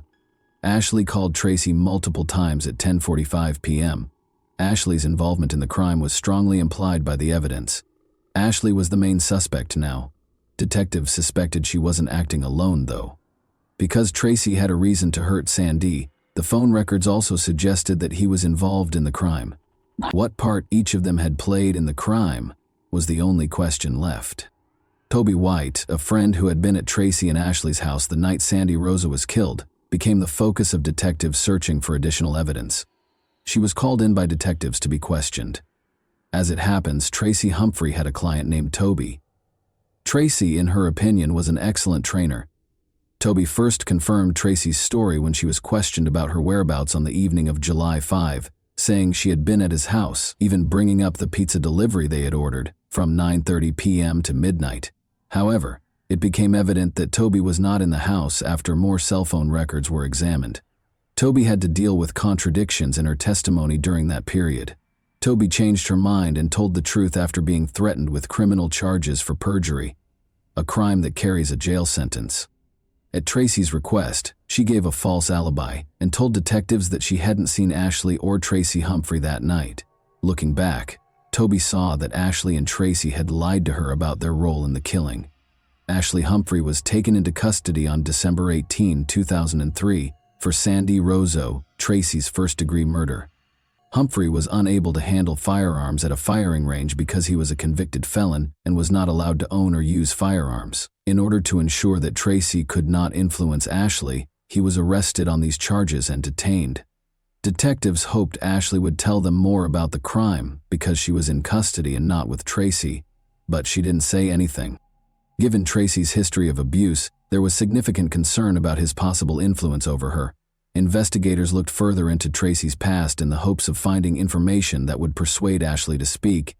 They discovered evidence that Tracy had cheated on Ashley in addition to other women. Ashley came to the realization that her marriage and all of her relationships had been based on lies and deceit as she started to piece together the truth. Ashley was unable to avoid the question of whether she had been duped while she was incarcerated. The startling discovery that the man she had committed a crime for, the man she was prepared to serve a lifetime in prison for, was unfaithful to her, compelled her to alter her strategy. Ashley, feeling deceived, confessed to killing Sandy and gave investigators vital information regarding the location of the murder weapon. The firearm was found in Hillsborough County's northeast. Ashley kept talking to investigators and discovered more and more unsettling information. Tracy had been manipulating her from the start, telling her that he loved her and that Sandy needed to be killed so they could have a future together. Tracy claimed that Sandy had been falsely accused and that if he testified in court, he would be imprisoned. In addition, Ashley admitted to having tried to kill Sandy weeks prior to the tragic event. The disclosure of these sinister facts created a terrifying image of deceit, manipulation, and treachery. Initially, Ashley sat in her car in the parking lot, waiting for Sandy to finish her shift and emerge into the lot to drive home, with the intention of shooting her as she left the bar. After waiting for Sandy to exit the bar, Ashley squeezed the trigger. Ashley's issue was that she didn't strike Sandy, she shot her own car's mirror. Compromise evidence was left behind by this incident. Ashley and Tracy took the car to an empty lot and burned it to destroy the evidence. Law enforcement grew increasingly certain that they could charge Tracy with murder as more and more evidence connected him to the crime surfaced. Ashley was merely a pawn in Tracy's plot. He coerced her into executing his scheme to kill Sandy. The tragic events that transpired were orchestrated by Tracy Humphrey. Ashley would not have committed the crime, and Sandy would still be alive if it weren't for his influence. Investigators were able to piece together Sandy Rozo's final hours of life thanks to Ashley's confession. Sandy began working at the Green Iguana at 2:30 p.m. on the day of the murder, July 5, while Ashley waited in the parking lot with a .22 caliber handgun that she had borrowed from her stepfather. Tracy coordinated Ashley's actions while staying in close contact with her. Ashley patiently awaited Sandy's shift to be over. At 10:45 p.m., Sandy pulled out of the parking lot and Ashley trailed behind. Sandy parked her car in the garage after arriving home at 11:10 p.m. Ashley came in directly behind her. She fired. She kept shooting until her ammunition ran out. She fired 8 shots in all. Ashley called Tracy and informed him that Sandy had passed away as soon as possible. To help the delivery man remember him, Tracy placed an order for a pizza and left him a generous tip. Ashley accepted a plea deal of 25 years in prison in exchange for testifying, and Tracy was given an alibi in return for her cooperation. Many questioned the fairness of Ashley's sentence against Tracy Humphrey, arguing that on March 10, 2006, a life sentence would have been more appropriate. Ashley Humphrey received a 25-year prison term. She revealed a shocking revelation 14 years later. On ITV's Killer Women, Ashley Humphrey told Piers Morgan that she was the one who thought of the plan to kill Sandy Rozo, not her husband Timothy Tracy Humphrey, as she had stated in court. What if she didn't appear in court? I proposed. That's where it began, according to Ashley. And it got worse. It was me who said it first. I'm not sure why I allowed him to enter my thoughts in that manner. Ashley might have received a much harsher punishment if she had admitted to the scheme at the outset and had not accepted a plea deal to convict her husband. She is presently a prisoner at Quincy, Florida's Gadsden Correctional Institution. On December 13, 2028, when she turns 46 in February, she is expected to be released from prison. Timothy Humphrey was found guilty of murder by a jury in 2006. He received a life sentence without the possibility of release. He was also given a 15-year sentence for trying to flee. Because of his aggressive and domineering personality, Humphrey thought he could get away with it, but he would live out the remainder of his days in prison, where he would ultimately die. Everyone in the Sandy Razzo family wanted this to happen. And that wraps up today's chilling story. If you enjoyed this video, don't forget to like and subscribe so you never miss a new upload. Also, let me know in the comments what part of this story shocked you the most. Thank you for watching, and I'll see you in the next video.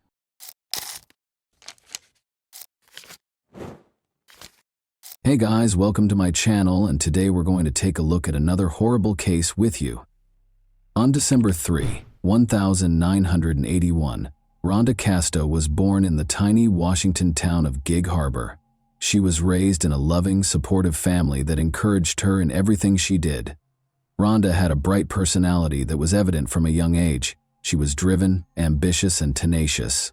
According to her loved ones, she was able to inspire others and quickly establish a common language with them. When Rhonda graduated from high school, she decided to pursue a career in fashion. She began a modeling career thanks to her charisma, slim build, and inherent beauty. She gradually gained recognition by taking part in photo shoots and small fashion shows. Even though she loved her job, she always hoped for more than cover shots. Rhonda felt that true happiness would come from having a family and kids. We took off right away after she met Stephen Nichols and Nichols in 2009.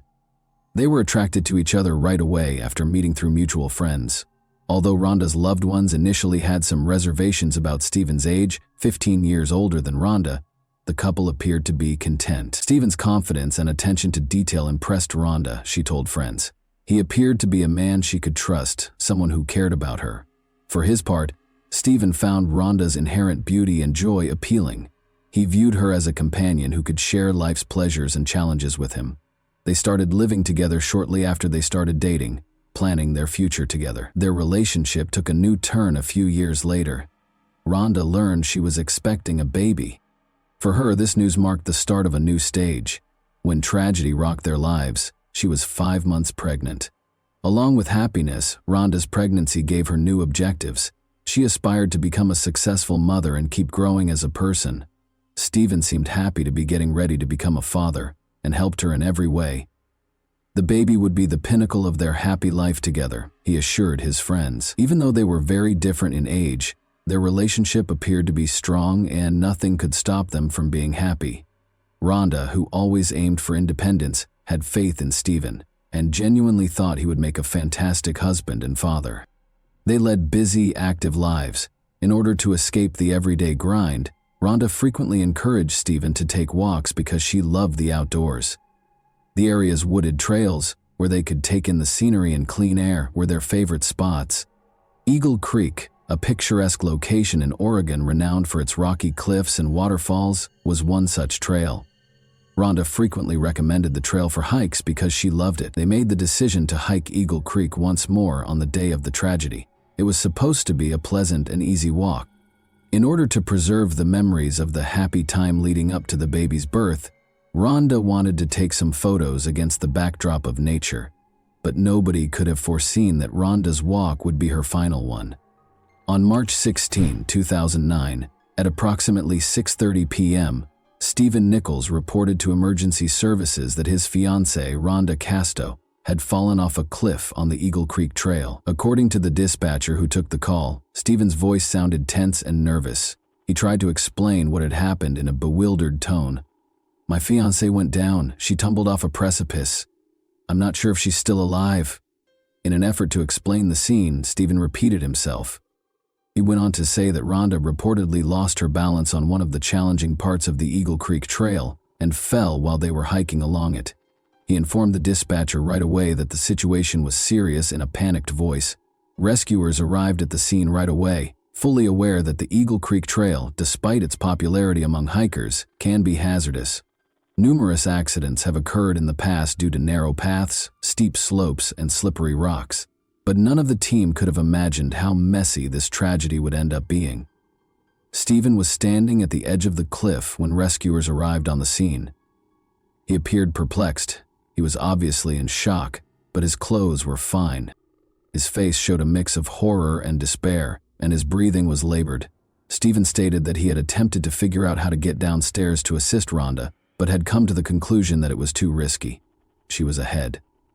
I shouted at her to be careful when rescuers started asking questions, but she didn't listen, he said. She slipped all of a sudden, and it happened too quickly. However, his words sounded sentimental. Rescuers found certain aspects of his story strange. Since Stephen was unable to pinpoint the precise location of Rhonda's fall and was unsure of her actions at the time, a group of rescuers descended to locate her. The circumstances were challenging. The ground was loose and the slope was steep. The rescuers themselves might have been in danger if they had made the smallest error. They discovered Rhonda's body on a rocky platform at the foot of the cliff. After roughly 40 minutes, it was clear from her stillness that her wounds were incompatible with life. Rescuers had concerns because the location where Rhonda was discovered was a narrow ledge in the middle of a heavily forested slope. The rocks and vegetation there appeared to be unaltered. There were no signs of struggle, ripped branches, or slip marks, which are typically present when someone falls from this height. The rescuers also saw that, despite being steep, the slope itself did not appear to be dangerous enough to cause such a serious tragedy. At the cliff's edge where Stephen said the incident happened, there were no visible signs, such as ripped shoes or indentations in the ground, that would have suggested Rhonda had attempted to cling on. Although it seemed strange, the rescuers concentrated on evacuating the body, which was the primary objective. Stephen was upset when the rescuers came back to tell him about the discovery. There was a mix of confusion and guilt on his face. He restated his version of what had happened. Together they were strolling, conversing, and taking in the scenery. He claimed that Rhonda eventually made the decision to accelerate and run ahead. She loved the outdoors and occasionally got too reckless, according to Stephen. He recalled that she didn't seem to listen when I told her to be more cautious. She slipped and fell a few seconds later. According to Stephen, everything happened too quickly for him to take any action. I had nothing to do. With a trembling voice, he added, while recording Stephen's statement, rescuers observed that, in spite of his emotional statements, he appeared somewhat detached. He was acting strangely. He didn't try to approach the cliff's edge, and he didn't seem interested in learning the specifics of what had happened. When the police arrived on the scene, officers started questioning Stephen, which caused the rescuers to have their first reservations. He was still perplexed by certain details, but his story stayed consistent. For instance, he was unable to precisely explain why Rhonda chose to run ahead of her and what transpired just before she fell. Although officers recorded his statement, they pointed out that his explanation sounded too general and lacked specific facts. That was a trail we frequently walked. She knew what she was doing, according to Stephen. It's simply a horrible mishap. Police officers started to question his statements, though, because the accident's specifics did not make sense. Although the tragedy initially seemed to be an accident, rescuers and police were left wondering what actually transpired on the Eagle Creek Trail that day, due to Stephen's actions and the details of the scene. Why was it so easy for a physically active woman to lose her balance? And why did the fall site show no typical indications of struggle or slip marks? Although these issues are still unresolved, rescuers and law enforcement chose to conduct additional research in order to learn the whole truth about Rhonda Casto's fate.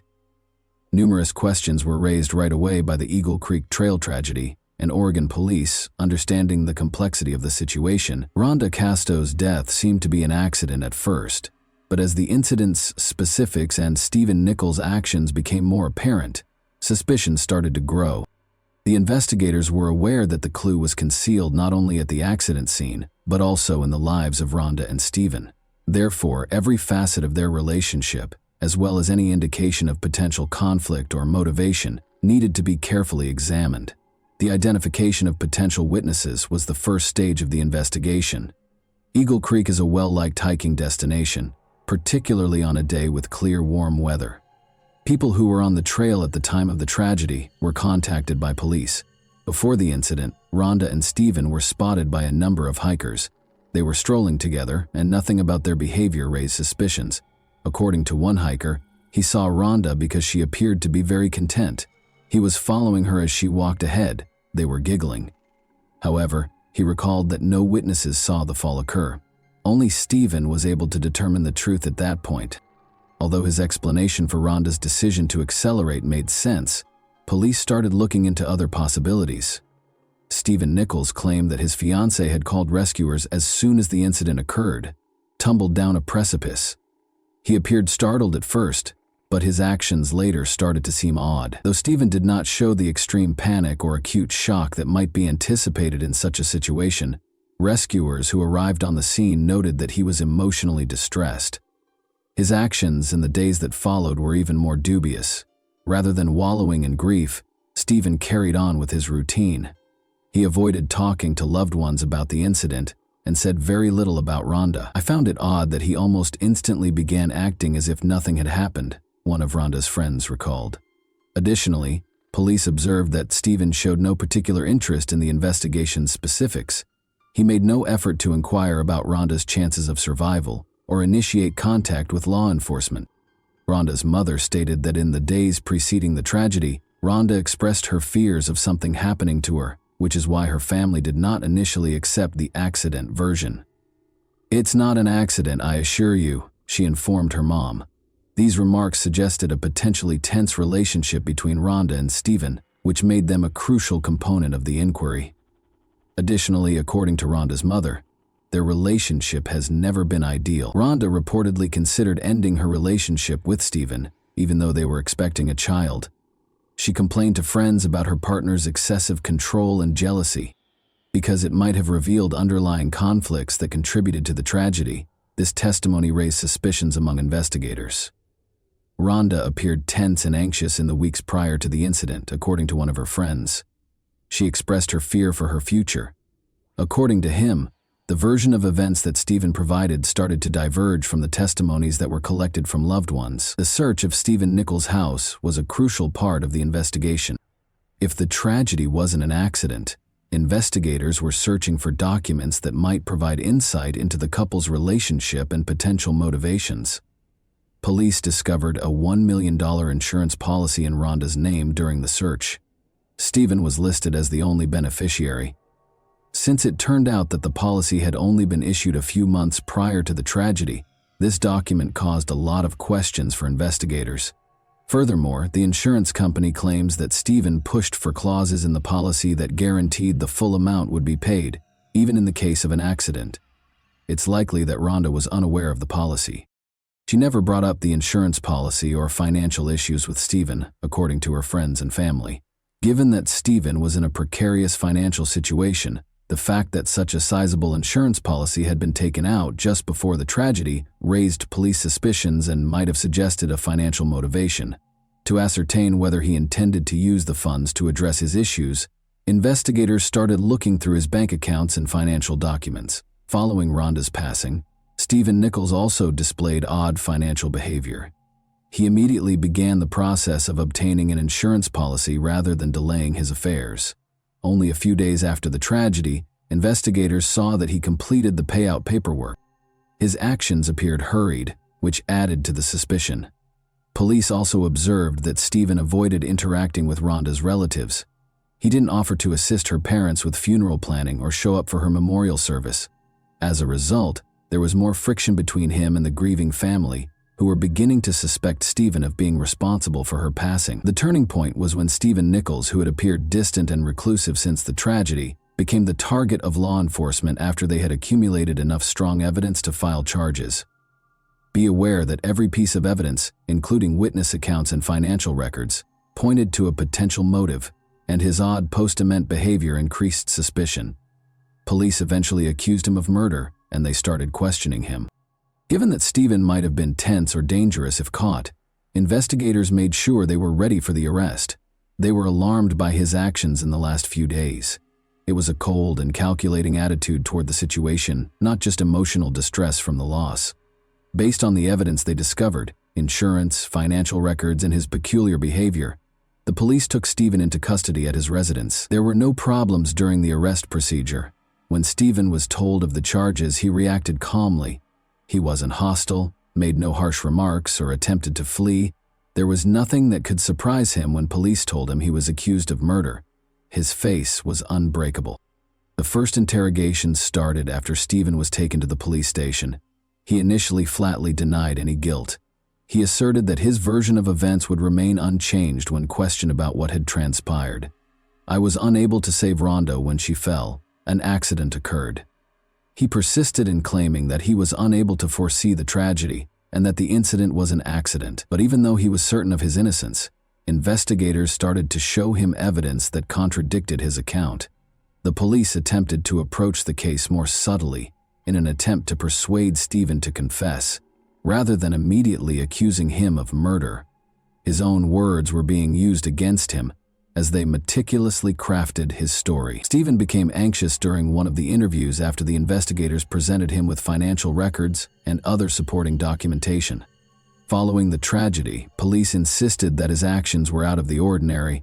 They highlighted his rash insurance buying decisions, his odd conduct following Rhonda's passing, and other questionable incidents. When an investigator asked Stephen why he had started taking out insurance so quickly, it was a pivotal moment. The man smiled nervously and said something that was practically a confession. "I didn't think it would happen so fast," he said, not seeing right away that what he said might have been taken as an admission of his actual motivations. It was a crucial statement that provided the police with a crucial lead. Although Stephen persisted in claiming that the tragedy was an accident, his arguments started to falter. "You're saying you didn't expect it to end so quickly," the investigator persisted. "You mean you didn't believe Rhonda would pass away?"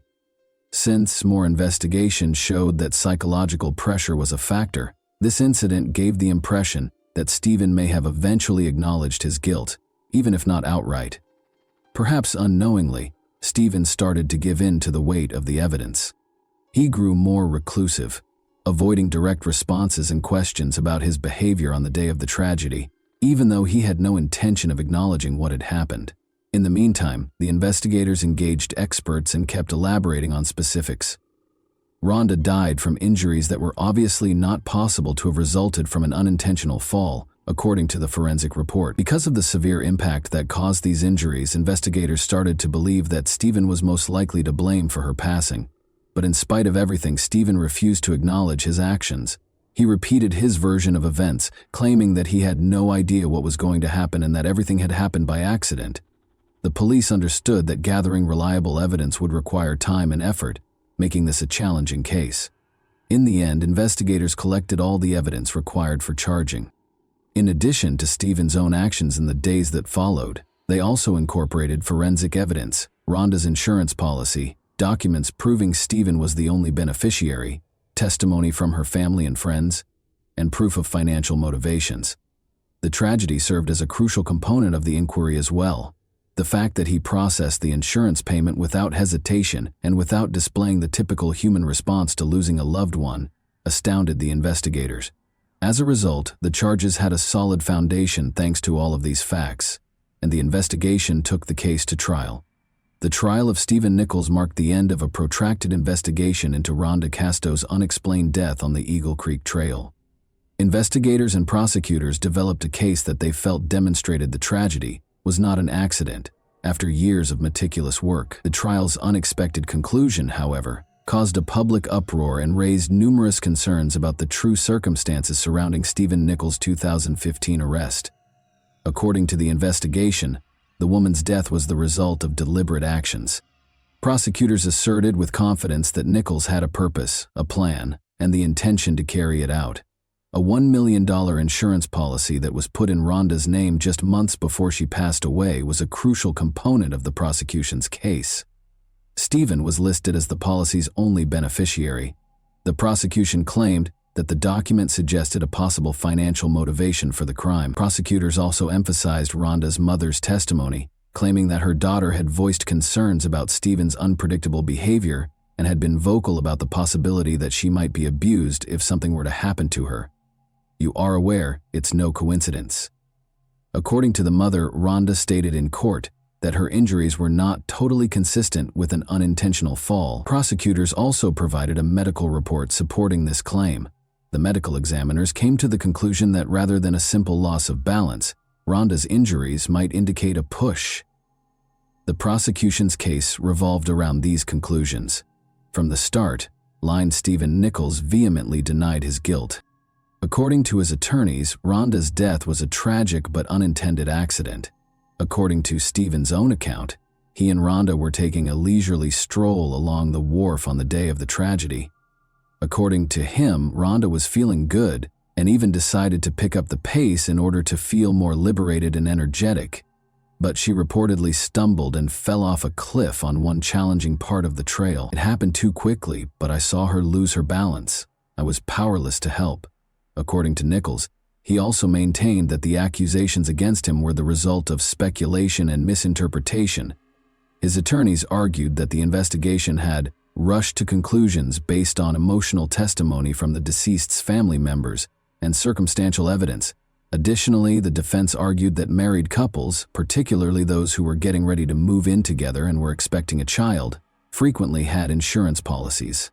They maintained that the execution of such a document did not demonstrate criminal intent, and that its mere existence did not establish that Stephen had harmed Rhonda on purpose.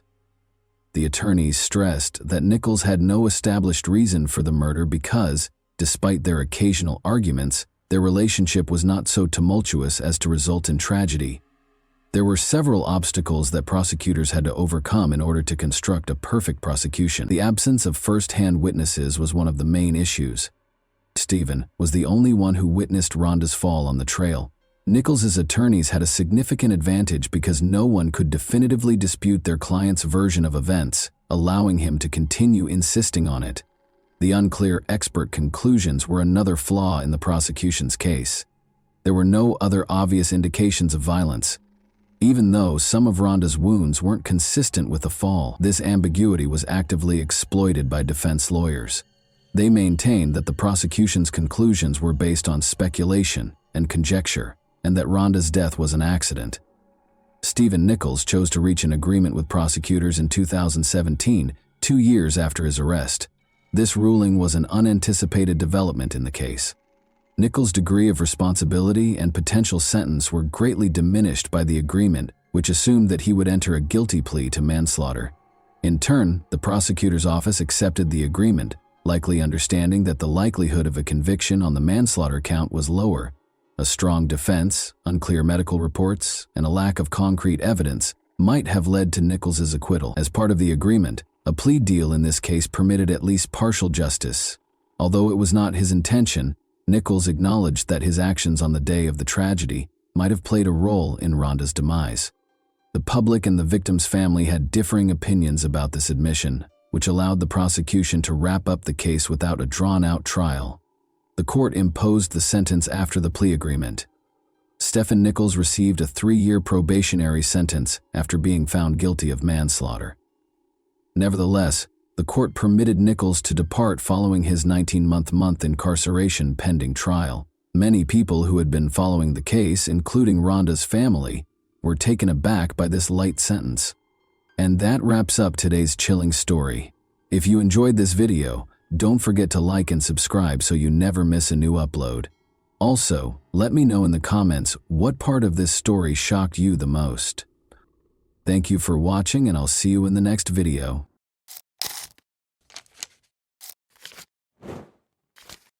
Hey guys, welcome to my channel, and today we're going to take a look at another horrible case with you. Have you ever pondered how one choice, one accident, and all you knew and loved can suddenly turn life into a nightmare? I'll tell you about a day that began normally but ended in a way that nobody could have foreseen. Consider this. At 3 in the morning, the doorbell rings. You expect to see a neighbor or perhaps a courier who has the wrong address, but instead you see the man you believed was forever gone from your life. The air in the room is suddenly heavy, his hands are clenched into fists, and his eyes are filled with anger. What are you doing? Will you freeze, knowing that this is your final error? Or will you scream and flee?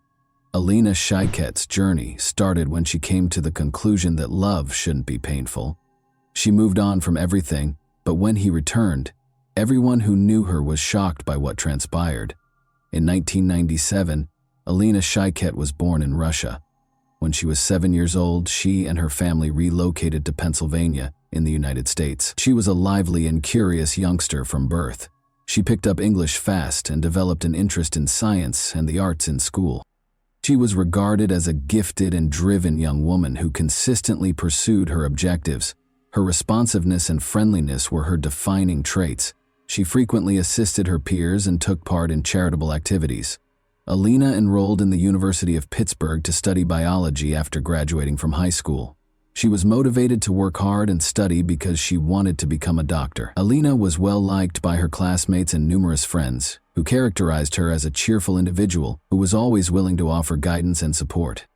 She stood out from her friends because of her kindness and quest for fairness. Alina's pride and support came from her family, particularly from her parents, Ian and Ellie. She was the focal point of their lives as an only child. They had a close relationship and frequently spent time together, traveling and helping her with everything. The Shaikets had never experienced such worry as they did in October 2017. 20-year-old Alina's parents, Ian and Ellie, had become used to her incessant texts and phone calls. Their kid was always in contact, particularly when they shared plans. However, the quiet that's surrounding their house on this particular day took on a new, ominous color. Even the morning before they were to be brought together for a significant occasion, the annual charity marathon in which they took part, Alina had just vanished from view. They were passionate about the breast cancer campaign, and Alina was constantly at the center of these gatherings. She had a genuine and profound compassion for people. She seemed to find power in helping others, as though she were attempting to shield her family from the dangers of the outside world. But she didn't arrive that morning. There were no missed calls or messages. Every minute seemed like an unending torment. Unable to control the mounting worry that was coursing through her body, Ellie was always scrolling through her phone. The automobile seemed to be moving at a snail's pace, and Jan, who was seated behind the wheel, tried to maintain composure, but his quivering hands and fixated gaze revealed his growing concern. They were on their way to Alina's apartment rental on the University of Pittsburgh campus.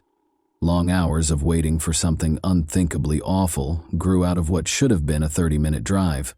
Without even looking back at her husband and their dog, who were silently staying in the car, Ellie hurried to the home. As though it were trying to escape, her heart thumped in her chest. She pressed the doorbell quickly, her hands shaking. The few seconds of waiting seemed to drag on forever. The house was so quiet that it seemed as though the walls were closing in on you. When Ellie and Jan arrived at their daughter's house, the usual warmth and noises of life were vanished, leaving behind the icy silence of unsolved problems. Even the air seemed to have become heavier, as if the whole world had frozen in expectation of something terrible. To make one final call to Alina, Ellie took out her phone once more. The lengthy rings rang in her heart, each one piercing it more deeply like shattered strands of hope. Nobody could have predicted that a seemingly normal morning would become the Shaiket family's greatest nightmare. Ellie had been frantically attempting to contact her daughter just 30 minutes prior. She was now standing in front of Alina's locked door.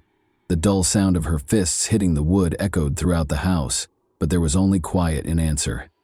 Her voice wavered and erupted into a cry as she called her daughter's name once more, but she received no answer at that very moment. Something inside her broke. Realizing that things had gotten out of hand, they panicked. Ellie called out for Jan. Fear gave him the strength to act, and he rushed into the house.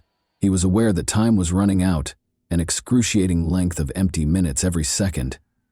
The sensation of approaching doom intensified with each blow to the door. The door finally gave way, opening with a jarring noise that allowed them to enter a scene they were neither ready for. Alina's neighbor, Zach, had been observing from the stairwell. All of a sudden, he felt alienated from this tragedy that was developing. The only reason he took the automatic step back was to protect himself from the horror that was suddenly leaking out of the still room. Ellie and Jan were met with a quiet that was no longer able to conceal what had transpired as soon as the door opened. Like a scene from a nightmare, the room was covered in dark stains. The walls and floor were marked by something unimaginable, as though the blackness had engulfed the light itself. At first glance, parents were unable to recognize their own daughter because of the horrifying sight of Alina's face.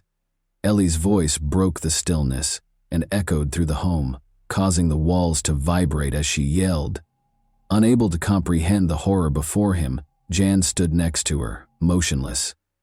Nothing seemed to be able to return the world to normal at that point.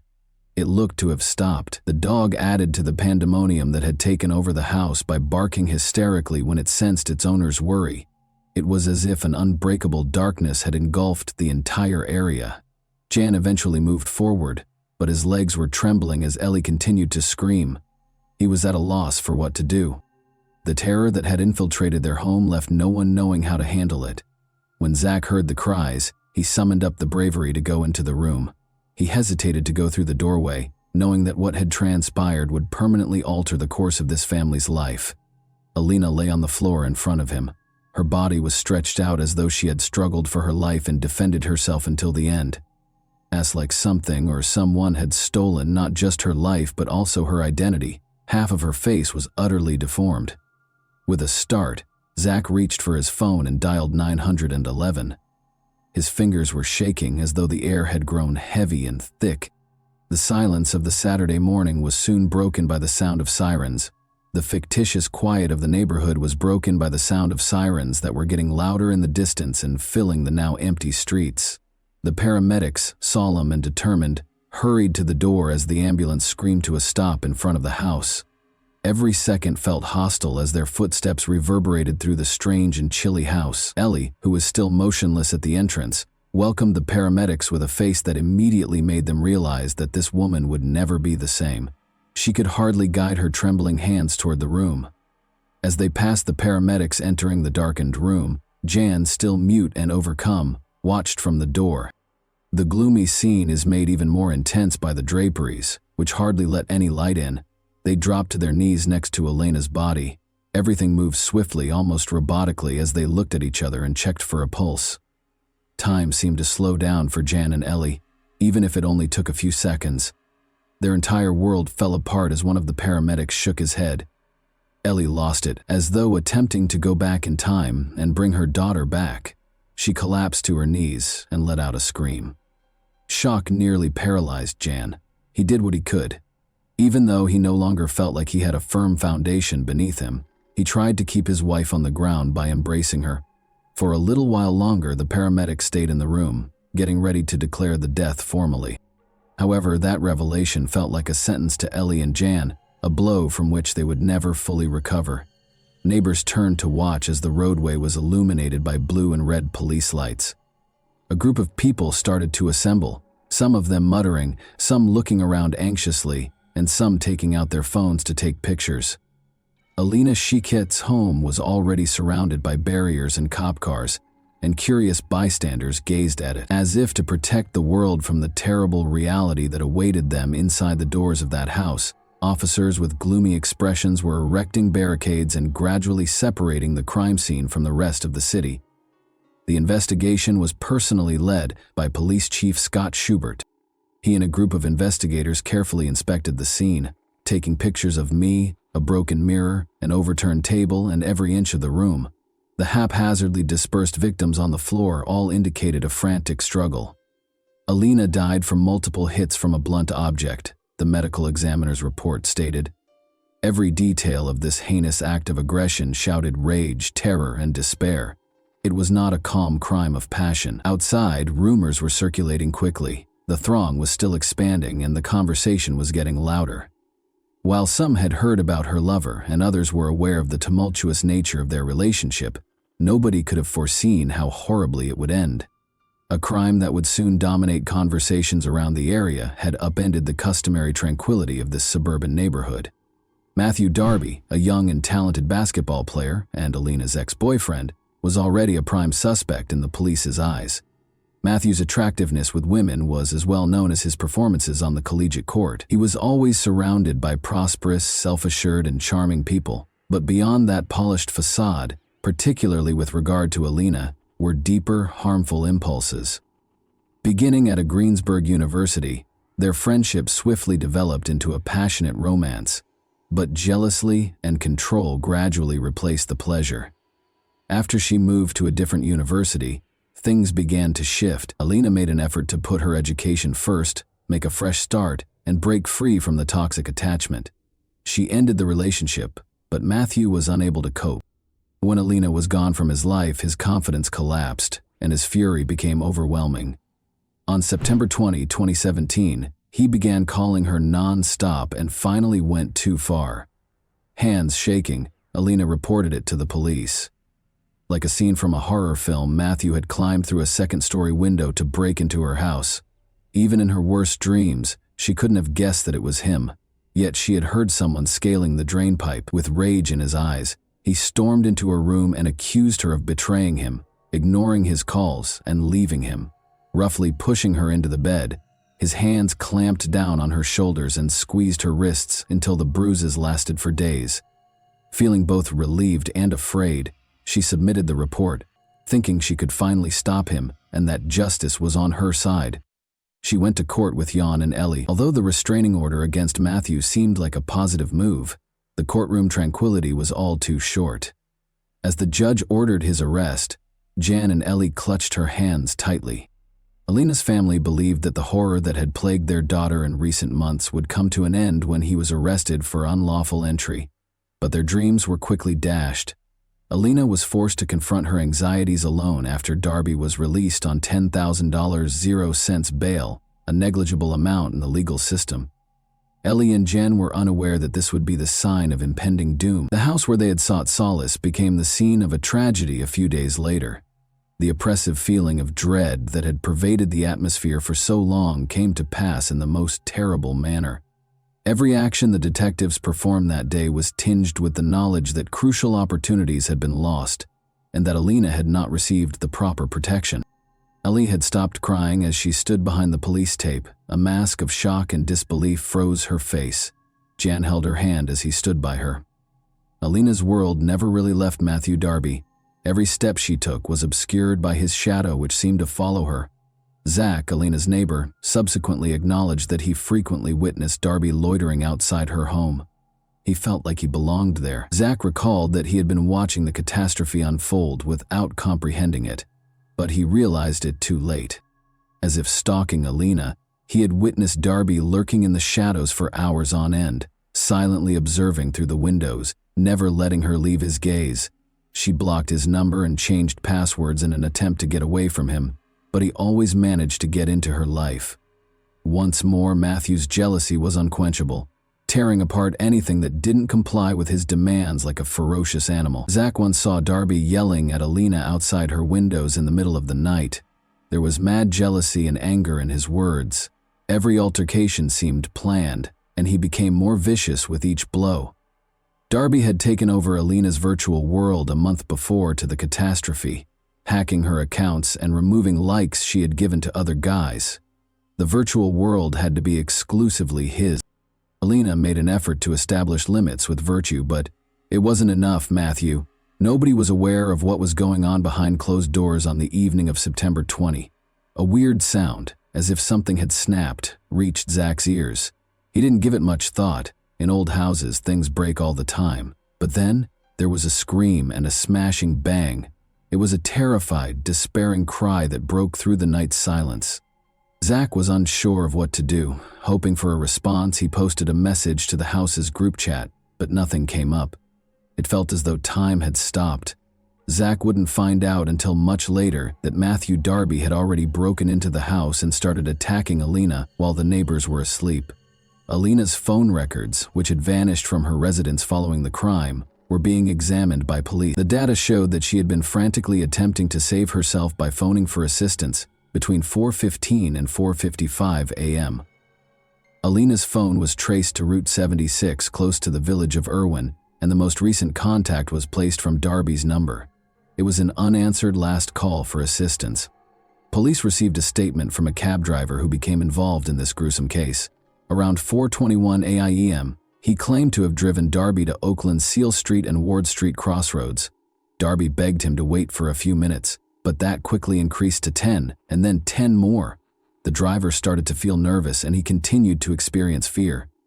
He eventually departed without his travel companion. Something was horribly off. The police kept reviewing the security footage in the meantime. They discovered video from a camera close to Alina's house that showed a man who looked like Matthew Darby strolling down the street while toting big black suitcases. Like a predator, he looked around warily, looking for a place to cover his tracks. The moment he came to a stop at a manhole cover was caught on camera. As though attempting to get rid of not only the evidence but also a piece of himself, his harshness and guilt, Darby carefully lowered the bags inside after lifting the lid. The case's main detective, Edward Fair, sent his team to the scene right away. There was no room for error on the part of the forensic investigator. After gently removing the manhole cover, they discovered a hammer and 2 knives within, all of which were smeared with dried blood. There were fragments of skin and hair on the hammer. Everyone working on the investigation was profoundly impacted by this revelation, which served as a silent testimonial to the ruthless and untamed aggression. The identification of the material would confirm the worst, and now everything depended on the forensic analysis. The system, which ought to have shielded Alina, failed her with every new fact. Only a trail of agony and misery remained after Matthew Darby had disappeared, as if vanishing into thin air. The police had enough proof to take action, even though they knew they wouldn't have much time to apprehend him. It was impossible to dispute the evidence gathered at the crime scene. Everything suggested Darby was the culprit, including surveillance footage, traces found at the scene, and the objects dumped in the manhole. An arrest warrant was issued right away, but Darby had already left Pennsylvania and vanished into the wide United States by the time the police began their thorough hunt. The search for Darby became a national manhunt. Although the search was conducted with unwavering resolve, the sense of urgency increased with every hour that went by. In the small South Carolina town of Myrtle Beach, Darby's luck finally ran out after a few days. A bystander alerted the police right away after spotting a suspicious individual trying to enter a property through a window. A man whose look matched the description given by witnesses was discovered by officers as soon as they got on the scene. Darby attempted to flee, his fear showing in every step, but the officers outran him. He provided false identification after being caught, which only made matters worse. His identification was verified by security footage and witness statements after his attempt to pose as a fugitive failed. Darby was charged with giving false information to the police, which added another charge in South Carolina and further compounded his case. He tried to persuade the judge of his innocence, but his request for bail was turned down. Fearing that he would try to escape again, the judge decided to keep him in detention and delayed his request for extradition so that he could speak with his lawyer. Another drama involving Alina's memory and the suffering of her loved ones was taking place in Pennsylvania while Darby was still being held. In Pittsburgh, Alina's friends and classmates organized a protest. To show support for her parents and to promote awareness, hundreds of people gathered outside the courthouse, knowledge of an issue that had been neglected for too long. Signs with the words, "Say no to domestic aggression," and "Love shouldn't kill," in strong letters, were held by people. Many participants donned purple shirts, which are symbolic of the fight against domestic abuse, and the words, "Our Russian Princess," which Alina's friends had given her, were printed on the back. This was a painful and unifying gesture that conveyed their rage at a system that had let their friend get hurt. Along with the demonstration, campaigners and Alina's family worked to have a new bill passed. Domestic abusers would be subject to electronic monitoring under Alina's law. In addition to paying tribute to their daughter, they did this in an effort to stop future tragedies of this kind. Already on the table for consideration, the bill became a symbol of hope that no one else would have to deal with such a harsh reality. Prosecutors were now providing more thorough evidence in the courtroom, all of which pointed to Darby's deliberate acts. Duquesne University security camera footage from the night before the crime was one of the most important pieces of evidence. It was evident from the video that Darby was trembling as he walked across campus and looked over his shoulder. According to a policeman on patrol that evening, Darby appeared anxious, probably even a little drunk. Using the excuse that he needed to charge his phone, he tried to enter the student union building. However, there was something concerning about his actions. The officer had a strong suspicion that Darby was hiding something, since he kept looking around as though he was frightened someone was following him.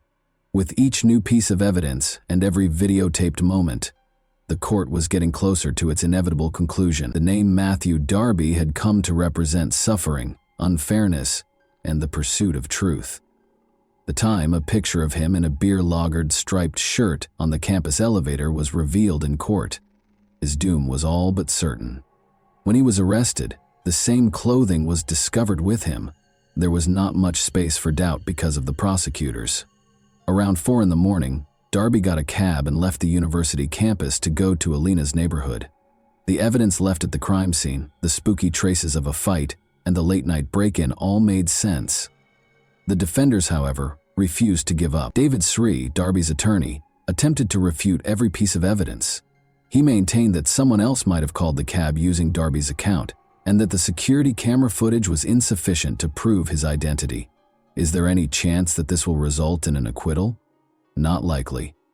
Soon after, Darby was apprehended while trying to break into a house near Myrtle Beach, South Carolina. His use of phony identification simply served to bolster the evidence against him and further expose his flight. Darby decided to continue fighting in spite of everything. He went back to court with a new attorney, Joseph Haddock, a year after the conviction. Darby claimed that at his prior trial he had not been given adequate legal representation. According to Haddock, Darby was not completely aware of the trial's possible hazards and consequences. This was a new attempt to overturn the conviction on the grounds that Darby was not given a fair trial because of the lawyer's mistakes. In a prompt response to Darby's appeal, the Allegheny District Attorney's Office asserted that all of Darby's rights had been completely upheld. The concept of coordinating jurisdiction, which basically states that judges from one district shouldn't reverse the rulings of another without good reason, was debated. Nevertheless, the matter might still be reopened for a new hearing in the courtroom. The process might be slowed down but not completely stopped by this procedure. Despite the fact that his life sentence already appeared certain, Darby persisted in fighting for his freedom. His attorney put forth a lot of effort, gathering fresh information and looking for any way to overturn the verdict. Like a dying man clutching at straws, Darby clung to each attempt as if it were another lifeline. The problem is that this story isn't over yet, even though you're undoubtedly eager for the conclusion. Matthew Darby received a life sentence without the chance of release. Although it seemed that justice had been done, a new chapter had begun. He appealed, saying his last attorney had not done everything he could to protect him. Years after the initial sentence, Darby is currently battling for his freedom once more. Any chance to contest the case is being seized by his legal team. Despite her untimely death, Alina left behind more than just memories. She became a source of motivation for reforming a system that had for too long kept women at risk. Her friends and family have taken every possible action. Make sure it wasn't a pointless death. I would like to take a moment to speak to each and every one of you who is listening to this tale. How do we stop disasters like this from happening again? How can we ensure that Alina's parents' experience doesn't happen to any other family? We can't keep quiet.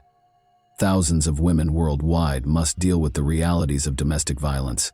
Every aspect of the issue needs to be addressed, from raising family awareness to taking legislative action. We must all realize that love should never be hurtful, and that caring should never become dominating. Together, let's help those who are in need. If we work together, we can make this world a safer place. And even though Alina is no longer with us, her influence endures because of the people she touched. And that wraps up today's chilling story. If you enjoyed this video, don't forget to like and subscribe so you never miss a new upload. Also, let me know in the comments, what part of this story shocked you the most? Thank you for watching, and I'll see you in the next video.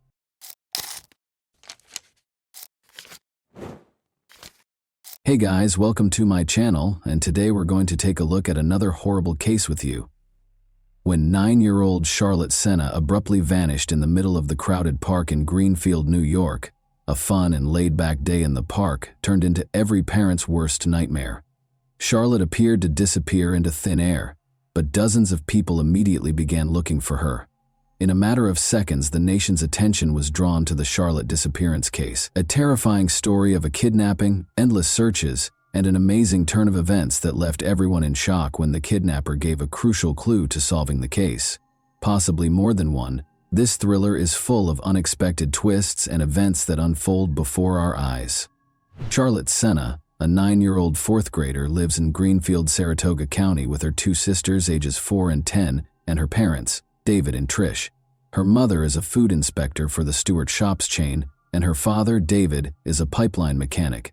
Charlotte's parents are a typical working family, and they never would have thought that their daughter would be the object of a repeat criminal who wants to use her to help him out financially. Evidently, though, nobody is immune to the nightmare that has become reality. Charlotte was having a picnic with her family and friends on Saturday, September 30th, 2023, at Morrow Lake State Park, which is only a 15-minute drive from their house. The 6,250-acre park is named for Morrow Lake and is located 70 kilometers north of Albany, New York. It is a well-liked recreational destination with boating and fishing opportunities, a sandy beach, 158 picnic areas, walking trails, and amazing dense forested areas. Its easy access to other resort towns draws tourists from all over the state. David and Tricia Senna, Charlotte's parents, made the decision to unwind with a sizable gathering here. Charlotte and her friends went cycling around lunchtime. She was about to head back to the camping area after a few rounds when she promised her friends that she would complete one more lap alone before joining the others. The time was around 6:15 p.m. back then. Her parents, however, became aware of her absence 10 minutes later. Other park visitors quickly joined them as they started looking for her and addressing her by name. To assist in finding the child, people got up from their tables and left their food. The area where she vanished became chaotic. They eventually located her daughter's bicycle at 6:45 p.m. That was the beginning of every parent's worst nightmare. The parents had already called the police at 6:47 p.m. They were appalled that they had already lost 30 minutes and were positive that Charlotte had been kidnapped. How were the girl's parents made aware of her abduction? They got a clue from her bicycle. Charlotte wasn't the type to just up and start walking instead of riding her bike. She could ride with the breeze, so why would she get off? If the bike had malfunctioned, things would have been different, but it was in perfect operating order. Besides, it was standing on its kickstand, not lying on the path. In other words, something, or probably someone, managed to attract the girl's attention, stop her, and then kidnap her. Police officers reached the park by 7 p.m. There were definitely severe worries about Charlotte's safety, because the bicycle was located, but she was nowhere to be found. But the police could not rule out the possibility that the child had just lost their way. As a result, both directions were pursued. Information regarding the missing child was quickly disseminated by the media. Numerous individuals looked for her, but as night fell, the situation deteriorated. Over 100 people had already begun searching the park by Sunday, and another 300 joined them the next day. They looked through a number of phones near the park. Luckily, visitors had to register and pay an entrance fee, which allowed the police to interview everyone who had come to the park for recreation. But this took time, and when the officers searched diligently and failed to locate the girl nearby, they began to suspect that she had been kidnapped. Furthermore, Charlotte's scent trail was lost nearly at the same location as her bicycle. If it was a kidnapping, the kidnapper probably had a car, took the girl inside, and drove off. As a result, the stakes were much higher. The likelihood of finding the kid alive drastically decreased just 3 hours after the kidnapping. This is due to the fact that most of the time a criminal views the victim as an object to satiate their personal desires rather than as a child. The victim becomes a witness, evidence of their crime that must be removed. Once they have accomplished their objective, of course, this discussion is about a situation in which the abductor is an unrelated individual who targets the victim, not about a parent kidnapping a child because of a custody dispute. The police put an officer at Charlotte's family's home immediately after she vanished. As David and Tricia Senna, Charlotte's parents, were still looking for their daughter in the park on October 1st, very early in the morning, even before dawn, a car pulled up close to their home. At 4:20 a.m., the policeman observed an unidentified man placing something in the family's mailbox. The man hurriedly got into the car and drove away as the officer started to approach him. Despite noting the car's model, the officer was unable to apprehend him. The police were shocked to discover a ransom note in the mailbox. For Charlotte, the man demanded $50,000. He allegedly made her write the note by force. For failing to stop the stranger, the officer was criticized. It was a chance to save the child and apprehend the kidnapper. Although he witnessed the man leaving the letter, the officer was unable to determine what the man had left in the mailbox. Many people send the parents cards, flowers, and letters of support after learning about a child's disappearance. But this note proved to be very important in saving Charlotte's life. The kidnapper must have arrived so early because he thought no one would be home and no one would notice him. However, he left a crucial hint. The case made an unexpected breakthrough at 2:30 p.m. on Monday, October 2. A fingerprint was discovered on the note by forensic specialists. They found a match after running the fingerprint through the database. Craig Ross, who was previously charged with driving under the influence in Saratoga Springs in 1999, owned it. Craig was among the people in the park when Charlotte was kidnapped, and his phone ping matched theirs. Additionally, a car registered to Craig was tracked by the police back to his mother's house in Bolton Spa, New York. Craig lived behind his mother's house in a tiny motorhome. DNA frequently plays a big part in cases like this, but in this instance, the letter contained an old fingerprint that was found to match a prior drunk driving case. Given the fingerprint, DNA would undoubtedly be present on the note, but fingerprint comparison is 1,000 times quicker. 2:30 p.m. was when the match was found. The FBI and police had already encircled Craig's home by 6:30 p.m. When a child's life was on the line, they didn't need a warrant. Craig's neighbors said they never expected to see something like that, and that the suspect's capture was more akin to a crime thriller. Approximately 6 p.m., about 200 meters from their home on Monday, Charlene and her 11-year-old daughter Bella spotted a number of police officers. Around 6 p.m., a neighbor of Craig's reported that she saw 2 cars stop on her lawn and went outside to eject the rude drivers. Then, out of the cars came police officers fully armed and wearing bulletproof vests. At least 15 police and apprehension team vehicles gathered close to Craig's residence. Armed with weapons and flash grenades, at least 30 officers in full uniform poured out of them and went into action right away. The neighbors at the time found it incomprehensible that their neighbor was detaining the missing girl against her will. But when they saw a convoy of police and FBI cars close to their homes, an ambulance and a helicopter hovering overhead, all of their doubts were dispelled. When the suspect was apprehended, the neighbors were afraid he would rush them and kidnap them and their kids. However, the officers took prompt action and prevented the situation from getting out of hand. Craig was taken into custody after 20 members of the apprehension team barged into the house. During the arrest, he resisted and was slightly hurt. The man was only wearing his underwear when they caught him. It was difficult to find the girl. She was also covered and concealed in the man's bedroom in a tiny closet. Charlotte realized right away that the officers were there to save her. When she realized that everything would be all right and that she would soon be seeing her parents and sisters, it was an extremely emotional moment. The girl was wearing a sweatshirt that was too big on her, which is interesting. One can only be thankful that Craig's motivation was financial, given that he was wearing his underwear and the girl was wearing a sweatshirt. Even though he had complete control over her, he could have done anything he wanted with the girl, and the rescue effort would not have ended as happily. The authorities notified Charlotte's parents that their daughter had been saved, was alive and unharmed at 6:32 p.m. According to Craig's neighbor, she saw Charlotte's face and exclaimed, "It's her! She's there!" as she watched Charlotte being loaded into the ambulance. The woman acknowledged that until her mother showed up and reassured her daughter that Charlotte was safe, she longed to embrace and hold her. Over the course of these few days, the girl became like family to everyone who had been worried about her. Everyone, including the police officers, prayed for her and hoped she would return home safely. As everyone saw the successful operation to free kidnapped Charlotte, they all exhaled, celebrated, gave each other pats on the back, and congratulated one another. The police officers' discovery of the potential kidnapper was a startling moment. Their 2 objectives when they stormed the house were to capture the kidnapper and save Charlotte's life. In this instance, things turned out better than anyone could have imagined. The criminal has been apprehended and the girl is safe and unharmed. But what if money hadn't been his motivation? It would have been too late by the time they recognized him. The mere thought of it is terrifying. Charlotte was taken to the hospital right away, and following a medical examination, her family was allowed to return home. Charlotte is in excellent health, aside from the evident shock following the kidnapping. She will still have to respond to inquiries regarding the kidnapping and her experiences during her captivity, so it's not quite over for her. To prevent Charlotte from experiencing more trauma, investigators will enlist experts who are trained in communicating with young victims.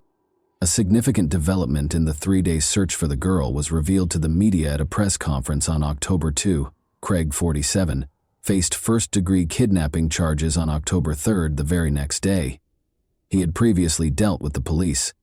First of all, he was arrested for driving while intoxicated in 1,999. His fingerprints were taken at that time and added to the police database, allowing the authorities to connect him to Charlotte's kidnapping.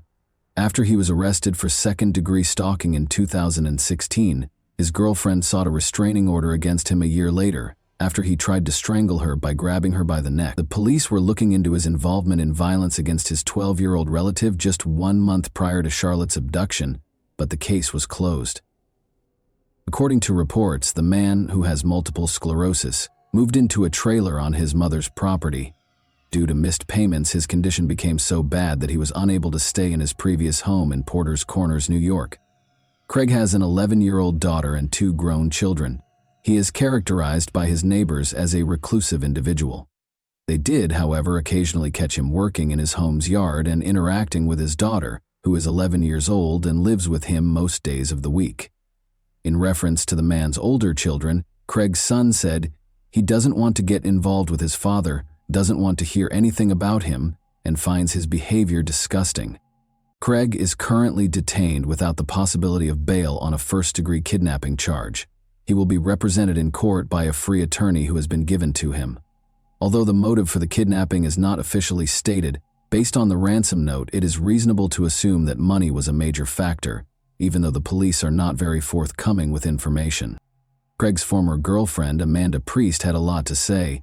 According to her, Craig hated his job and was constantly looking for people he could trust to help him.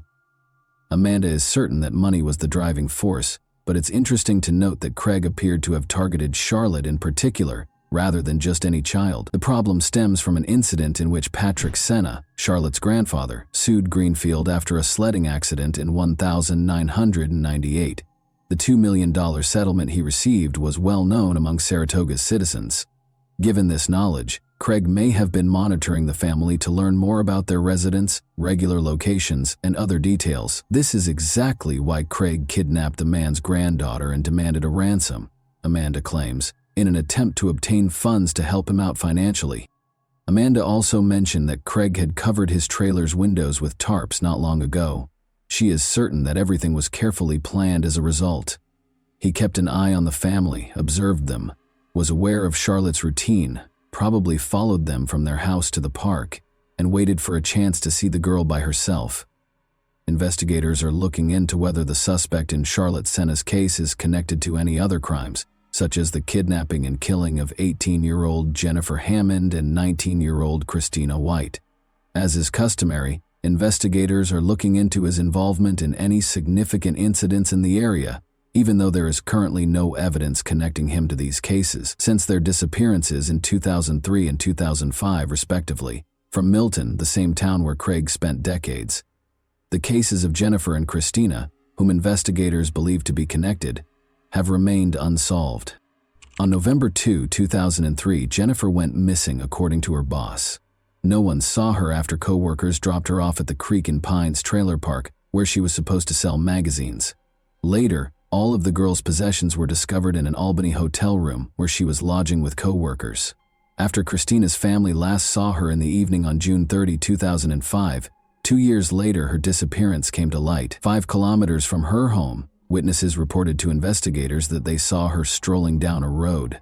In March 2006, hunters discovered Christina's remains, which were essentially just a skeleton, 16 kilometers from her last known location in the D-Town forest in Greenfield. According to the autopsy, Christina's chest and abdomen were fatally struck by the murderer. In October 2009, Jennifer's remains were discovered a few kilometers away. Although the cause of her death is unknown, investigators concluded that considering the location of their kidnapping and the location of their bodies, the girls were most likely murdered by the same individual. According to criminal profiler John Kelly, who was familiar with the area and probably liked red-hamed girls, Craig Ross presumably abducted Charlotte, but we know that the best predictor of present or future behavior is past behavior. Therefore, it's always important to find out if a person has committed abductions in the past. There may be a connection because Craig's path from the park to his house apparently goes through wooded areas connected to these two unsolved murders. He was keeping an eye on the family and may have believed he could kidnap them again because he had done it successfully in the past. However, he could demand ransom and simultaneously improve his financial situation rather than committing murder. In any event, the inquiry is still ongoing to determine whether he is connected to any other crimes. He has been questioned by the police in the interim to determine whether he was keeping an eye on Charlotte and whether his motivations extended beyond his need for money. The Senna family thanked everyone who put in so much effort to bring their daughter home. Naturally, they expressed their relief at Charlotte's return home and recognize how lucky they are that things turned out this way. They are aware that not all kidnapped children make it back home safely. And that wraps up today's chilling story. If you enjoyed this video, don't forget to like and subscribe so you never miss a new upload. Also, let me know in the comments what part of this story shocked you the most. Thank you for watching, and I'll see you in the next video.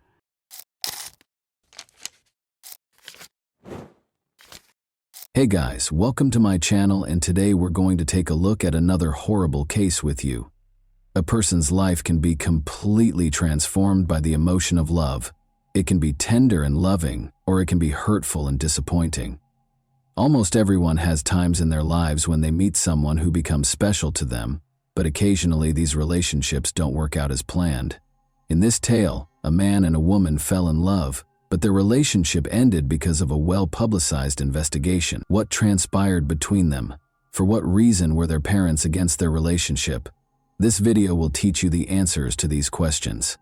I want to start by saying that this is one of the most unbelievable stories I have ever posted on my channel. Why do those who are meant to protect and serve act indifferently?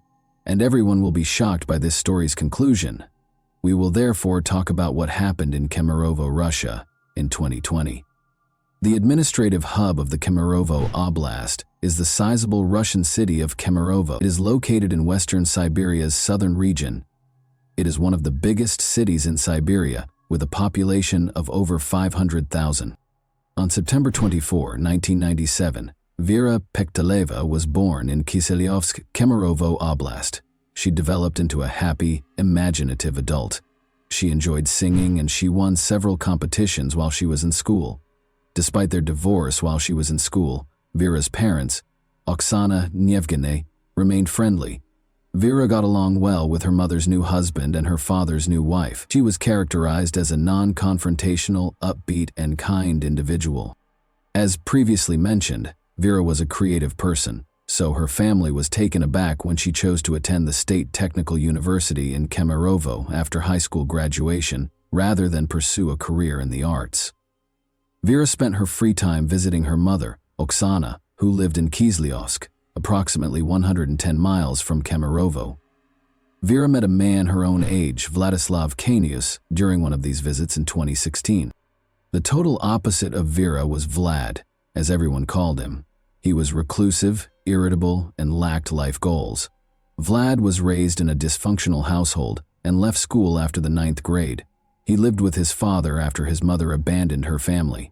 But the challenges in his life did not stop there. In the end, his father committed suicide as a result of his legal troubles. Vlad was profoundly affected by everything that transpired in front of his eyes. Vera fell in love with Vlad despite the fact that they had little in common. Vera's parents opposed this relationship because they were aware of Vlad's identity. Of course, the guy's life wasn't easy, and we felt sorry for him, but we wanted a completely different life for Vera. We disapproved of her choice. We waited for her to end this relationship, Oksana, her mother, said. Vera's father asked her to break up with Vlad after learning about him, but Vlad and his daughter remained together. She simply ceased discussing him with her parents. Vera's mother, Oksana, recalled, "Vlad was never at our family gatherings. He was not in the photos on Vera's social networks. It was like she was hiding him." An essential fact to note here is that Vera and Vlad moved into Kemerovo together in 2019. Vlad, who was unemployed and did not want to change that, loved living with Vera, and her parents helped pay for the apartment. She was intelligent, attractive, and always had cash in her pocket. She gave him financial support. The couple's relationship was strained. It was obvious that Vlad would not stop abusing alcohol. Her parents thought Vlad had beaten her. Vera ultimately made the decision to end this toxic relationship in November 2019, but her boyfriend was adamantly against it. As previously stated, Vera and Vlad shared an apartment that was partially funded by her parents. In November 2019, Vera made the decision to break up with Vlad. According to logic, Vlad ought to have moved out.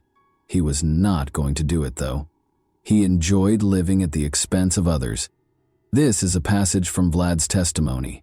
It will help you understand what transpired after Vera made the decision to break up with him. However, keep in mind that this is Vlad's testimony. Whether or not you believe what he says is up to you. He stated in his testimony, "On December 15, 2019, I got into a fight with Vera because she wouldn't let me go to a nightclub. Throughout our relationship, Vera started to frequently leave for Kislyovsk and gradually started to distance herself from me, telling me that she was talking to someone else. Don't forget that a month prior to that, Vera told Vlad that she was ending their relationship. We continued to live in the same apartment during this period, and I also learned that she was seeing someone else through our mutual friend, who informed me that Vera was seeing another man, Alexander, from Kislyovsk, whom I did not personally know. I wanted to speak with Vera after learning that she was seeing Alexander. After our argument on December 15, 2019, she left and took some items with her, but I kept in contact with her over the phone, and on January 12, 2020, I called Vera and offered to help her move her remaining possessions to a different apartment. Vera accepted my offer to meet and move things, and we decided that I would assist her with the move. We decided to meet in the afternoon on January 13, and she was to come to me for her belongings. On January 13, 2020, at approximately 4 or 6 p.m., Vera arrived, and we packed her and my belongings since I wanted to leave this apartment as well and didn't want to live there without Vera. We drank beer, liqueur, and vodka while packing, and afterward I felt inebriated, and Vera was too. We drank until 5 in the morning on January 14, 2020. We didn't have any arguments while we were drinking, but when I started talking to her about our relationship, suggested that we should get back together, and revealed that I knew she was seeing another man, we started to argue. She didn't like it, so she began to curse, insult me, and hit me, specifically kicking me at least 5 times in the groin and hitting me in the face with her palm at least 8 times. I didn't feel any pain when she slapped me, but I did feel pain when she kicked me between the legs, which is how Vera began hitting me first, and I was upset because she had lied and claimed she wasn't seeing another man. Vera continued to insult me while claiming that I was intruding on her personal life because I was well informed about her. Vlad told the police that version of events. We'll then go over the opposing viewpoint, which provides compelling evidence that Vlad was dishonest in his testimony. Take note of this statement. We drank alcohol until 5 a.m. on January 14, 2020. There were no conflicts between us in the process of drinking alcohol. Vera had no intention of sharing the apartment with Vlad, much less partaking in alcohol. She requested a friend's assistance with the move. Vera left her friend a voicemail at 5:08 p.m. She claimed to have already arrived at the apartment and was gathering her belongings. She promised to arrive at her new apartment around 6 o'clock. Vera requested assistance from a friend to move her belongings from the taxi to the apartment. Vera left another voicemail 3 minutes later. She asked her friend to assist her with the move by coming to the apartment where she and Vlad shared. But before Vera could finish, Vlad interrupted, saying, "No one's coming in here." As a result, he opposed Vera's friend visiting the apartment. 4 minutes later, at 5:15 p.m., Vera asked her friend to come in a low voice, suggesting that things had gotten out of hand. This message appears to have been a request for assistance. She purposefully spoke quietly so Vlad wouldn't hear her. Vlad's commanding voice can be heard once more, at 5:25 p.m., when Vera sent another voicemail. He advises Vera's friend to wait for Vera to text her and not to bother them. Vlad recorded the voicemail himself at 7:19 p.m. Vera was unable to use her phone from that point on. The monster and she were left alone. But we must explain what happened next. The dreadful screams emanating from apartment 738 began to wake up the neighbors on the same floor at around 3 in the morning. A witness referred to the events as a massacre. 15 people gathered in the hallway outside the apartment, because the screams were so loud. Among them was Vlad's brother. Since his brother had previously threatened to kill Vera, he recalled Vlad's words and understood that they would have to smash down the door. Since the apartment's door was iron, the neighbors began gathering tools to pry it open. Vera's heartbreaking sobs had been coming from the apartment all along. Eventually, the emergency service calls that people made were included in a different investigation. 30 minutes later, the police were still nowhere to be found. The event ended at 6:30 a.m. People called the police during these 3.5 hours, but nobody responded to Vera's call for help. While Vera was fighting for her life, the witnesses called the emergency services 7 times, but no one answered. Vlad was the last person to speak to them from behind the door. The neighbors eventually located a crowbar in a nearby parking lot and broke down the door after he said, "Vera, forgive me. I love you very much." Vlad was in the restroom by now, and Vera was already dead. He was inebriated. 112 operators were discussing life, laughing, drinking tea, and were extremely upset that they were being bothered, while Vera was suffering a terrible death at the hands of her ex-boyfriend, and the neighbors were futilely attempting to contact the police for assistance. It was only after Vera's death that the police showed up. They will later allege that one car ran out of gas and that no officers were available because everyone was attending to other calls.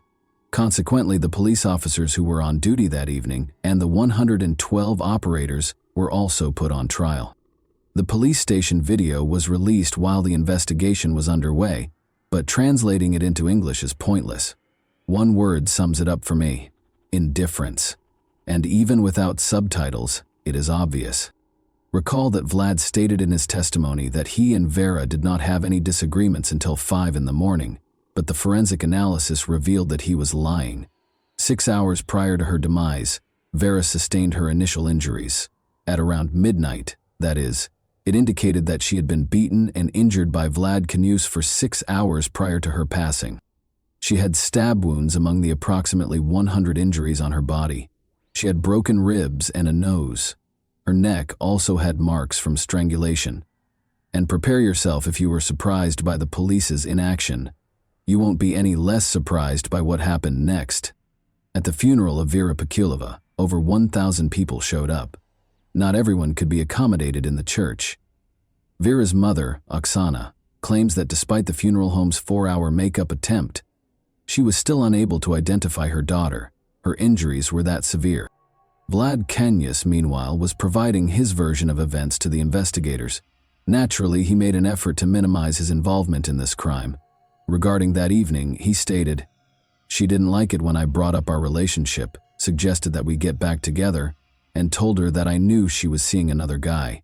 She then began to curse, insult me, and hit me, specifically kicking me at least 5 times in the groin and hitting me in the face with her palm at least 8 times. When she slapped me, I didn't feel any pain, but when she kicked me between the legs, I felt pain. This is because Vera began hitting me first, which infuriated me because I knew everything about her, and she lied when she said she wasn't seeing anyone else. She kept insulting me during this time, so I became enraged and struck her with my palms several times, hitting her head about 4 times, but with little force.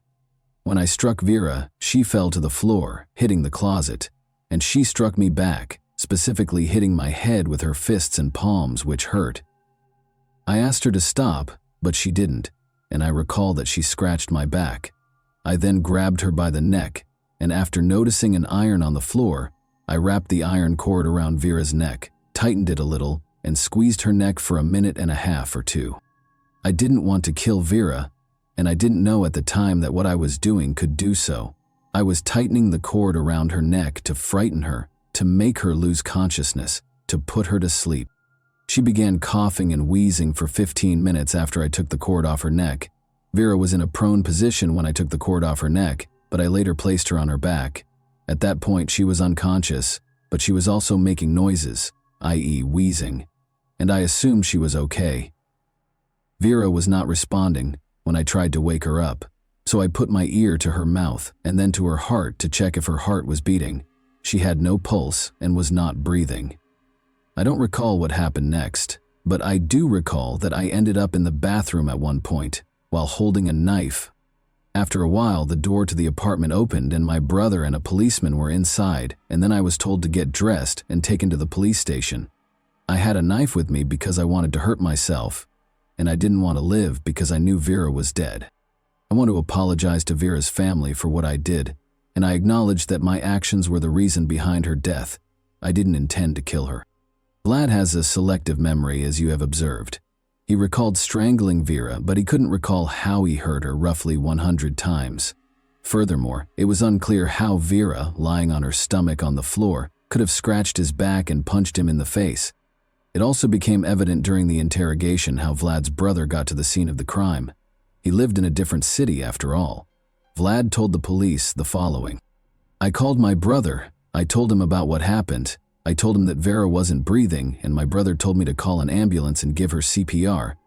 I tried to give her first aid. I tried to give her CPR and cardiac massage. He called his brother around midnight and threatened to kill Vera, according to information uncovered during the investigation. When questioned again about Vera's injuries during the second interrogation, he responded as follows. I admit that I caused Vera all of the injuries listed in the report, and I did not count the number of blows I delivered, but I may have been responsible for the injuries the expert discovered on her body. I don't recall how many times I struck her, but I believe it was the same amount. She screamed and insulted me during our argument, and I didn't like hitting her. When I did hit her, I didn't like her screaming, so I wanted her to stop talking. At the time, I didn't consider her suffering. Vlad Kanius added that he and Vera had agreed to be intimate that night. Since it was impossible to prove the opposite, the charges associated with this were eventually dropped. Negligence charges were brought against emergency service providers and police officers. Unbelievably, they were not suspended from their jobs while the investigation was underway. They persisted in providing absurd justifications for their actions. For each of the 5 defendants, the prosecutor sought actual prison sentences. But the judge made a different decision. They were given suspended sentences ranging from 1.5 to 2 years. Additionally, the court mandated that each give the victims roughly $350. The police department also had to pay about $11,000 at the same time. Although the ruble is the currency of Russia, I have converted all amounts to US dollars so that everyone can understand them. According to the indictment, the police officers had gasoline, and even if they hadn't, they still ought to have taken the proper action to address the situation. However, they didn't view arriving at the scene as an urgent matter. Both police officers did not confess to any wrongdoing and refused to assist with the investigation. They claimed that the investigation team was at another address where a man's body had been discovered earlier when witnesses called to report the woman's screams and cries for assistance. It's likely that we will never find out what actually transpired that evening. Vera had no intention of residing in the apartment. She even asked a friend to assist her in moving. Thus, there is every reason to believe that Vlad poured alcohol into Vera's mouth while she was unconscious, or forced her to drink it. He had time to devise a story that would demonstrate that everything that occurred was accidental. Vlad Kanius was given a 17-year prison sentence by the court in the summer of 2022. He partially acknowledged his guilt. Additionally, he was mandated to make a compensation payment of roughly $45,000. Vera's parents were shocked by what transpired next. Since they felt that 17 years was a very light sentence for what Kanius had done to their daughter, they intended to appeal the decision. But Vlad was not even imprisoned for a year. Pictures of Kanius in uniform were broadcast on the network in November 2023, and it was revealed in April 2023 that he had been pardoned by the president following 6 months of involvement in the war. You are all aware of the nature of the conflict Russia is currently embroiled in. Additionally, he was released from having to compensate Vera's parents in any way. In Russia, Vera Pektaleva's case has generated a lot of interest. Not less poignant was the news of Vlad Kanius's pardon. The Russian president's press secretary said the following about it. There is a specific process for pardoning, and we have discussed it on numerous occasions. The first step is for the convicted individual to confess to his guilt. The Federal Bureau of Prisons makes the initial decision, followed by the regional level, the federal district, the Central Commission, and finally the president, who receives the documents for review. This is one method, And there is another, in which prisoners, including those incarcerated for severe offenses, redeem themselves on the battlefield by using blood under shells and bullets. When Vera's parents found out that the person who killed their daughter was free and could start over, it's difficult to imagine how they felt. Such a chance will never come to their daughter. She was not given another chance. And that wraps up today's chilling story. If you enjoyed this video, don't forget to like and subscribe so you never miss a new upload. Also, let me know in the comments, what part of this story shocked you the most? Thank you for watching, and I'll see you in the next video.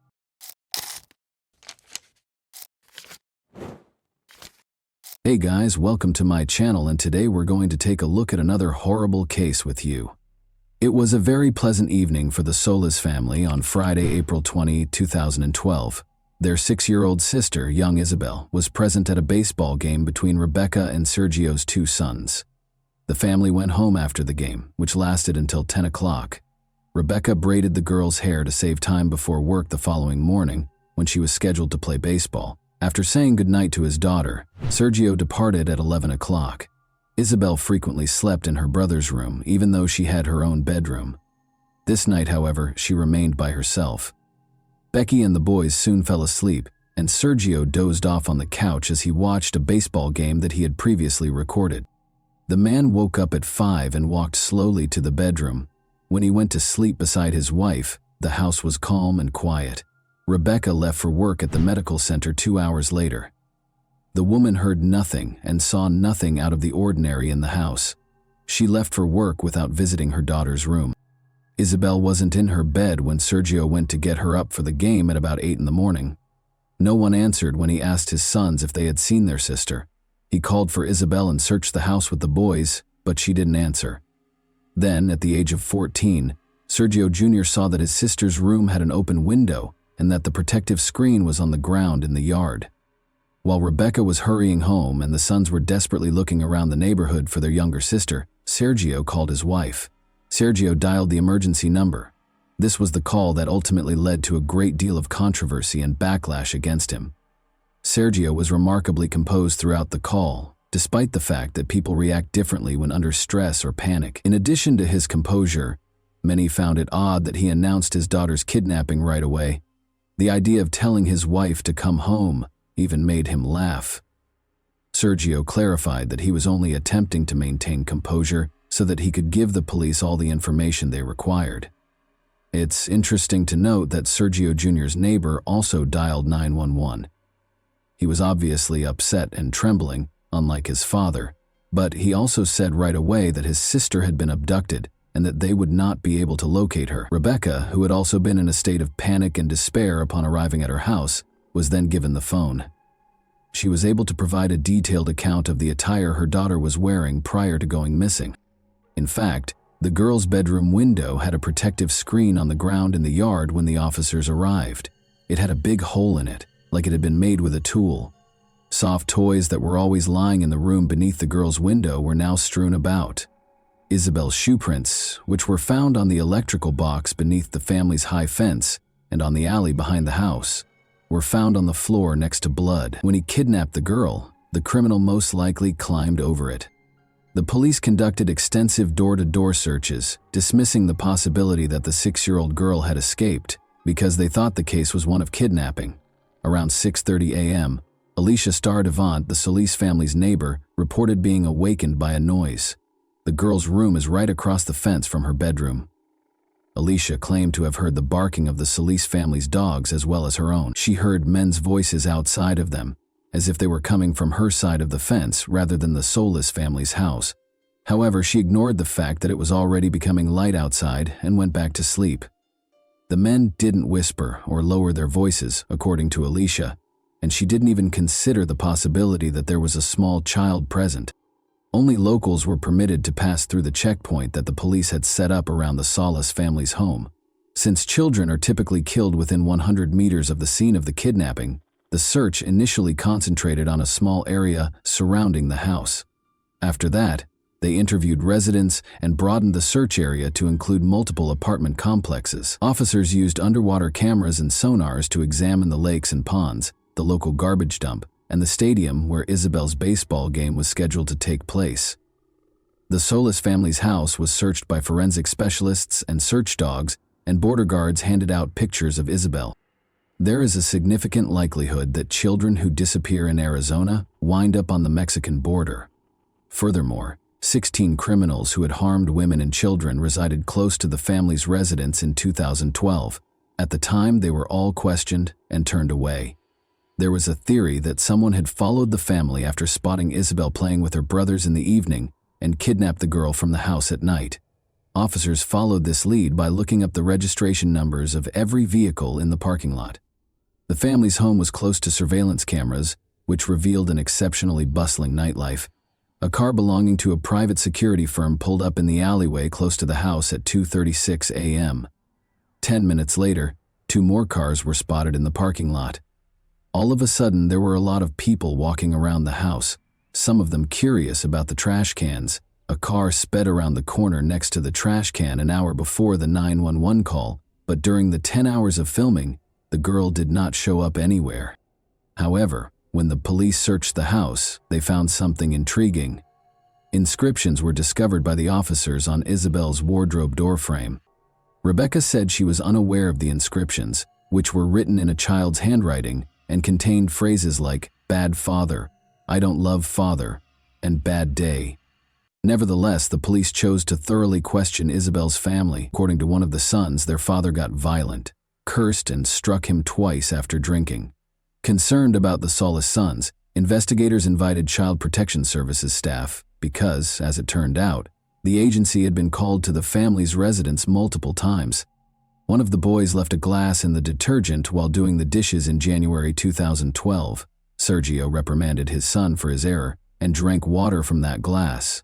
The boy told his friends about the incident the following day, and someone's parents called Child Protection Services, despite Rebecca's insistence that they laughed about it. In any case, Sergio willingly left the house in May 2012 at their request, despite Rebecca's assertion that her husband was a great father and that all questions would be addressed when Isabel got home. Sergio was able to return home to his wife and sons after the incident was quickly resolved, but the family was disappointed that the investigation produced no findings. The police kept focusing on them, Sergio in particular, even though they were never named as suspects. "It feels like the investigation never went beyond this house," the man later said. "That is the reason it is so distressing." They therefore engaged private investigator Jerry Snyder to look into Isabel's kidnapping objectively, and he suspected Rebecca's cousin Justin Master Mourinho. Initially, Justin spoke to reporters and conducted interviews as a spokesperson for the family. However, 2 weeks after Isabel vanished, he sent his car to Florida, hired the top attorney, and departed without responding to inquiries from the police or media. The private investigator found such behavior odd. Furthermore, Justin still had the key to the house after living there for a long time with the Solis family. According to one version, Justin might owe someone money because he had previously spent the night in Isabel's room. The criminal would come for him, but instead of Justin, they would find Isabel in the room and take her as leverage, or as ransom. Sebastian Hartsfield, a friend of his, is certain that Master Mourinho made the correct decision and would have left as well if he had the money. The problem is that Justin was fed up with the public's and media's invasive attention. Sebastian claimed that he and Justin spent the night of the kidnapping together. He reluctantly acknowledges that he and Justin smoked and drank all evening because it was April 20, National Cannabis Day.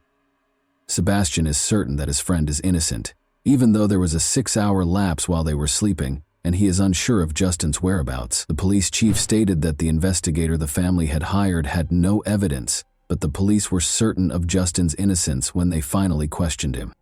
It is noteworthy that Sergio's daughter was abducted for ransom and that he was also suspected of owing money to criminals. Isabel was at the age when family members most frequently kidnap children. Sergio kissed her goodnight at 11 o'clock, the last person to see her after she was abducted from the house where only her family members were present. He failed the polygraph exam. Furthermore, the dog's nighttime barking serves as an indirect indication that a family member was involved. How could an outsider be aware of the girl's room location, the fact that she wouldn't be sleeping in her brother's bedroom, and the fact that her room would be dog-free? Her bedroom was usually where at least one of them slept, How could the kidnapper have known exactly how to get past the street security cameras? However, aside from suspicion, neither Justin nor Sergio were connected to the crime. Isabel was where? Rewind to the morning of July 23, 2012, when 3 distress calls were received by the rescue service. A young girl called to report that she had been kidnapped. "He's coming," she said, mentioning Isabel's name and identifying the district in which she was located. Before the call ended, the officers searched the designated district but were unable to locate anyone. 2 sisters, ages 9 and 11, lived in the apartment complex where they traced the call. The sisters had just chosen to pull a practical joke. Despite the commotion, the calls were promptly released. However, the city had to pay $4,700 in officers' wages for the search in the district the girls had designated because of their joke.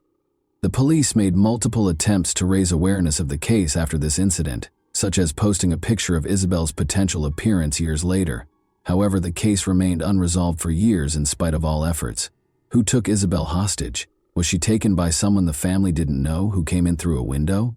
Did Justin think about kidnapping Isabel in order to demand a ransom because he was in debt, but the kidnapping didn't work out? Are their relatives hiding what happened to her? And was one of her brothers complicit? Or is the biological father of Isabel more knowledgeable than he claims to be? Unexpectedly, the case made a breakthrough on February 8, 2017. Melissa called the FBI and said they should talk to her fiancé, Christopher Clements, regarding Isabel's disappearance.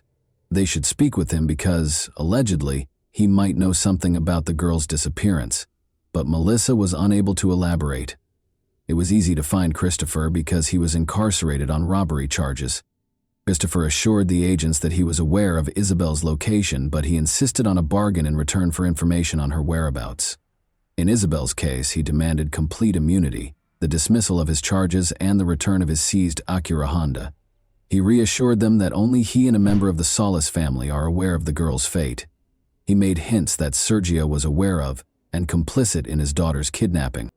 Christopher informed them that at a nearby pawn shop, Sergio was observed giving Mexican gold coins to a customer. After an alleged altercation, Isabel was taken to collect the money her father owed for the pilfered coins. Regardless of how much the agents probed him, Christopher stayed away from specifics and spoke in general terms. The man refused to back down, a deal in exchange for information. He achieved his goal. After negotiating, the prosecutor's office dropped the robbery charges and gave the car back. On March 3, 2017, the police and FBI discovered Isabel's remains after the man gave them the location. Rebecca and Sergio Solis had to confront the sobering realization that Isabel had permanently departed. Any hopes they had of a joyful reunion were dashed. Christopher Clements did not, however, get the freedom he had hoped for from the agreement. He was instead taken to the Maricopa County Jail, where he was accused of committing another robbery. Full immunity, which Christopher insisted on in Isabel's case, was not provided by the agreement. Investigators started looking into the man's past in greater detail. He committed first-degree violence when he was 16 years old, beginning his criminal career. Ever since, he had been in trouble on several occasions. The man's ex-wife claimed that Christopher was compelled to sleep in the car until they left, frequently brought girls home from strip clubs, and was obsessed with adult films. He was employed at a shopping mall just 2 kilometers from Isabel's residence when she vanished. Detectives definitely looked into Sergio's relationship to the local pawn shop that Christopher had mentioned. 2 months prior to Isabel's kidnapping, they learned that 21 gold coins had been taken from a woman's home, and they assumed Christopher was the thief. Hours after the theft, he was seen on the security camera entering the pawn shop, delivering the items, and taking the cash. Sergio's involvement or any connection to the case was not implied in the video. Christopher was probably merely researching the charges against Sergio that were reported in the media and speaking with agents in an attempt to discredit the girl's father. A search warrant for the home where Christopher and his fiancée Melissa previously resided was among the many that the police were issued. Investigators discovered a sheet of plywood in one corner of the yard, beneath which was a plastic container filled with ashes and a number of gory finds, such as a faded, lilac child's hooded hoodie and a very young child's school assignment with the name Mercedes on it. She was Isabel Mercedes Solis in full. On Christopher's devices, they also discovered explicit images of girls between the ages of 3 and 13. His computer was searched for Isabel Solis, unsolved cases in Arizona, and child killer acquitted. According to a former acquaintance, Christopher discussed the Isabel case and hinted that there might be evidence in his car's trunk. Thus, its return was essential. The vehicle, a Honda Acura, was reportedly given back to the man in return for details regarding Isabel's location. Although Isabel's cause of death is still unknown, the same acquaintance claims that she was suffocated and that chemicals were poured over her body. The man recalled that Christopher had concealed pictures of the Solis house in a Bible in his room and showed them to him. In addition to obtaining a warrant for this Bible, investigators did discover images of the house. After 2 months, the Tucson police chief declared that they had a suspect, Christopher Clements, 36, who was accused of 2 murders. The problem is that when Christopher told 2 agents on March 3, 2017, where they would find Isabel, he pointed out a crucial marker, a stack of tires that obviously did not appear there in a single day. The agents were immediately alarmed by this instruction, because the police had discovered the body of a teenage girl from Tucson near that same tire pile a few years prior. Maribel Gonzalez was the girl's name. Isabel had been missing for 2 years when a rescue service dispatcher received a terrifying call in June 2014. A woman reported seeing a body by the side of the road. When the police arrived on the scene, they discovered a naked body buried beneath the tire pile, the smell of decay and evidence that someone had been dragged on the ground. The place was a long way from the closest residences.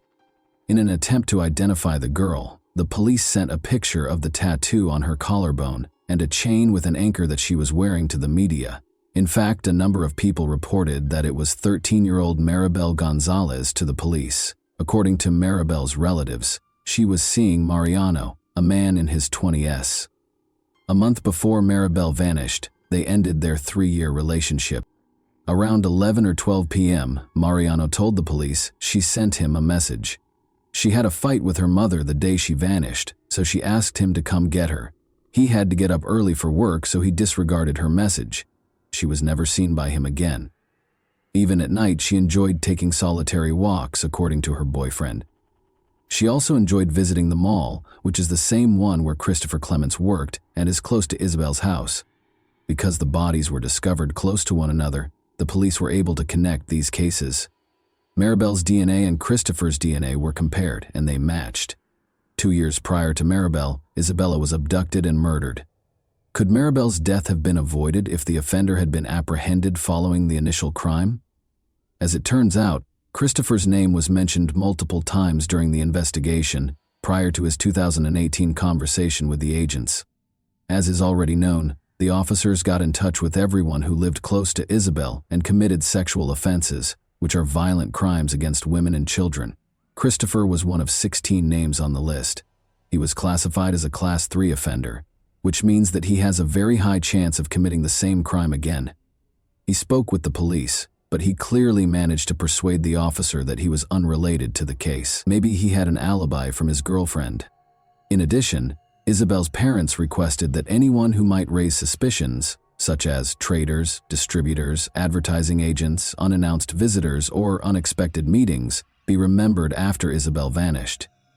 Rebecca thought of the man who had shown interest in their red Acura right away. Despite his 2 visits, he never entered the house, and the woman was unaware of his name. It's interesting that during the interrogations, Christopher also brought up that encounter.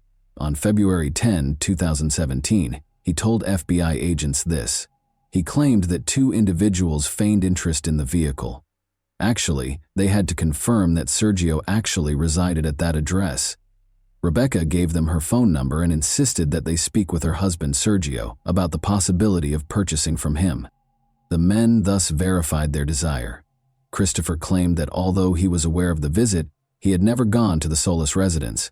However, he repeatedly used the pronoun we rather than they throughout the conversation, seemingly admitting that one of the men was actually him. With one exception, the woman described only one man who fit Christopher's description and drove the same car as him.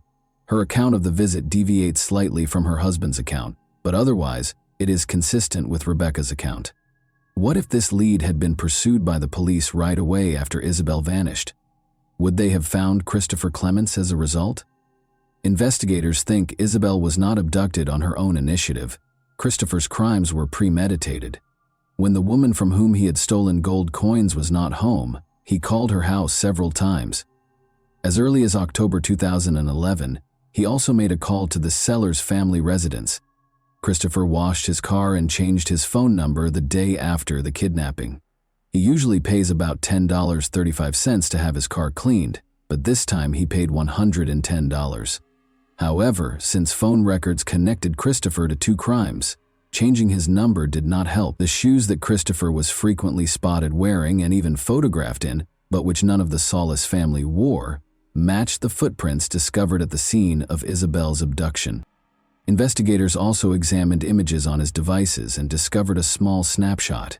It was a selfie of a man who resembled Clements, sitting in the front seat of a car, and a young girl who was lying on the back seat and looked a lot like Isabel. Rebecca and Sergio saw the picture. The woman acknowledged that the girl looked like Isabel, but the poor quality of the picture prevented her from being certain. When Melissa, his fiancée, saw the picture, she started to shake, despite Christopher's claims that the child in it was his son. The child did not seem like her own. The 1.5-year-old boy with the fair hair did not look like the child in the picture. Rather, it resembled a girl with dark hair who had her hair braided, a style that Isabel's mother had adopted shortly before the abduction. The defense contended that Christopher was not carrying his phone when he made those calls. The footprints were first identified as work boots, and the blood in Isabel's bedroom most likely existed prior to the kidnapping. In order to prevent the prosecutor from presenting evidence for both crimes at once, Christopher's attorneys were successful in their efforts to have the Isabel case and the Maribel case tried separately. But since he had already been convicted of Maribel Gonzalez's murder, this did him little good. He is still awaiting trial for Isabel's abduction. And that wraps up today's chilling story. If you enjoyed this video, don't forget to like and subscribe so you never miss a new upload. Also, let me know in the comments what part of this story shocked you the most. Thank you for watching, and I'll see you in the next video.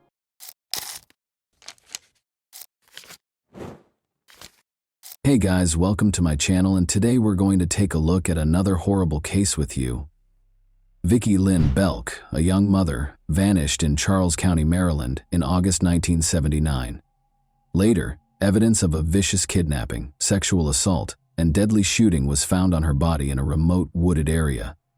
The community was rocked by the horrible crime, and Vicki's family was left with unsolved questions and indescribable sorrow.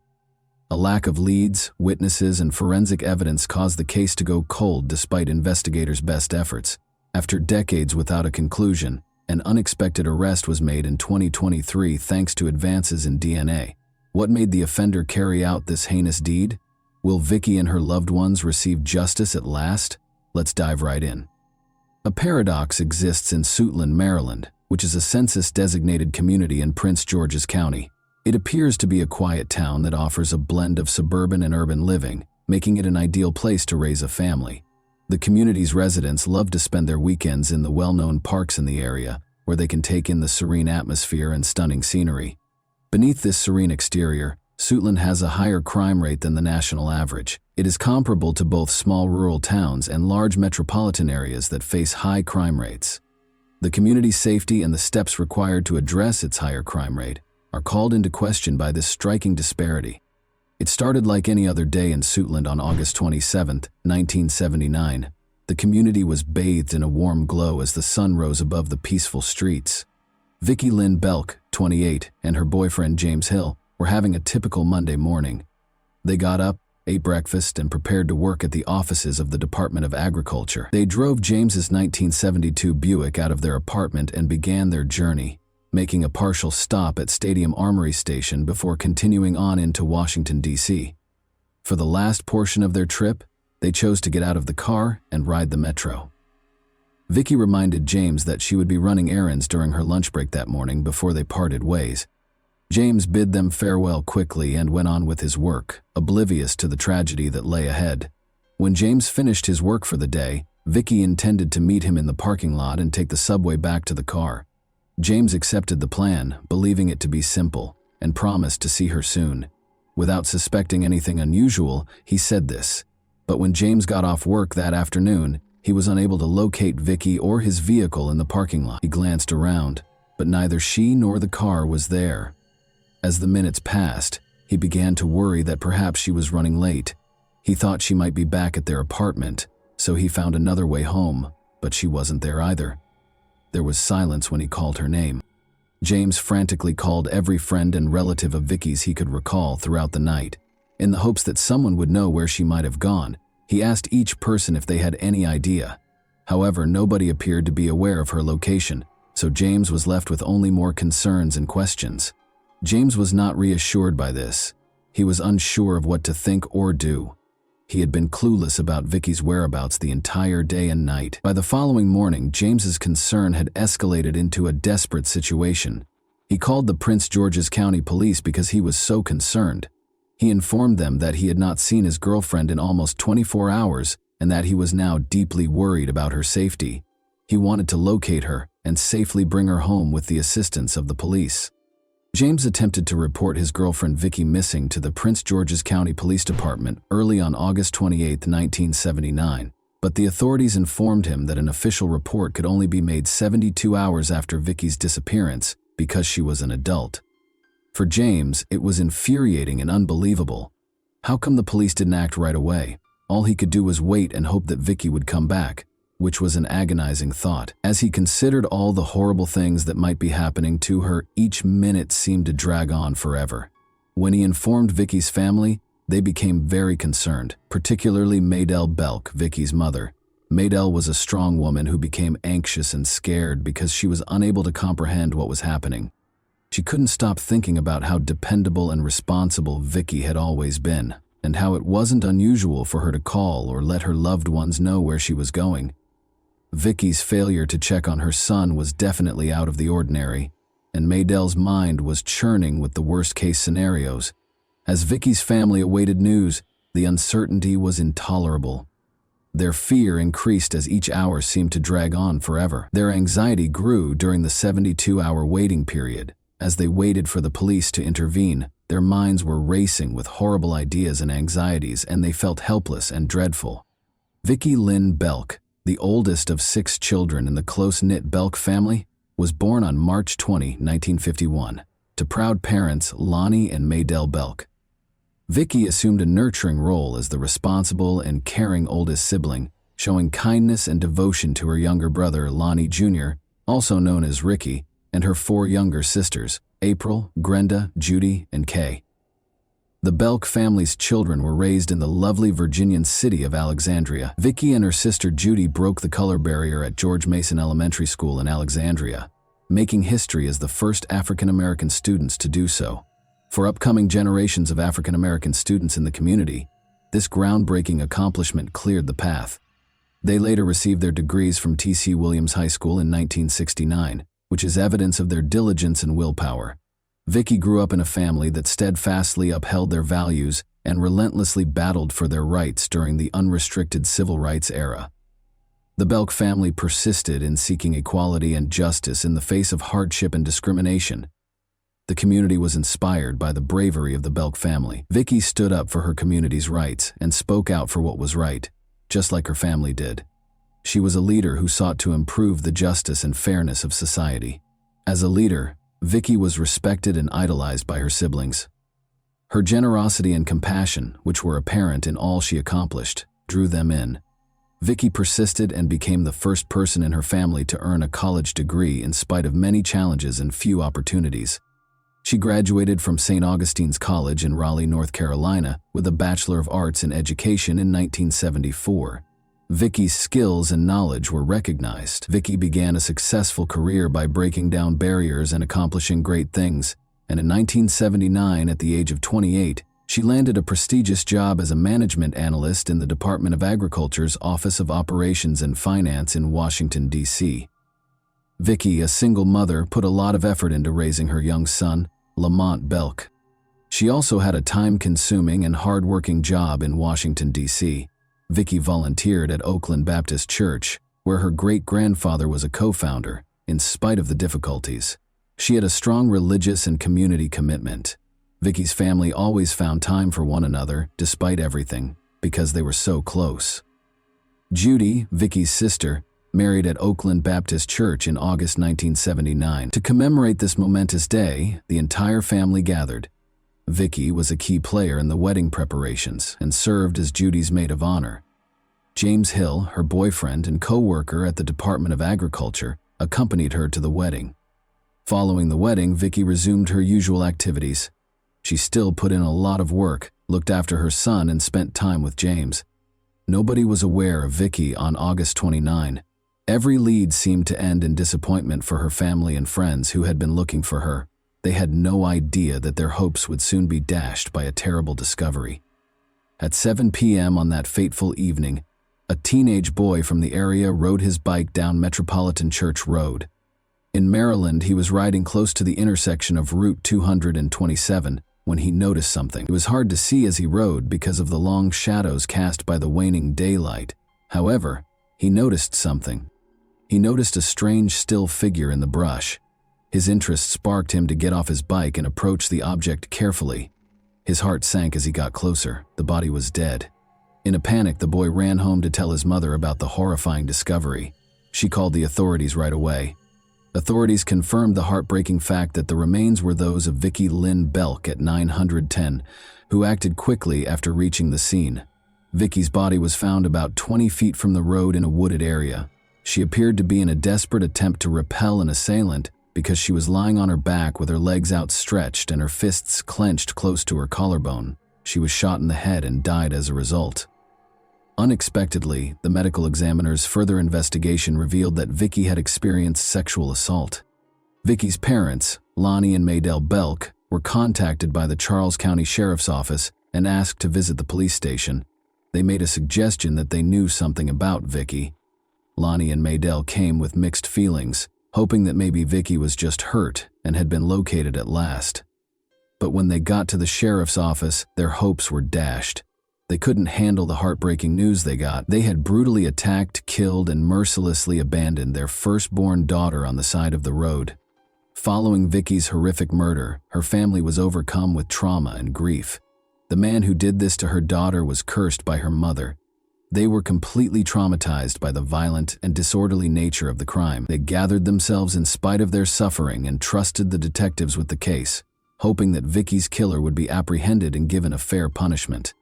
Detectives secured the crime scene, carefully looked for clues, and gathered evidence as part of the immediate investigation into the homicide. Vicky's pantyhose, brown shoes, hair samples, nail clippings, jewelry, bra, dress, and slip were among the items the detectives found at the crime scene. Despite being extensively tested several times, these items sadly failed to provide any noteworthy leads for the investigation. In addition, the detectives interviewed Vicky's family, co-workers, and witnesses to the crime scene innumerable times. However, despite following up on a number of leads, the investigation didn't appear to be moving forward. In the hopes that it would contain a vital clue that would help them find Vicky's killer, the detectives were still looking for James's car, which she had borrowed to run errands the day she vanished. Within a few days, James's Buick was discovered abandoned in Washington, D.C. Unfortunately, though, no evidence of the murderer was found. Even though there were no new developments in the case, the detectives were committed to finding Vicky's killer. In the hopes that it would eventually result in a breakthrough, they meticulously preserved every piece of evidence. Additionally, they were hoping that technological advancements would eventually aid in solving the case in the upcoming years. The case was further hampered by the lack of forensic resources and investigative methods at the time. Given the time period, other lines of inquiry were either non-existent or very limited. Detectives from Charles County and Maryland State Police worked together to re-examine the evidence in Vicky's case. To make use of cutting-edge technologies, they also collaborated with Sorensen Forensics in Salt Lake City, Utah, and Bode Technology in Lorton, Virginia. Together, they sought to solve the case and provide fresh insight into Vicky's killer. But they once again found themselves disappointed. The identity of Vicky's killer remains a mystery, as the investigation into her assault and murder gradually came to a standstill. DNA testing technology was not developed until the 1980s, and it was not in use when Vicky was tragically killed in 1979. After it surfaced, authorities started building a nationwide database of fingerprints and DNA samples from people accused of crimes. But until the 2000s, despite continuous research, no notable advancements were made. Advances in DNA technology by the early 2000s enabled detectives to re-examine the evidence in Vicky's case. Investigators were able to develop a possible suspect profile after re-examining Vicky's dress and finding a foreign bodily fluid. Even though testing technology had advanced, it still needed a lot of work. The created profile was judged inappropriate for comparison with suspects or database entry. Over the years, detectives continued to retest Vicky's possessions using new technologies, unfazed by previous failures. But in spite of their best efforts, no noteworthy progress was made, and the case was once again unsolved, leaving Vicky's family with unresolved questions. However, new evidence was found in 2022 when Vicky's clothing was re-examined with the aid of new technology. Important hints that had been overlooked for decades were made clear by this discovery.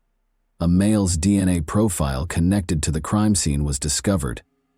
This important finding gave investigators new hope that Vicky's killer would be apprehended at last. An important turning point in the case was reached when the new DNA profile was compared to profiles in the Combined DNA Index System, CODIS. When Noel Gehrman learned of a DNA match connecting Andre Taylor to the evidence gathered in Vicky's case on November 1, 2022, it was a momentous occasion. This crucial discovery led detectives to look into Taylor's past and his ties to Bryan's Road, Maryland, the scene of the crime, as he was a 62-year-old convicted criminal from Washington, D.C. Detectives found that Taylor's address on his arrest records from the 1980 S was Bryan's Road, 4 miles from the location where Vicky's body was found. The investigation also showed that Taylor's DNA was added to the national database after he was arrested and found guilty of violent crimes in Washington, D.C. This important discovery strengthened Taylor's connection to the case even more. Once Taylor was identified as the suspect, the next task for the investigators was to find him. Detectives worked in conjunction with law enforcement partners from the D.C. Metropolitan Police Department Homicide, the U.S. Homeland Security Investigations, and the U.S. Baltimore Field Office of the Secret Service to find him. After months of unrelenting search, investigators eventually found Taylor in Washington, D.C., where he was living in a nursing and rehabilitation center. In order to get proof, detectives kept a close eye on him and gathered more details about his past. In March 2023, detectives visited Andre at the nursing home with a warrant in order to obtain a saliva sample for a new DNA comparison with the evidence from the crime scene. Detectives weren't worried about Andre running away because of his poor health and amputated leg. Even though the unexpected visit made him aware of his suspect status, the results of lab tests would not be available for weeks, and authorities were certain he posed no flight risk. Andre Taylor's life took a turn for the worse as he grew older. Even though Taylor had never met Vicky Belk, his actions would eventually bring him back to her case decades later. After killing a man during a street robbery in April 1989, Taylor was charged with murder. The prosecution contended that Taylor should be detained without bail, citing his lengthy criminal history. He had at least 10 prior convictions for drug and gun possession in his criminal history. Taylor received a substantial sentence of 5 to 15 years in prison because he was a repeat offender, even though he was only found guilty of carrying a pistol without a license in the homicide case. Following his release, Taylor made several arrests in the 2000 system and kept circling back and forth through the criminal justice system. Taylor's DNA was added to the federal database at some point during this time. This crucial entry would ultimately connect Taylor to Vicky Belk's murder, providing her family with some closure and justice for her heinous murder. A grand jury heard the case from the Charles County State's Attorney's Office on June 16, 2023, and after considering the evidence, found Andre Taylor guilty of 3 serious charges: first-degree rape, first-degree murder, and second-degree rape.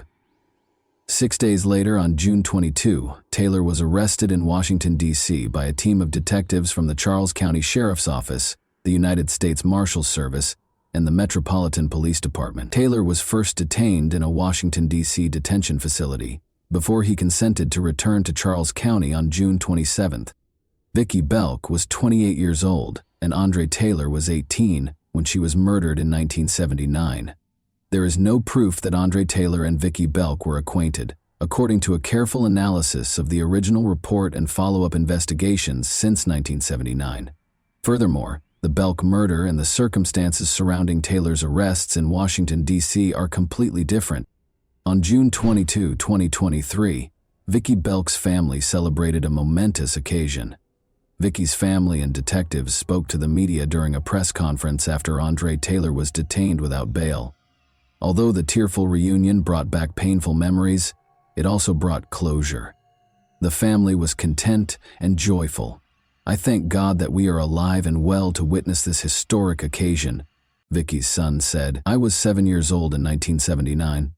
Vicki's family expressed their appreciation and treasured memories, saying, "Thank you to the court for holding this person in custody." Through their accomplishments and the establishment of the Vicki Belk Scholarship Foundation in 1980, they paid tribute to her legacy, in spite of the pain. About 100 students have benefited from the foundation, perpetuating Vicki's passion for youth and education. It wasn't over yet. Andre Taylor's sentencing was still pending for the family. Will this be the next one? After 45 years of waiting, will the family finally find peace? Will the memory of Vicki Lynn Belk be buried at last? In the decades-old murder case of Vicki Lynn Belk, a Charles County jury found Andre Taylor criminally liable for her untimely death and returned a guilty verdict on July 18, 2024. According to Assistant State's Attorney John Stackhouse, the 45-year-long incident resulted in generational trauma. Belk's son was raised without a mother figure. Her daughter had to be buried by her parents. Not knowing who killed their daughter, her parents were forced to lie on their deathbeds. There was never an opportunity for her grandchildren to meet their grandmother. However, throughout this case, I have never witnessed a family with such grace, grit, and determination. After decades of evading justice, Andre Taylor was finally held accountable for his horrible crimes. Taylor acknowledged raping Vicki Belk during a detective interview, but he denied having anything to do with her death. Nevertheless, indisputable proof revealed his guilt and connected him to the crime. A 4-decade wait for justice ended on August 25, 2024, at 12:30 p.m., when Andre Taylor was sentenced to life in prison for the horrific first-degree murder of Vicki Lynn Belk. He would be imprisoned for the remainder of his life because the consequences of his crimes had finally caught up with him. I can't thank the assistant state's attorneys enough for their tireless efforts to bring justice to this case, said State's Attorney Tony Covington, who praised the team. The Belk family had been waiting for justice for 45 years, and this was the culmination of a long and agonizing journey. Even though Vicki wouldn't return, it provided closure and explanation. Vicki's legacy would endure, proving the strength of tenacity. And that wraps up today's chilling story. If you enjoyed this video, don't forget to like and subscribe so you never miss a new upload. Also, let me know in the comments, what part of this story shocked you the most? Thank you for watching, and I'll see you in the next video.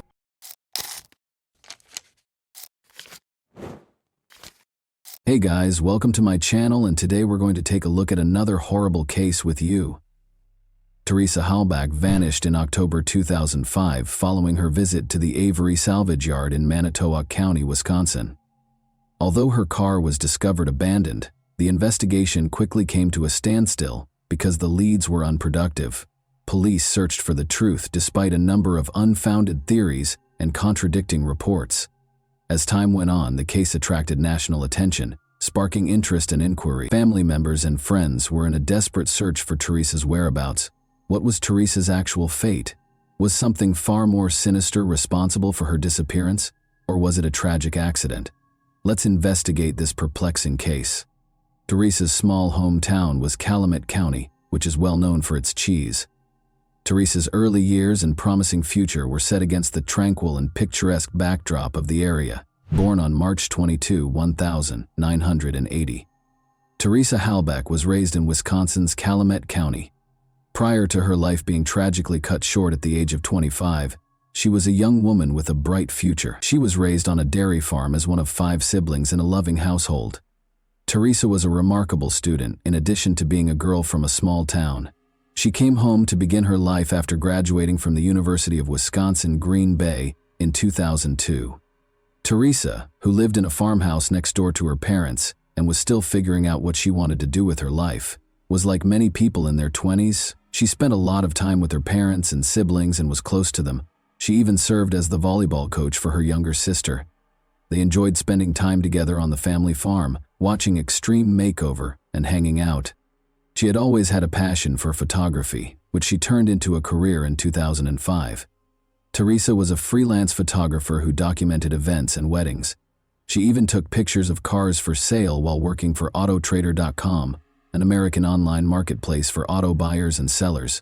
She first met Stephen Avery through this freelance work, and he hired her to photograph a car at his family's auto salvage yard. Wrapped automobiles, parts, and equipment were strewn all over the 40-acre Avery auto salvage yard. Their sister Barb lived on the property with her 3 sons, Brendan Dassey and her boyfriend Scott Taddick, while Stephen and his brother Charles managed the yard. Earlier in the year, Teresa had made multiple trips to the salvage yard to take pictures of cars for Stephen, but she wasn't particularly eager to return. According to reports, she once told a coworker that she found it unsettling that Stephen had answered the door while only wearing a towel. Who wouldn't be uneasy in that circumstance? On Halloween Day 2005, Teresa consented to return for one last photo session despite her discomfort. She would, regrettably, be seen alive for the very last time. Teresa Halbach showed up at the Avery salvage yard to take pictures of a car on the afternoon of Halloween 2005. She had a straightforward plan: take the pictures and go. But things took a turn for the worse, and Teresa's family reported her missing by November 3. She had gone to the salvage yard a few days ago and no one had seen or heard from her since. Concerns were raised when she failed to return her mother's calls. Teresa was a self-sufficient young lady with a busy life, and although her family was naturally concerned, they also assumed she might simply be out having fun.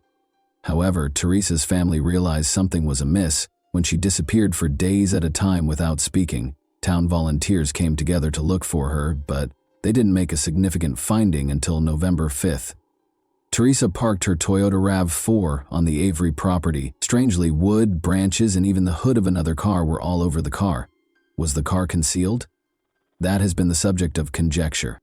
The car appeared to have been attempted to be hidden, but it was unsuccessful. Why would anyone need to conceal a car when there are so many on the property? It made people wonder why the car was covered, but it was never made clear why. Police obtained a search warrant after finding Teresa's car at the Avery salvage yard, and between November 5 and November 12, they conducted 6 searches on the property. Police kept a close eye on Stephen Avery for the majority of the day. Officers seized a flatbed truck and a car from his family's retreat in the North Woods. Several troubling pieces of evidence were found during these searches. Investigators discovered burned bone fragments in a burn pit behind Stephen Avery's garage. These were subsequently determined by DNA testing to be Teresa's remains. Remains of Teresa's cell phone, Palm Pilot, and camera were discovered in a burn barrel on the property, and blood was discovered in the front and cargo sections of her RAV4. Police discovered 2 firearms, including a rifle, and Teresa's car key in Stephen Avery's bedroom during a search of his home. After several months, additional searches turned up a bullet and pieces in Avery's garage that were connected to the rifle that had been found in his house. Even though the bullet contained DNA evidence, it was still unclear whose DNA it belonged to, which led to more questions about the case. Although this body of evidence eventually strengthened the case against Stephen Avery, it raised controversy and left many questions unanswered. Stephen Avery made an initial statement without legal representation when he was questioned. That was the last time he saw her, he said. Law enforcement, however, soon began to doubt his account. Things quickly got out of hand when he was first arrested on suspicion of possessing illegal firearms on the property. On November 15, a few days later, Stephen Avery was formally charged with Teresa Halbach's murder. The amount of his bail was $500,000. Investigators had little reason to doubt the evidence, especially the blood, bones, car key, and firearm. The fact that Stephen Avery was no stranger to law enforcement is what makes his case so remarkable. This brings us to Stephen Avery's troubled past. He was raised on his family's 40-acre salvage yard in rural Gibson after being born in Manitowoc County in 1962. He had a reported IQ of 70 and struggled academically, attending special education classes. Avery served 10 months after being found guilty of robbing a bar when she was 18. He was imprisoned for a year in 1982 after being found guilty of animal cruelty for burning a cat alive. Avery was given a 6-year sentence in 1985 for threatening his cousin with a gun, but soon after, in 1985, Avery was falsely convicted of the vicious sexual assault and attempted murder of Penny Bjornson, marking the beginning of the most important chapter in his criminal history. Bjornson identified Avery despite his alibi and sentenced him to 32 years in prison. Avery was exonerated in 2002 after the Wisconsin Innocence Project took up his case and used DNA testing to prove that Gregory Allen was the real culprit. Avery was released in 2003 after serving 18 years. In order to recover $36 million for the erroneous conviction, he subsequently brought a civil suit against Manitowoc County and its representatives. When Teresa Halbach vanished in 2005, the lawsuit was still pending. In 2006, the case was resolved for $400,000. Investigators interviewed a number of people who lived or worked at the Avery salvage yard while Stephen Avery awaited trial for Teresa Halbach's murder. Stephen's 16-year-old nephew Brendan Dassey was one individual who attracted their attention. Although Brendan Dassey was not initially considered a suspect by the police in February 2006, they thought he might have some information regarding Teresa Halbach's disappearance. They believed he was keeping his uncle safe. However, Brendan started making statements during the interrogation that weren't consistent with the actions of an innocent person, which raised questions. Police believed Brendan had important information after an initial interview. Brendan had a borderline IQ, which is lower than the average. Brendan was 16 years old, but his comprehension and skills were more akin to those of a younger child. Brendan was interviewed twice more by investigators without his mother or legal representative present. They got his mother's approval prior to the last interview. The date of this controversial interview was March 1, 2006. Brendan admitted to taking part in Teresa's multiple-hour sexual assault, murder, and mutilation during this session. Brendan was told by police that they were already aware of the specifics. Brendan gave a detailed statement, clearly frightened. He said that after coming home from school, he was asked to enter his uncle's trailer where he discovered Teresa bound. As Teresa begged for assistance, his uncle allegedly encouraged him to sexually abuse her. Brendan claimed that his uncle convinced him to comply, and that after that, his uncle shot and stabbed Teresa. Brendan cut Teresa's throat at his uncle's order. A startling change occurred when Brendan was arrested and charged with sexual assault, murder, and corpse mutilation, but at that time, there was no supporting evidence for his confession. In any event, Stephen and Brendan were put on trial, and it went forward independently. The trial of Stephen Avery started first.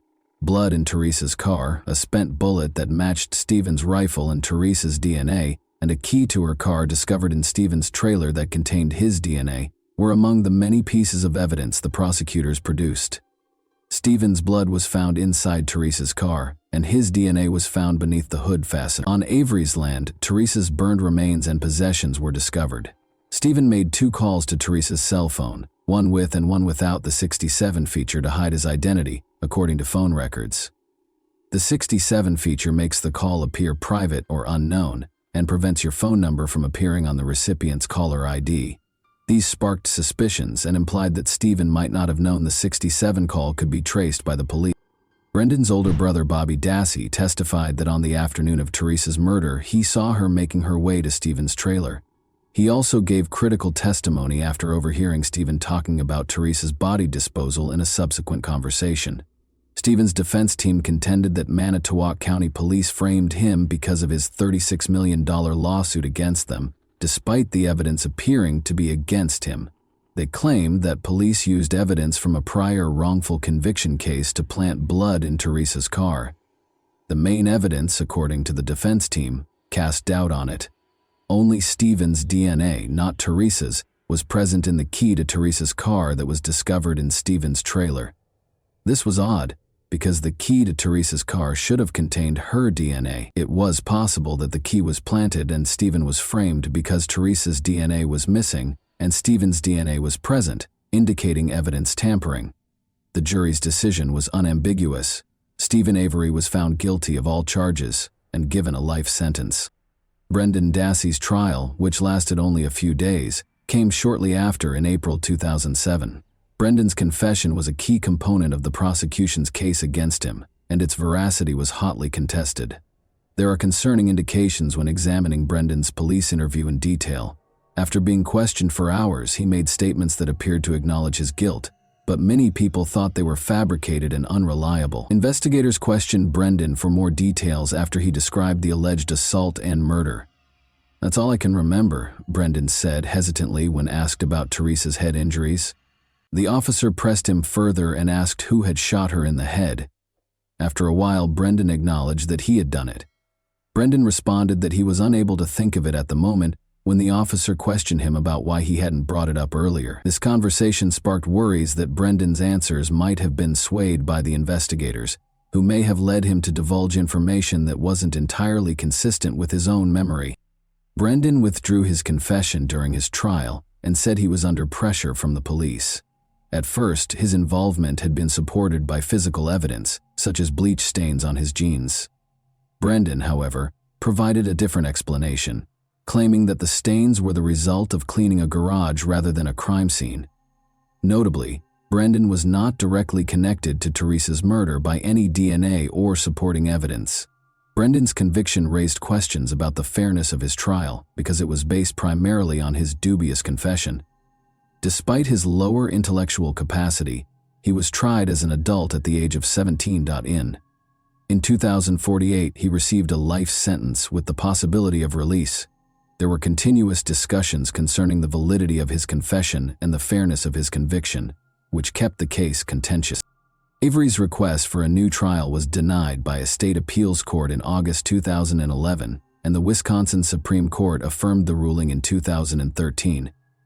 In 2012, Avery was transferred to the Waupun Correctional Institution after 5 years of service at the Wisconsin Secure Program facility in Boscobel. Dassey's attorneys petitioned for his release in December 2015, claiming his confession was coerced and that he had incompetent legal representation.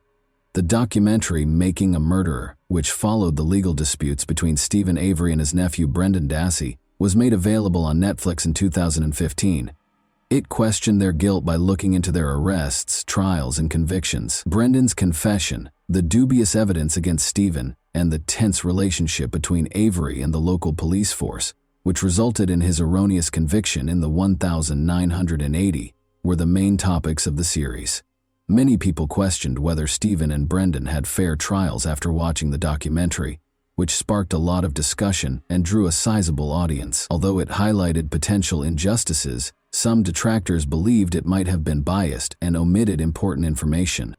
In 2016, Stephen Avery's case was taken on by famous lawyer Kathleen Zellner, who fought for wrongful convictions.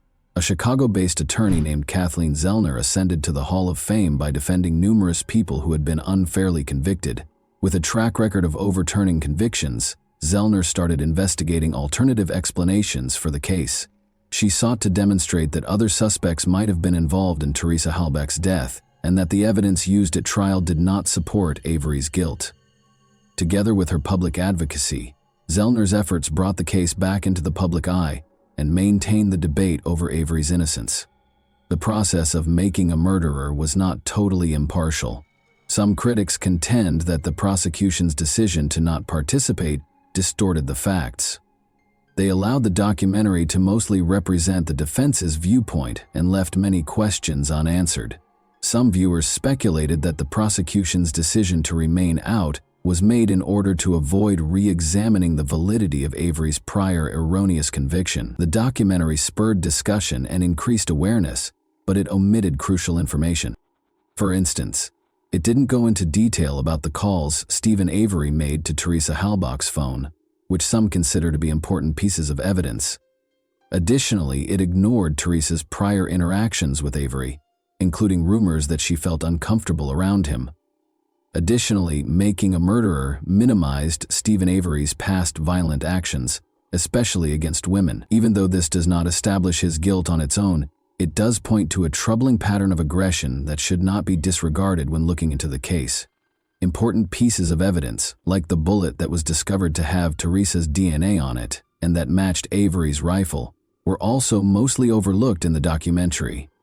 Although this evidence was difficult to ignore, the series paid little attention to it. In Avery's case, the defense contended that the blood sample had been altered and revealed a hole in the stopper. However, a nurse later disclosed that the hole was a routine practice and that the seal had already been broken by Avery's defense team. In the end, the tampering claim was untrue.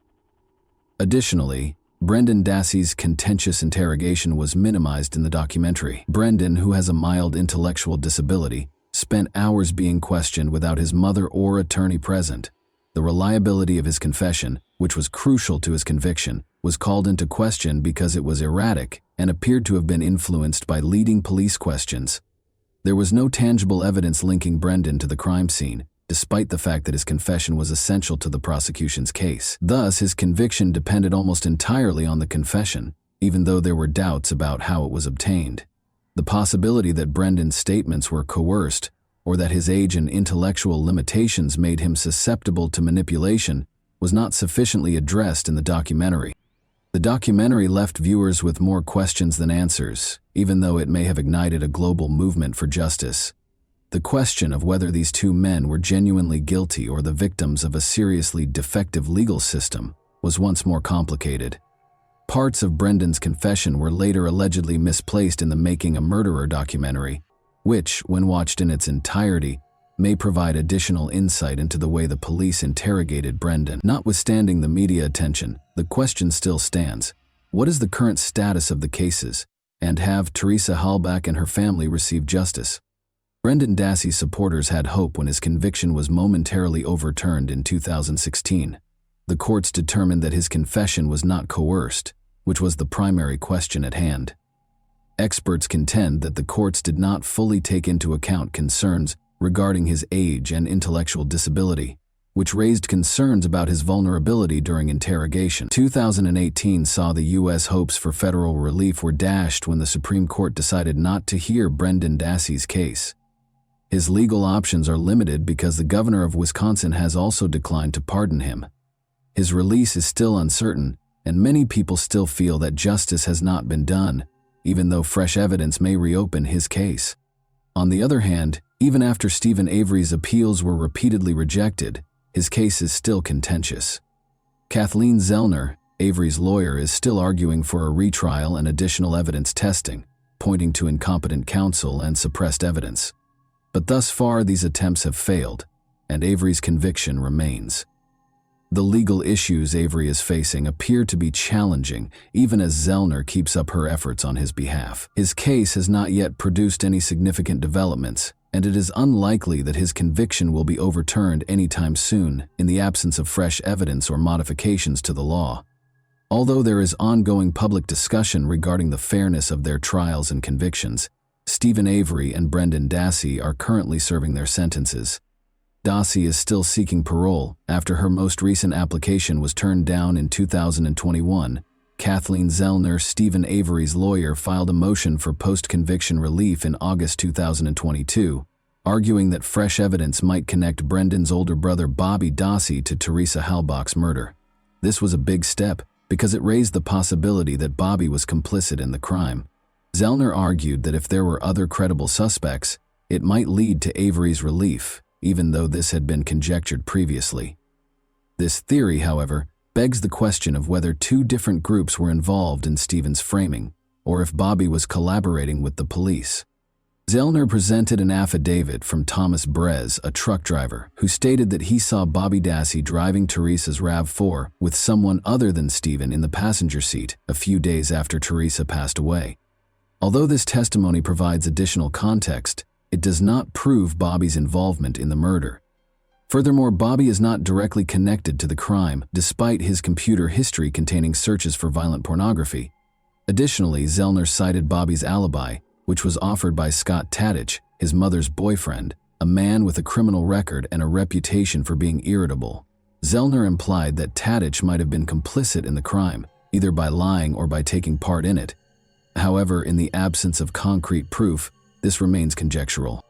Zellner has also looked into Teresa's ex-boyfriend Ryan Hillegas's involvement. Ryan was heavily involved in Teresa's search and lacked an alibi.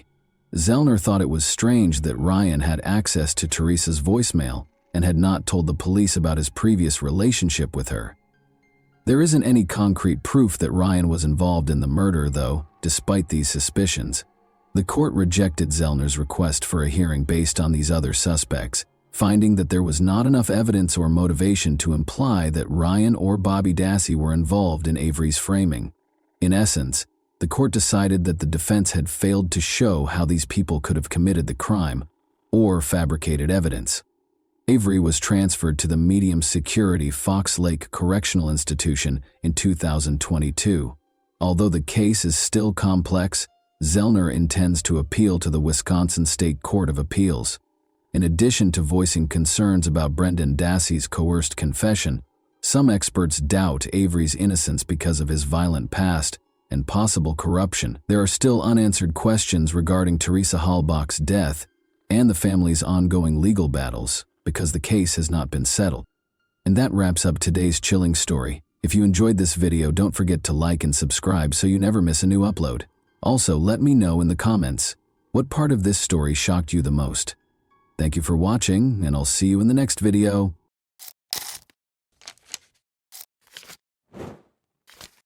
Hey guys, welcome to my channel, and today, we're going to take a look at another horrible case with you. Why do some young women marry men who are significantly older than them? Rosanna Galliano's story wasn't the only one. A young college student married a man her father's age after falling in love with him.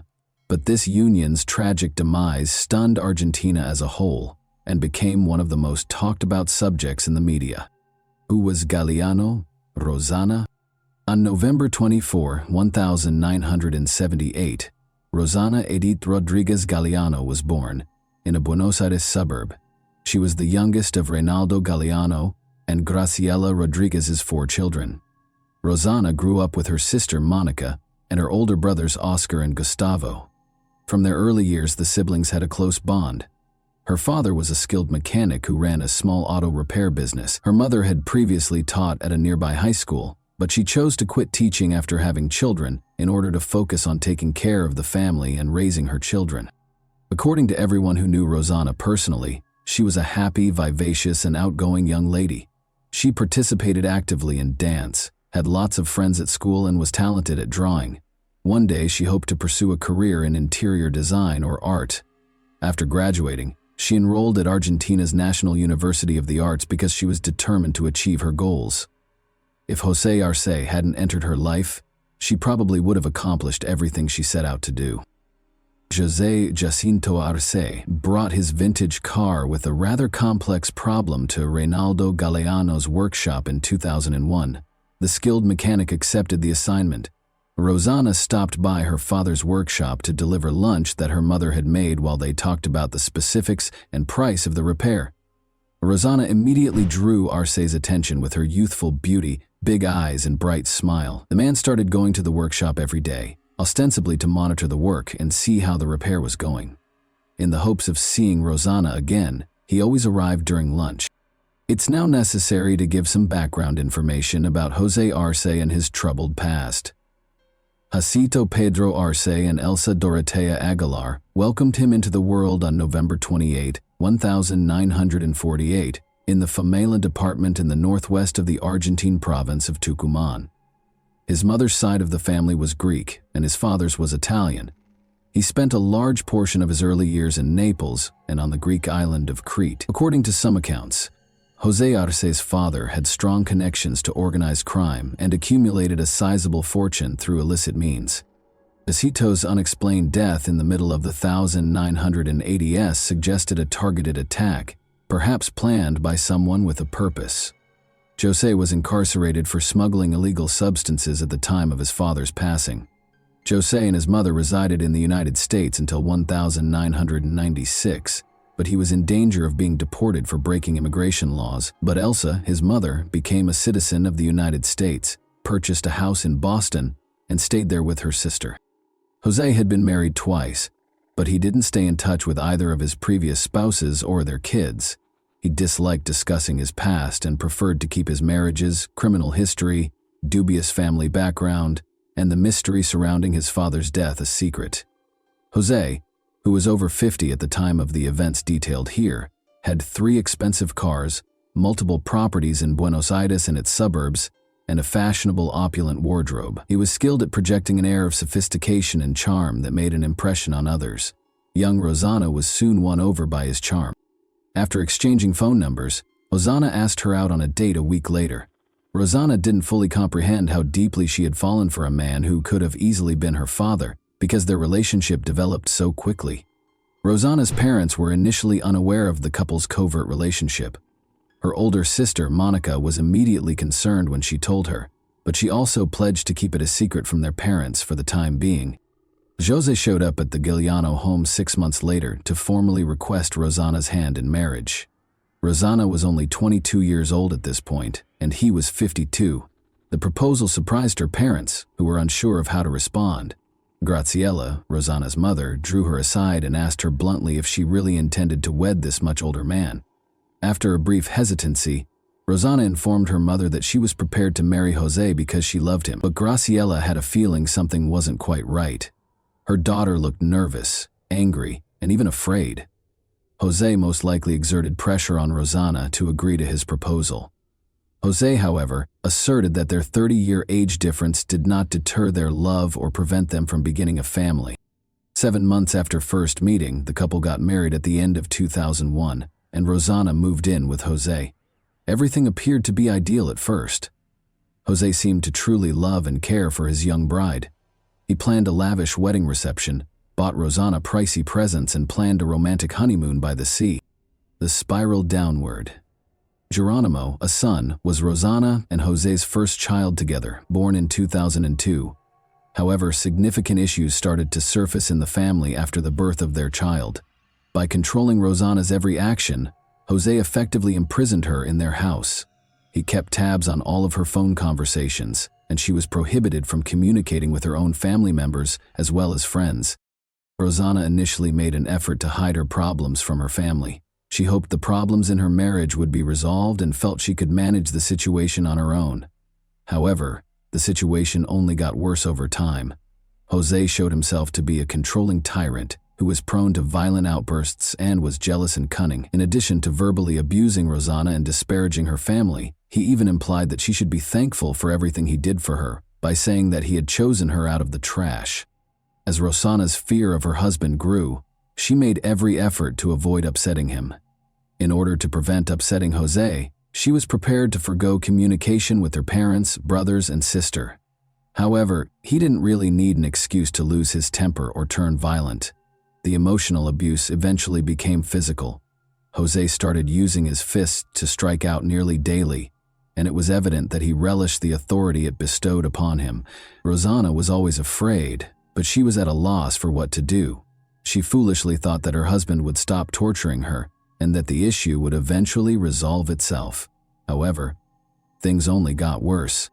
Jose had a number of weapons, including 2 handguns that he liked to show off to visitors and kept loaded at all times. With these guns, he regularly threatened Rosanna, saying that if she ever tried to argue with him or leave him, he would use them. Her brother Oscar happened to be an unintentional witness to one of these scenes one day. Oscar was concerned and had dropped in without warning after failing to get through to Rosanna. He went through the front door, which was unlocked, and discovered that the couple was having a heated argument. Jose slapped Rosanna several times while insulting her and her family before drawing his gun. He held the barrel to her face, took her by the hair, and jokingly mentioned how much he would like to pull the trigger. Oscar stepped in right away to protect his sister by putting himself between her and Jose. He insisted that Rosanna gather her belongings, take the child, and accompany him to their parents' house, threatening to call the police. Rosanna surprisingly declined, insisting that he not meddle in their marital issues. She asked Oscar to leave and told him that she would remain with her husband. Despite his shock, Oscar didn't continue to argue. Though he wasn't quite ready to go, he left the house in silence. He was concerned that Jose would not carry out his violent threats and that Rosanna was safe. Oscar waited outside, out of sight, and used his phone to take a few pictures. Even though early 2000s phones had far from ideal cameras, it was evident from the photos that Jose was brandishing a gun and aiming it at his frightened wife, who was sitting on the floor, Only after Jose had locked himself in his study and put the weapon away did Oscar depart. Rosanna and Jose welcomed their second child, a son named Neuan, in 2006, despite the constant nightmares at home. In an effort to preserve their marriage and provide her sons with a two-parent home free from poverty, Rosanna made every effort to patch up her relationship with her husband. However, things did not change. Jose remained as vicious and violent as ever. Jose and his mother, Elsa, had a very close relationship and were always there for him. Although Elsa was a resident of the United States, she regularly visited Argentina and would spend months or even weeks at her son's home. These visits were a humiliating ordeal for Rosanna, a continual trial. She had to take care of her husband's aging mother while putting up with daily taunts and criticism. Rosanna, in Elsa's opinion, was a bad housewife, a bad mother, and a bad housekeeper. She would frequently claim that Rosanna was worthless, that she lived in his home, that she was dependent on him for everything, and that she didn't deserve her son. Elsa had seen Jose's violent outbursts against Rosanna several times, but she had never stepped in to stop them. Rather, she accused Rosanna of inciting him and threatened to take away her sons and ensure she would never see them again if Rosanna ever filed for divorce. Elsa made herself known, even when she wasn't there in person. She stayed in close communication with Jose, asking about everything that went on in the home, giving him advice, and urging him to make sure Rosanna didn't get away with anything. Jose viciously assaulted Rosanna once more in the middle of 2006, when Neuan was only 7 months old, breaking her nose and multiple ribs. Rosanna finally made the decision to report the abuse to the authorities after this violent assault, which was the tipping point for her. She requested a forensic examination after formally reporting domestic violence, and the results showed a history of systematic physical abuse, including numerous bruises and injuries at different stages of healing. Interestingly, Jose was able to persuade Rosanna to give him another chance, and the case was ultimately dismissed. She still shared a home with him, but this time she began to confide in her sister, Monica. Rosanna called Monica whenever something happened to let her know what had happened, and she even began sending her messages with the threats she had received from Jose and Elsa. For more than a year, Monica recorded these discussions in a journal. Rosanna took her 2 sons and spent days hiding out at her sister's house as she repeatedly ran away from her husband's abuse. At least 5 times during these escape attempts, she was forced to return to Jose after he threatened to kill her or take her sons away, according to close family members. Rosanna filed for divorce at the end of 2007 and was successful in getting a court order that barred Jose from being around her and their sons. Jose, however, filed a countersuit, asserting his right to see his sons. For these visits, the court set a schedule that had to be adhered to. They agreed that Jose's vacant country home would be the venue for the meetings. Rosanna was afraid of Jose and felt safer with someone who could step in if something went wrong, so she frequently went to these meetings with her brother Ascar. Rosanna became friends with Daniel Gonzalez, a local gardener, and told him about her terrifying ordeal. Daniel was sympathetic and saw multiple instances in which Jose used derogatory language to publicly humiliate Rosanna. He would subsequently testify in court regarding these incidents. Rosanna met Oscar Lugo, a young man, in August 2007. They soon developed a romantic relationship. Despite being only 3 years Rosanna's senior, Oscar was considerate, kind, and perceptive. He took to her sons right away. After her divorce from Jose was finalized, the couple even began organizing their wedding, giving the impression that she had finally found the right partner. Jose, however, persisted in keeping a close eye on his still lawful wife. When physical violence and threats failed to control her, he turned to bribery. Rosanna adamantly refused his offer of a car in exchange for her return. Jose, who remained in close contact with his mother, confided in her out of desperation that he intended to hire someone else to kill Rosanna. Elsa not only endorsed the concept but also gave her son financial support, sending him a sizable sum of money to commit the crime. Jose had to come up with a thorough plan and locate a hitman for almost 2 months. Rosanna, her sons, and her sister Monica visited Jose at the country house on January 16, 2008, as part of a planned visit. Jose left the women in the house that day to wait for the boys to return after taking them for a walk. Jose sent a message around 9 p.m. stating that he was taking Geronimo, one of the boys, to the hospital because he was feeling ill and had a fever. Rosanna became worried and texted Jose multiple times in an attempt to find out what was happening, but he didn't pick up. Hosanna gave Rosanna a call at around 10 o'clock. The phone call would prove to be a fatal trap. Rosanna would go outside to get a signal, and he knew that cell reception was bad in the house. Monica hurried to investigate after hearing 6 gunshots as soon as she left the house. On the vacant lot next door, she noticed a shadowy figure slipping behind a fence. She discovered Rosanna bleeding profusely on the ground a short while later. Monica dashed back inside to retrieve her phone, but she was unable to immediately connect to emergency services.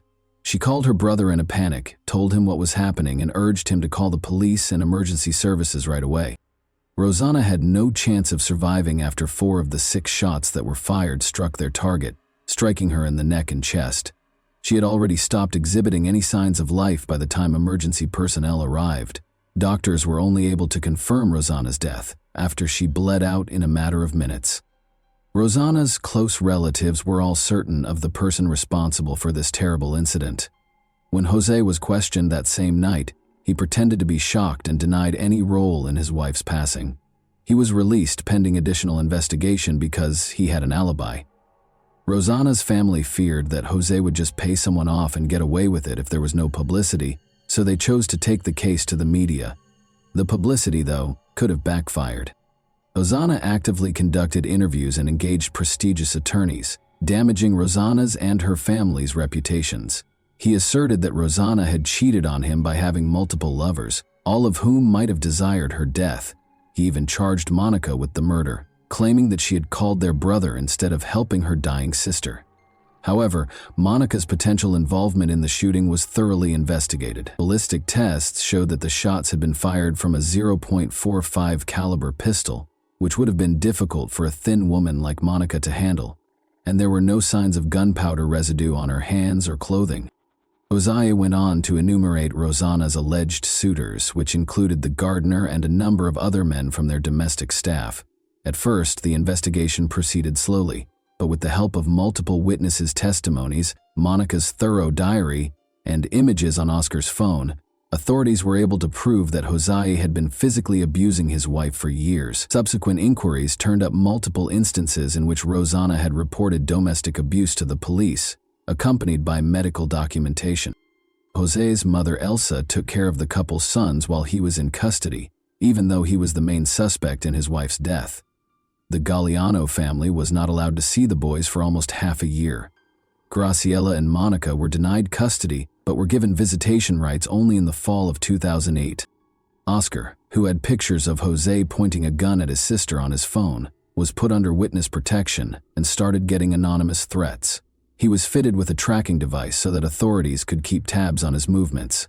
When he was abducted by 2 unidentified attackers a few months later, brutally beaten and abandoned to perish in a secluded location outside the city, this gadget saved his life. He was found in time and taken to the hospital with the help of the tracking signal.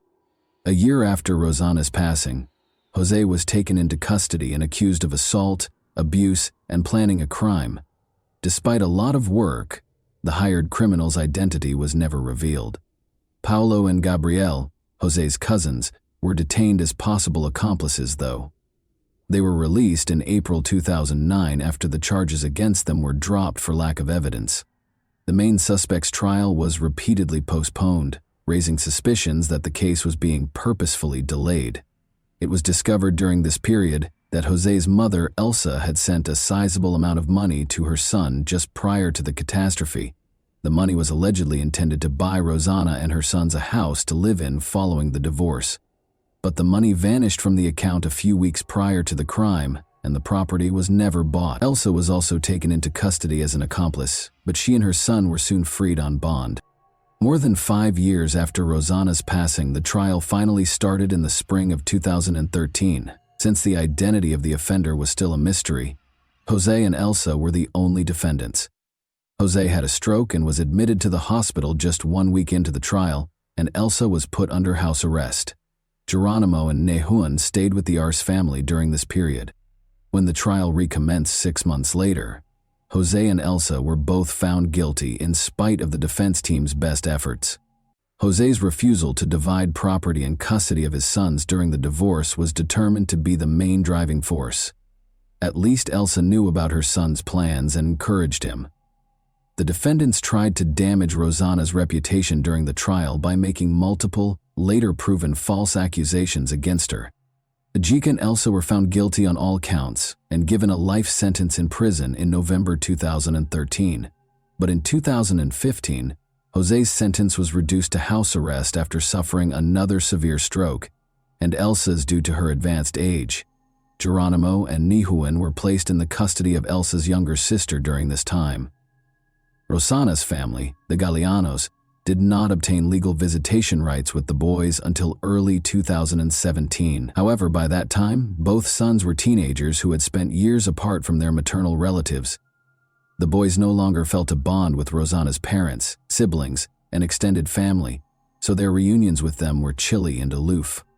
Jose died on October 24, 2018, 1 month before his 70th birthday after suffering another stroke. When Elsa passed away the following year at the age of 91, the custody dispute was rekindled. Geronimo didn't want to move or change schools, so he stayed with Elsa's sister, since he was only a few months away from turning 18. However, a court order placed Nihuan in the custody of his Aunt Monica. After experiencing years of trauma and loss, Geronimo and Nihuan both battled persistent anxiety, depression, and other mental health issues. Geronimo decided to leave his maternal relatives, whom he considered to be strangers, and relocate to a different city as he grew older. Until he reached adulthood, Nihuan lived with his Aunt Monica, but their relationship remained formal and aloof. He separated from Monica and other family members on his mother's side after graduating high school and moving into a college dorm. And that wraps up today's chilling story. If you enjoyed this video, don't forget to like and subscribe so you never miss a new upload. Also, let me know in the comments what part of this story shocked you the most. Thank you for watching, and I'll see you in the next video.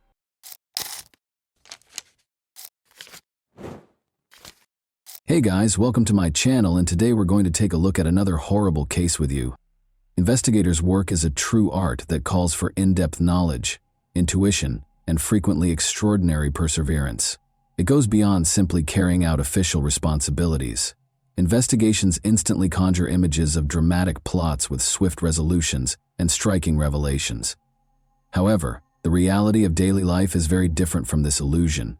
Investigators deal with a variety of difficulties, each of which calls for a unique strategy. By gathering evidence and reconstructing events, they attempt to paint a full picture of the incident. However, some crimes go unsolved even after many hours of case file research. This could be because there is insufficient evidence, there aren't enough witnesses, or there is conflicting and unclear evidence. The intricacy of the investigator's job is further compounded by the fact that many incidents appear clear-cut at first, but upon closer examination, they become considerably more complex. In some cases, the original versions prove to be totally unworkable. For instance, a crime that seemed to be motivated by jealousy may actually be the consequence of a series of events. Because of this variability, the investigator needs to be especially adaptive and flexible. The instances when a little-known piece of evidence that was previously dismissed as irrelevant turns out to be a clue are especially impressive. Sometimes a fingerprint, an object thrown at the crime scene, or even a word that was dropped by accident can alter the entire investigation and force a fresh perspective on details that appear familiar. These kinds of surprises call for a true investigator to be able to see the invisible and cut through the most complex web of falsehoods and misinformation. In the video for today, we examine one instance that was not initially what it appeared to be. This story, which was set in Canada, caught the public's attention right away because of its peculiar plot. The 34-year-old Nicole Porciello, also known by her last name Hasselman, was a patient and kind person, a true mentor to many children who were occasionally lost in the complicated maze of adolescence. She worked in student support services at Templeton Secondary School. For Nicole, the workplace at this school was more than just a place of employment. It was a second family, a place of friendship, and a place of sincere support. Nicole was viewed as an inspiration by her coworkers because she was always helpful and responsive. Teachers, administrators, and other school employees became friends with her. The miracle of pedagogy was manifested in her ability to relate to the most challenging teenagers. In addition to her professionalism, Nicole's colleagues adored her for her genuine warmth and kindness outside of work. In 2018, Nicole was a mother raising her 10-year-old son. Like her son was a kind and sensitive boy. By investing in both with sincere passion and concern, Nicole was able to balance her career and raising her child. She tried to set an example for him by always opening her heart to the outside world and improving it slightly. Regretfully, Nicole's family and friends' lives were irrevocably altered on January 16, 2018. A 2017 charcoal gray Kia Sorento SUV was involved in a collision in the 8000 block of Barnett Highway on November 16 at around 10 p.m., according to Burnaby Police. Emergency personnel showed up on the scene. The car's mangled body appeared even more menacing after colliding with a lamppost. A man was trapped inside the car, his life now hanging in the balance. Their sirens broke the evening silence in the glare of the warning lights. In coordination with law enforcement and medical personnel, rescuers promptly surrounded the area. They came to see that time had turned into an unseen foe. Every delay has the potential to become tragic. They moved swiftly and accurately. It was a mastery refined by years of practice and training, not merely a skill. As this was going on, another team of rescuers activated specialized equipment. Hydraulic cutters seized the metal and violently tore it apart with a menacing crack, but the operators stayed composed and focused. It was astounding how much hope and faith in the team's professionalism could be sparked by this procedure, which at first glance seemed frightening and noisy. There was no movement from the man in the car. Physicians fumbled around him, prepared to give him medical care. After several minutes of arduous labor, the rescuer's commander finally signaled that the victim could be pulled out of the steel embrace. The man was then carefully removed from the damaged car and placed in the compassionate care of the medics. Emergency services functioned as a well-oiled machine, with each component fulfilling its essential function. Immediately, medical professionals started administering first aid while closely observing the man's condition. They carefully moved the victim to a stretcher and transported him to the ambulance after ensuring that his condition was stable. Preparations for the man's transfer to the closest hospital, where he can obtain more specialized care, have already begun. Jan Popel was the victim. As soon as he was brought to the hospital, the medical staff performed a thorough examination and diagnostics to rule out any potential hidden injuries. Thankfully, no severe injuries were discovered, although they did note a few bruises and a minor concussion. Jan's life was not in danger, and the patient's condition was stable. After receiving the required medical attention, the man was monitored for a while to make sure he fully recovered. According to reports, Jan, a real estate agent, battled an addiction to illegal substances. With romance, intense affection, and mutual understanding, John and Nicole's relationship got off to the typical start of great love. Together, they discussed ideas, made plans, and dreamed about the future. Arguments seemed to avoid them at first, and the pleasure of spending time together grew every day. But as time went on, Jan started exhibiting qualities that Nicole was unable to overlook. His need for control was initially seen as compassionate, but it eventually devolved into an obsessive mania. He asserted that by shielding Nicole from harmful external influences, he was causing her to become estranged from her friends and family. She even checked her social media and cell phones. His jealousy was unrestrained, and he now found it difficult to conceal his aggression. His desire to dominate only grew with each new conflict, and Nicole was caught in a psychological trap that was difficult to escape. He once pushed her chest so hard that it caused her physical pain for weeks. After 7 years of dating, Nicole continued to have faith in Jan's charming assurances that everything would improve, even though their lives were gradually filled with pain and fear. He promised to find the strength to get better and return to the devoted and reliable partner he had been at first. Even though Nicole secretly knew that Jan's behavior would probably never change, those vows prevented them from ending their relationship. They had split up multiple times, but each time Jan asked for another chance, Nicole would give it another go. Their most recent breakup, which Nicole believed to be final, occurred 9 days prior to the car accident, but Jan wasn't going to tolerate the split. He was reluctant to part with Nicole. He was deeply envious. In addition to publishing compromising images of her, he parked his car in front of her home. Following Jan's removal from the vehicle, the police got to work documenting eyewitness accounts and investigating the accident scene. In an effort to piece together the sequence of events leading up to the collision with the lamppost, they meticulously documented every detail. The purpose of the questions was to ascertain the accident's actual causes. For the sake of safety and justice, it was their responsibility to discover the truth. After finishing their portion of the work, the firefighters were packing up their gear and getting ready to head back to base when one of the officers made an unexpected discovery. A woman who was unconscious but still breathing was found in a ditch 30 feet away from the vehicle. Nicole was the one. After being brought to the hospital, the doctors did everything they could to save her, but sadly it was not enough. A few days later, police released a statement stating that the mother and 34-year-old educational assistant who died last week after an SUV crash in Burnaby had injuries suggestive of foul play. The woman had injuries that suggested foul play, but the man is expected to fully recover. Nicole was taken to a forensic laboratory a few hours after her death, where a skilled medical examiner with years of experience performed the autopsy on her body. Using professional tools, he carefully and methodically examined and repaired all of the wounds he saw covering her body. While some wounds were more superficial and might have been caused by a struggle, others were deeper and clearly directed with force. The examiner counted 47 stab wounds in total. 2 separate knives were used to inflict Nicole's wounds. In addition to documenting physical injuries, the expert searched for any marks that could provide insight into Nicole's death circumstances. Missing defensive wounds on the hands, for instance, might have suggested that the victim was immobilized or that the attack came suddenly. The expert understood that his conclusions were what would enable law enforcement to apprehend the offender and secure justice.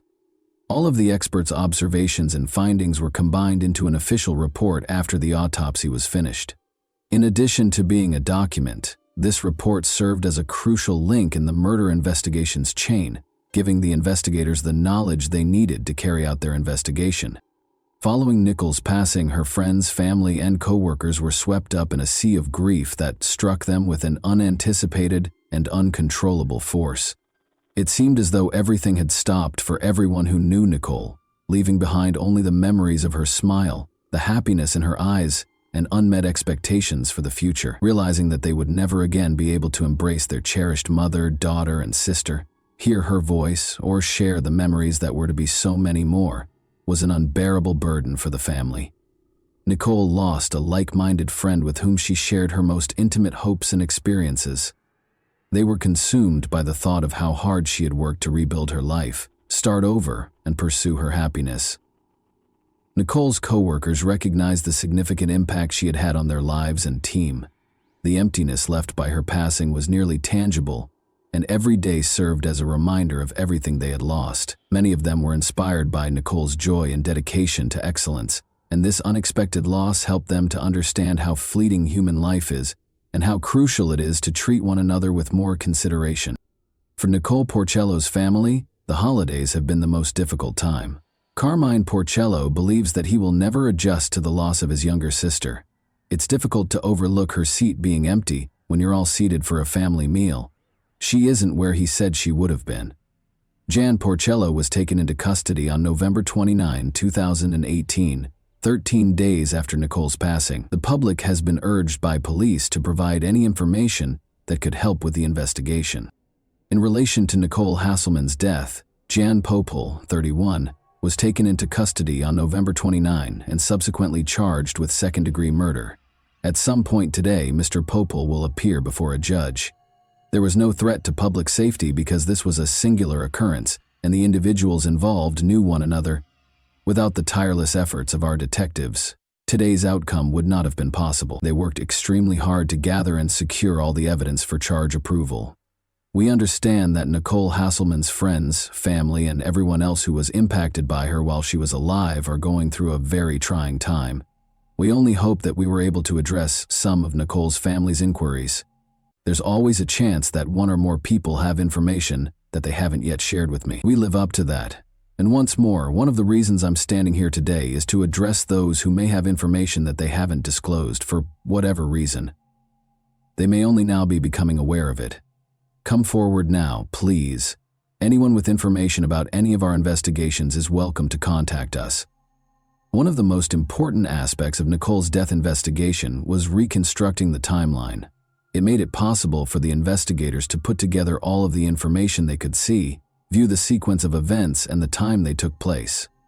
This informational organization made it easier to spot contradictions in Jan's testimony and examine his actions. After all, every minute could have an impact on our comprehension of the precise circumstances surrounding Nicole's untimely demise. Investigators examined phone logs, text messages between Nicole and Jan, and surveillance footage. The most accurate picture of Nicole's location at any given time, her contacts, and the specific events surrounding her was given by this data. The chronology was also crucial to the prosecution's case against Jan because, as was previously stated, it would have been challenging to persuade the court of his guilt in the absence of hard proof of his involvement in the incident gathered in a precise order. The events leading up to Nicole's death started 9 days prior to the fatal car accident, but the relationship between Nicole and Jan lasted 7 years, with breaks and reunions. According to reports, Jan's jealousy reached previously unheard of levels after Nicole informed him that their relationship was over by beginning to speak with another man. He picked Nicole up in a rental car on the evening of November 16 while her son was at hockey practice, and they got into a fight. After that, Jan took out 2 kitchen knives and started repeatedly stab Nicole, who was seated in the passenger seat, throughout her body. Then, in a last-ditch effort to save her life, Jan took out his cell phone and began filming video instead of phoning for help. She was heard declaring her love for Jan. Without expressing regret, Jan told her that he stabbed her because he could not bear the thought of her dating someone else. After that, he left Nicole in the car outside and drove home, going inside to send a few emails, including one in which he resigned from his position. While Jan sent emails, paid some bills, and even went online to buy a new TV and dishwasher, Nicole spent 2 hours in the car. Nicole was still alive when he returned to the rental car. He allegedly planned to stage a car accident to give the impression that Nicole had perished in the collision. Nicole, who was not wearing a seatbelt, flew out of the car when Jan Poupel slammed his foot on the accelerator and crashed into a streetlight at high speed. Jan Poupel was accused of second-degree murder based on the evidence that was gathered. For Nicole's family and friends, the trial, which started in 2020 and lasted for several months, was yet another ordeal. The video that Jan Poupel took with his cell phone after repeatedly injuring Nicole was shown in front of the crowd during the trial. The judge asked those in the gallery to leave if they felt uncomfortable and warned the courtroom that it would be graphic. The injured victim was seen having trouble breathing in the 1-minute video. People sitting next to her can be heard accusing her of disrespecting him rather than phoning for assistance. Jan Poupel, who was envious and vindictive, told Nicole that she was solely to blame. In a video he recorded after he attacked Nicole with 2 knives, Poupel said, "You just took from me, disrespected me for months and years." The victim's father, Joe Porciello, left the courtroom as the video was playing, clearly upset, and Poupel sat with his head lowered in the prisoner's dock. Watch the video. The victim's brother, Carmine Porciello, yelled at him. "Raise your head," the brother said. The judge ordered a 15-minute morning break after the video, acknowledging that the footage was distressing. 4 witnesses, including the father and brother, gave moving victim impact statements in court. The father characterized his daughter as the cornerstone of their family and a lovely soul. Speaking directly to Poupel, he declared, "You have destroyed our family." The brother claimed that the crime had turned him into a zombie and that he was furious with the accused, saying, "We cannot forgive you for what you have done." Several other victim impact statements, including one from the victim's young son, were summarized by Crown Counsel Jacqueline Madden. The boy said he had lost a piece of his heart when his mother passed away because she was his best friend. Madden stated in the decision that although Poupel had shown remorse, the judge characterized his actions as self-centered, callous, and cruel. Joe Porciello, Nicole's father, disagreed. "I felt sick to my stomach because he should have had a tear in his eye if he had been sorry." He claimed that he would display any emotion outside of court. He appeared to be out to lunch when he last appeared in the courtroom, where guilty pleas to second-degree murder were made. The penalty for second-degree murder is automatically life in prison. The How many years it would be before he could apply for parole was the only question that followed. Popale's lawyer requested a minimum of 10 years, but the prosecutor was urging a minimum of 15 years. Given Popale's past of acting abusively and jealously toward Nicole, neither of these choices was well received by Nicole's family. According to her cousin Gina Giuliano, he ought to have been charged with and found guilty of first-degree murder, which carries a 25-year prison sentence without the possibility of parole.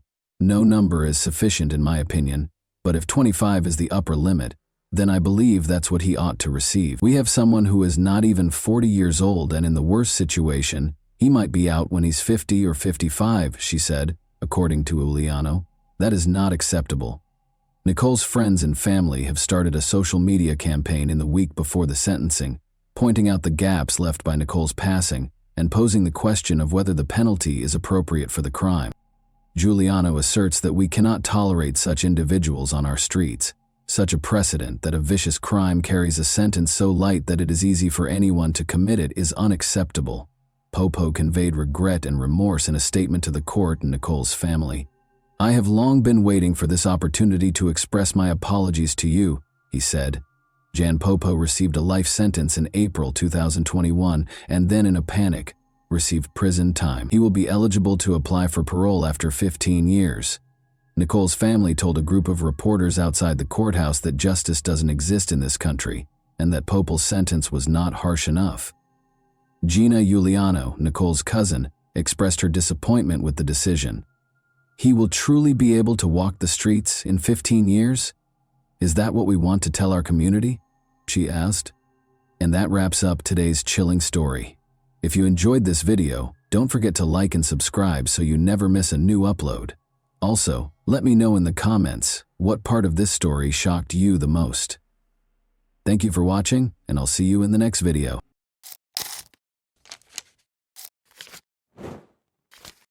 Hey guys, welcome to my channel, and today we're going to take a look at another horrible case with you.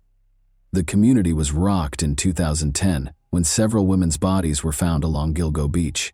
While some victims were found that year, others were found in 2011, all of whom had evidence of ruthless murder. Despite conducting a thorough investigation, police were unable to find any leads or suspects, and the bodies were left in appalling conditions. The identity of the murderer and the full scope of the crimes were left a mystery for years. When a sample from a pizza crust that the suspect had thrown away was discovered to match hair on one of the victims, it was a breakthrough. Who was responsible for these horrifying killings, and how many victims remain unaccounted for? Let's investigate this matter. The hunt for Shannon Gilbert was the first step in the investigation into the terrible deaths of multiple women close to Gilgo Beach, Long Island. She was a 24-year-old woman who escaped from a client's house and disappeared in May 2010. Following the discovery of human remains along Oak Beach's Ocean Parkway on December 11, 2010, her disappearance became a crucial component of a more extensive and ongoing mystery. In a heartbreaking 23-minute 911 call, Gilbert said, "They are trying to kill me." After she vanished, Suffolk County Police Officer John Malia searched the gated community where Gilbert was last seen with his cadaver dog, Blue. But even after a rigorous search during the summer of 2010, they were unable to locate any leads. Malia carried out a fresh search on December 11 with an emphasis on the area around Ocean Parkway. They forced their way through a thin layer of snow and dense vegetation. The team discovered Melissa Barthelomew's remains, wrapped in rotting burlap, after the dog detected a scent. 3 more bodies were discovered by the police as they searched further. These victims were later identified as Amber Costello, Megan Waterman, and Maureen Brainerd Barnes. All of them were discovered within 500 feet of one another. Suffolk County Police stayed committed to cracking the case and increased their search and resources as the bodies were found along Ocean Parkway. Patrols along Ocean Parkway were stepped up after the discovery of the first set of remains in December 2010. To comb through the dense brush and marshy areas, police deployed cadaver dogs, forensic teams, and cutting-edge equipment. Police stepped up their search along the same highway in March 2011 after finding additional remains, including those of Valerie Mack and Jessica Taylor. They broadened their scope to include Nassau County and even inspected neighboring beaches. In pursuit of hints that might help them find the murderer, officers endured long hours, inclement weather, and challenging terrain. State police, the FBI, and local authorities were among the law enforcement agencies that collaborated on the investigation. They investigated all of the information that could be used to identify the murderer, investigated forensic evidence, and followed up on tips. Police provided the public with updates as the case became more complicated and even offered a $25,000 reward for information that might result in an arrest. Despite these tenacious efforts, the case continued to garner attention for reasons other than the discovery of new bodies. Unexpected developments in the investigation included the December 2011 discovery of Shannon Gilbert's remains, which sparked further inquiries about whether her passing was connected to the others. Some thought Gilbert's death was an accident, while others suspected foul play. Every lead was taken seriously by the police, who kept looking for answers. Gilbert's disappearance went unsolved for more than a year. However, a breakthrough happened on December 13, 2011. About half a mile from her last known location, her remains were discovered in a marsh.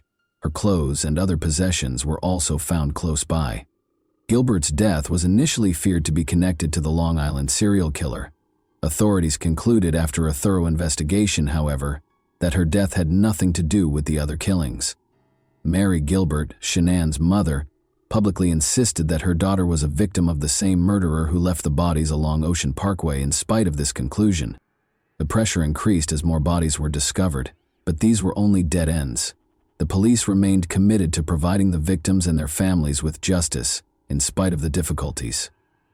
Internal conflicts within the Suffolk County Police Department were one of the many difficulties the investigation into the Gilgo Beach murders faced. The department struggled for years with leadership, especially under James Burke, the former chief of police. As investigators ran into one dead end after another, these issues slowed down progress and caused frustration. With so few leads, how were they going to proceed? Only on December 10, 2015, did the FBI formally intervene to assist. Although they had helped with searches in the past, they hadn't taken over the case completely until now. How come the FBI didn't get more involved sooner? The investigation was difficult, even with the FBI's recent involvement. Police continued to encounter dead ends after years of frustration and little progress, when it seemed like there was no way to solve the case. How could they? Clearly something needed to change. Geraldine Hart, the Suffolk County Police Commissioner, took the risky decision to reopen the investigation in 2020. She released important evidence to the public on January 16 in an attempt to spark fresh leads. An image of a belt discovered close to the crime scene along Ocean Parkway was one of the items made public. Initials, either HM or WHF, were stamped on the belt, but none of the victims were identified by them. To whom did it belong? Is this the hint that ultimately reveals the truth about the case?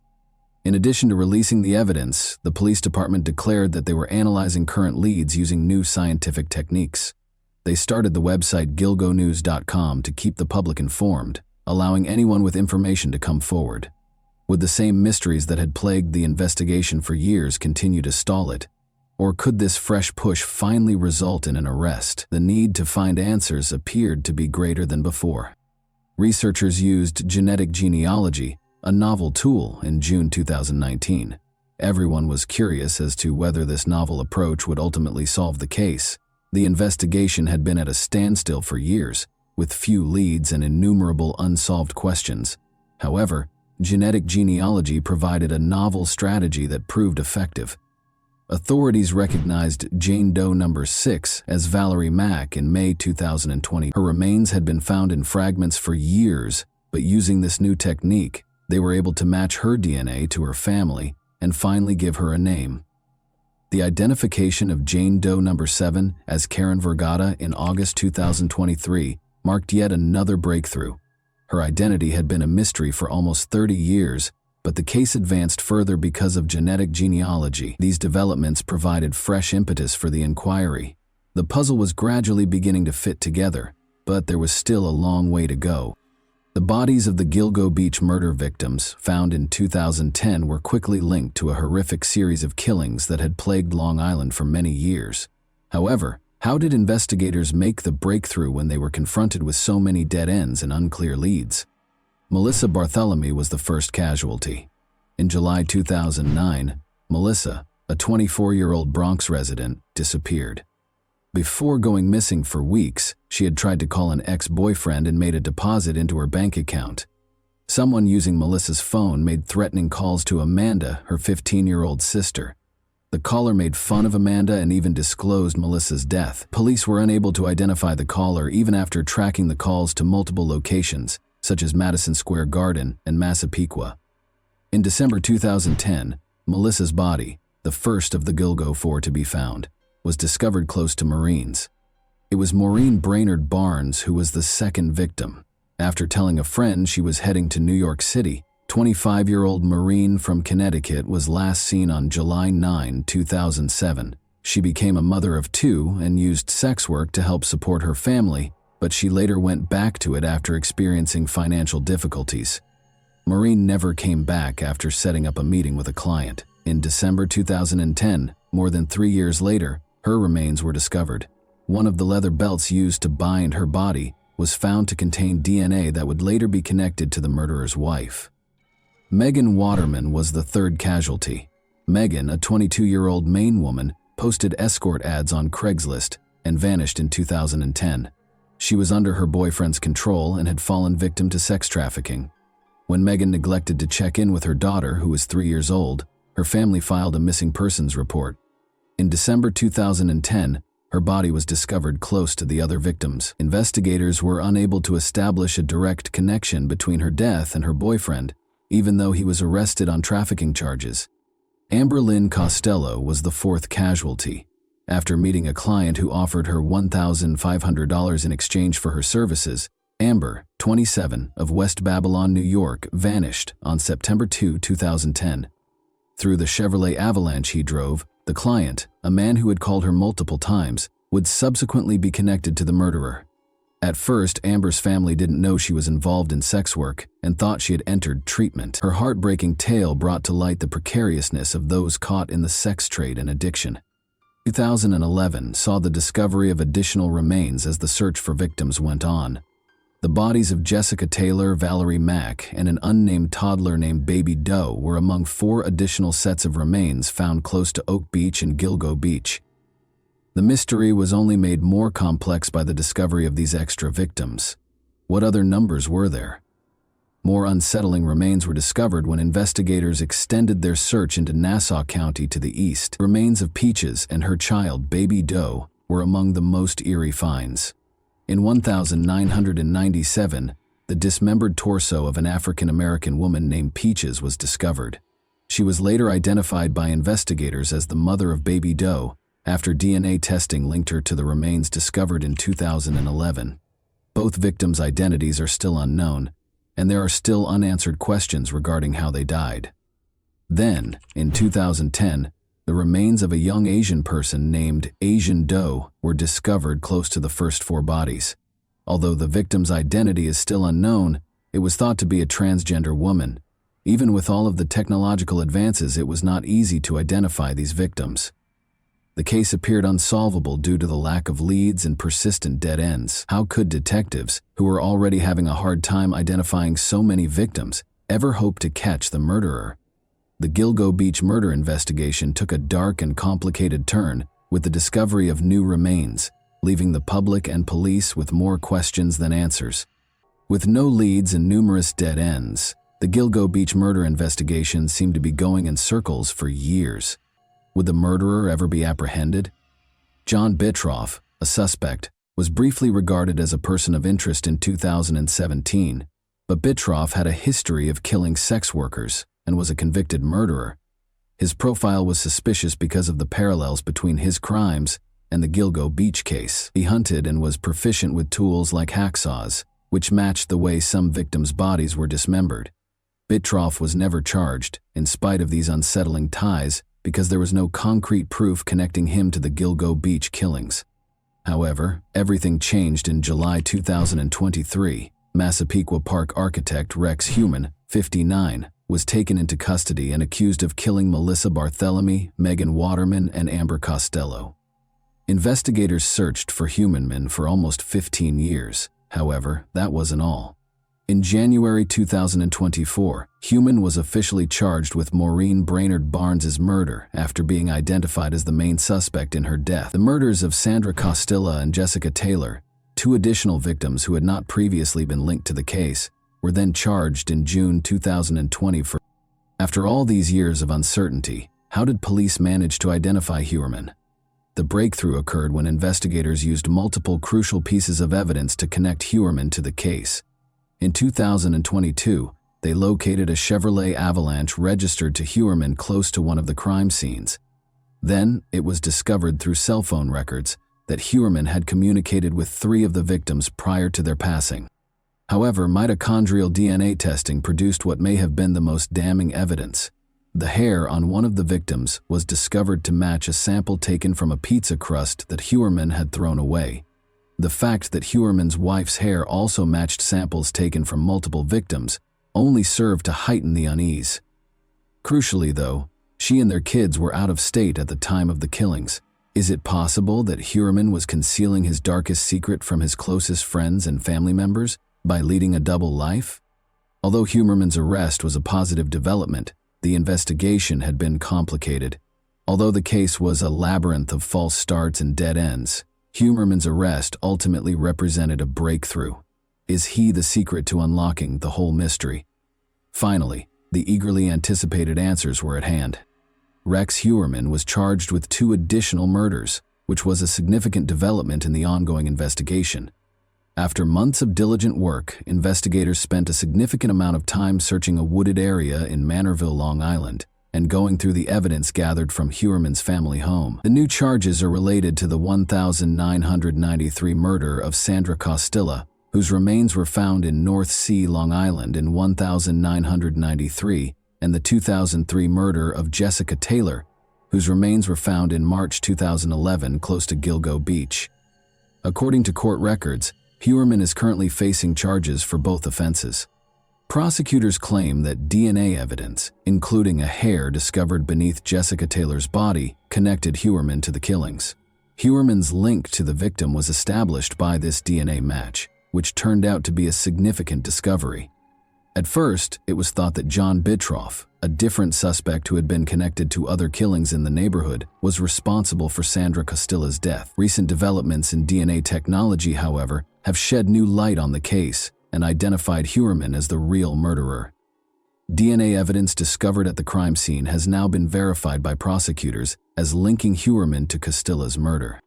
The case has advanced significantly with these new charges, which broaden the scope of Human's alleged crimes and raise the possibility that his murders may have taken place over several decades. The number of additional victims Human may have been linked to is still unknown in light of this new information. Even more unsettling information is being revealed by the ongoing investigation. Since Rex Human's criminal charges were revealed, his family is going through a very difficult time. In addition to fighting cancer, his wife is also dealing with the fallout from her husband's scandal. Due to their father's criminal history, employers are reluctant to hire Human's children, who are consequently having difficulty finding employment. However, the relatives of Human's victims are still in pain. The pain of losing a loved one never goes away, even though they might feel some relief when justice is done. As they look for closure for the lives lost, they find little solace in the ongoing legal process. The ramifications of this case are extensive and continue to cause great emotional suffering for the families of Human and the victims. And that wraps up today's chilling story. If you enjoyed this video, don't forget to like and subscribe so you never miss a new upload. Also, let me know in the comments what part of this story shocked you the most. Thank you for watching, and I'll see you in the next video.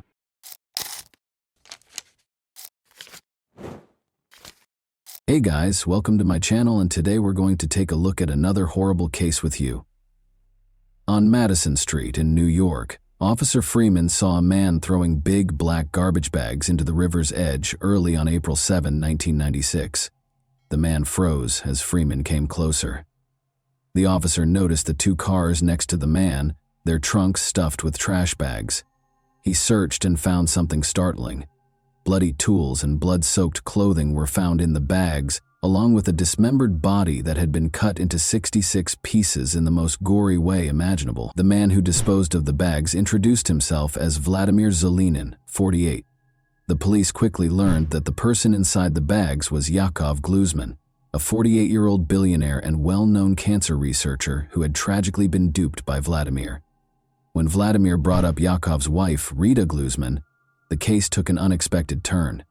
The crucial query was, what role did Rita play in this terrible incident? Was she planning to murder her husband, or was Vladimir just assigning blame to deflect criticism and avoid responsibility? We must go back in time and meet Yakov Gluzman, the man at the heart of this whole situation, in order to fully comprehend it. What part did he play in this terrible incident, and who was he?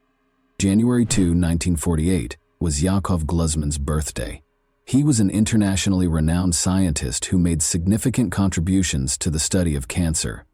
Since their early years in Ukraine, which was then a part of the Soviet Union, Yakov and his wife Rita had known one another. 1948 saw the birth of Rita Gluzman in Ternopil, Ukraine. She was the oldest child of Holocaust survivors, Paula and Lob Shapiro. As a child, Rita saw friends and family members killed by the Nazis, which gave her a distinct viewpoint. Nevertheless, Yakov was unable to obtain a visa to depart the Soviet Union due to his importance as a researcher. He was regarded as an emerging, talented scientist. In February 1970, Rita found out she was expecting their son after departing for Israel. To facilitate their emigration, Yakov took a menial job as a carpenter, sacrificing his academic career in the Soviet Union. Rita persuaded the UN to bring her and Yakov back together in America with the aid of Jewish organizations. She even put pressure on the United States by going on an 18-day hunger strike close to the UN Senate to assist in her reunion with Yakov. Rita's will to go on a hunger strike was obvious. She was a very motivated individual. She desired to succeed in her life. Yakov was allowed to join her in the West by the Soviet Union as a result of her efforts. Yakov was able to carry on with his scientific work after the couple eventually got back together in the United States in 1972. They made Long Island, New York their permanent home in 1977, 5 years later. Yakov founded the pharmaceutical business Harbor Laboratory in New York by 1987. With Yakov's assistance, Rita also founded her technology business, ECI Technologies, at the same time. In 1987, Yakov advanced to the position of Director of Molecular Biology at Rockland County's Letterly Laboratories. Yakov worked in Rockland, so Rita had to make the difficult choice to move to Long Island while managing ECI Technologies. As the family's fortunes improved, they eventually moved into a large home in the posh neighborhood of Upper Saddle River, New Jersey, which is a very pleasant upper-middle-class neighborhood. The homes in this lovely neighborhood are very comfortable and sit on 3/4 to an acre of land. Vladimir's claims don't add up. If Rita and Yakov had a happy marriage, is he making this whole thing up to cover up a darker agenda, such as eradicating Yakov for financial gain? Let's go back in time to the discovery of Yakov's body before drawing any conclusions. Officer Freeman made a strange discovery in a parking lot near the river's edge on Easter, April 7, 1996. 2 cars with open trunks were the first thing he noticed. He also saw Vladimir Zelinin, who had one glove on his right hand and was dressed in a t-shirt. Large black trash bags were being thrown into the river by Zelinin. Freeman cautiously approached and saw that Zelinin's shoes and pants were splattered with blood, and that a surgical glove was also covered in blood. The air was heavy with the stench of drying blood. As Freeman continued his investigation, he discovered 2 bags, one containing blood-soaked clothing and the other containing bloody tools, including a hacksaw, axes, knives, and a scalpel. Unbelievably, 8 additional bags containing Yakov Gluzman's tragically dismembered remains were found in the trunks of the 2 cars. His nose and lips were even removed, as part of the horrific act of chopping his body into 66 pieces. Vladimir Zelinin, wearing blood-stained trousers, stood beside Officer Freeman. Zelinin, who was Russian, could hardly speak English. He shockingly disclosed that Vladimir's cousin, Rita Gluzman, had been instrumental in his immigration to the United States just 11 months earlier. As Vladimir admitted that Rita was the one who coerced him into carrying out the unimaginable deed of killing Yakov, the terrifying realization came to light. Rita had already left with her passport when Bergen County authorities showed up at her house the next day. Prosecutors were concerned that she may have escaped abroad, but Rita was allegedly on her way to Long Island while Zelinin was being held in Bergen County. It was clear that she knew the police would be looking for her. She made a quick stop in Nyack along the way, stealing a set of New York license plates from a parked car to hide her car's New Jersey tags. There was little question that Rita had planned the murder and was now evading the authorities, despite the fact that investigators in both jurisdictions had not formally named her as a suspect in her husband's death. They made it clear in a public alert that they wanted to talk to her. After her husband passed away, Rita disappeared for 6 days. On April 12, 1996, the police finally located her in Cold Spring Harbor, Long Island. Rita was caught breaking into a guest cabin by a cleaning lady during a routine cleaning round at the Hawk's Nest cabin. Her husband had worked for a company that owned this cabin. The woman had quickly called the police because she thought Rita was a thief. Rita attempted to flee by scurrying out a rear window onto the lab grounds after being confronted. She was eventually located and taken into custody by the local police. Notably, authorities discovered a variety of travel brochures, including some from Switzerland and Australia, inside her car, which also had a stolen license plate. When Rita Glusman was arrested, the police were taken aback to see her. She was no longer the woman who wore expensive clothing. Her clothes, makeup, hair color, and even airline information had all changed. The police became increasingly suspicious because she had completely changed her appearance. However, there was one issue that prevented the police from charging her with her husband's murder under New York law. When flaws started to show in their marriage's apparently flawless exterior, the investigation took a different turn. The couple's hidden tensions surfaced during their move from Long Island to New Jersey. It turned out that moving to New Jersey, even though it was a mutual decision, put Rita under financial strain, particularly for her business, ECI Technologies. Yakov's income was crucial to the company's survival because it was not doing as well as it once did. However, there was one contradiction. Despite Rita's claims that the move left them impoverished, she was spotted driving a BMW, wearing mink coats and leading a fairly opulent lifestyle. On the other hand, Yakov used to wear regular jeans and drive a 1983 Nissan. According to his friends, he was more of an ordinary guy who wore khakis everywhere he went. The American dream appealed to Rita. She desired high living and spas. Yakov Glusman left the home in New Jersey in the summer of 1995 and rented a second-floor apartment in Pearl River, just a few blocks from his place of employment. Yakov had begun dating a woman he had met in 1994 while traveling to Israel to visit his family. By September of that year, the rift between Rita and Yakov had become irreversible. While Rita's technology company was in danger of going bankrupt, Yakov was making progress in his career as a cancer researcher. In a phone call with his father in the fall of 1994, Yakov acknowledged that his marriage to Rita, which had lasted 25 years, was failing. Yakov Glusman filed for divorce. The ECI Technologies company became a focal point during their divorce proceedings. Yakov insisted on thoroughly examining the company's finances before accepting any terms, while Rita desired sole ownership. Rita was devastated to hear this. Yakov claimed marital cruelty as the cause of the divorce when he filed for it. Tragic events occurred 4 months later, in 1996, when the couple's already shaky relationship was further strained when their 25-year-old son died while serving in the Israeli army. Yakov wanted to leave Rita because she was so furious. How could he have the audacity to abandon her, who was so invested in his transformation in the United States? Rita noticed that she was becoming desperate, and some people noticed that her behavior was becoming unpredictable.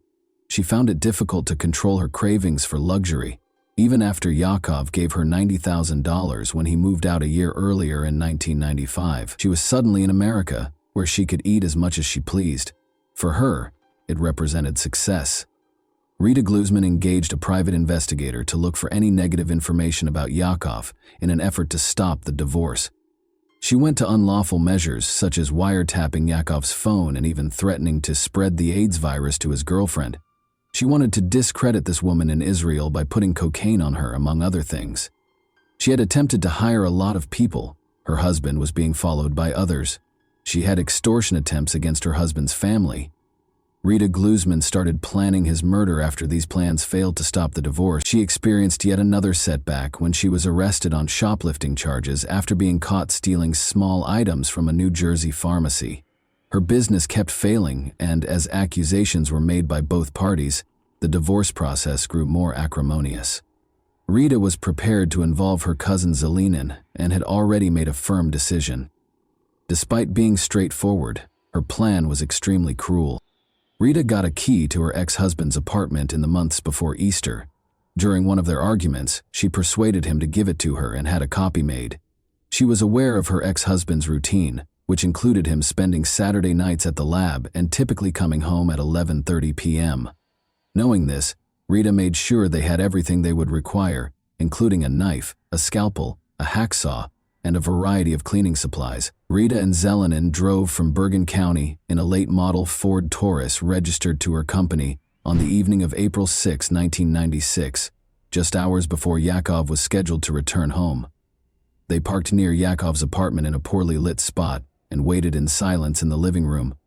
It was 11:30 p.m. when Yakov parked his Nissan Maxima and went inside his apartment. At that moment, Zelenin struck first with an axe. When Yakov entered his apartment with an axe and a hatchet, she and Vladimir were waiting for him and jumped on him, attacking him. Rita Glusman then approached and started striking her husband with the axe, according to Zelenin. It was then that Zelenin's hand was injured. He was unable to see exactly where he struck Yakov because of the darkness, but the scientist fell to the ground. Rita then attacked her husband with ferocity and violent force. Her axe once slipped and struck Zelenin's right hand, causing it to bleed continuously. Rita insisted that they would examine Zelenin's wound later because they were pressed for time. She took a knife out of the bag and stabbed her ex-husband in the chest to make sure he was dead.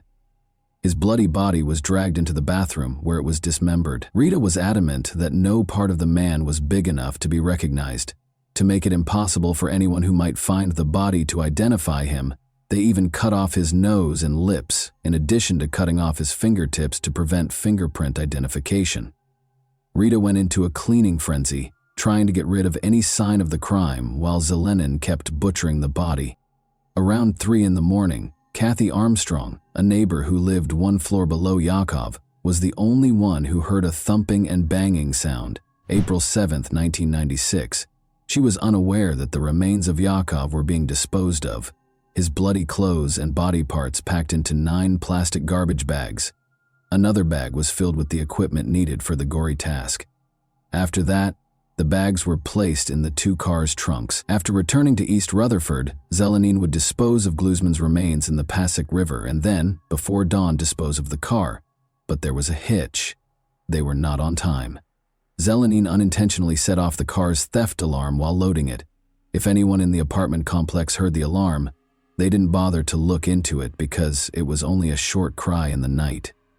Rita, however, became frightened, leapt into the Taurus and told Zelenin to run.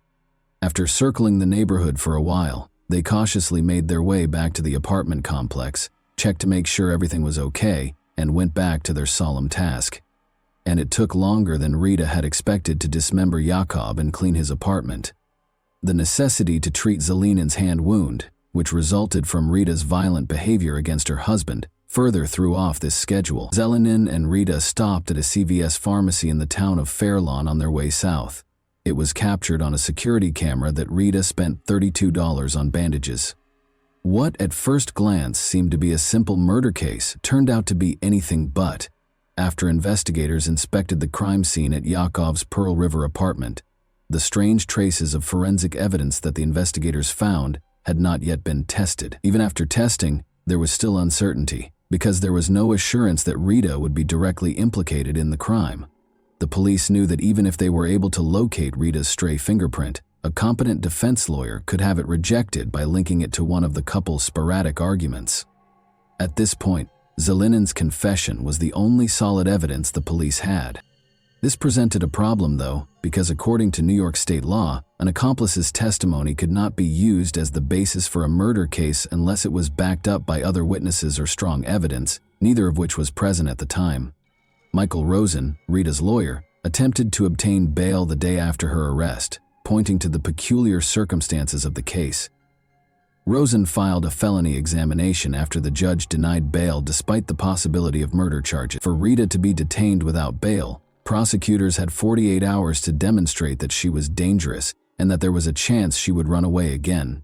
Since the police couldn't produce enough proof, Rosen was successful and Rita was taken to jail after posting a $250,000 bond. However, everything changed when an FBI agent called. Unexpectedly, Rosen was ordered to bring Rita to the United States, White Plains Federal Court Building. Rosen found this surprising and didn't understand why the federal government was becoming involved. The reason became evident as Rosen and Rita arrived. Local authorities had worked with federal prosecutors to devise a novel strategy to charge Rita for her role in her husband's death, while Michael Rosen had been preoccupied with getting her bail. Federal prosecutors invoked the Violence Against Women Act, a 1994 domestic violence statute, in a brief 4-page complaint. It was a daring step. This law permitted federal intervention in cases of domestic violence committed by someone who crosses state lines, a tactic that had never before been employed against a woman. But it gave the police the power they needed to bring Rita to justice. It was noteworthy because it gave them permission to use Zelinen's testimony. In court, Zelinen described the events leading up to the incident and how they dismembered Yakov. Vladimir Zelinin claimed that Rita Gluzman was behind a wall a few feet away and that he was concealed behind the door as it opened. Zelinin struck Yakov's head with an axe for the first time as soon as he entered the room. With a knife in hand, Rita hacked and stabbed Mr. Gluzman until she nearly cut Zelinin's fingers off his right hand. According to Zelinin, he began by chopping off the arm at the shoulder, followed by the left leg below the knee and the right leg below the knee. Then, he claimed, he severed his head. Witness reports from Yakov's neighbors who saw a couple packing bags into a car at 3 in the morning were among the other pieces of evidence the police brought in. April 7, 1996, Rita was recognized by a pharmacy employee as the agitated woman buying bandages and antiseptic at 4 in the morning. The same morning. In addition, Rita's controlling personality was acknowledged by a private investigator she hired to spy on her husband and his lover. More than a year and a half after Yakov's passing, on April 3, 1997, Rita faced the U.S. Judge Barrington Parker, District Court. Despite her denials, the jury found her guilty of killing Yakov, dismembering him and dumping him in the river after being persuaded by Zelinin's testimony. She was given a life sentence in prison by the judge. In the Soviet Union, the woman who had once been celebrated as a symbol of freedom for a whole class was now imprisoned. Vladimir Zelinin was later given a 22-and-a-half-year prison sentence in May 1997. Rita Gluzman was released from prison on compassionate grounds in 2020 because of her deteriorating health, which included early Parkinson's disease and multiple strokes. Although Yakov's brother wrote a letter opposing Rita's release, expressing horror and fear, the judge took into consideration Rita's request for a second chance to avoid dying in prison. Rita went back home after the judge allowed her release despite reservations. Due to a broken marriage, Yakov Gluzman's life took a terrible turn. The unfortunate thing is that rather than finding a peaceful solution, his wife, once regarded as a symbol of freedom, caused their relationship to devolve into a nightmare. And that wraps up today's chilling story. If you enjoyed this video, don't forget to like and subscribe so you never miss a new upload. Also, let me know in the comments what part of this story shocked you the most. Thank you for watching, and I'll see you in the next video.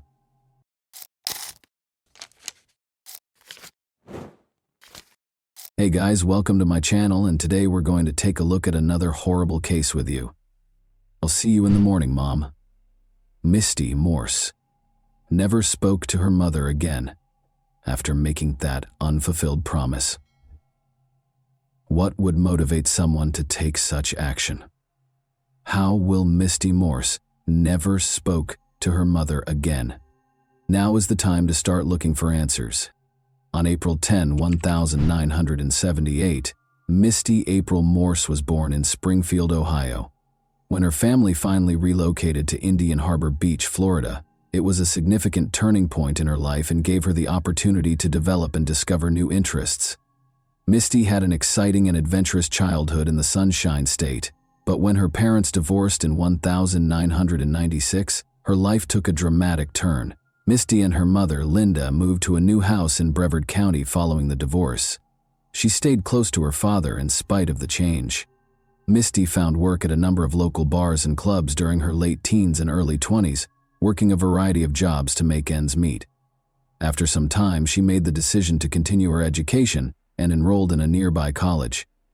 Misty was characterized by friends as an adventurous, carefree young lady who never took life too seriously. When Misty got home from work early on July 22, 2000, she started preparing for a night out with a friend. Linda, her mother, was also up, getting ready for her 3 a.m. shift. Misty got a few brief phone calls while she was chatting with her mother. Misty promised to see her in the morning, as she said goodbye after the call. She had no idea that this would be her final farewell. Misty wasn't home the following morning when her mother got home. At first, she didn't give it much thought, assuming Misty must have spent the night at a friend's house. Misty had not returned or gotten in touch after another day. Her mother started calling Misty a lot out of concern. Misty rarely checked in, especially if she was going to be gone for a day or two. Fearing that no one had seen or spoken to her, her mother contacted Misty's friends and then her father. The more days went by, the more she worried. A retired judge went for a peaceful walk on July 24, 2000, to see how his boat, which was moored in the lagoon behind his house, was doing.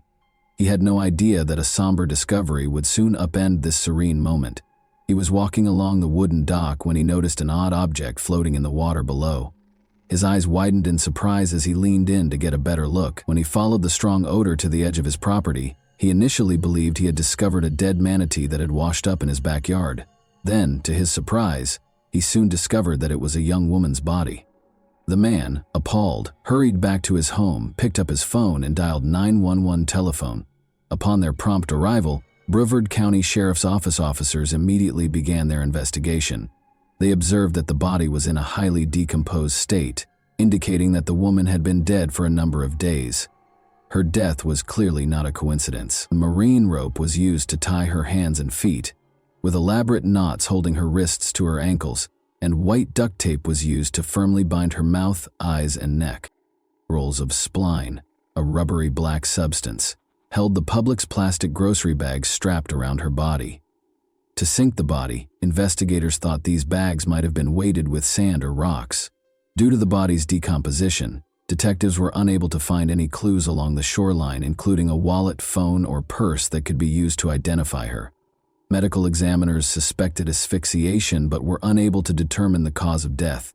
After that, investigators looked for any recent missing persons reports that might be related to the unnamed woman, but they were unable to find anything. The police had not yet been notified of Misty's disappearance. Finally, they attempted fingerprinting. She was eventually identified through the database after forensic specialists used a technique known as degloving to lift fingerprints despite the skin's deterioration. Officers called Misty's mother, Linda, to break the terrible news after verifying the identity of the body. The harsh reality of her daughter's fate completely broke Linda's heart.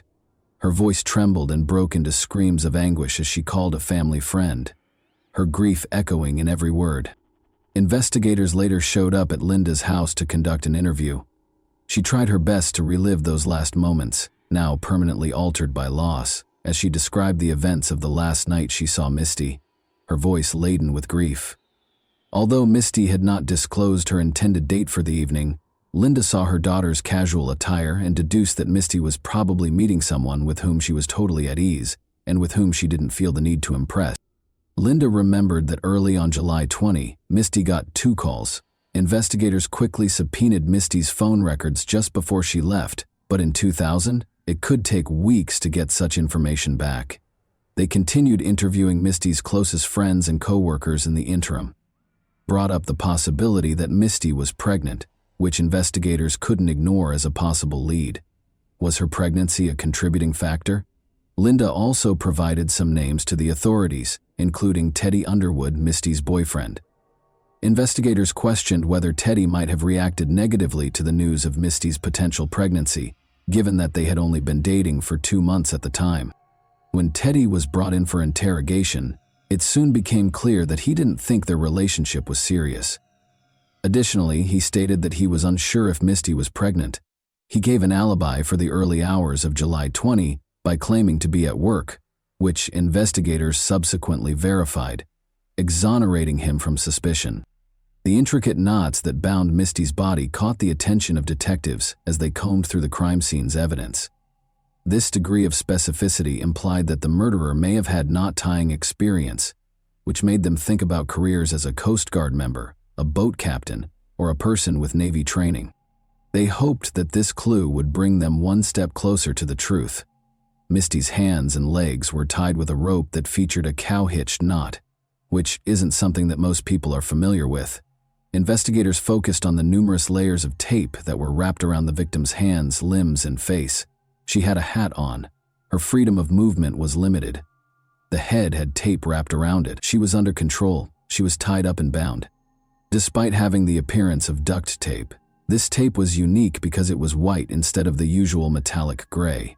Because white duct tape was so uncommon at the time, the authorities were more interested. Their hopes were dashed when no trace evidence, such as DNA or fingerprints, turned up on the tape's adhesive. Another dead end, it seemed. They then discovered a few short black hairs adhered to the tape, almost by accident. Given that the victim's hair was a distinctive shade of brown with a hint of red, the detectives knew these couldn't be hers. This finding raised the possibility that the hairs belonged to the murderer. All of the evidence was sent for testing after the crime scene was carefully examined. Unfortunately, this lead could not be fully pursued in 2000 due to the lack of precise DNA analysis technology. As they met with the medical examiner the following day to discuss the autopsy results, their frustration increased. The body had been submerged for less than 72 hours, according to the examiner's report. However, it was impossible to determine the precise cause of death due to exposure to the weather. There were no visible signs of trauma, no broken bones, and no gunshot wounds. Detectives were left with two terrifying options. Either the victim had been thrown into the water while still alive, or the tape covering her mouth and nose had strangled or suffocated her. In an effort to reduce the number of suspects on their list, investigators continued to interview people. Linda recommended that they investigate Bobby Cooper, whom Misty had recently met at a house party. Given that Bobby had visited their house only a few days prior to Misty's passing, Linda was especially wary of him. Bobby, though, was promptly disqualified as a suspect. He didn't match the murderer's description. He didn't own a boat, he hadn't been in the military, and he had no criminal history. Bobby's interview, however, proved to be a pivotal moment in the investigation. Brent Huck, Misty's ex-boyfriend, gave the detectives a name that appeared to fit the profile they were looking for, even though he wasn't the murderer. Investigators tracked down Brent Huck, who resided on South Merritt Island, just south of the location where Misty's body was found. After receiving a tip from Bobby Cooper, Brent accepted their invitation to participate in an interview. Brent disclosed in the interview that he was a charter boat captain and that he was from a wealthy family. He also acknowledged having been a member of the Navy SEALs. Brent acknowledged that he had kept up his relationship with Misty after their breakup, even though he was now in a new one.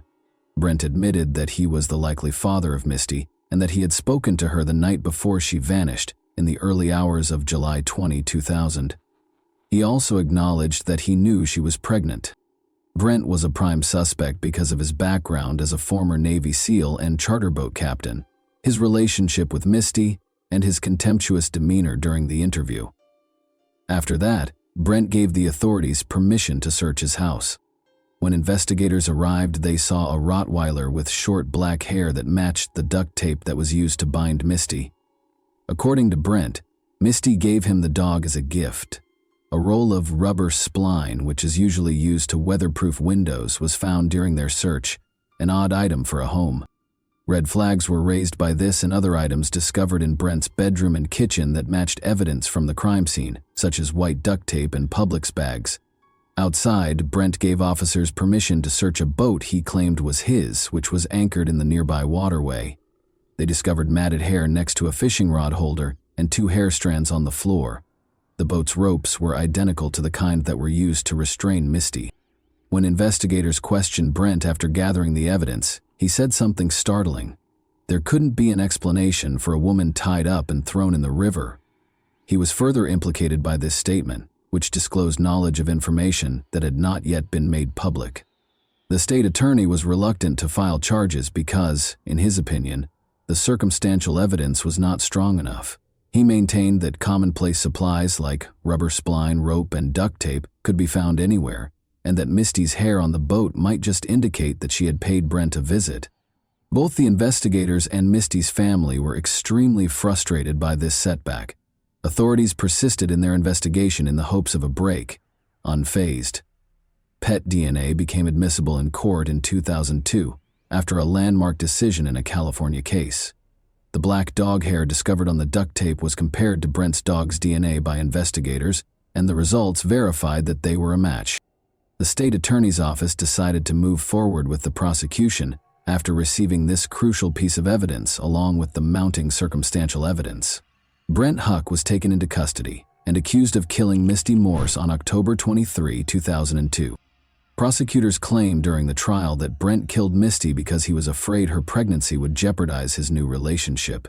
They described in graphic detail how he used the pretense of reconciliation to entice Misty to her demise.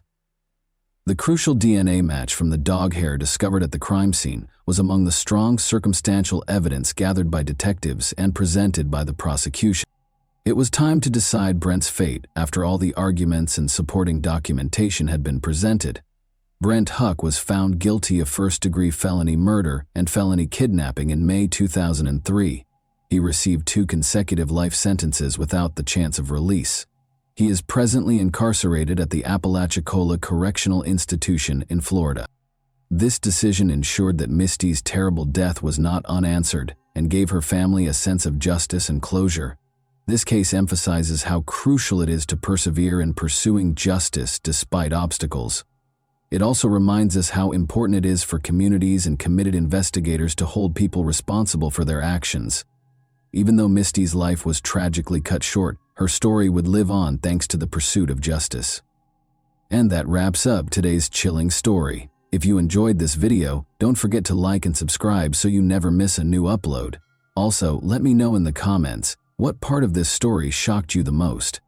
Thank you for watching, and I'll see you in the next video.